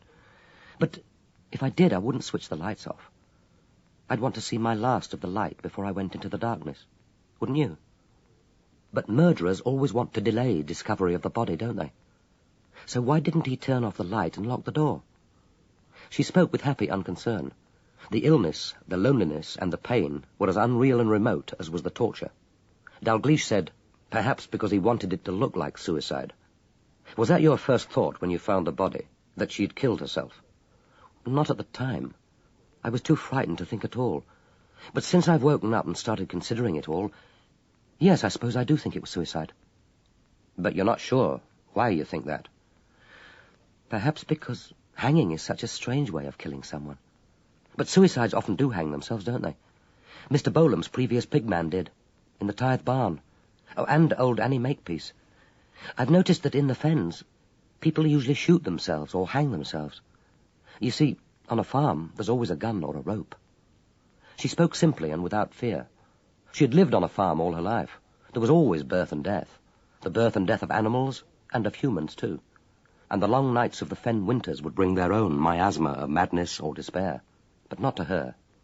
He said, "You appall me. It sounds like a holocaust." It doesn't often happen, but one remembers when it does. I just associate hanging with suicide. Do you think this time I'm wrong? I think you could be, but we shall find out. You've been very helpful. He spent another 5 minutes talking to her, but there was nothing she could add. She hadn't gone with Inspector Blakelock to Chief Inspector Martin's office when he set the night alarms, so she couldn't say whether or not the key to the chapel was still on its hook. She had only met Stella Mawson once before at the concert in the chapel, when she had sat in the same row as Angela Foley, Stella Mawson, Mrs. Schofield, and Dr. Kerrison and his children. As Dalgliesh and Massingham were leaving, she said, "I don't think Mum and Dad will let me go back to the lab now. In fact, I'm sure they won't. They want me to marry Gerald Bolam. I think I would like to marry Gerald. Or at least, I've never thought of marrying anyone else. But not just yet. It would be nice to be a scientist and have a proper career first. But Mum won't have an easy moment if I stay at the lab. She loves me, and I'm all she's got. You can't hurt people when they love you. Dalgliesh recognized an appeal for help. He went back and sat again in the chair. Massingham, pretending to look out of the window, was intrigued. He wondered what they would think at the Yard if they could see the old man taking time from a murder investigation to advise on the moral ambiguities of women's lib. But he rather wished that she'd asked him. Since they had come into the room, she had looked only at Dalgliesh. Now he heard him say, "I suppose a scientific job isn't easy to combine with being a farmer's wife. I don't think it would be very fair to Gerald. I used to think that we can have almost anything we want from life, but it's just a question of organization. But now I'm beginning to think that we have to make a choice more often than we'd like. The important thing is to make sure that it's our choice, no one else's, and that we make it honestly. But one thing I am sure of, that it's never a good thing to make a decision when you're not absolutely well. Why not wait a little time, until we've solved Dr. Lorrimer's murder, anyway? Your mother may feel differently then." She said, "I suppose this is what murder does. Changes people's lives and spoils them." "Changes, yes. But it needn't spoil. You're young and intelligent and brave, so you won't let it spoil yours." Downstairs in the farmhouse kitchen, Mrs. Pridmore was sandwiching fried rashers of bacon between generous slices of crusty bread. She said gruffly, "You both look as if you could do with some breakfast. Up all night, I dare say. It won't hurt you to sit down and take a couple of minutes to eat these. And I've made fresh tea." Supper the previous night had been a couple of sandwiches, fetched by a constable from the Moonraker and eaten in the antechapel. Not until he smelt the bacon did Massingham realize how hungry he was. He bit gratefully into the warm bread, to the oozing saltiness of home-cured bacon, and washed it down with strong hot tea. He felt cosseted by the warmth and friendliness of the kitchen, this cosy, womb-like shelter from the dark fens. Then the telephone rang. Mrs. Pridmore went to answer it. She said, "That was Dr. Green ringing from Sprague's cottage. He says to tell you that Angela Foley is well enough to speak to you now." Chapter 2. Angela Foley came slowly into the room. She was fully dressed and perfectly calm, but both men were shocked by the change in her. She walked stiffly, and her face looked aged and bruised, as if she had suffered all night a physical assault of grief. Her small eyes were pale and sunken behind the jutting bones. Her cheeks were unhealthily mottled. The delicate mouth was swollen, and there was a herpes on the upper lip. Only her voice was unchanged, the childish, unemphatic voice with which she had answered their first questions.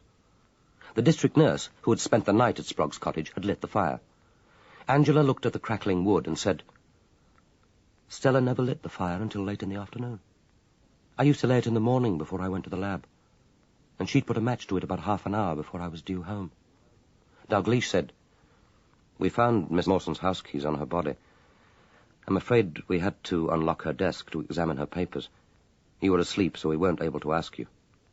She said dully, "It wouldn't have made any difference, would it? You would have looked just the same. You had to." "Did you know that your friend once went through a form of marriage with Edwin Lorrimer? There wasn't a divorce. The marriage was annulled after 2 years because of non-consummation. Did she tell you?" She turned to look at him, but it was impossible to gauge the expression in those small, pig-like eyes. If her voice held any emotion, it was closer to wry amusement than to surprise.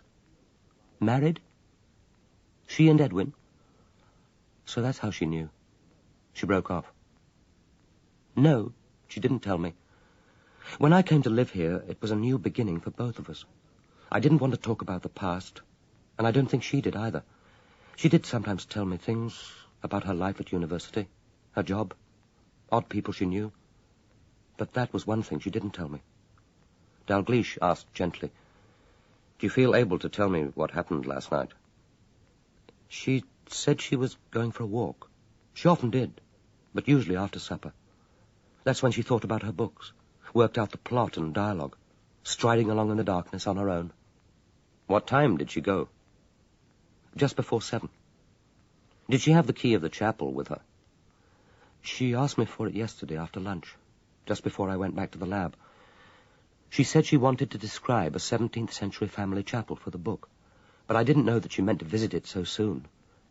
When she hadn't come home at 10:30, I got worried and went to look for her. I walked for nearly an hour before I thought of looking in the chapel." Then she spoke directly to Dalgliesh, patiently, as if explaining something to an obtuse child. She did it for me. She killed herself so that I could have the money from her life assurance. She told me that I was her only legatee. You see, the owner wants to sell this cottage in a hurry. He needs the cash. We wanted to buy it, but we hadn't enough money for the deposit. Just before she went out, she asked me what it was like to be in local authority care, what it meant to have no real home. When Edwin was killed, we thought that there might be something for me in his will, but there wasn't. That's why she asked me for the key. It wasn't true that she needed to include a description of the chapel in her book. Not this book, anyway. It's set in London, and it's nearly finished. I know, I've been typing it. I thought at the time that it was odd that she wanted the key, but I learned never to ask Stella questions. But now I understand. She wanted to make life safe for me here, where we'd be happy, safe forever. She knew what she was going to do. She knew she'd never come back. When I was massaging her neck to make her headache better, she knew that I should never touch her again.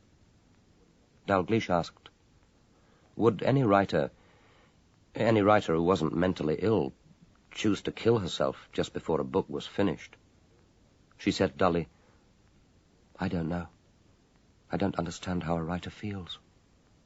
Dalgliesh said, well, I do, and she wouldn't. She didn't reply. He went on gently.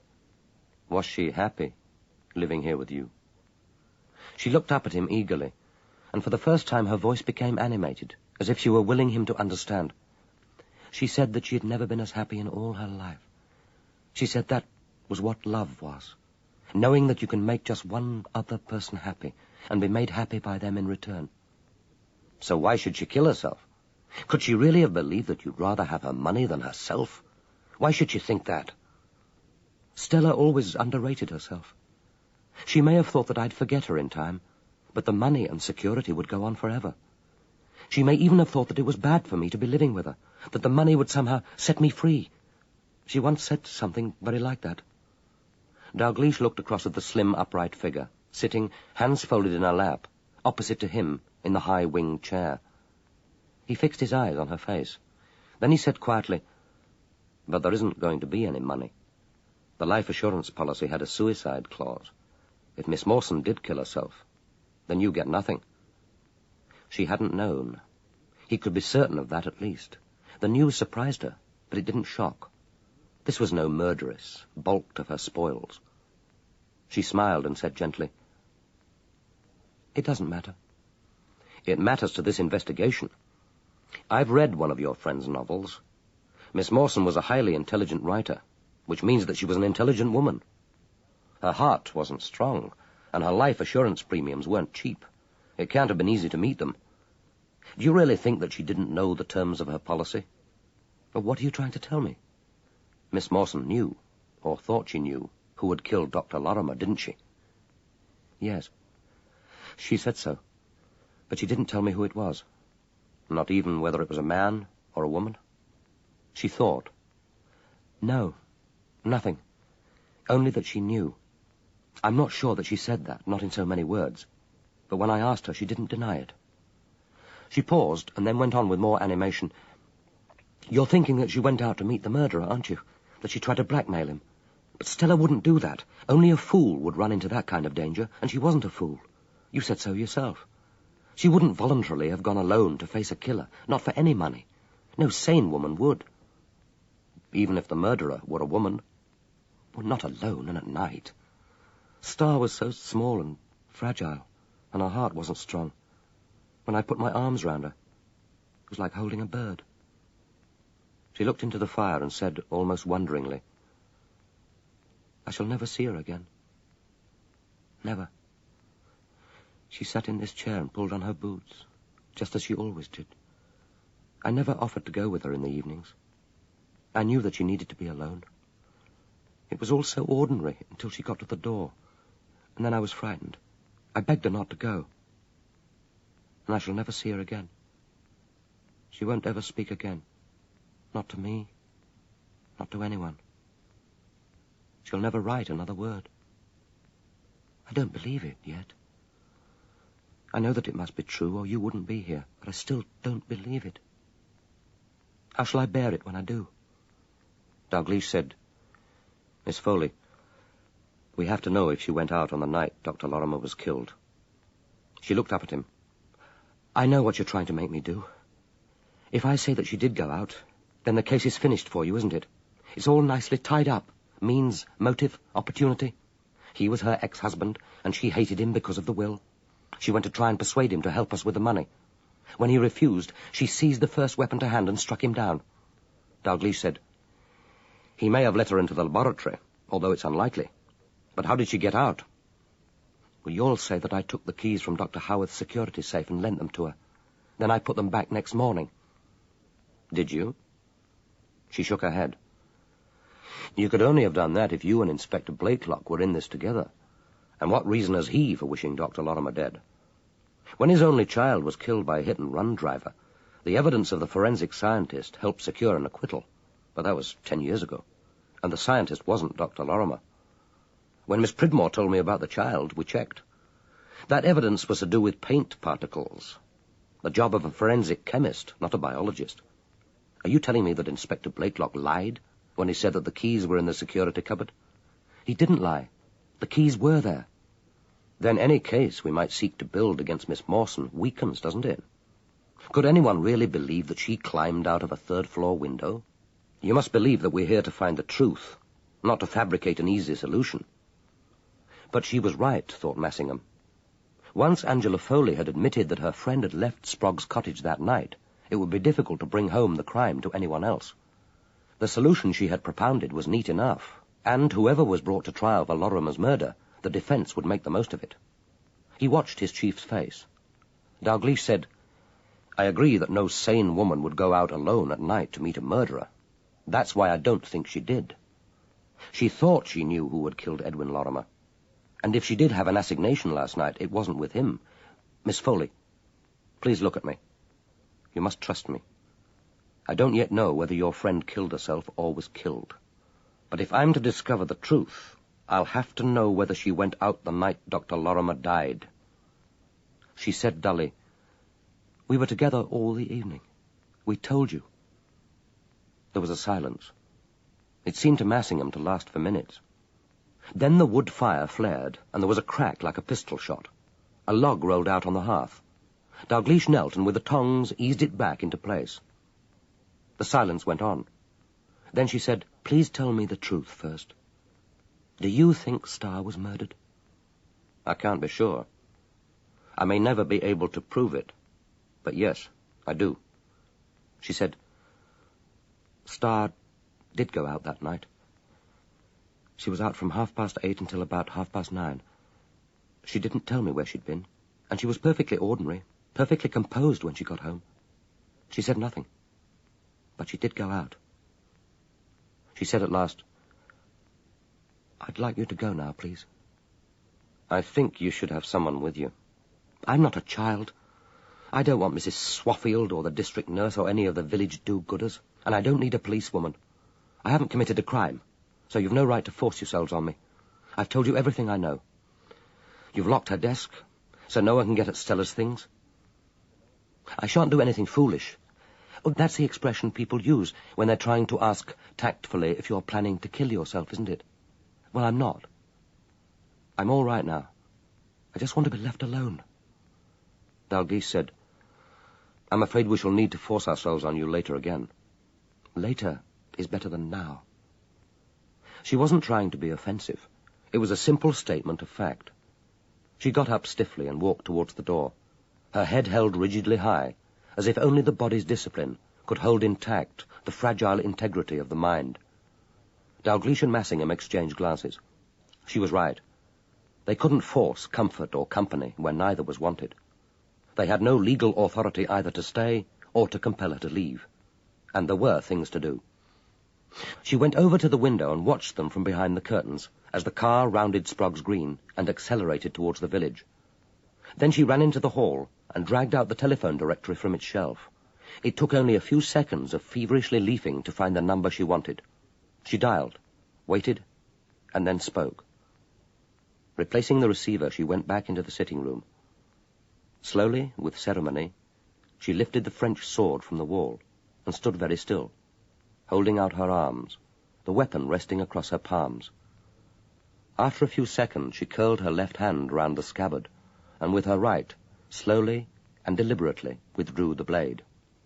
Then she took her stand just inside the sitting-room door, naked sword in her hand, and measured the room with her eyes, regarding the disposition of furniture and objects, intent as a stranger, calculating her chances in some coming trial. After a few minutes, she moved into the study, and again stood silently surveying the room. There was a Victorian button-back chair beside the fireplace. She dragged it to the study door and hid the naked sword behind it, the tip resting against the floor, then slid the scabbard under the chair. Satisfied that neither could be seen, she returned to the sitting-room. She took her seat beside the fire and sat motionless, waiting for the sound of the approaching car. Chapter 3. If Claire Easterbrook was surprised, on her arrival at the laboratory just before 9 o'clock, to be asked by Inspector Blakelock to see Commander Dalgliesh immediately, she concealed it. She changed first into her white coat, but otherwise did not delay in obeying the summons more than was strictly necessary to assert her independence. When she went into the director's office, she saw the two detectives, the Darkhead and the Red, quietly conferring together at the window, almost, she thought, as if their business was ordinary, their presence unremarkable. There was an alien file on Dr. Howarth's desk, and a plan of the laboratory and an ordnance survey map of the village laid open on the conference table, but otherwise the room seemed unchanged. Dalgliesh moved to the desk and said, "Good morning, Miss Easterbrook. You heard what happened last night?" "No. Should I have? I was at the theatre after dinner, so people couldn't reach me, and I've spoken to no one but Inspector Blakelock. He hasn't told me anything." Stella Mawson, Miss Foley's friend, was found hanged in the chapel. She frowned as if the news were personally offensive, and said with no more than polite interest, "I see. I don't think I've met her." "Oh, yes, I remember. She was at the concert in the chapel, grey-haired, with remarkable eyes. What happened? Did she kill herself?" "That's one of two possibilities. It's unlikely to have been an accident." "Who found her?" "Miss Pridmore. She said with surprising gentleness, 'Poor child.'"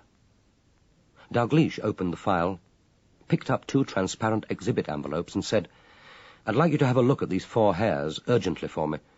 There's no time to get them to the Met Lab. I want to know, if possible, if the dark hairs come from the same head." "It's easier to say whether they don't.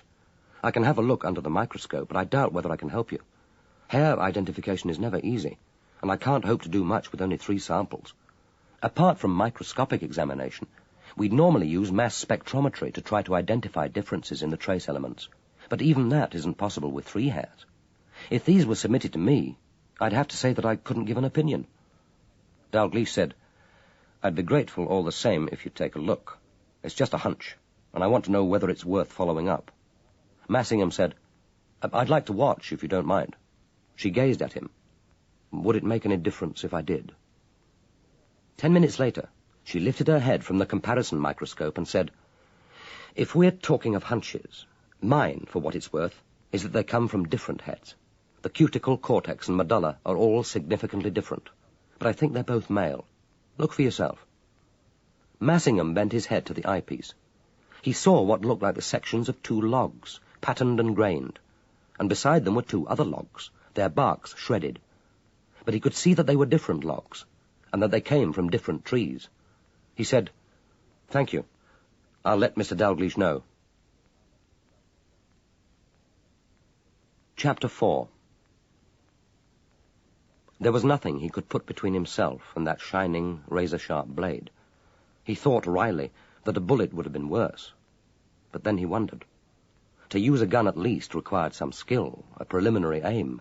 A bullet could go anywhere, and if her first shot was wide, he could at least have ensured that she got no second chance. But she had 3 feet of cold steel in her hand, and in this confined space she had only to lunge or slash, and he would be cut to the bone. He knew now why she had shown him into the study. There was no room here to maneuver, no object within his range of sight which he could seize and hurl, and he knew that he mustn't look round, must keep his eyes firmly and without fear on her face. He tried to keep his voice calm, reasonable. One nervous smile, one hint of hostility or provocation, and it might be too late to argue. He said, Look, don't you think we ought to talk about this? You've got the wrong man, believe me. She said, read that note, the one on the desk behind you. Read it out loud. He didn't dare turn his head, but reached back and fumbled on the desk. His hand encountered a single sheet of paper. He read, you'd better check on the cannabis exhibits when Detective Inspector Doyle's around. How do you think he managed to afford his house? Well? Where did you get this? From Edwin Lorrimer's desk. Stella found it and gave it to me. You killed her because she knew. Because she tried to blackmail you. She arranged to meet you last night in the Wren Chapel. And you strangled her. He could have laughed at the irony of it, but he knew that laughter would be fatal. And at least they were talking. The longer she waited, the greater his chances. Are you saying that your friend thought that I killed Edwin Lorrimer? She knew you didn't. She was out walking the night he died, and I think she saw someone she recognized leaving the laboratory. She knew that it wasn't you. She wouldn't have risked meeting you alone if she'd thought that you were the murderer. Mr. Dalgliesh explained that to me. She went to the chapel thinking that she was safe, that she could come to some arrangement with you. But you killed her. That's why I'm going to kill you. Stella hated the thought of shutting people away in prison. I can't bear the thought of her murderer ever being free. 10 years in exchange for Stella's life. Why should you be alive when she's dead? He had no doubt that she meant what she said. He had dealt before with people pushed over the brink of endurance into madness, had seen before that look of dedicated fanaticism. He stood very still, poised on the soles of his feet, waiting for that first instinctive tightening of the muscles before she struck. He tried to keep his voice low, calm, with no trace of facetiousness. That's a reasonable point of view. I don't think that I'm against it. I've never understood why people are squeamish about killing a convicted murderer instantaneously, and resigned to killing him slowly over 20 years. But at least they have been convicted. There's the little matter of a trial. No execution without due process. And believe me, Miss Foley, you've got the wrong man. I didn't kill Lorrimer, and luckily for me I can prove it. I don't care about Edwin Lorrimer. I only care about Stella. And you killed her. I didn't even know that she was dead. But if she were killed yesterday, any time between 3:30 and 7:30, then I'm in the clear. I've got the best possible alibi. I was at Guy's Marsh police station most of the time being interrogated by the Yard. And when Dalgliesh and Massingham left, I was there for another 2 hours. Ring them. Ask anyone. Look, you can lock me away in a cupboard, somewhere I can't escape, while you telephone Guy's Marsh. For God's sake, you don't want to make a mistake, do you? You know me. Do you want to kill me? Messily, horribly? While the real murderer escapes? An unofficial execution is one thing. Murder's another. He thought that the hand holding the sword lost some of its tension. But there was no change in the taut white face. She said, and the note? Look, I know who sent the note. My wife. She wanted me to leave the force, and she knew that there'd be nothing like a little official harassment to push me into resigning. I had a spot of trouble with the force about 2 years ago. The disciplinary committee exonerated me, but I damn nearly resigned then. Can't you recognize feminine spite when you see it? That note proves nothing except that you wanted me disgraced and out of the force. But you have been stealing cannabis, substituting an inert substance. Ah, that's a different question. But you're not killing me for that. You won't be able to prove it, you know. The last batch of cannabis exhibits I was concerned with had a destruction authorization from the court. I helped burn them myself. Just in time, luckily. The incinerator broke down immediately afterwards. And the court exhibits you burned? Were they cannabis? Some of them were. But you'll never prove I made the substitution, even if you decide to make use of that note. Not now. But what does it matter? I'm out of the force. Look, you know that I've been working on the Clunch Pit murder. Do you really suppose that I'd have been sitting at home at this time of the day, free to drive over here as soon as you rang me, merely to satisfy my curiosity, if I were on a murder case, if I hadn't been suspended or resigned? I may not be a shining example of probity to the force, but I'm not a murderer, and I can prove it. Ring Dalgliesh and ask him. There was no doubt about it now. Her grip on the sword had relaxed. She stood there, very still, no longer looking at him, but with her gaze fixed out of the window. Her face didn't change. but he saw that she was crying. The tears were streaming out of the tight little eyes to roll unimpeded down her cheeks. He moved quietly forward and took the sword from her unresisting hand. He placed an arm on her shoulders. She didn't flinch. He said, "Look, you've had a shock. You shouldn't have been left here on your own. Isn't it time we had a cup of tea? Show me where the kitchen is and I'll make it. Or, better still, have you anything stronger?" She said dully, "There's whiskey. But we keep that for Stella. I don't drink it." "Well, you're going to drink it now. It'll do you good. And by God, I need it. And then you'd better sit down quietly and tell me all about it." She said, "But if it wasn't you, who did kill Stella?" "My guess is the same person who killed Lorrimer. A couple of murderers loose in one small community is too much of a coincidence. But look, you've got to let the police know about that note. It can't hurt me, not now, and it might help them.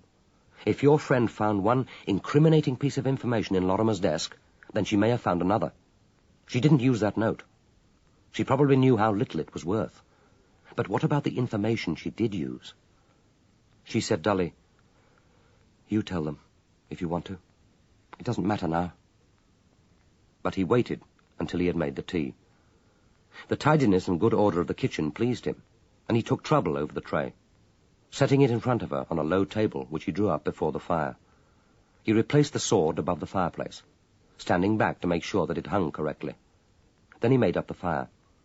She had shaken her head when he had offered her the whiskey, but he poured himself a generous measure and sat opposite to her on the other side of the fire.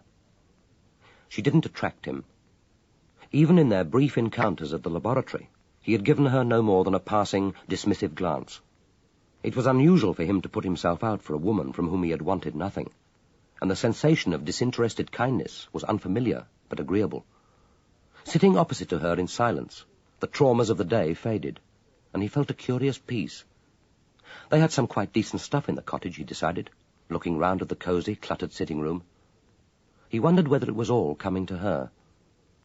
It was 10 minutes before he went out to telephone. When he returned, the sight of his face roused her from her benumbed misery. She said, "What is it? What did he say?" He moved into the room, frowning. He said, "He wasn't there. He and Massingham weren't at Guy's Marsh or at the lab. They're at Muddington. They've gone to the clunch pit." End of side 15.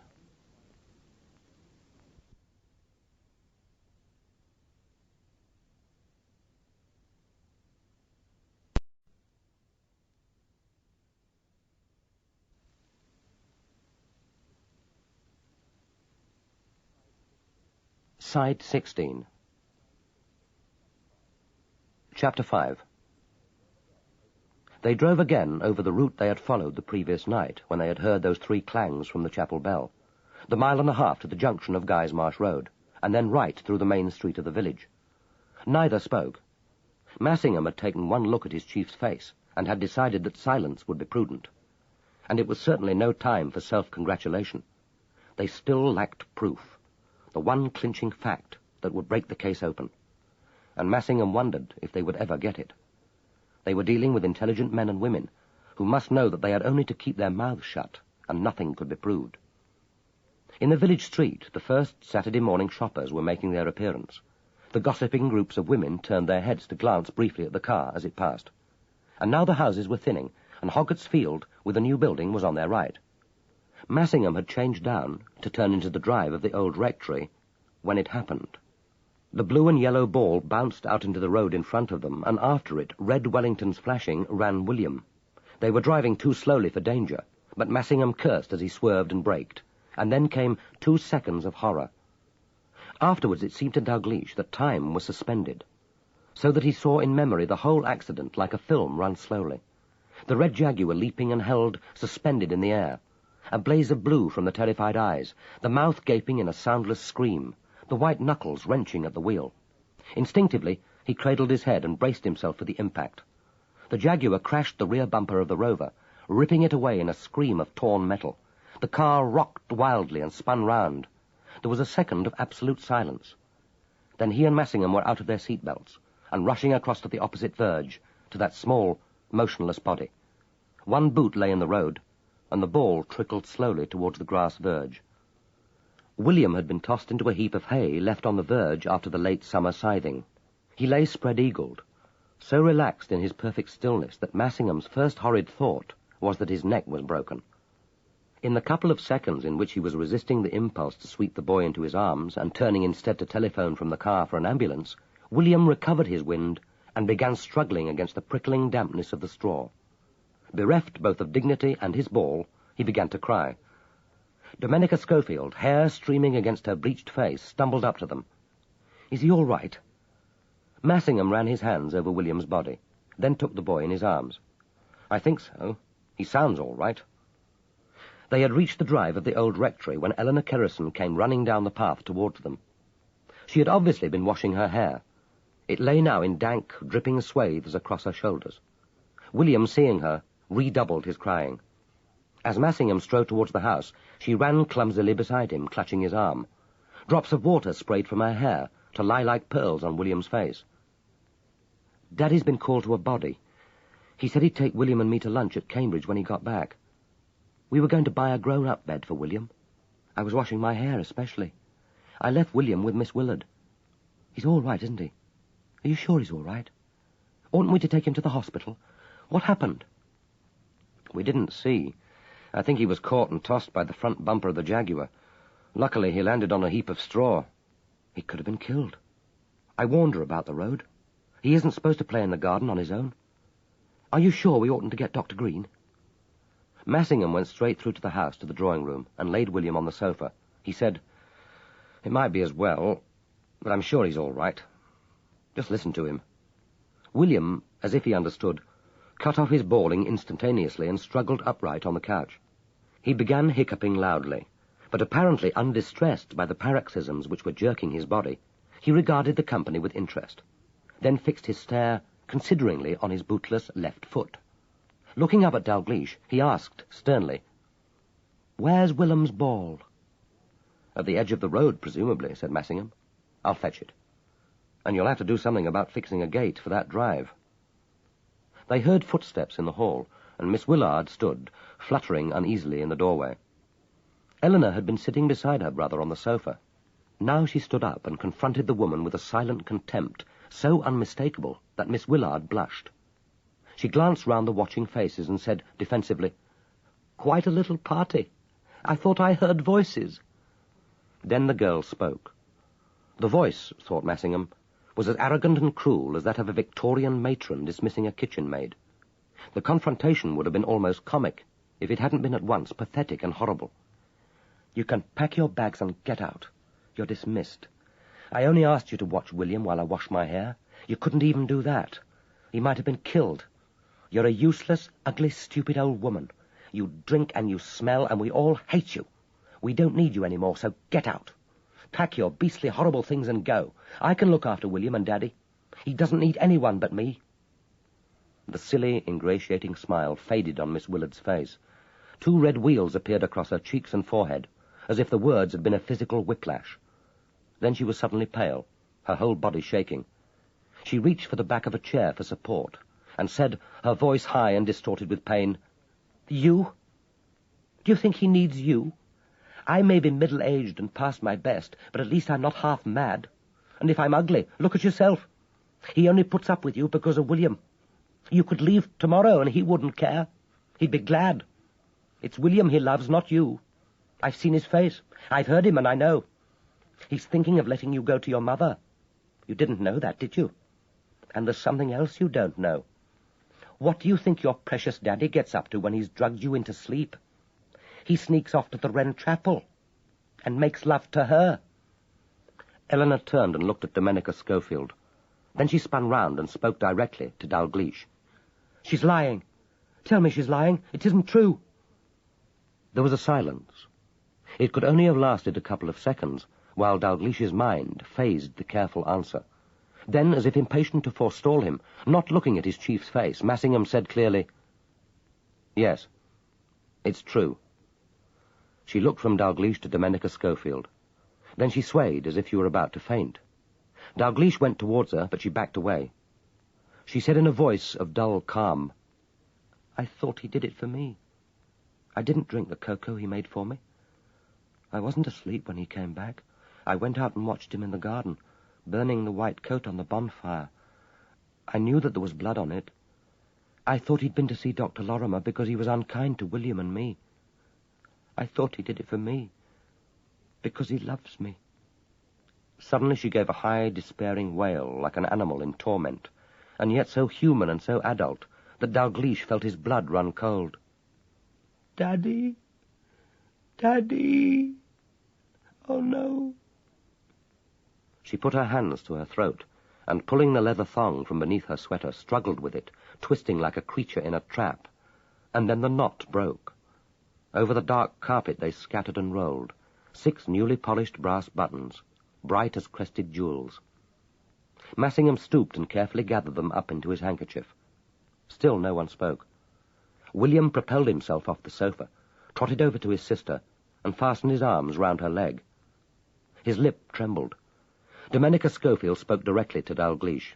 "My God, yours is a filthy trade." Dalgliesh ignored her. He said to Massingham, "Look after the children. I'll ring for a WPC, and we'd better get Mrs. Swaffield. There's no one else I can think of. Don't leave her until they both arrive. I'll see to things here." Massingham turned to Domenica Schofield. "Not a trade, just a job. And are you saying that it's one you don't want done?" He went up to the girl. She was trembling violently. Dalgliesh thought that she would cringe away from him, but she stood perfectly still. With 3 words he had destroyed her. But who else had she to turn to? Massingham took off his tweed coat and wrapped it round her. He said gently, without touching her, "Come with me. You can show me where we can make some tea. Then you'll have a lie down, and William and I will stay with you. I'll read to William." She went with him as meekly as a prisoner with a jailer, without looking at him, the long coat trailing on the floor. Massingham took William's hand. The door closed after them. Dalgliesh wished never to see Massingham again. But he would see him again, and in time, without even caring or remembering. He never wanted to work with him again, but he knew that he would. He wasn't the man to destroy a subordinate's career simply because he had outraged susceptibilities to which he, Dalgliesh, had no right. What Massingham had done seemed to him now unforgivable, but life had taught him that the unforgivable was usually the most easily forgiven. It was possible to do police work honestly. There was indeed no other safe way to do it, but it wasn't possible to do it without giving pain. Miss Willard had groped her way to the sofa. She muttered, as if trying to explain it to herself, I didn't mean it. She made me say it. I didn't mean it. I didn't want to hurt him." Domenica Schofield turned to go.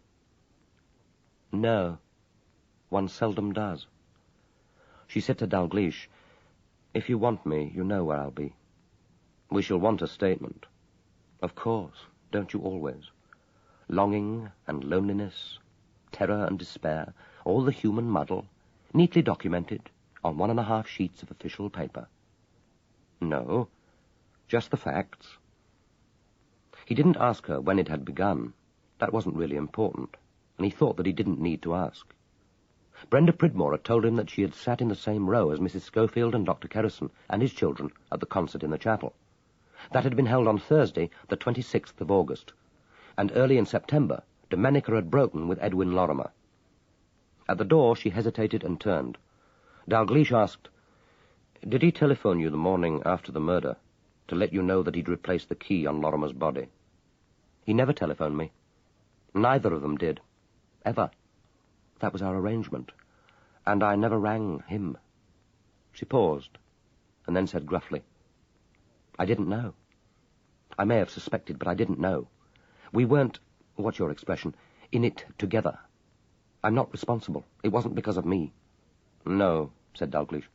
"I didn't suppose it was. A motive for murder is seldom so unimportant." She fixed on him her unforgettable eyes. She said, "Why do you dislike me?" The egotism which could ask such a question, and at such a time, astounded him.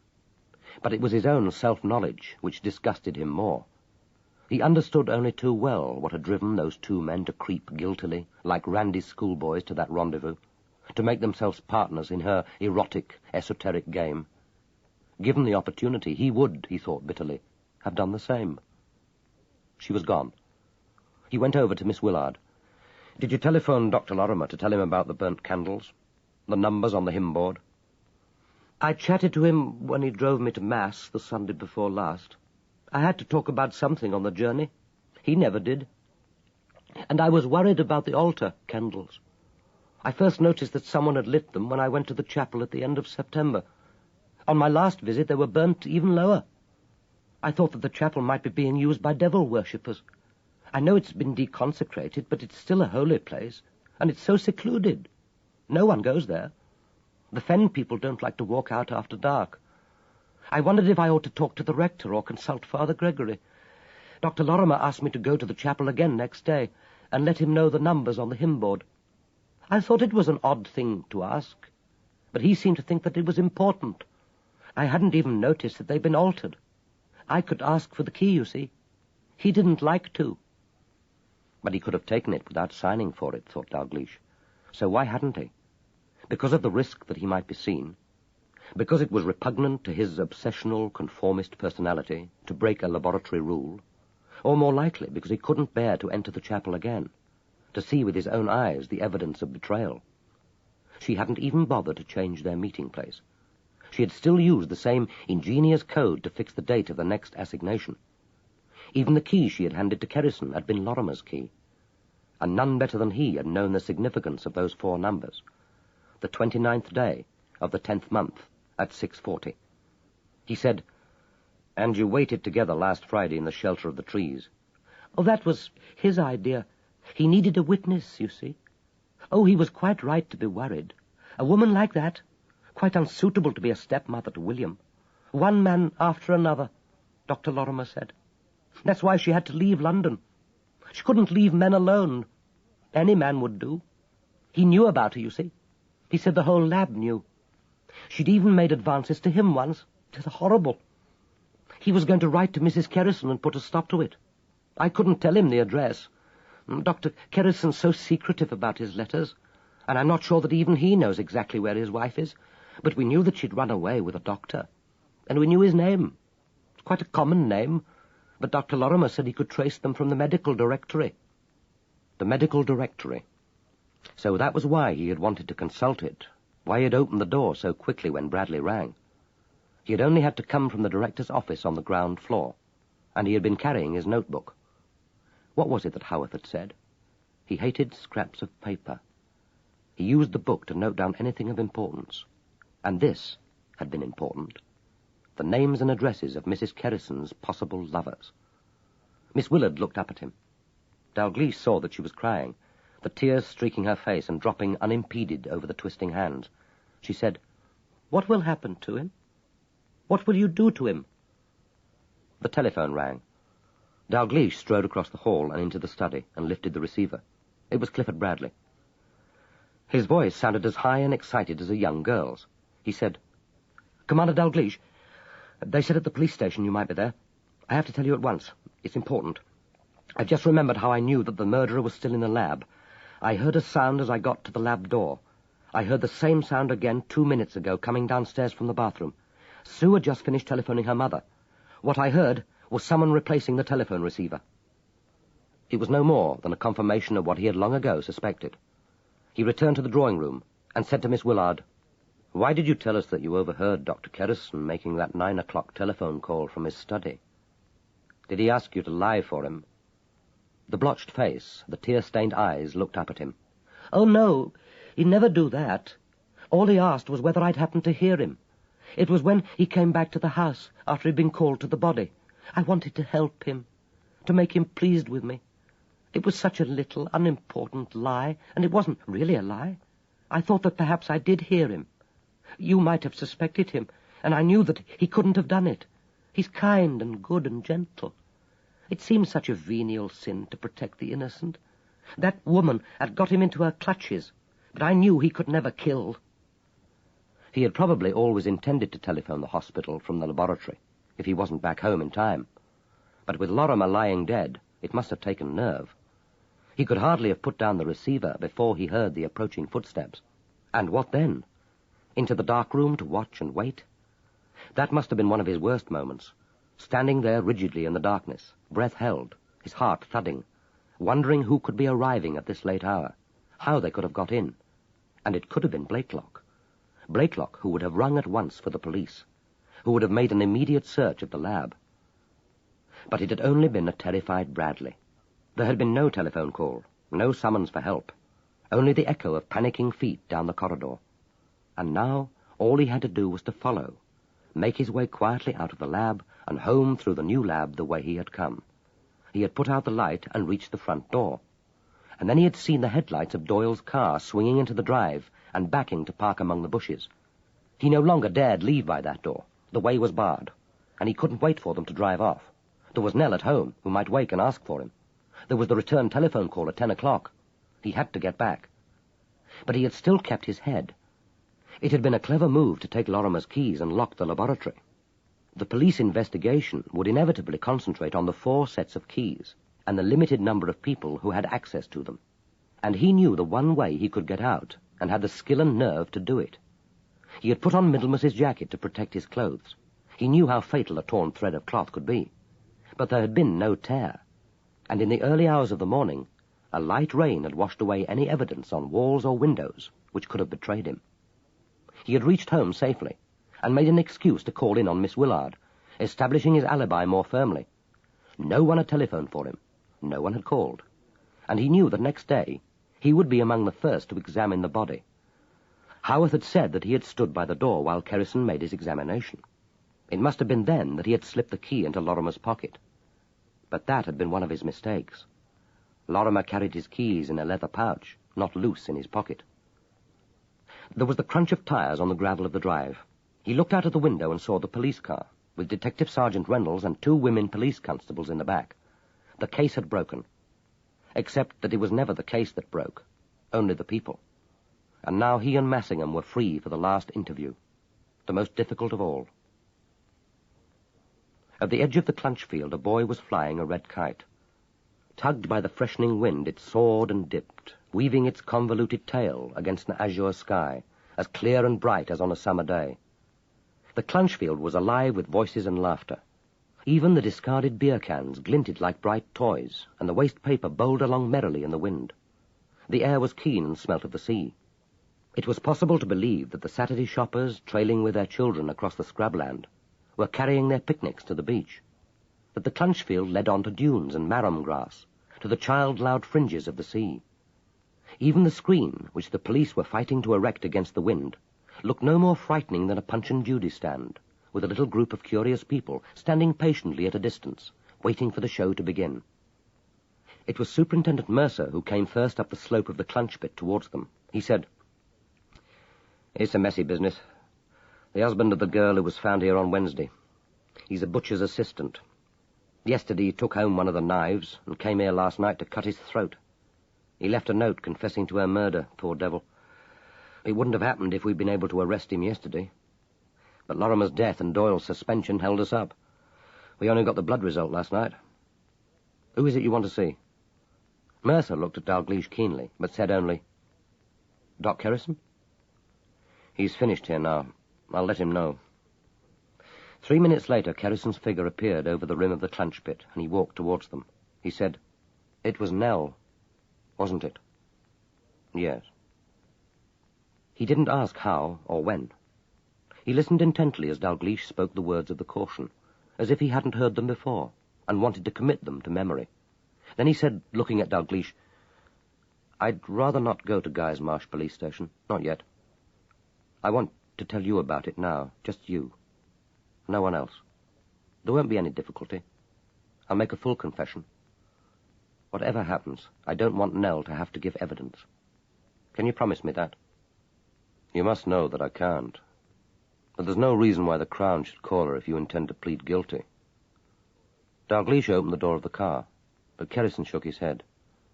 He said without a trace of self-pity, "I'd rather stay outside.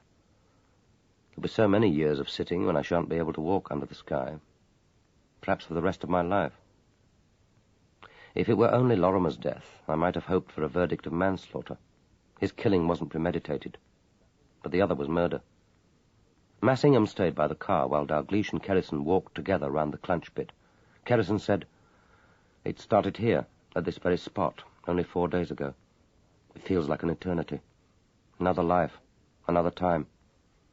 We'd both been called to the clunch pit murder, and afterwards he drew me to one side and told me to meet him that evening at 8:30 at the laboratory. Not asked, told. And he told me, too, what he wanted to talk about. Domenica. Dalgliesh asked, 'Did you know that he was her lover before you?' Not until I met him that night. She had never talked about him to me, never once mentioned his name. But when he poured out his stream of hate and envy and jealousy, then of course I knew. I didn't ask him how he'd found out about me. I think he was mad. Perhaps we were both mad. And he threatened to write to your wife and prevent your getting custody of the children unless you gave her up. He was going to write anyway. He wanted her back. And I think, poor devil, that he actually believed that it might be possible. But he still wanted to punish me. I've only once before known such hate. He was standing there, white-faced, railing at me, taunting me, telling me that I'd lose the children, that I wasn't fit to be a father, that I'd never see them again. And suddenly it wasn't Lorrimer speaking. You see, I'd heard it all before from my wife. It was his voice, but her words. And I knew that I couldn't take any more. I'd been up for most of the night. I'd had a terrible scene with Nell when I got home, and I'd spent the day worrying what Lorrimer might have to tell me. It was then that the telephone rang. It was his father complaining about the television. He only spoke briefly, then he put down the receiver. But when he was speaking, I saw the mallet, and I knew that I had gloves in my coat pocket. The call to his father seemed to have sobered him. He told me there was nothing else he wanted to say. It was when he turned his back on me dismissively that I seized the mallet and struck. He fell without a sound. I put the mallet back on the table, and it was then I saw the open notebook with the names and addresses of 3 doctors. One of them was my wife's lover. I tore out the page and crumpled it in my pocket. Then I went to the telephone and made my call. It was just 9 o'clock. The rest, I think you know. They had circled the clunch pit, pacing together, their eyes fixed on the bright grass. Now they turned and retraced their steps. Dalgliesh said, "I think you'd better tell me." But there was nothing new to learn. It had happened just as Dalgliesh had reasoned. When Kerrison had finished describing the burning of the coat and the page from the notebook, Dalgliesh asked, "And Stella Mawson?" "She rang me at the hospital and asked me to meet her in the chapel at 7:30 yesterday. She gave me an idea what it was about. She said that she had a draft letter which she wanted to discuss with me, one she'd found in a certain desk. I knew what it would say." She must have taken it with her to the chapel, thought Dalgliesh. It hadn't been found in her desk, neither the original nor the copy. It seemed to him extraordinary that she had actually risked letting Kerrison know that she had the letter on her. How could he be sure, when he killed her, that she hadn't left a copy? And how could she be sure that he wouldn't overpower her and take it? Almost as if he knew what was going through Dalglish's mind, Kerrison said, "It wasn't what you're thinking. She wasn't trying to sell me the letter. She wasn't selling anything. She told me that she had taken it from Lorrimer's desk almost on impulse, because she didn't want the police to find it. For some reason which she didn't explain, she hated Lorrimer, and she bore me no ill will. What she said was, 'He caused enough misery in his life. Why should he cause misery after his death?' She said another extraordinary thing. 'I was his victim once. I don't see why you should be his victim now.'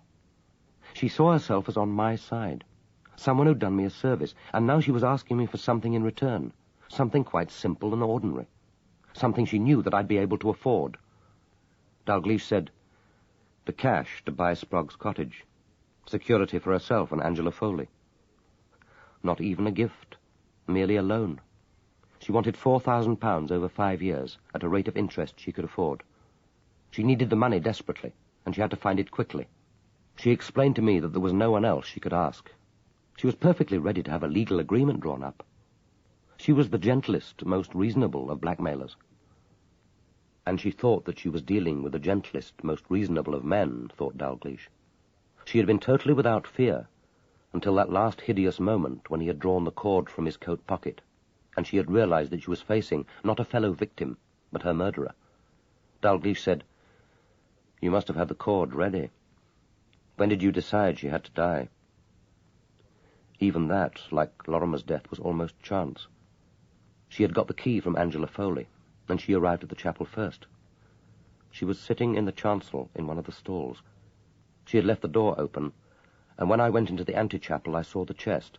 I knew the cord was inside it. I'd had plenty of time to explore the chapel when I'd been waiting for Domenica, so I took it out and put it in my pocket. Then I went through to her, and we talked. She had the letter with her in her pocket. She took it out and showed it to me without the least fear. It wasn't the finished letter, just a draft that he'd been working on. He must have enjoyed writing it, must have taken a lot of trouble getting it right. She was an extraordinary woman. I said that I'd lend her the money, that I'd have a proper agreement drawn up by my solicitor. There was a prayer book in the chapel, and she made me put my hand on it and swear that I'd never tell anyone what happened between us. I think she was terrified that Angela Foley would get to know. It was when I realized that she, and only she, held this dangerous knowledge, that I decided that she must die. He stopped walking. He turned to Dalgliesh and said, "You see, I couldn't take a chance on her. I'm not trying to justify myself. I'm not even trying to make you understand. You aren't a father, so you could never understand. I couldn't risk giving my wife such a weapon against me when the custody case comes before the High Court. They probably wouldn't worry over much that I had a mistress. That wouldn't make me unfit to care for my children. If it did, what chance would most parents have of getting custody? But a secret affair, which I'd concealed from the police, with a woman whose previous lover was murdered, a murder for which I only had a weak alibi and a strong motive, wouldn't that tip the balance? My wife is attractive and plausible, outwardly perfectly sane. That's what makes it so impossible. Madness isn't so very difficult to diagnose. Neurosis is less dramatic, but just as lethal if you have to live with it. She tore us apart, Nell and me. I couldn't let her have William and Nell. When I stood in the chapel and faced Stella Mawson, I knew it was their lives against hers. And it was so easy. I slipped the double cord round her neck and pulled tight. She must have died at once. Then I carried her into the antechapel and strung her up on the hook. I remembered to scrape her boots on the chair seat and leave the chair overturned. I walked back across the field to where I'd left my car. I'd parked it where Domenica parks hers when we meet, in the shadow of an old barn on the edge of Guy's Marsh Road. Even the timing was right for me. I was due at the hospital for a medical committee meeting, but I'd planned to go into my laboratory first and do some work. Even if someone at the hospital noted the time when I arrived, there was only about 20 minutes unaccounted for, and I could easily have spent an extra 20 minutes on the drive. They walked on in silence towards the car.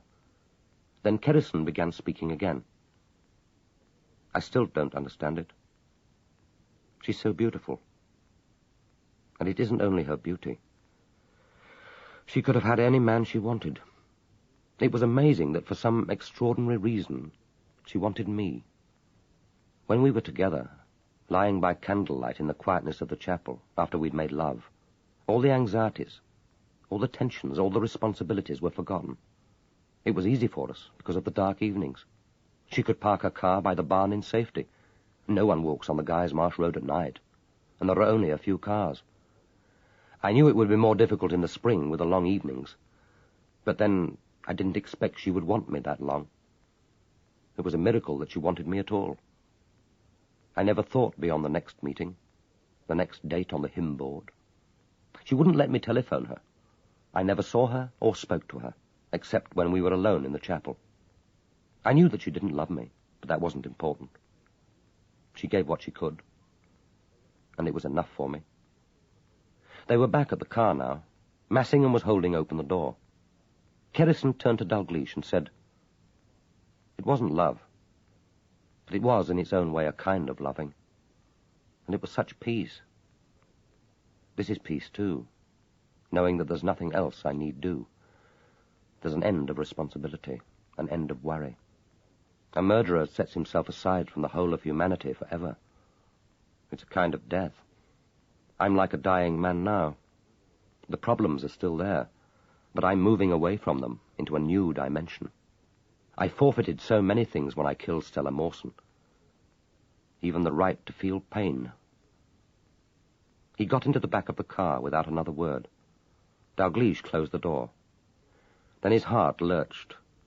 The blue and yellow ball came bounding across the clunch field towards him, and after it, shouting with laughter, his mother calling after him, ran the child. For one dreadful second, Dalgliesh thought that it was William. William's dark fringe of hair. William's red Wellingtons, flashing in the sun. That was Death of an Expert Witness by P.D. James, read by Michael Jayston. We do hope you've enjoyed listening to this Chivers audiobook, and if you'd like to listen to further titles, please contact your local library.